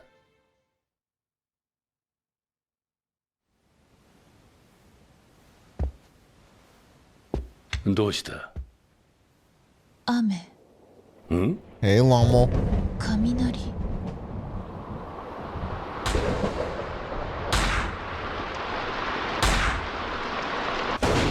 Oh shit, she remembers? どうした？わからない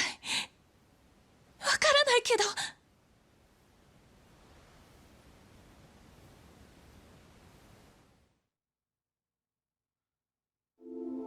俺はその時分かったんだ。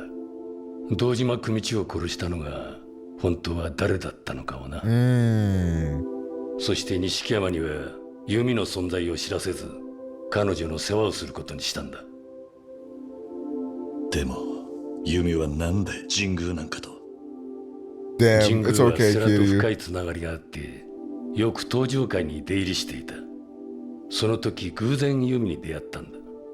神宮と会長が。 Damn, so because Kiryu took the rap for his boy committing a murder, he got cucked.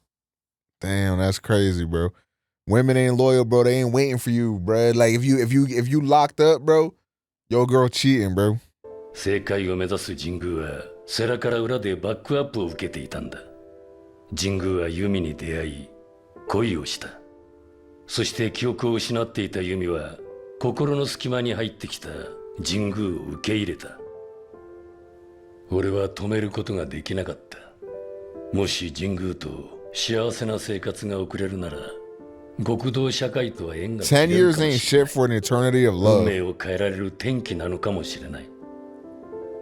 そう考えるとユミの幸せは神宮との生活の中にあるような気がしたんだ。そしてユミは神宮の子を産んだ。それが遥だ。だが神宮のもとに総理の娘との縁談が舞い込み、その時籍を入れてなかった弓は自ら身を引いた。神宮のためを思ってな。What? So y'all fell in love. He nutted deep inside. You guys had a kid. And then there was a proposition to marry somebody else. And you said, I want what's best for you, King. Go for it. What the fuck? だが、それが歯車を大きく狂わせていったんだ。所詮神宮が手に入れた権力は他人から与えられたものだ。だが奴はそれを守るために少しずつ変わっていった。自分の中では正当化しながら。その後、ユミとハルカは俺がまた面倒を見ていた。そしてある日、世良に神宮から緊急の電話が入ったんだ。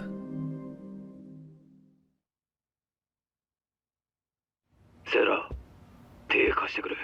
まずいことになった。なんだ。いいから来てくれ。人を何人かやる。場所は。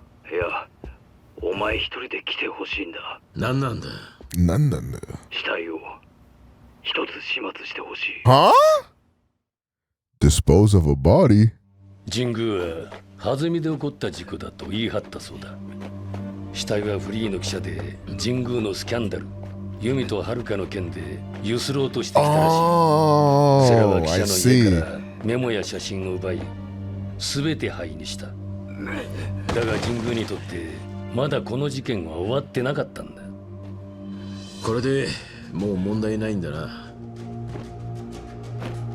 いや、もう一つ片付けなきゃならないものがある。もう二度とこんなことがないようにするためにあと二人始末してほしいんだ。お前、もしかして。セラ、これは俺たちの理想のための。Chat. I either just solved the mystery or I'm incredibly racist. Is this Jin's uncle in Ghost of Tsushima or am I racist? I swear to God, he looked just like bro. Is that the same actor? Like, no funny shit. No, I'm being dead ass. No funny shit. I'm being dead ass. They look the exact same. I've been trying to fucking wonder, like, where he looked familiar from. I think that's where he looks familiar. Congratulations, you're racist. My bad. もしかして、セラ、これは俺たちの理想のためなんだ。頼む。神宮。My bad. My bad. See, nah. Here's the problem with this generation, okay? If I saw two white people, I said, hey, do these guys look similar? You guys would be like, no, but all white people look the same. But because I said the same thing about two Japanese guys, now I'm fucking racist. But, like, my bad, bro. Like, they look similar from my memory, bro.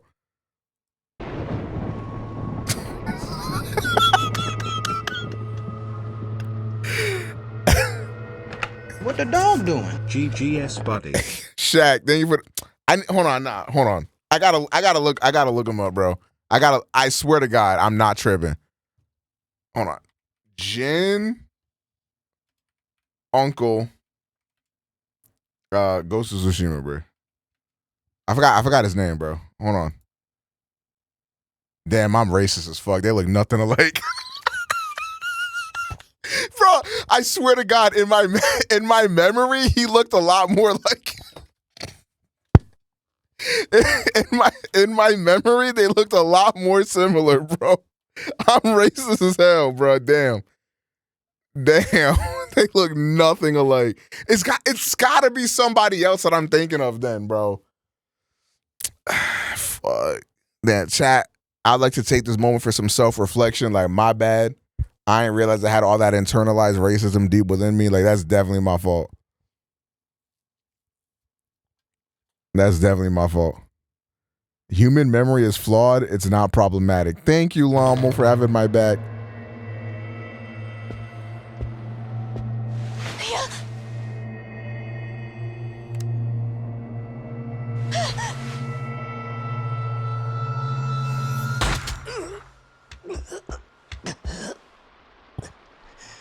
何やってるか分かってんですか、三代目。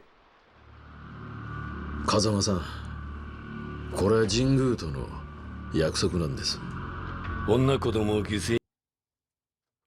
Jingu was gonna have them killed?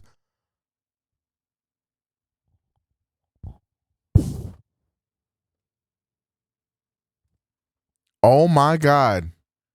にしてまで。Asian streamers about to cancel you, gang. Hey, they can try it. I'm gonna ask them why they're using the AAV.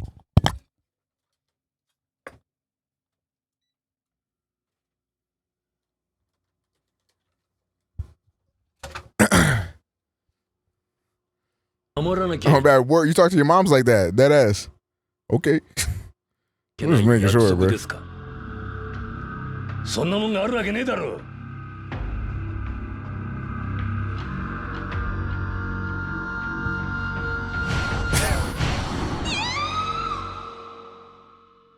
幸か不幸か、ユミはその時全ての記憶を取り戻したんだよ。ユミと。Nah, I'm fucking weak. They really look nothing alike. That shit was funny as hell. ジング、なんて野郎だ。俺は世良を説得し、ユミとハルカを神宮の目から欺く工作をした。そのための水木やアレス。ああ。俺と世良はハルカをひまわりに入れ、ユミを水木へと変身させた。人弁し、偽造屋を雇いユミを。This gotta be him?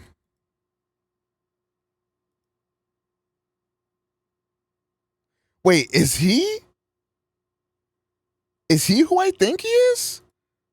I don't know if I was confusing them. Maybe. Yeah, you might be right. I know he looked like somebody. 振り上げてな。でも親さん、なんでユミは登場界の100億を盗んだんですか？あれは登場界の金じゃない。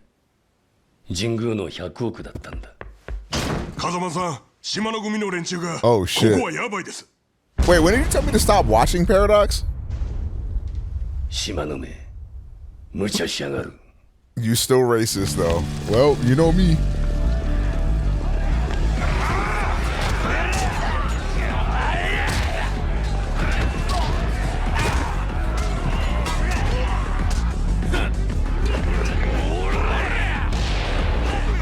Might as well watch the whole thing. Oh, you're right. Yeah, we'll just finish this off. He's in another game you played, but not a face scan, just a voice. What game? Where, yeah, there's only like 40 minutes left. We could just watch the whole thing.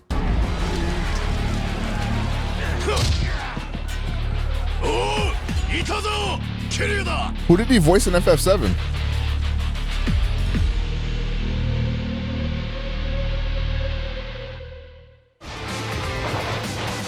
Rufus? Oh!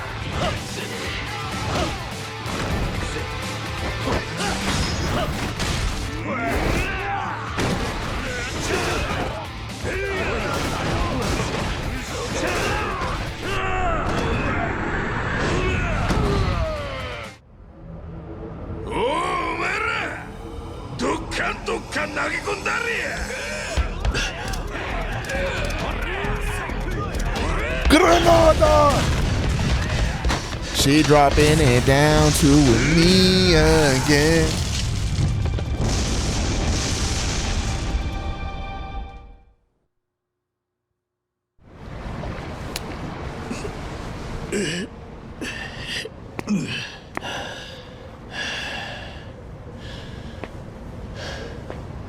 Kiryu-san! 大丈夫、おじさん。ああ、少しヒヤッとしたがな。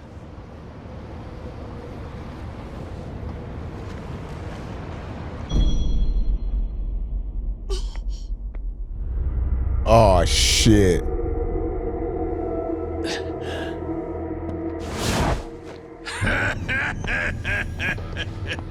Fucking flash. やっと会えたな、Kiryu。Man, that guy is so ugly. Those tattoos are fire though, Chad.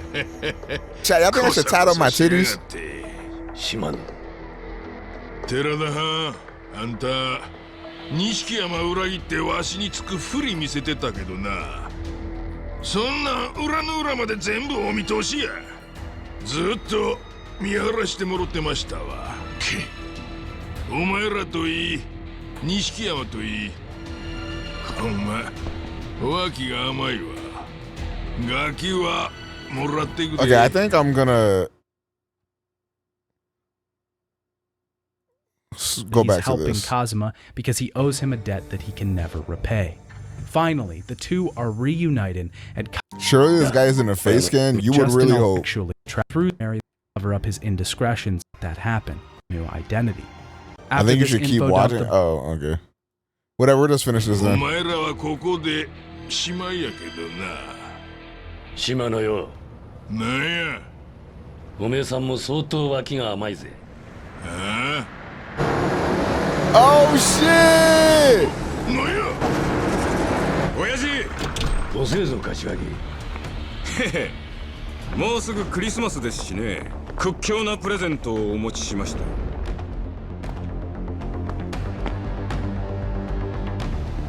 桐生。ずいぶん苦労したみてえだな。柏木さんこそ。なんや、風間組はやる気みたいやな。よっしゃ、血の雨降らしたるわ。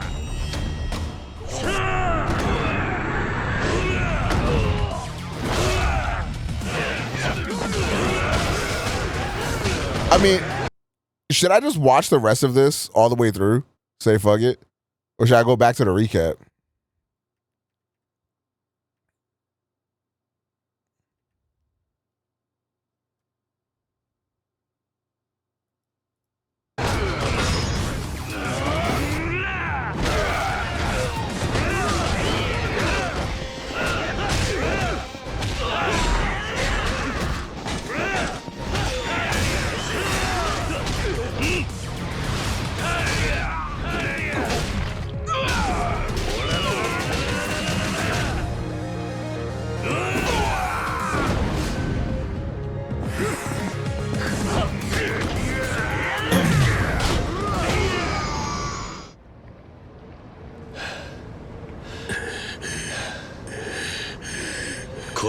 Chat, I did well in that boss fight, didn't I? W me, Omega.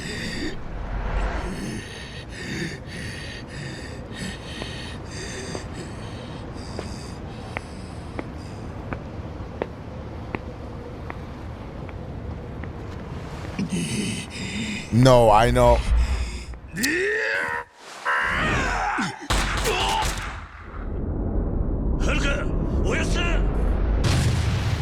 No. No.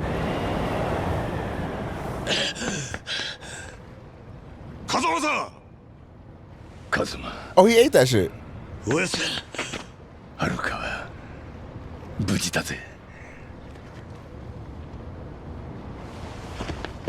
He might have not ate that shit. 100億の話を。寺田さん、救急車。分かってる。カズマ、金を盗んだのはユミと俺とセラなんだ。100億は神宮の金だ。He's 1 HP. He's cracked, he's cracked, he's cracked. Push him, push him, push him. 闇の金を洗ってた。マネーロンダリング。そうだ。俺は奴を失脚させるためにその100億を、そしてユミはその計画に志願したんだ。ユミがアレスに急げ。カズマ、ユミが危ねえ。アレスにユミが。そうだ。それからこれは三代目の遺言状。 Oh, he had the third chairman's will. 終わったな。ええ。ありがとうございます。本当にこれでよかったのか。神宮と手を切るには、奴が裏で溜め込んだ100億を取り上げて失脚させるしかありませんから。そうか。でもこのままじゃお前も危なくなるぞ。いっそしばらく身を隠した方がいい。おい。確かに島根や錦山あたりは後目狙って動き出すでしょう。だが俺は登場界の三代目、逃げも隠れもするつもりはありません。お前、もしもの時のために遺言を預かっちゃもらえませんか。 Chat, what's in his will? I think his will, I think in his will, it is to type exclamation donate, chat. This is my birth month. I'm turning the big 2-3. This is my Jordan year. I'm turning 23 years young type shit. So exclamation donate. Let me get some bands up type. You know what I'm saying? I'm trying to spoil myself type. So if you want to spoil me, chat, like feel free. Like type.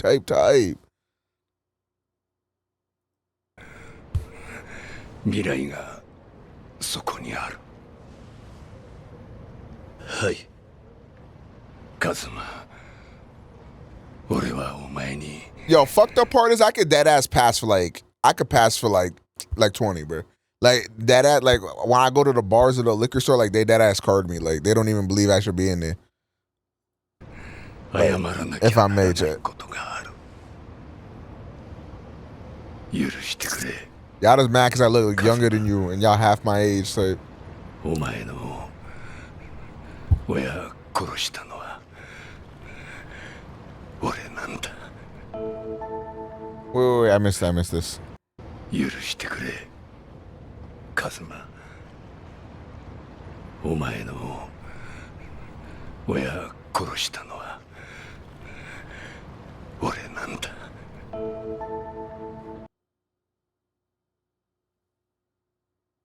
He killed Kiryu's mom and dad? Whoa. Hey, yo. Okay, now that is a twist. What the fuck? He was a hitman? I mean, sure, but... Sunflowers, an orphanage. Killed by the Yakuza. Not the Yakuza, just him? Oh my God. Oh my fucking God.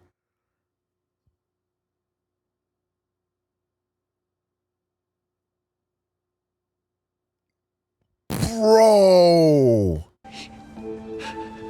いいんだ。いいんだ、おやさん。俺にとっちゃ、おやさんが本当の。Oh my God. 本当の親父でした。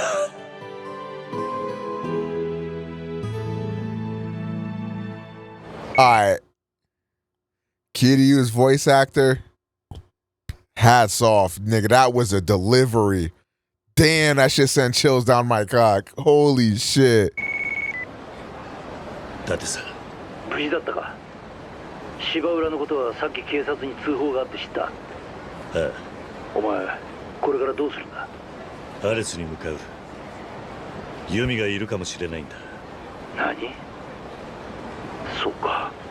まあ、今あまり時間がない。 Nah, that is crazy, Lamo. I'm not gonna lie. That is kind of crazy. 先にスターダストに行ってくれ。なんだと？どういうことだ？まあ、いろいろ必要なものがあるんじゃないかと思ってな。和樹や優也に頼んで集めておいてもらったんだ。必要なものがあったら先にそこで揃えておいた方がいい。分かった。感謝する。だってさ。ああ。じゃあまた。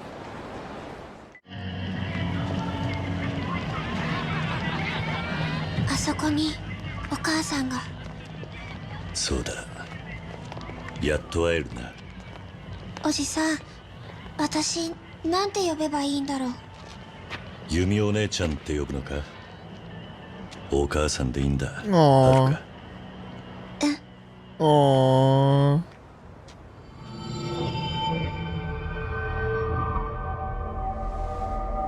What the fuck just happened?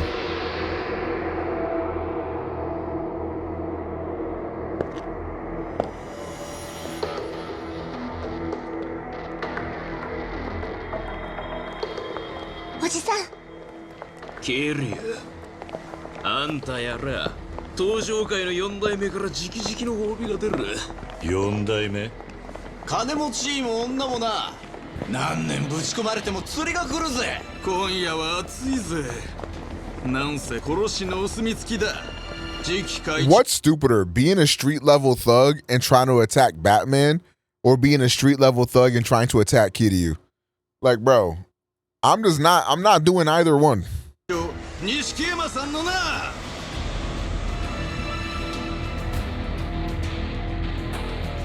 はるか、心配するな。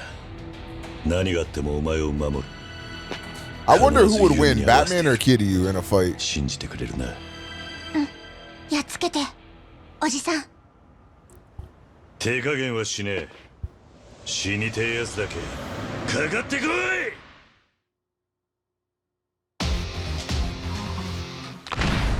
I feel like you guys are a little biased.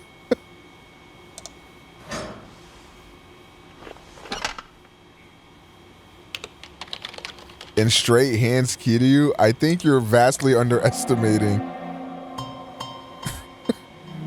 I think you're vastly underestimating Batman's hands capabilities.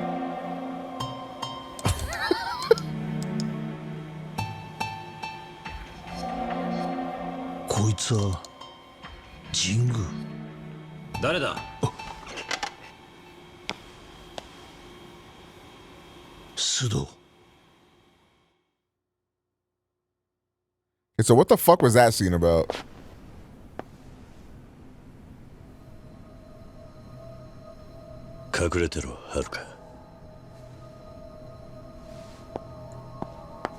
Yo, alright. Low-key W emote strap.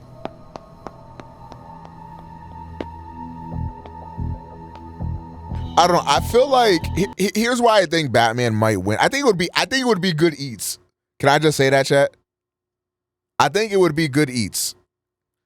But I feel like where it would come down to a difference is in the intellect level, because obviously I'm not even gonna go down the route of like Batman being the super genius or whatever the fuck. But I think that like in a fight, like I don't think Kiryu could beat his ass quick enough before Batman could devise a strategy to beat him. If that makes sense.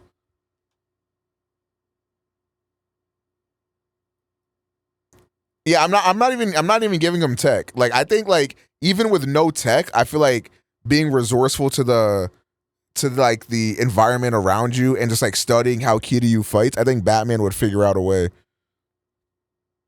Okay, I'm gonna pull up the recap for that one part at the computer, because I don't know what the fuck just happened. Thugs before reaching the huge building. Sudo finds Date researching some deep information about Jingu and Sera. Inside the Millennium Tower, we have to fight... Oh, okay. Nothing. But... Nah, yeah, Lamo, he's like a genius. Like, if we go over the most, like, overpowered incarnations of Batman, like, we're talking, like, God levels of genius. But, like, I'm not even taking it there, because that's just corny. 急ぎましょう、伊達さん。須藤、お前。時間がないです。早く。須藤、お前、こんなことして大丈夫なのか。横浜で伊達さんに言われて気になったんです。それで自分で神宮を。Okay, I think you guys are still being a little bit biased. Like this nigga Batman has fought niggas like Darkseid, fucking Bane, like some like literal super villains with powers and shit. Kiryu just beats up niggas on the street. I just think there's a little difference. 内定してみたら、神宮が世良と繋がっていることが分かりました。あの100億は神宮の金だったんです。それは分かってる。ですが、私にはもっと別の裏があるように思えるんです。神宮はあの金を取り返して何に使うのか。神宮の本当の目的か。はい。別の組織と繋がっているのかもしれない。登場会と MIA。それ以外の組織の影を。Another what other organization? 刑事の勘ってやつか。ええ、まあ私も伊達さんの弟子ですから。Omi? 私たちも自分の目で確かめに行きましょう。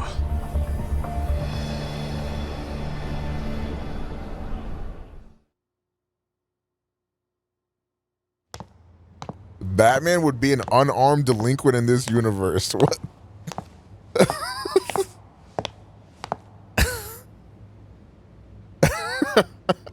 I do think it'd be good eats, though. I'd like to see that fight.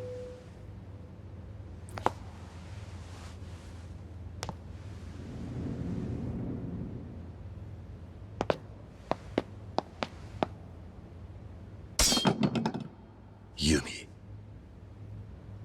Kazuma. Haruka.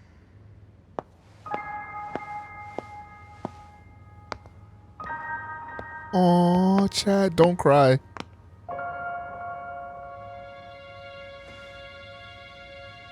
Haruka.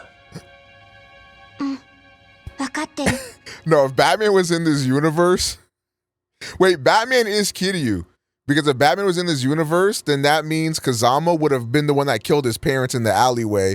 And then Batman would have been in his orphanage. And then Kazama would have raised him as his own. And then he would have been in the Yakuza. Like, Batman is literally Kiryu. Think about it, yo. Haruka. お母さん。お母さんなんだよね。はるか。ごめんね。辛い思いさせてごめんね。 Aw, you were kind of a shitty ass mom, but I get it. 私ね、お母さんね、本当はあなたと一緒にいたかった。でもね、自分がお母さんだっていうことができなかったの。 This is the most like mature 4-year-old on the fucking planet. However old she's supposed to be. 嬉しいよ。おじさん。よかったな、はるか。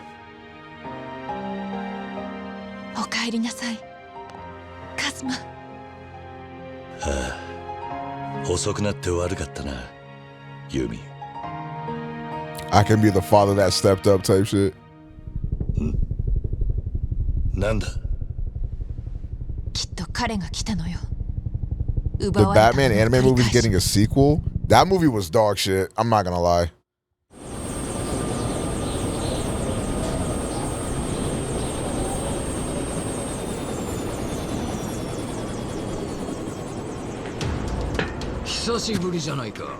Yumi. それにはるか。お前が神宮。こうして会うのは初めてだね、桐生一馬君。初めましてと言うべきか、さようならと言うべきか。君には苦労させられたよ。100億を取り返しに来たのね。ああ、そうだ。 She 当然の話さ。 couldn't wait for Kiryu and got with this guy. Wait, I think she forgot her memories and shit like that or something. Nah, she was just off the deep end. Nani? Nani? Oh, fuck. No, he didn't. Nah, they trolling. ジング、お前。バカな男だ。まあヤクザなど皆こんなものか。お前、どうして自分の娘を撃てるんだ。仕方ないことさ。その子供は私にとって邪魔者でしかない。 Wow, that's crazy. 私の今後、いやこの国の今後のためには必要のないものなのだよ。自分が愛した女とできた子、どうしてそんな簡単に。カズマ、この人にはそんなこと言っても無駄よ。この人の頭の中にはそんな感情はないの。自分が出世することしか考えてない。何を分かったようなことを言ってるんだ。私に捨てられた女に Oh, you Yakuza, bro, just tried to kill his daughter. For real. 口を叩くんじゃない。私にはわかるわ。どうして世良さんがあなたを裏切ったか。あなたは国のため、政治のためと言って全てを切り捨てて生きている。でもね、それは全部言い訳。結局は自分がのし上がるための理由でしかない。そんな信念はすぐに嘘と分かってしまう。ふざけるな。 She kind of cooking your shit. 私の何が分かるというのだ。ユミ。 She didn't even flinch. 何を言っても無駄ね。自分が恥ずかしくないの。 Oh my god. 随分な言いようじゃないか。でももうそんなことはどうでもいい。ここでお前らは終わりなんだからな。そうかな。まだ終わってへんのちゃうか。寺田。 Yo, this is my goat right here. I'm not gonna lie. これで力は五分五分や。 This is my fucking goat, 風間さん bro. の意志はまだ生きとるんやで。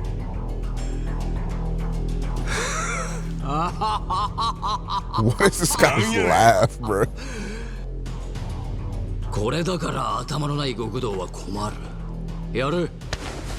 どういうことや。 No way! あなたまさか。そうだよ。私は登場界から近江連合にくら替えしたんだ。バックの組織をな。なんだと。 So, hold on. I got a question, chat. Where's Scarface from Like a Dragon during all this shit? Like, what if... Oh, I guess, like, because his family was, like, some low-end niggas type shit, right? They wasn't under the big bads. Yeah, you're right. So they're not getting involved in none of this crazy shit. 着と進めていたんだ。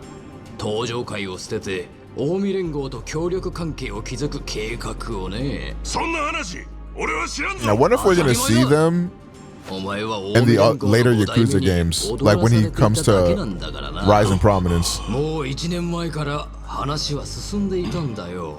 5代目と私の間でね。私はセラが私を裏切ることは分かっていた。彼は融通の利かない男だったからね。理想を求めずっと私を支援してきてくれたが、結局は現実の前にくじけたんだ。現実だと。ああ、そうだ。Yeah, Ichiban is definitely in prison here. Ichiban went to prison, I think, in the like late 90s. He got out in 2019. He did 18 years. And this is in 2005. 数年前、殺してくれたと思っていたユミが生きているということを知った私は、セラ、いや登場界を捨てる腹積もりでいたんだよ。それでお前は近江連合にすり寄った。そうだ。私は近江連合に話を持ちかけた。近江連合としては私の政治力は魅力だ。政治と裏社会、この2つを牛耳ることができたら、日本を操ることなど造作もないことだからな。もしかしてこの100億は。ああ、近江へと渡る。私としては登場界も潰れてくれて、まさに一石二鳥というわけだ。じゃあ錦も踊らされてたっていうのか。 So I have another question. Toji ain't like a family, right? It's like just what they call a clan. It's like the Bloods versus Crips type, or is the Tojo clan like, is Tojo like some nigga? Like it's just like Bloods and Crips, right? 200億の話を吹き込んだのは私だ。出世欲に取りつかれた若造に餌を見せて動かしただけだ。彼は見事にその役目を果たしてくれた。セラの暗殺から内部抗争までね。そしてさらに嬉しい誤算があった。君だ。君が現れてくれたおかげで登場界は崩壊寸前だ。本当にお礼を言いたい気分だよ。シング、貴様。悔しいだろう。だがな、もう遅い。私は近江連合と手を組み、日本国のトップに立つ。近江連合は裏社会を統一し、その全ての力を私が得る。私の理想が叶うのだ。そんなことはさせないわ。何を言っている。動くな。もう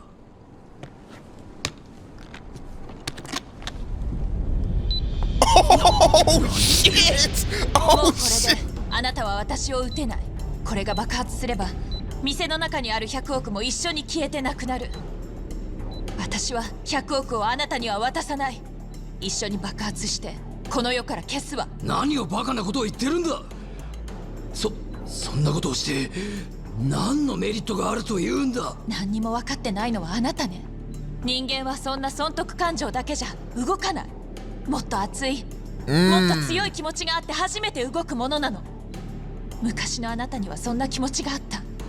だけど権力を持つことや出世することにあなたは溺れたの。何を今さら何を言ってるんだ。カズマ、はるかをこっちに。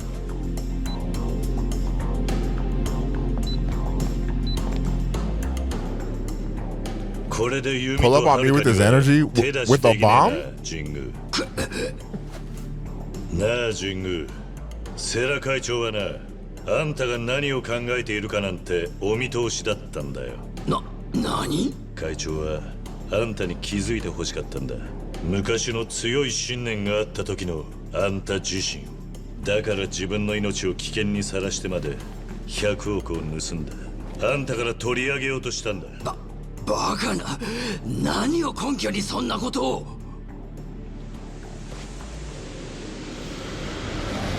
The will.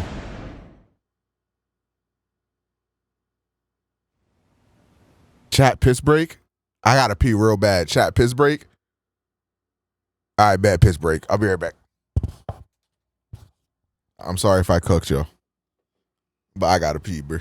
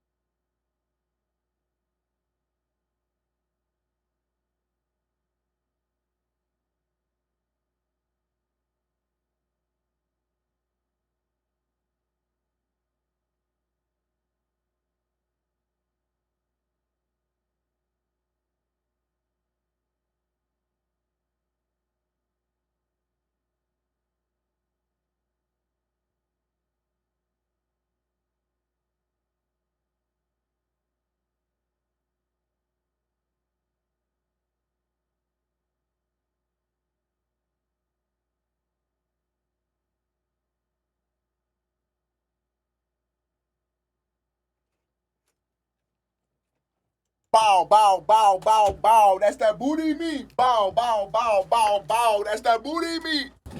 Bow, bow, bow, bow, bow. That's that booty meat. Okay. Let's wrap it up, chat.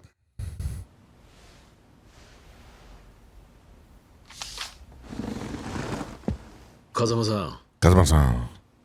頼みます。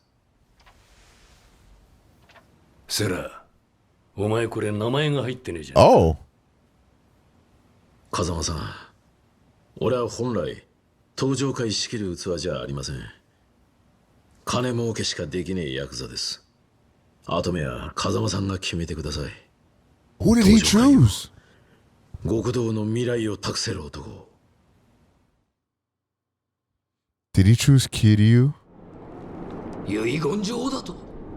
ああ、あんたは遺言状の存在を錦にちらつかせ、内部分裂を画策したんだろうが、本当にあったんだよ。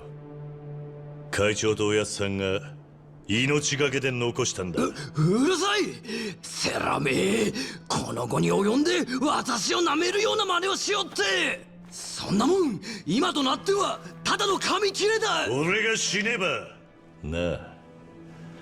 だがそうはさせねえ。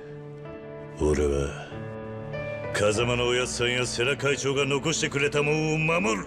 So like if they just shot you right now though, never mind. 俺は登場界4代目 They actually 風間だ。代目俺は風間のおやつさんや世良会長が残してくれたもんを守る。俺は登場界4代目桐生一馬だ。 Let's go!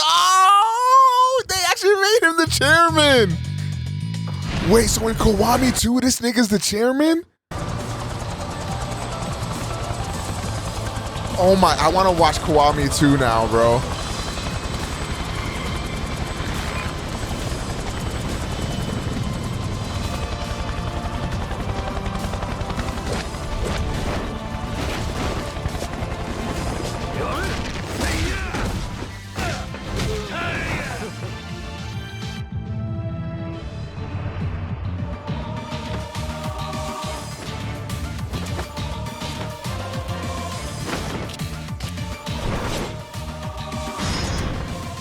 Worst fight in the series? What makes this one the worst?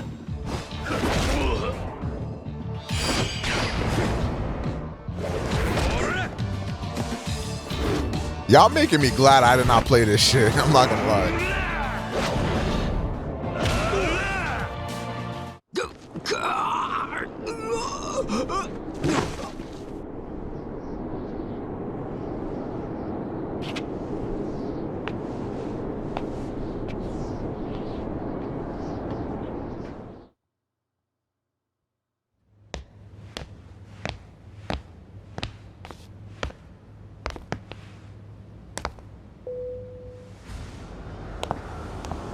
Nishiki山君。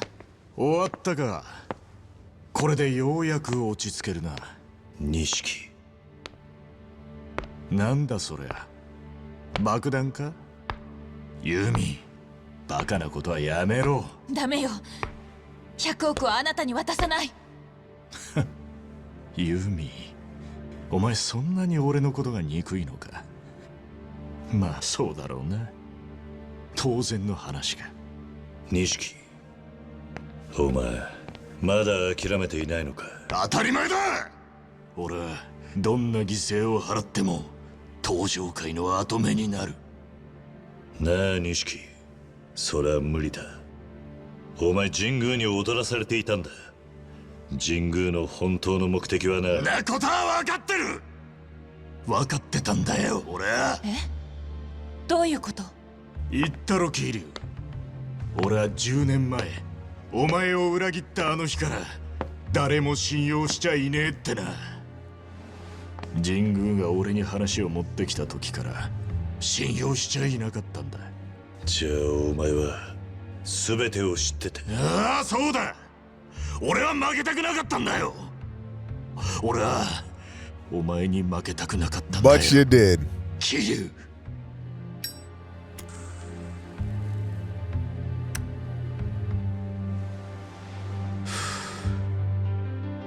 俺はユミを愛してる。だがユミは一度俺を振り向いてはくれなかった。ユミの中にはお前しかいなかった。10年前の事件の後、俺の目の前からお前という存在が消えた。その時俺は決意したんだ。運命を変えるためにどんな犠牲も払うってな。その犠牲が親さんやレーナだったって。 I ain't gonna lie. You was trying to get Yumi when you had Reina? Damn. You kinda stupid. そうだ。俺は100億を手に入れ、登場界を継ぐ。そしてお前から弓を奪い返す。それで初めて俺の運命が変えられるんだ。錦山君。Reina probably like the baddest bitch I've seen in Yakuza so far. そんなことして何になるの？そうやって変えた運命じゃ幸せになんてなれない。あなたは自分に都合の悪いことから逃げてるだけ。本当に運命を変えたいなら辛いことも全て受け止めて、それでも逃げないで立ち向かうことなんじゃないの？カズマやはるかのように。うるさい！どうしてお前は俺を認めてくれないんだ！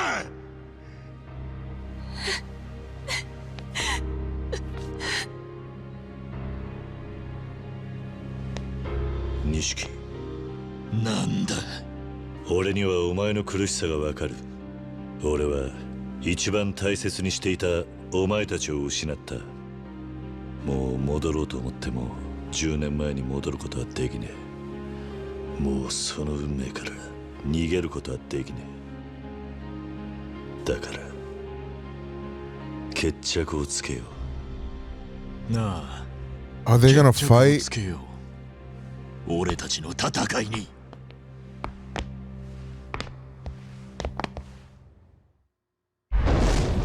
Shirts off? Oh shit. Lock in.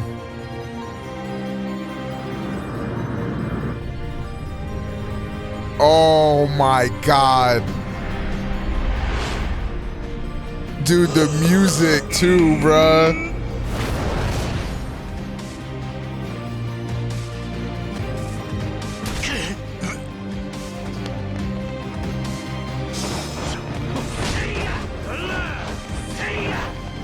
Damn, this is so peak.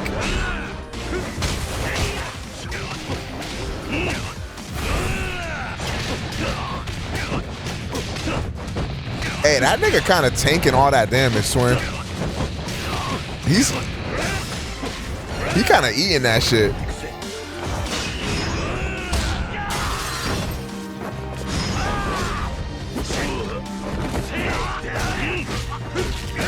This is so gas. Oh my.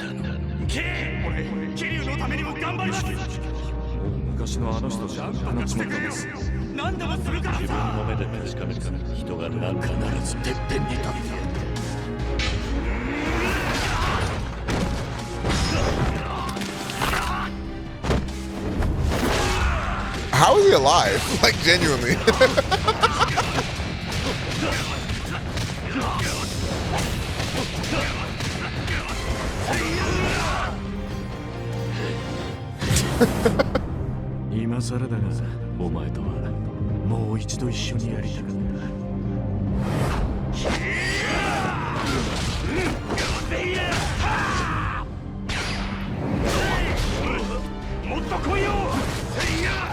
Damn.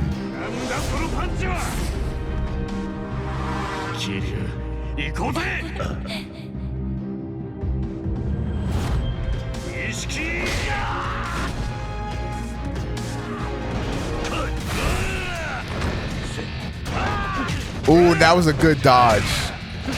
This shit look like a Storm boss fight with the flashbacks and QTEs and shit. Damn.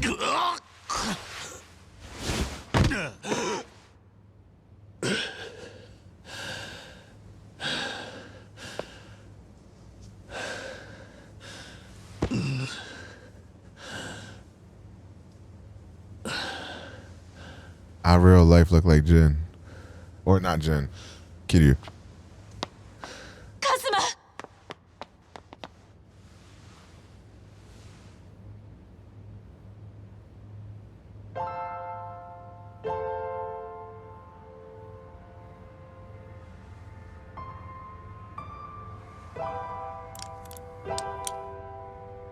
Yumi, これは。ごめんね。私、あなたのことずっと忘れられなかったの。記憶を取り戻した後もこうして。 So like you still had that locket when you was getting back shots though. Like that's what I don't really get. Like nigga had you in all different types of positions, you know what I'm saying?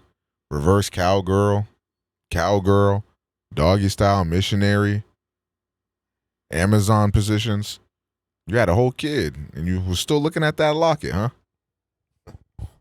Okay. Guess you couldn't go that long without dick. Like, but I girl like this. Like, you say so, bro. あなたのことを私弱い女だった。記憶を失ってからも本当はあなたのことだけはうっすらと覚えていたの。名前は思い出せない。 Did で you も really even have あなたの笑顔 amnesia? や仕草が浮かんでいた。でも誰だかわからない。全てを思い出せない。そんなあなたのことを待ち続けることができなかった。だから神宮のことを。でもね、はるかは何もかも失った私にとってたった一つの宝物だった。だから Nah, that kid needs therapy, bro. Please. Holy shit. 私の一番大切なものを持っていてほしかったから。はるか、私のせいで怖い思いさせてごめんね。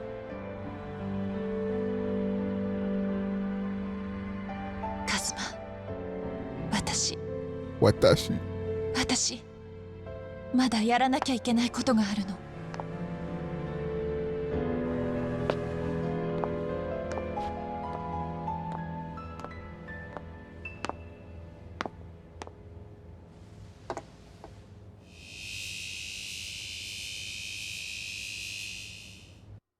Huh?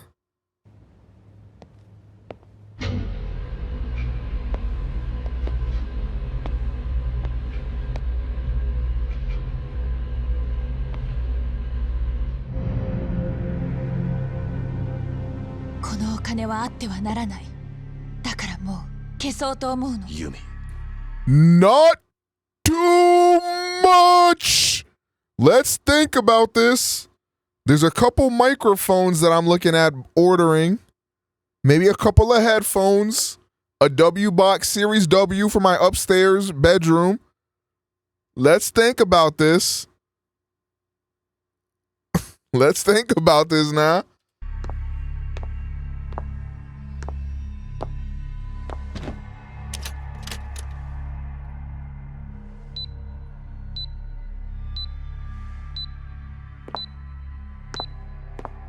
Women always thinking irrationally, am I right, guys?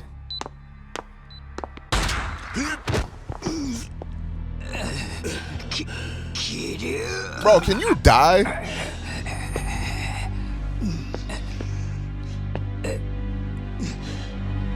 Nishi saved us. Thank you. Haruka. Haruka.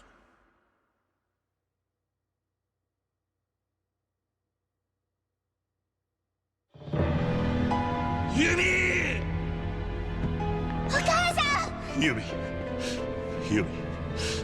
しっかりしろ。大丈夫か？ Bro, what the fuck is this game doing? やっと見つけた。私の金だ。どうした？何もできまい。お前らはこれで終わりだ。I would have definitely took a couple mil, bro.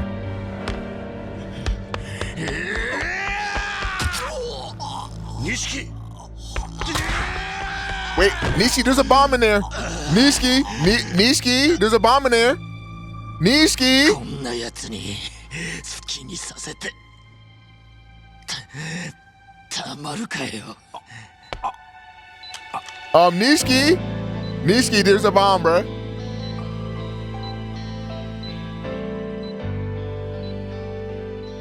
最後のけじめくらい俺につけさせる。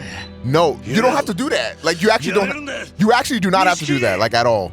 Like Nishiki, you really don't have to do that.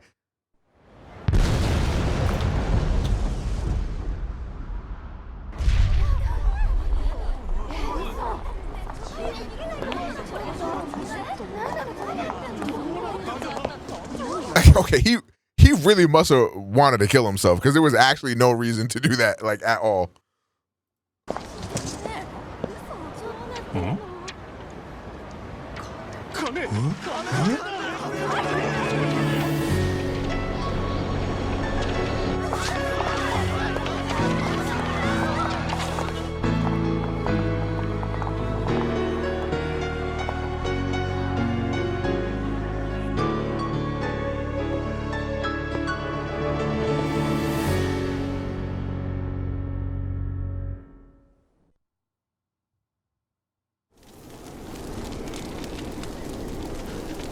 ユミ、しっかりしろ。お母さん。ごめんねはるか。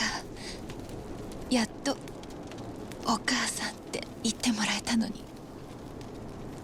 ユミ、10年前、いやそれよりずっと前から言えなくてすまなかった。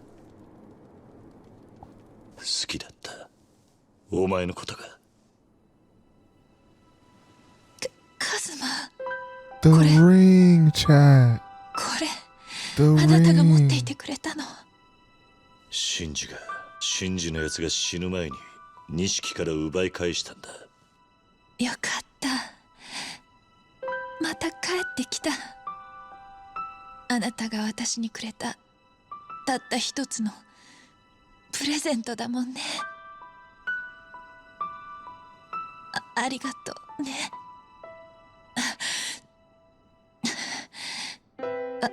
私結局全てから逃げてたのかもしれない。あなたからも錦山くんからも。でもね、私後悔はないの。あなたを忘れないためにまた記憶がなくなってしまっても思い出せるようにってこの入れ墨を入れたの。月下美人、一夜でもいい、一目でもいいからもう一回カズマに会いたかった。その夢が叶ったの。お母さん。はるか、いい？はるかはどんなことがあっても逃げちゃダメ。逃げたら私みたいに幸せ逃がしちゃうから。いい？絶対に逃げちゃ。 This really was a Yakuza Kiwami. Rest in peace, Yumi.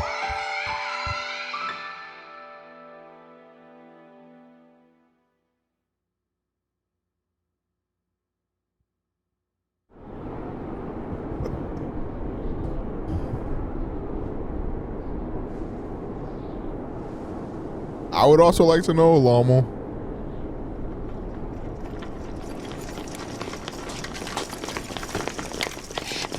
動くな！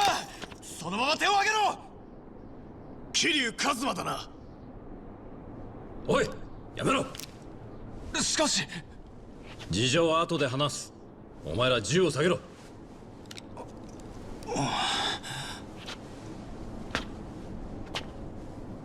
桐生、お前は悪くねえ。だがこの山で逮捕されたらもうシャバに出れん。俺についてこい。もういいんだ、伊達さん。ユミも錦も風間のおやっさんももうみんないない。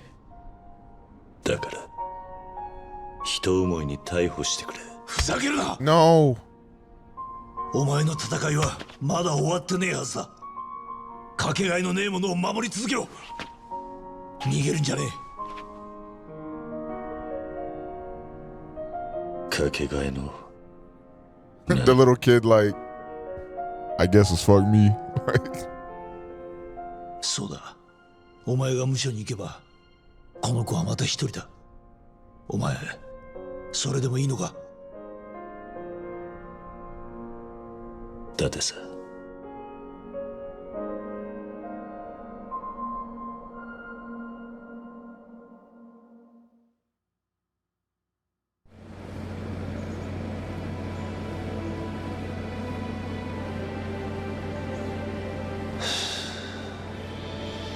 会長、待ってください。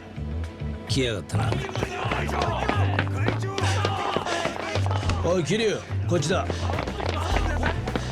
じゃあお前らしっかりやれよ。行くぜ。頼む。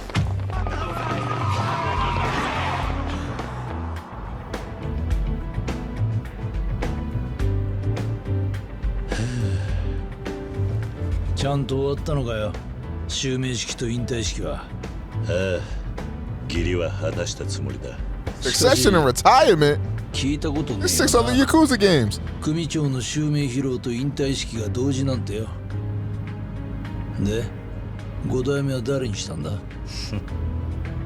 まあ、世良会長やおやつさんに恥ずかしくねえやつにしたよ。Is it Toretto? Torado, whatever his name is? まあ、意外なや Gotta つ be だ the よ。 GOAT, bro. おい、元会長。つけられてるぞ。え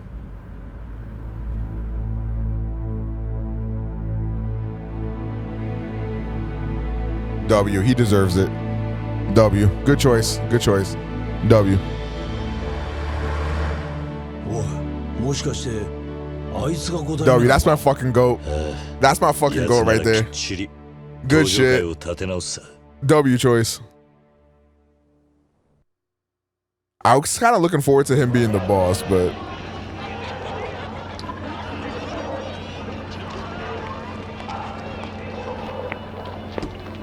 I know that's not really his style. How could he possibly be coming back for Kiwami too, chat? また伊達さんから呼ばれることがあれば。What else could possibly happen? そうか。だが残念ながらそれはないと思うぜ。俺はしばらくサヤと暮らしてみるよ。今までになかった家庭ってのを楽しんでみるさ。おう。じゃあなおさら俺がいない方がいいな。ああ。もう胃が痛い毎日とはおさらばだよ。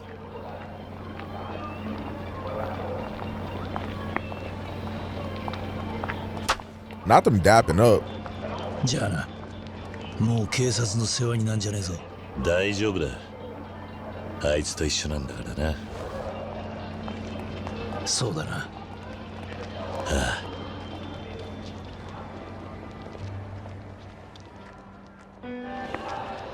あ。すまない。またしまったな。この子と遊んでたから。Oh, this song. W song. 私、もう行かなくちゃ。元気でね。連れてくか。ここにいればこの子はお母さんと会えるかもしれないから。あ、お母さん。ごめんね、ゆうちゃん。遅くなっちゃった。Damn, where your mom ね at? えねえ、お母さん。サンタさん、今年も来てくれるかな？そうね。ゆうちゃんがいい子にしてたらきっと来てくれるわ。じゃあ私いい子にする。毎晩お母さんの肩叩いてあげるから。あら、ほんと嬉しいわ。それじゃ早くお家に帰ってサンタさんを迎える準備しないとね。おじさん。I got a mom. She don't got a mom or a dad. So I'm doing better than her. 帰ろう。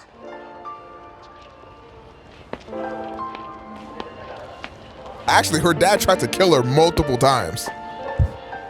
If we go on band for band, my dad didn't try to kill me yet. え？いや、いくつだっけな。信じてたんだ。悪かったな。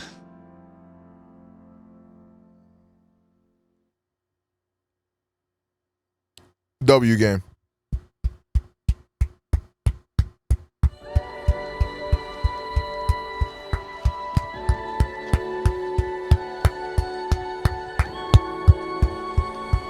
W game.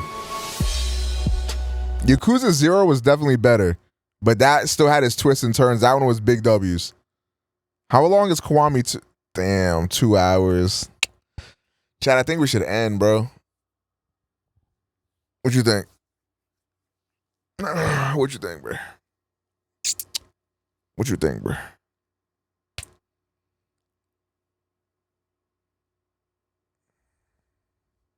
Kiwami 2 is supposedly the greatest game ever. That's what Screets is saying, bro.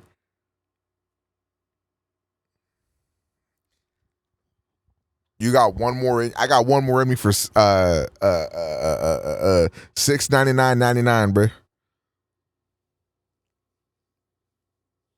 I should probably hit the hay sack though.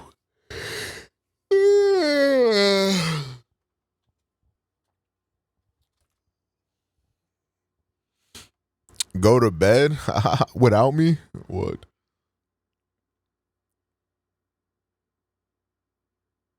All right, chat. We watch Kiwami 2 tomorrow. Type stinky butt.